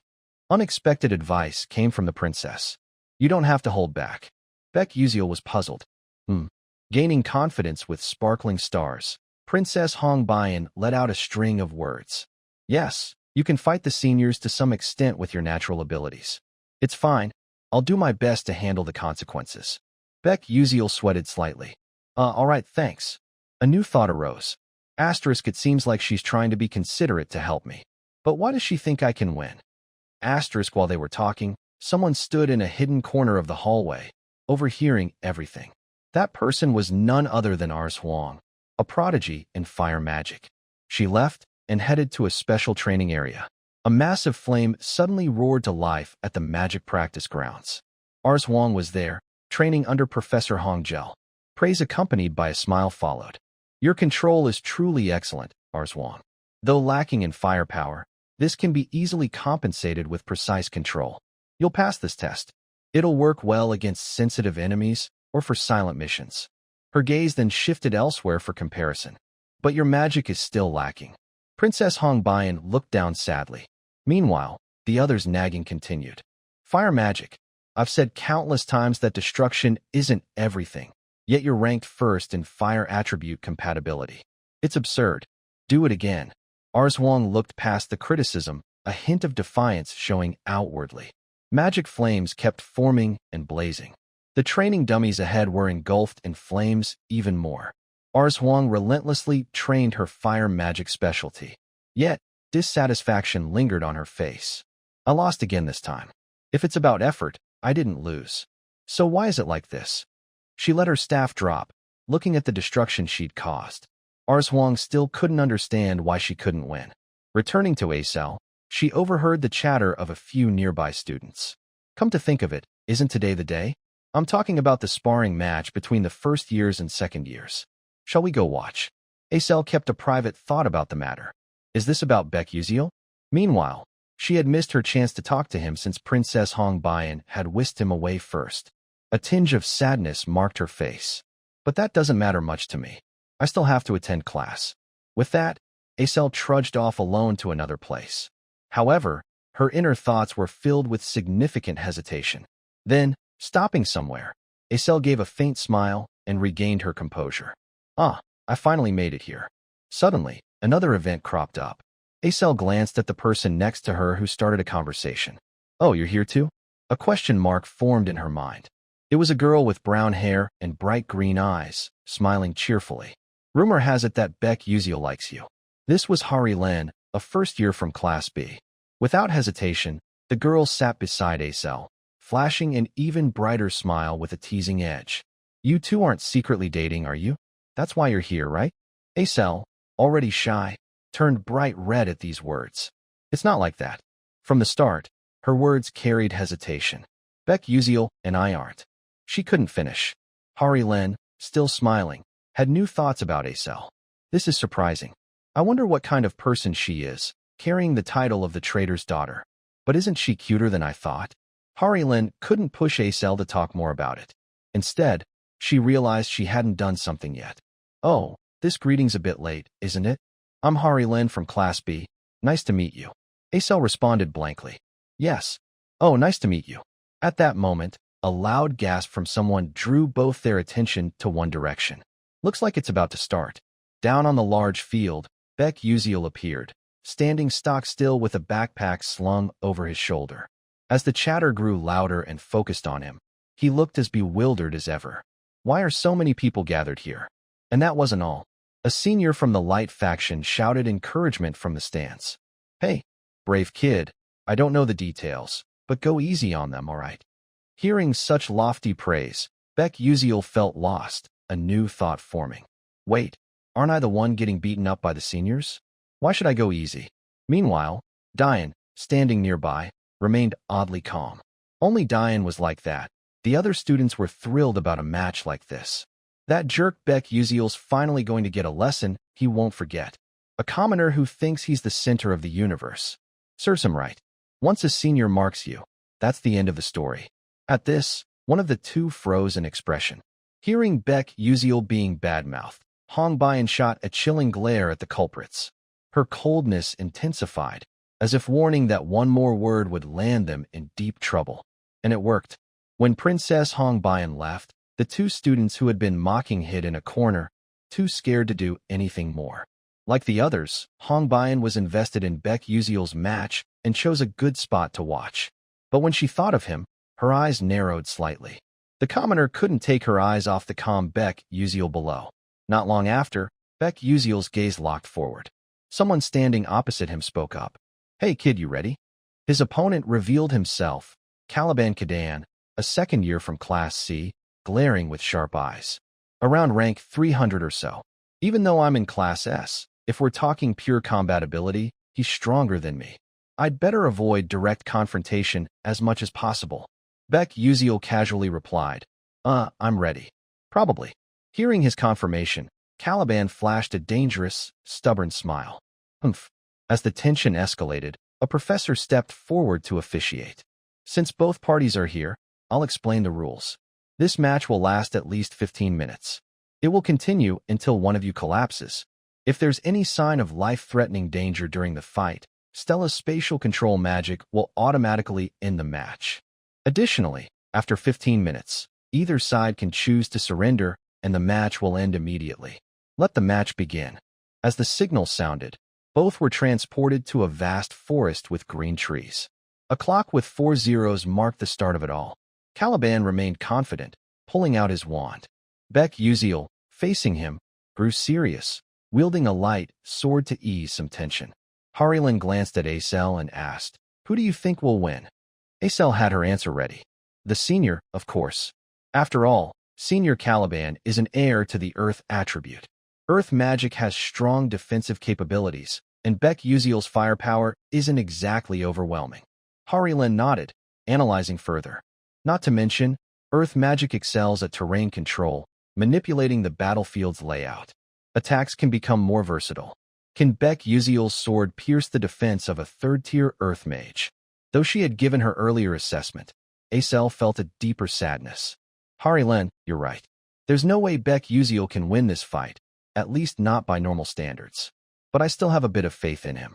Back to the fight, Caliban's face grew more menacing. Today, I'll show you what fear feels like. Earth domain. At that, confusion washed over Beck Uziel. The ground cracked, but the words flash step repeated in his mind. His first choice was to keep his distance. Once he secured a safe gap, Beck Uziel realized something. His opponent, Caliban, felt something similar. A new smile crept onto Beck Uziel's face. Smile and run as far as I can.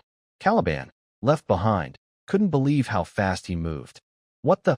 Sharing the same sentiment, Hari Lin spoke up, stunned. Wow, running right from the start without a shred of pride. Acel agreed. Yeah, that makes sense. Yet, her worry for Beck Uziel lingered, though in this situation, it might be the right move. Back in the fight, Caliban chased after him, anger flaring as he shouted, "Hey, you jerk, get back here." Normally, turning back would be the strange thing. Who would listen to that and actually return? Once the frustration built up enough, it was time to unleash it. Caliban gritted his teeth, and from his position, 3 simple, green magic circles formed. Flying Stone. Beck Uziel was caught off guard as his opponent swiftly shifted the situation. Realizing it, the attack struck ahead, sending dust and smoke billowing everywhere. Princess Hong Bian, the Light Faction Senior, and Dian paused their emotions, anxiously waiting. Stopping at a slightly green bush, Caliban smirked, thinking, good, that hit landed for sure. But as his confidence peaked, the slap of reality hit harder. Caliban froze. What's this? Before his eyes, a monkey puppet hung upside down by its tail, swaying. A monkey doll? In confusion, people lose their sharp judgment. What the heck is this? Why is it here? As he stood unsure of what to do, the doll's claws began closing in. A dangerous pressure quickly hit Caliban's senses. Boom. A burst of light exploded, forcing him to raise his arms to shield himself. In line with his earth mage nature, a green glow enveloped Caliban's entire body, his form unshaken but a sense of unease growing stronger. I almost bit the dust there. Lucky I increased my body's weight to match the Earth's gravity. But that no longer mattered as his instincts detected a strange shift. A wall of earth rose right behind him. As Caliban predicted, a whooshing sound cut through the air, and Beck Uziel appeared at that spot, swinging a slash with his light sword. A cracking sound rang out, but unfortunately, the sword could not pierce through. Caliban turned back, grinning smugly with his wand raised high. Rockbreaker.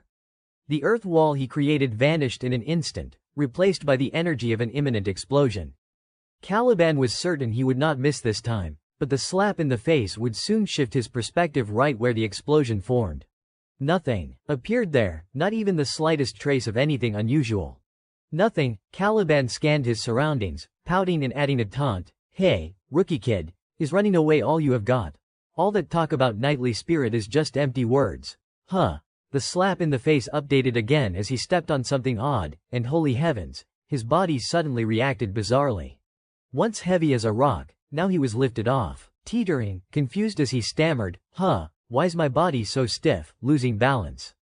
He wobbled, tilting to one side, his eyes darting forward. From afar, hiding in the bushes, Beck Uziel watched intently. A confident smile grew on his face, but to Caliban, it felt like a provocation. Yeah, that kid. He is laughing. Mustering all his strength to cast magic, Caliban crouched and gritted his teeth. Earth's gravity.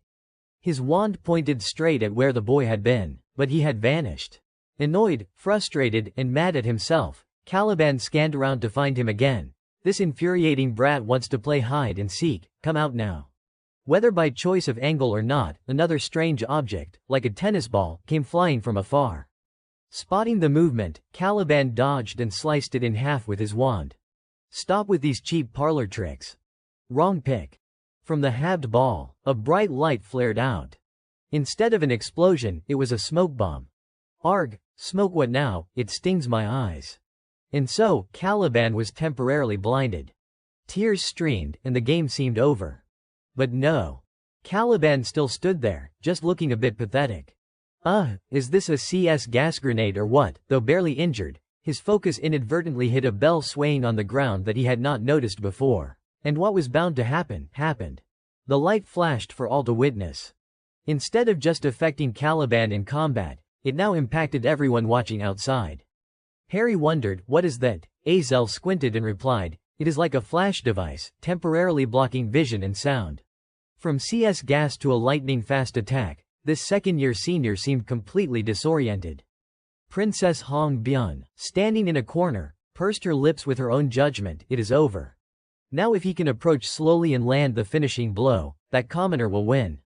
Suddenly, something changed, making the princess widen her eyes at the scene below. Huh, what now? Below, Baek Yuseol casually pulled out more round objects, ready to throw. Bingo, the first hit one side of the face, deforming with spreading pain. The rest were not wasted either.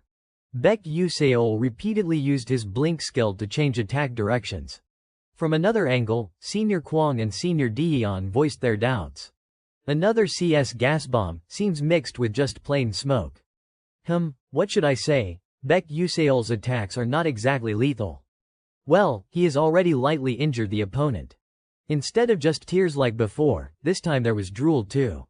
Cursing was the only way to vent temporarily. Baek Yuseol, you bastard. Channeling most of his mana, Caliban pulled an entire chunk of earth underfoot straight into the sky. Baek Yuseol below was somewhat shocked by this impact. His earlier cursing was not enough, so Caliban raised his volume for the next words. Forget that training nonsense. I do not need it. I will fight you seriously here and now. Baek Yuseol knew what was coming, so bewilderment was unavoidable. This time, he drew the short straw. A massive green magic array with countless overlapping symbols enveloped the entire area. From earlier confusion, Baek Yuseol froze solid with a new drop of sweat. Even so, is not a meteor shower a bit much for a first year? Already furious and fed up. Hearing such unpermitted words now, Caliban's eyes reddened, teeth grinding. Are you insane? I do not know about others. But you should not say that. Both Kwang and Deon empathized. Fair point. When words could not change things, small, sharp stone pillars emerged from the array. The countdown began. 14 minutes 47 seconds, 14 minutes 49 seconds. Caliban's wand arm raised high, preparing to strike. As his arm lowered and pointed forward, pouring more strength and shouting, die. The timer kept ticking. 14 minutes 55 seconds. The dense meteor shower in the sky closed in on Baek Yuseol. At 14 minutes 57 seconds, he still stood there without any move to prepare. Not just that, Baek Yuseol seemed sleep-deprived, his eyes gradually drooping. Time crawled, 14 minutes 58 seconds, 14 minutes 59 seconds, and the critical moment arrived, 15 minutes. A smile stretched across his lips. As the stone pillars were mere inches away, Baek Yuseol raised his hand and declared, I surrender. Instead of stopping before him, all magic halted under Stella's intervention. The entire plaza fell eerily silent.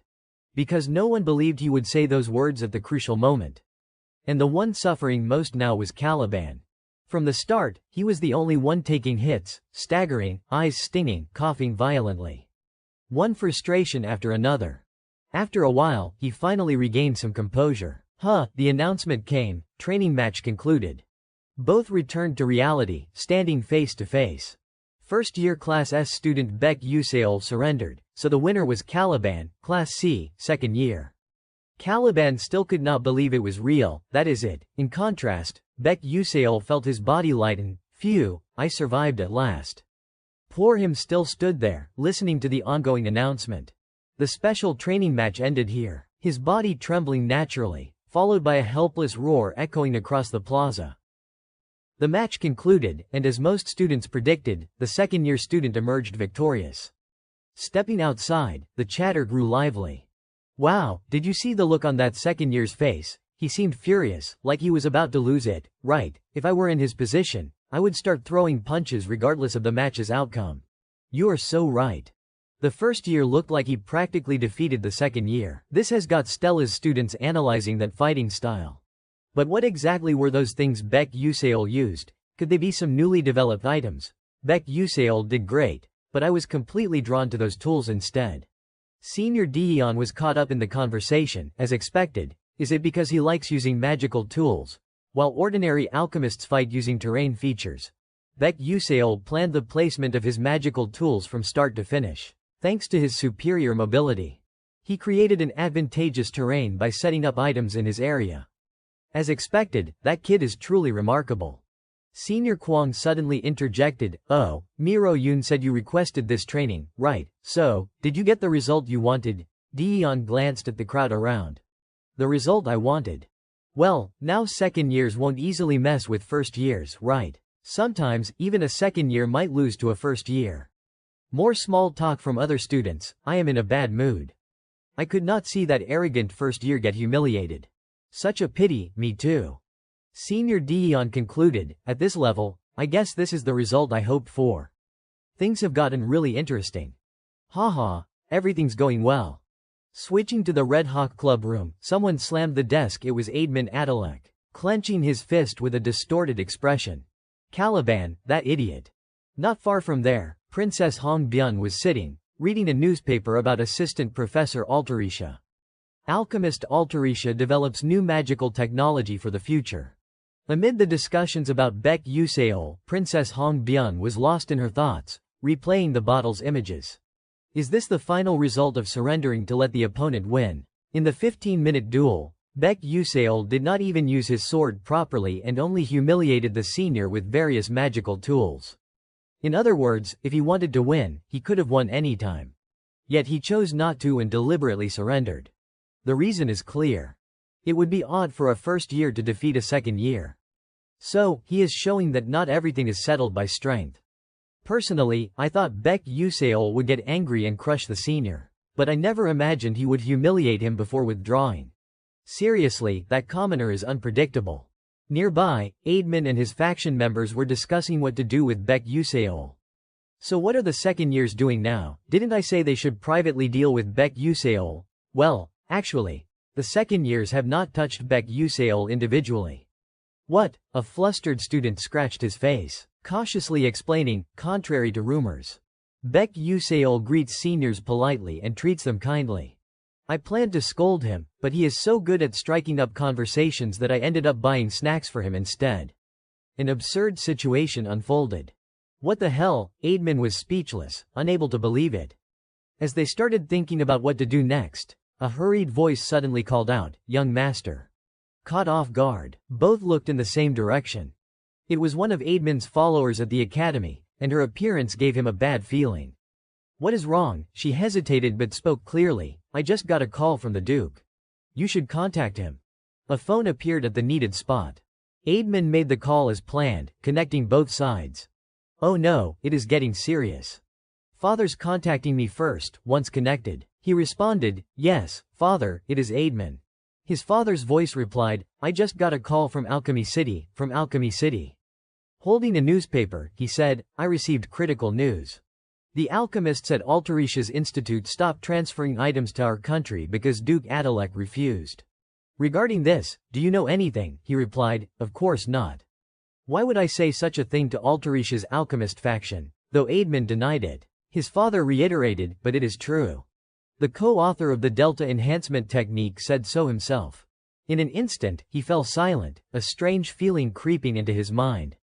A co-author, it did not take long for him to panic. Wait, father, I really do not know. I have never met anyone like that.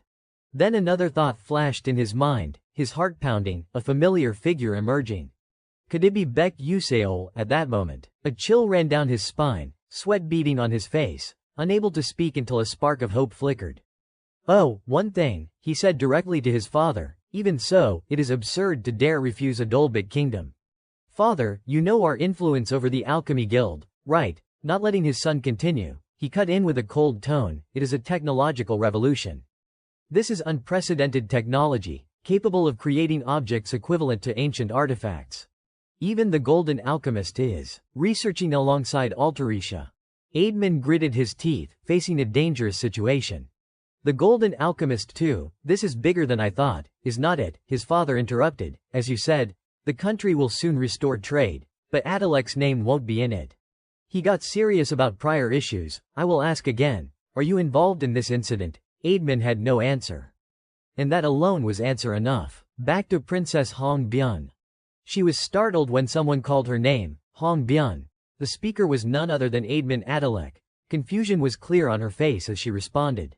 Yes, senior. With no other choice, Aidman could only rely on Princess Hong Byun now.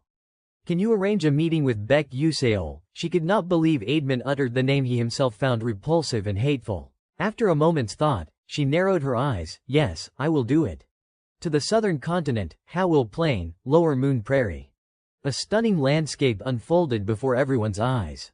A girl with long red hair gazed at the vast space ahead. Jeliel. Expressionless, she said to herself, land prices are rising. At that moment, another figure approached, trembling and kneeling before her. Lady Jeliel, please, I beg you. Just this once, show mercy. Above his head appeared a strange number 3. Jeliel, with a special info panel showing the number 3, had new knowledge updates, assigning value points to everything. This ability allowed one to see all beings, humans, animals, or objects as numbers. The lowest value was 0, the highest 100. She sat near him. But this person only had a 3, equivalent to a street pebble. She spoke to him. See, why go bankrupt like this? I warned you not to expand into useless businesses. Yet he gritted his teeth with a different thought, lies. This business was supposed to succeed, and you ruined everything. But things seemed beyond salvage. Bury him. Yes. That voice rang out, marking the peak of his despair. Guards stepped in, dragging him away amid his desperate screams. No, please spare me. Lady Jeliel, Lady Jeliel. Jeliel gave him one final glance. When his cries faded, she flashed a satisfied smile. But it quickly vanished, returning her to her usual demeanor. So boring. Kids these days have no willpower. Just as that thought formed, a familiar voice called, Jeliel, are you there? Hearing it, Jeliel beamed with rosy cheeks. Unlike earlier introductions, this person's appearance was a question mark, none other than StarCloud Malian's chairman. My dear daughter. Have you been well lately? Jeliel rushed forward to hug Melian tightly. Father, was your trip fun? My cheeks are even redder now. How did the deal go? Is everything all right? Seeing her bright smile, he cheerfully answered, it is still in progress. This time, the Altarisha alchemist faction developed a new item by combining special magical techniques. There is a video of a real battle using an item co-developed by alchemists. Want to see it? Her smile still beaming, Jeliel replied, that'd be so much fun. A thought crept into her mind, honestly, I wish I had more time to talk with father, but I can't tell him that. Then let us go to my room. Okay. Entering the new room, a glowing purple orb radiated brilliantly. Melian gave a brief introduction before showing the video. He is a first-year student at Stella Academy. He fought a second year using that item. Jeliel was slightly surprised by her father's introduction. A magical alchemy co-author, and just a first-year student, Jeliel started feeling intrigued about this person. What kind of guy is he? When the screen lit up, Jeliel snapped out of her surprise. Oh, there is Baek Yuseol in 4K clarity. Yet, through the screen, like her father, he also had a question mark panel. And her perspective shifted. What is this? Why can't I see his value? This has never happened before. Even the Emperor of Skelven or the King of Adolbit, I have seen their values with my own eyes. There are 2 cases where an object's value can't be measured. She looked at her father closely, specifically at his small question mark panel. One is when it is a beloved family member, then she snuck a glance back at the screen with the boy. The other is when the value is so hidden it can't be measured. Holding a poster with countless cool gas orbs, knowing her father had not mentioned his name yet, Jeliel asked with interest, Father, what is his name? He smiled warmly at his daughter. His name is Baek Yuseol. Remember it well. Who knows, you might meet him someday. She could not disappoint her father. If father says so, of course I will remember. Adding a bit more, also, father, before you leave, want to play a game of sun chess with me, maybe, tapping her fingers on her hand. Jeliel snapped out of her thoughts about the boy. A value I can't measure, her face turned cold. Baek Yuseol, I will remember that name. Back at Stella Academy, specifically with the person recently remembered in secret, Baek Yuseol. He was holding a glass cup, sipping something dark with a serious expression. On the other side, Aidman Adalek showed clear awkwardness, stammering, unable to let time pass in silence. He spoke first, setting down his cup, I am done with my coffee. If you have got nothing to say, I am leaving. Aidman could not believe his decisiveness and bluntness. Wait, hold on. Not daring to look at him, Aidman said, I regret what happened before. It was my fault. I deeply regret and reflect on looking down on you just because you are a commoner. So please. Forget what I said before and retract your statement, alright. He remained indifferent as the other spoke, maintaining that expression, his deeper thoughts unfolding. What is this? An apology or whatever does not matter much, but to avoid a tragic end for Princess Hong Byun as much as possible, I need to strip Aidman's political power. To do that, Aidman was surprised when his voice turned oddly cold. I won't do it for you. Right now, it is better to raise the stakes.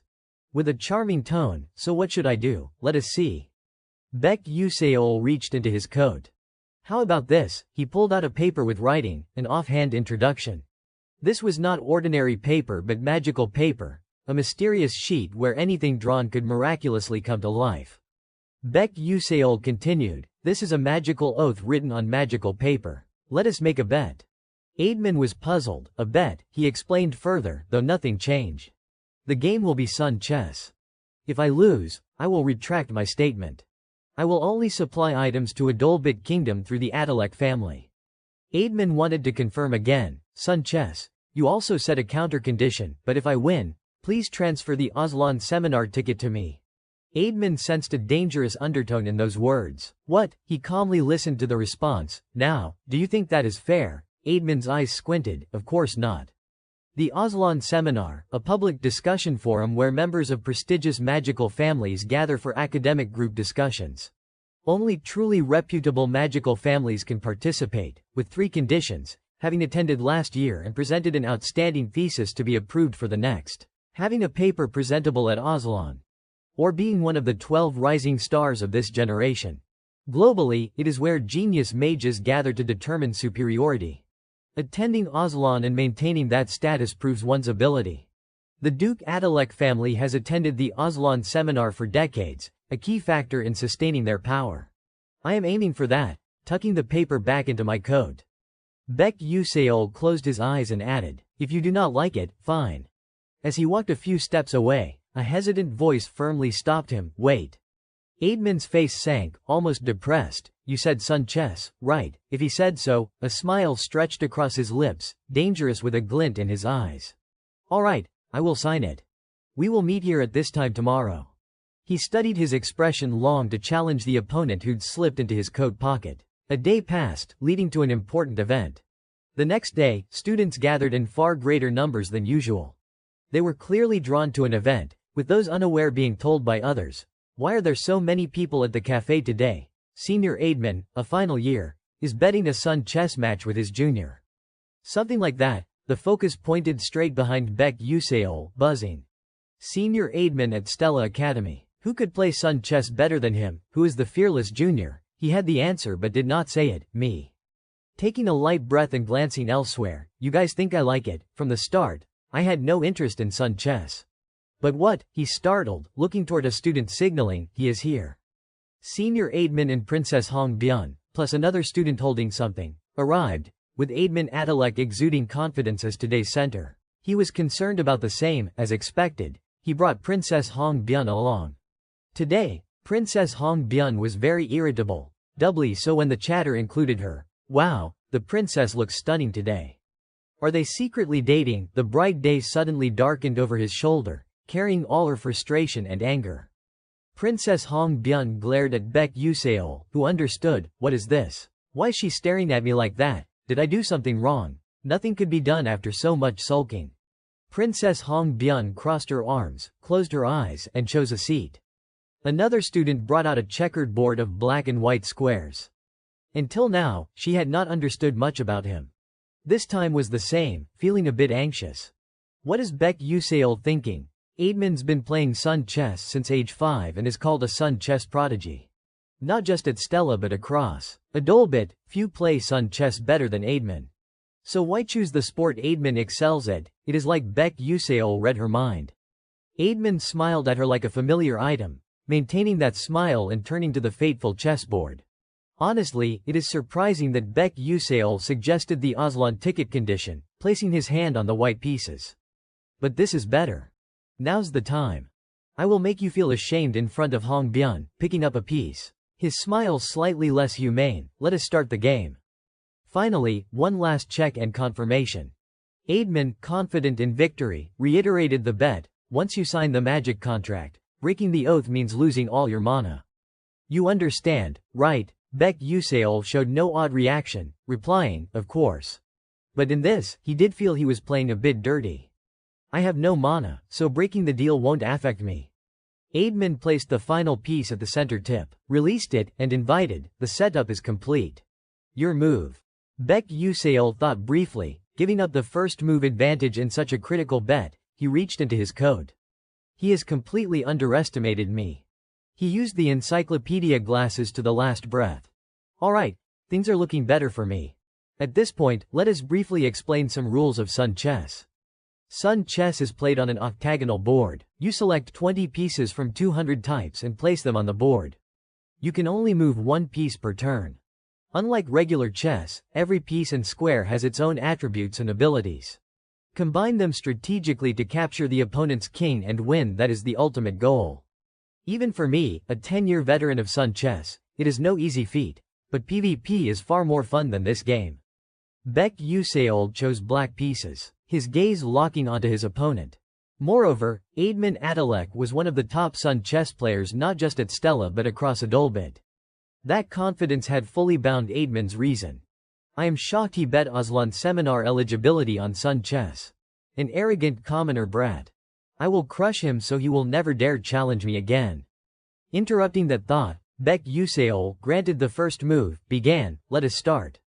Isolated in a void-like space, both were cut off from external awareness. Aidman noted Baek Yuseol's setup.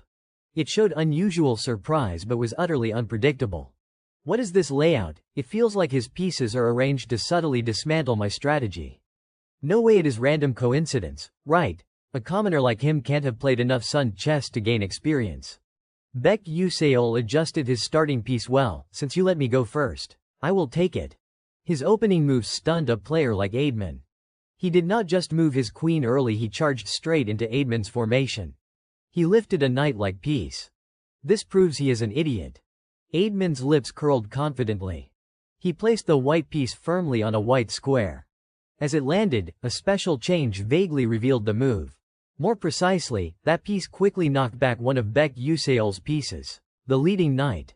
Aidman felt he had the advantage. Foolish pushing his queen into sacrifice so early.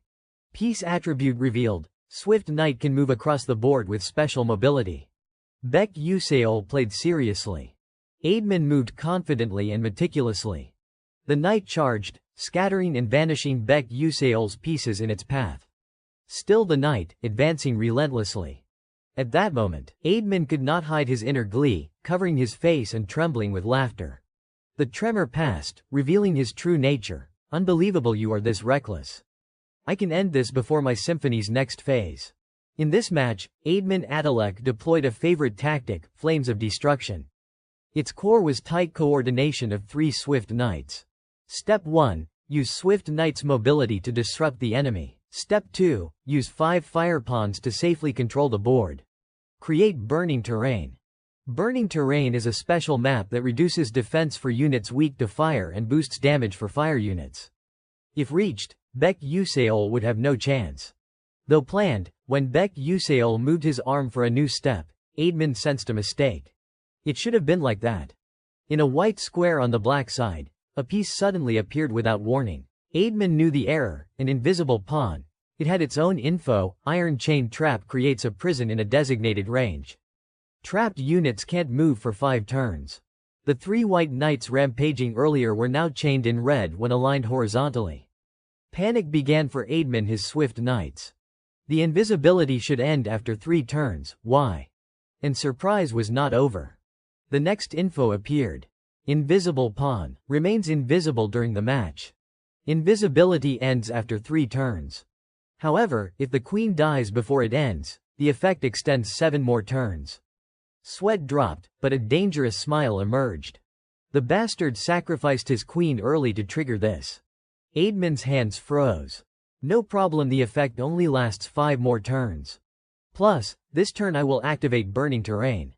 The white piece landed on a black square. Flames erupted across the board. Burning terrain reduces defense of all non-fire units by 30%. Fire units gain 200% damage. An environment weakening fire-weak opponents and boosting the owner's fire attacks. Completing it was extremely hard, requiring control of 5 specific points. Once done, dominance tipped one way. Aidman stared at Baek Yuseol. How's that? Baek Yuseol, terrain activated next turn. You're done. Baek Yuseol remained unnaturally calm, then moved his hand again, unease flooding Aidman's thoughts. Aidman watched intently for more tricks, another invisible pawn, cunning bastard. But no matter what he placed, after this turn Aidman missed Baek Yuseol's move. When it landed, Aidman froze, thinking, huh. Aidman had not noticed the ordinary pawn somehow controlling a specific point. A black piece manifested in a white square, seizing terrain reversal. Occupying while the opponent's terrain is active grants reversal effect.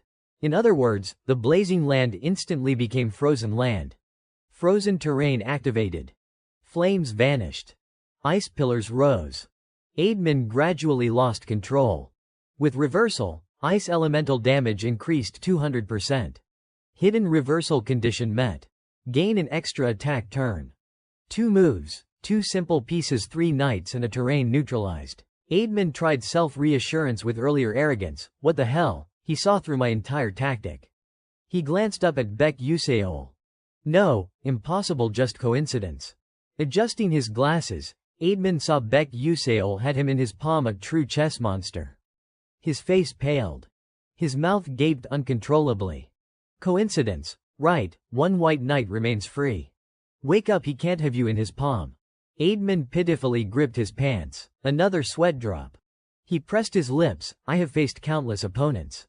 Just survive the next turn, I will reverse it. Hold on and I win. Swallowing, his face hardened. That is it.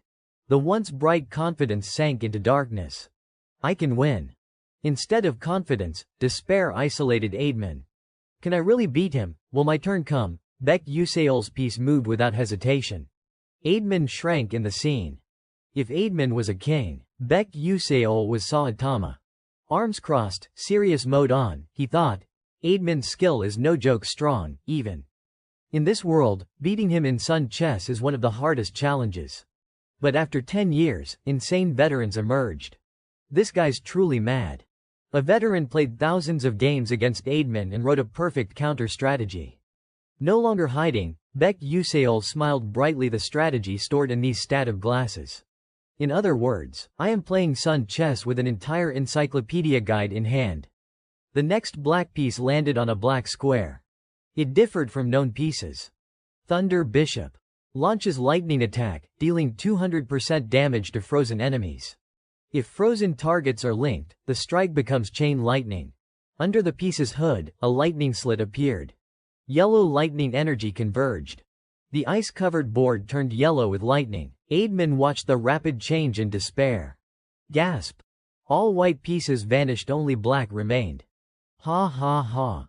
His earlier coldness turned to bitter acceptance. I lost, Baek Yuseol. The voice concluded with a statement, yes, thank you for this match. Absolute silence. On the chessboard now lay only black pieces in darkness. Even turning off the lights could not help Aidman anymore.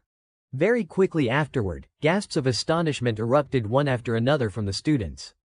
One of them mustered the courage to speak directly.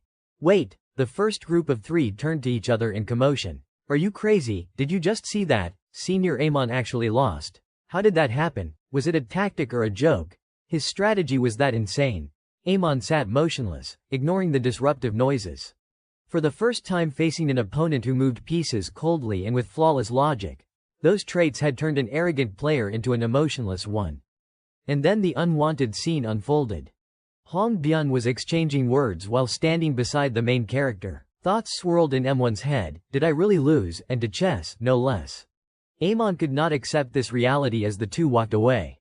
The product contract was gone, and he would even lost the right to attend the Aslan seminar. His hands trembled, thoughts growing increasingly chaotic. What do I do now? If my father finds out, will my life end right here? The student in charge of the board, while resetting the pieces, noticed the change in Senior Aidman. With a decisive motion, the table remained intact despite the dangerous punch Aidman slammed onto it. Pent-up anger exploded instantly. Damn it all. Because of this action, a few students outside did not dare intervene further. They could only leave before things worsened. Very quickly, the silent space held only Amon covering his face and trembling. What should I do? Just when it seemed he would fall into despair, A familiar voice broke the uncomfortable knot. The senior looked up. Amon was not mistaken. It was indeed Hong Byun. Noticing him, Hong Byun adjusted and spoke in the calmest tone. I will try to persuade that commoner on your behalf. We will secure the rights to the product. I will ask him to retract the statement he made about the Adalek ducal family. Amon, stunned as if disbelieving his ears, felt a surge of excitement that loosened his next words. Really, is that true? Thank you, Hong Byun, thank you so much. How can I ever repay this help? The princess's gentle voice cut in slightly. Repay, I was born destined to be queen. After one final emotional loop, Amon returned to the feeling he had right after losing to Baek Yuseol. It had been a long time since Hong Byun revealed danger in her expression. Thus, caring for someone who will become my vassal is only natural. Hong Byun turned and left coldly. Next, I will meet Baek Yuseol. M1's voice suddenly dropped unusually low. I have not served yet, Hong Byun. Just after she would walked a short distance, M1's heart-wrenching screams shattered the final silence. Yes, initially their relationship was like king and vassal. Aidman had used his power to manipulate it, trying to change the dynamic. But now, with the balance of power broken, they reverted to original positions and roles. Hong Byun's confident smile dispelled all the tension she would carried for so long. The story's direction shifted back to the main character, Baek Yuseol. Stella Academy actually had a phone booth. Baek Yuseol was currently speaking with the owner of a phone on the other end. Hello. Yes, please suspend all transactions with merchants in Adelavet for the next month. We plan to distribute only through royal channels for now. Would that work? A quick response came from the other side. Of course I will. Anything you want. Thank you, assistant sister. Having finished his planned task, he disconnected, stretched multiple times to breathe in the fresh, comfortable air. Finally done. Good that everything ended safely. But the Aslan entry ticket is not really that useful, is it? So what should I do now? Anyway, the protagonist will automatically be placed among the 12 rising stars. While he sank deep into those thoughts, someone interrupted. Commoner. Who else could call him so bluntly besides Hong Byun, who was still here, though he said that. Hong Byun hoped he would stay nearby. Approaching Baek Yuseol, he reached inside his coat for something. Ah, perfect timing. A sheet of paper was held out. Here's a new contract. Hong Byun's eyes widened in confusion. He openly stated his intentions. The Altarisha school will be distributed exclusively through the Adelavet royal family for 1 month. How you use it is up to you. Hong Byun carefully examined the new contract's details, then gripped the paper tightly when he suddenly said something harsh. Well then, goodbye. Not wanting him to leave so quickly, the princess mustered her courage and spoke. This time I owe you. Her cheeks flushed, her voice softening. Thank you. Noticing the clear change in her behavior, Baek Yuseol looked back, slightly flustered, and replied briefly, sure. A thought interrupted. Lucky I got a thank you from her. Knowing she was not good at controlling emotions, Hong Byun spoke more cautiously, though shyly. Hey, you said earlier there'd be a price for helping me. If you tell me what it is, I will pay it right away. On this, Baek Yuseol apparently had not thought ahead. He touched one cheek and looked away. The price. Well, actually the price Baek Yuseol wanted was quite simple. He stared at Hong Byun. It was too obvious. Hong Byun would not be tainted by evil. Instead, she would choose good things and, together with him, build the best possible happy ending. This time it was Hong Byun's turn to avoid eye contact. Seeing the princess like that, he did not dare say it aloud but kept it inside. I hope you become a good person. Thus, based on 29 years of life experience, he gave the most appropriate and exemplary response for the situation. So then, Hong Byun, come back expecting results. The two chatted cutely. Buy me a meal. What? Touching his stomach, he smiled innocently. Just treat me to a meal I want to eat until I am full from a meal bought by the princess. Hong Byun was surprised and had not expected such a strange price. She froze for a long moment, then a small smile replaced it, her cheeks flushing once more. All right, then follow me. Baek Yuseol's steps changed, and he arrived at a new place.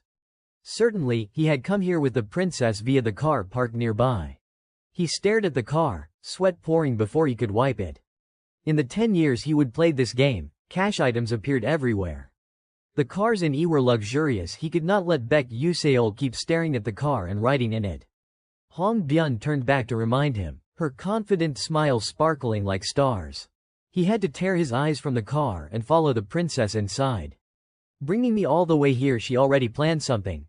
With the princess's current funds, I should pick at least the 5 best dishes in E, right? But reality seemed about to slap him hard.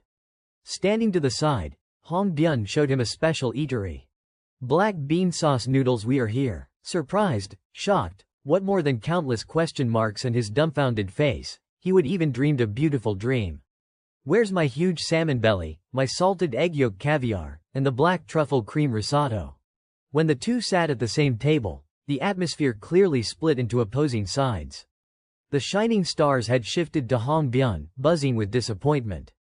The waiter stood waiting for their orders. Though surrounded by many stars, the princess's expression was unusually serious.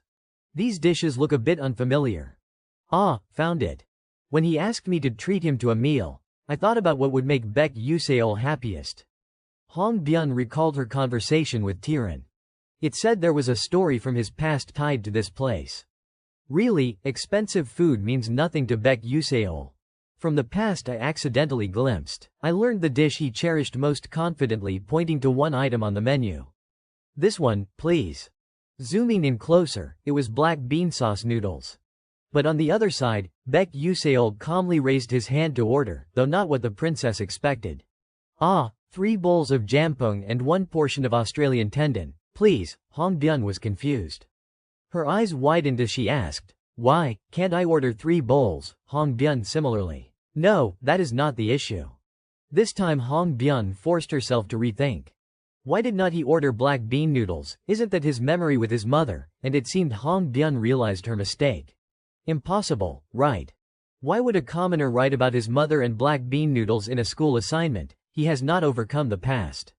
He still regrets those things. Because he could not repay his mother's kindness that he did not understand as a child. The waiter brought the requested dishes. The food had arrived. Thank you. Hong Byun lowered her face, gradually feeling ashamed for bringing him here. To him, black bean noodles were not nostalgia. They were a symbol of regret. And she had not even realized it. Though she noticed a bit late, the princess chose to speak to him right away. Sorry for treating you to a meal in a place like this. Baek Yuseol, unaware of what the princess was thinking, opened his mouth slightly. It is fine. His hand shot up, eyes widening again. Life sometimes has moments when your wallet is not working well. But since she is a princess, adding more food is okay, right? He spoke. Sir, we need more fried dumplings. Meanwhile, the Sun chess match between Aidman Atalek and Baek Yuseol had been widely spread by the students present at the scene. A massive rumor quickly swept through the academy, growing uncontrollably. What? Senior Aidman actually lost to Baek Yuseol. Naturally, the question of why was raised. The reason was revealed by numerous students who had eavesdropped on the conversation at the cafe. The truth was even more shocking than the rumor itself. I heard this from Arkan, a retainer from the Atalek family. In fact, it seems Senior Aidman did it because Baek Yuseol is the co-developer of the Delta Augmentation Alchemy technique. Just the rumor that Aidman Atalek had apologized to a first-year student. The fact that Baek Yuseol was a co-author of the Delta Augmentation technique sent shockwaves through Stella Academy. His name not only spread to Arcanium but even reached the Dark Mages. At the first tower, in the Deputy Principal's office of Tower 1, Akai Hen stood with arms crossed, his face cold and expressionless. That guy is really quite annoying. Just a commoner, and did not he interfere with Mason Tiran's plan? The mysterious figure, fully concealed, asked, should we handle this quietly? Akai Hen's face hardened as he dismissed the idea. HMPH, nonsense. If a Stella student disappears without reason, everything will be turned upside down. Handing the Aslan seminar participation right to someone like him displeases me. But taking it from him would be easier than taking it from the Atalek family. We need to keep an eye on Baek Yuseol from now on. For the time being, monitor him. A new exchange replaced the previous one, more important than Mason's condition. The mysterious figure replied succinctly. She is suppressing her dark mana with the cult leader's control magic, but it could erupt at any moment. Akai Hen was forced to reassess everything. It is not the right time yet. The familia contract signing ceremony is about to take place. If she truly goes berserk and causes trouble with the Spirit King, the consequences will only become more complicated. Raiden, monitor Mazen's condition. That way, we can use it to divert Elwyn's attention when necessary. Professor Raiden nodded seriously, understood. With Akai Hen's final instructions, Professor Raiden left the principal's office and headed toward the department building. An area almost devoid of people, with the lights off, formed a dimly lit laboratory. Broken glass tubes lay scattered, experimental tools including the microscope were dismantled in a pitiful state, though a few sheets of paper remained usable. Professor Raiden clenched his fists in the room, staring at something on the floor emitting dark energy, groaning in anger. Since this was a mission, priorities needed to be addressed. Right before him was the transformed state of Professor Mazen Tyrann, who could no longer stand steady amid everything happening. Professor Raiden thought, this is quite serious. Mazen, with bloodshot eyes, asked in a hoarse voice, "Did you come here to tell me to wait longer? If I endure and wait, can I return to my original position?" Outwardly calm, Raiden inwardly revealed great contempt. How laughable. After a lifetime of stealing what belonged to others, does she still dream of reclaiming a position that was truly hers? Nevertheless, Raiden decided to show mercy. Your usefulness is over. Once the plagiarism investigation begins, you will be stripped of all positions and expelled from the academy. Mazen Tyrann panicked, regaining her senses and speaking with arrogant tone. Then why did Akai Hen leave me here? Raiden replied coldly and decisively, you have been completely corrupted. For another purpose, you can certainly fulfill that role. That is why you were left here. Mazen Tyrann trembled, gradually losing control of herself. Are you trying to drive me insane and out of control, you damn bastard? As Mazen bared her fangs, ready to erupt in rage, Raiden interrupted once more, then leave here. Mazen, stunned as if disbelieving her ears. What? A deep green orb rolled across the long carpet toward the west. To the Garden of Fallen, Raiden turned his back. Our comrades are hiding there. If you survive until you find them, break this crystal. It will release the magic suppressing your corruption. As Raiden reached the stairs, Mazen's voice stopped him. Why are you letting me live? Raiden did not turn around. I just do not want to see our own die so pathetically. Once Raiden had completely left, Professor Mazen stood up and took steps toward the crystal. Without hesitation, she picked up the orb and continued walking in an undetermined direction, stopping beside a table containing the annual plan, observing it longer. More precisely, the notes she herself had left. But upon focusing deeper on one item, uncontrolled dark magic surged outward, pent-up resentment building. Mazen gradually unleashed dark claws, her domineering nature emerging. How dare you? You really think I will leave after turning me into this without doing anything? I will tear everything to shreds. What Mazen had just torn was the familia contract signing ceremony. Time passed quickly. Today was the day Stella Academy students had their first field trip to the cradle of the Celestial Spirit Tree to participate in the familia contract signing ceremony. Massive airships began departing on a new journey. In one room, Azel and a few other classmates were enjoying a meal. Across from Azel, two classmates exchanged glances, speaking of which, about Baek Yuseol. He was scolded and criticized by seniors for a long time, but now no one dares touch him anymore. I heard about that too. I also heard he is really the co-developer of the alchemy magic technique, right? After the rumor spread, some seniors even personally apologized to him. The classmates looked at Azel and asked softly, Azel, do you know about this? Azel held a pastry and answered naturally, no. The classmates continued. Anyway, is it really related to Baek Yuseol? Taking a small bite of the pastry. Azel was lost in thought. Pondering a bit about him, is it my mood? For some reason, I feel like I am growing further apart from Baek Yuseol. It gives me a sense of loneliness. But the other classmates thought differently. A smile appeared. To be honest, I thought Baek Yuseol and Azel were dating.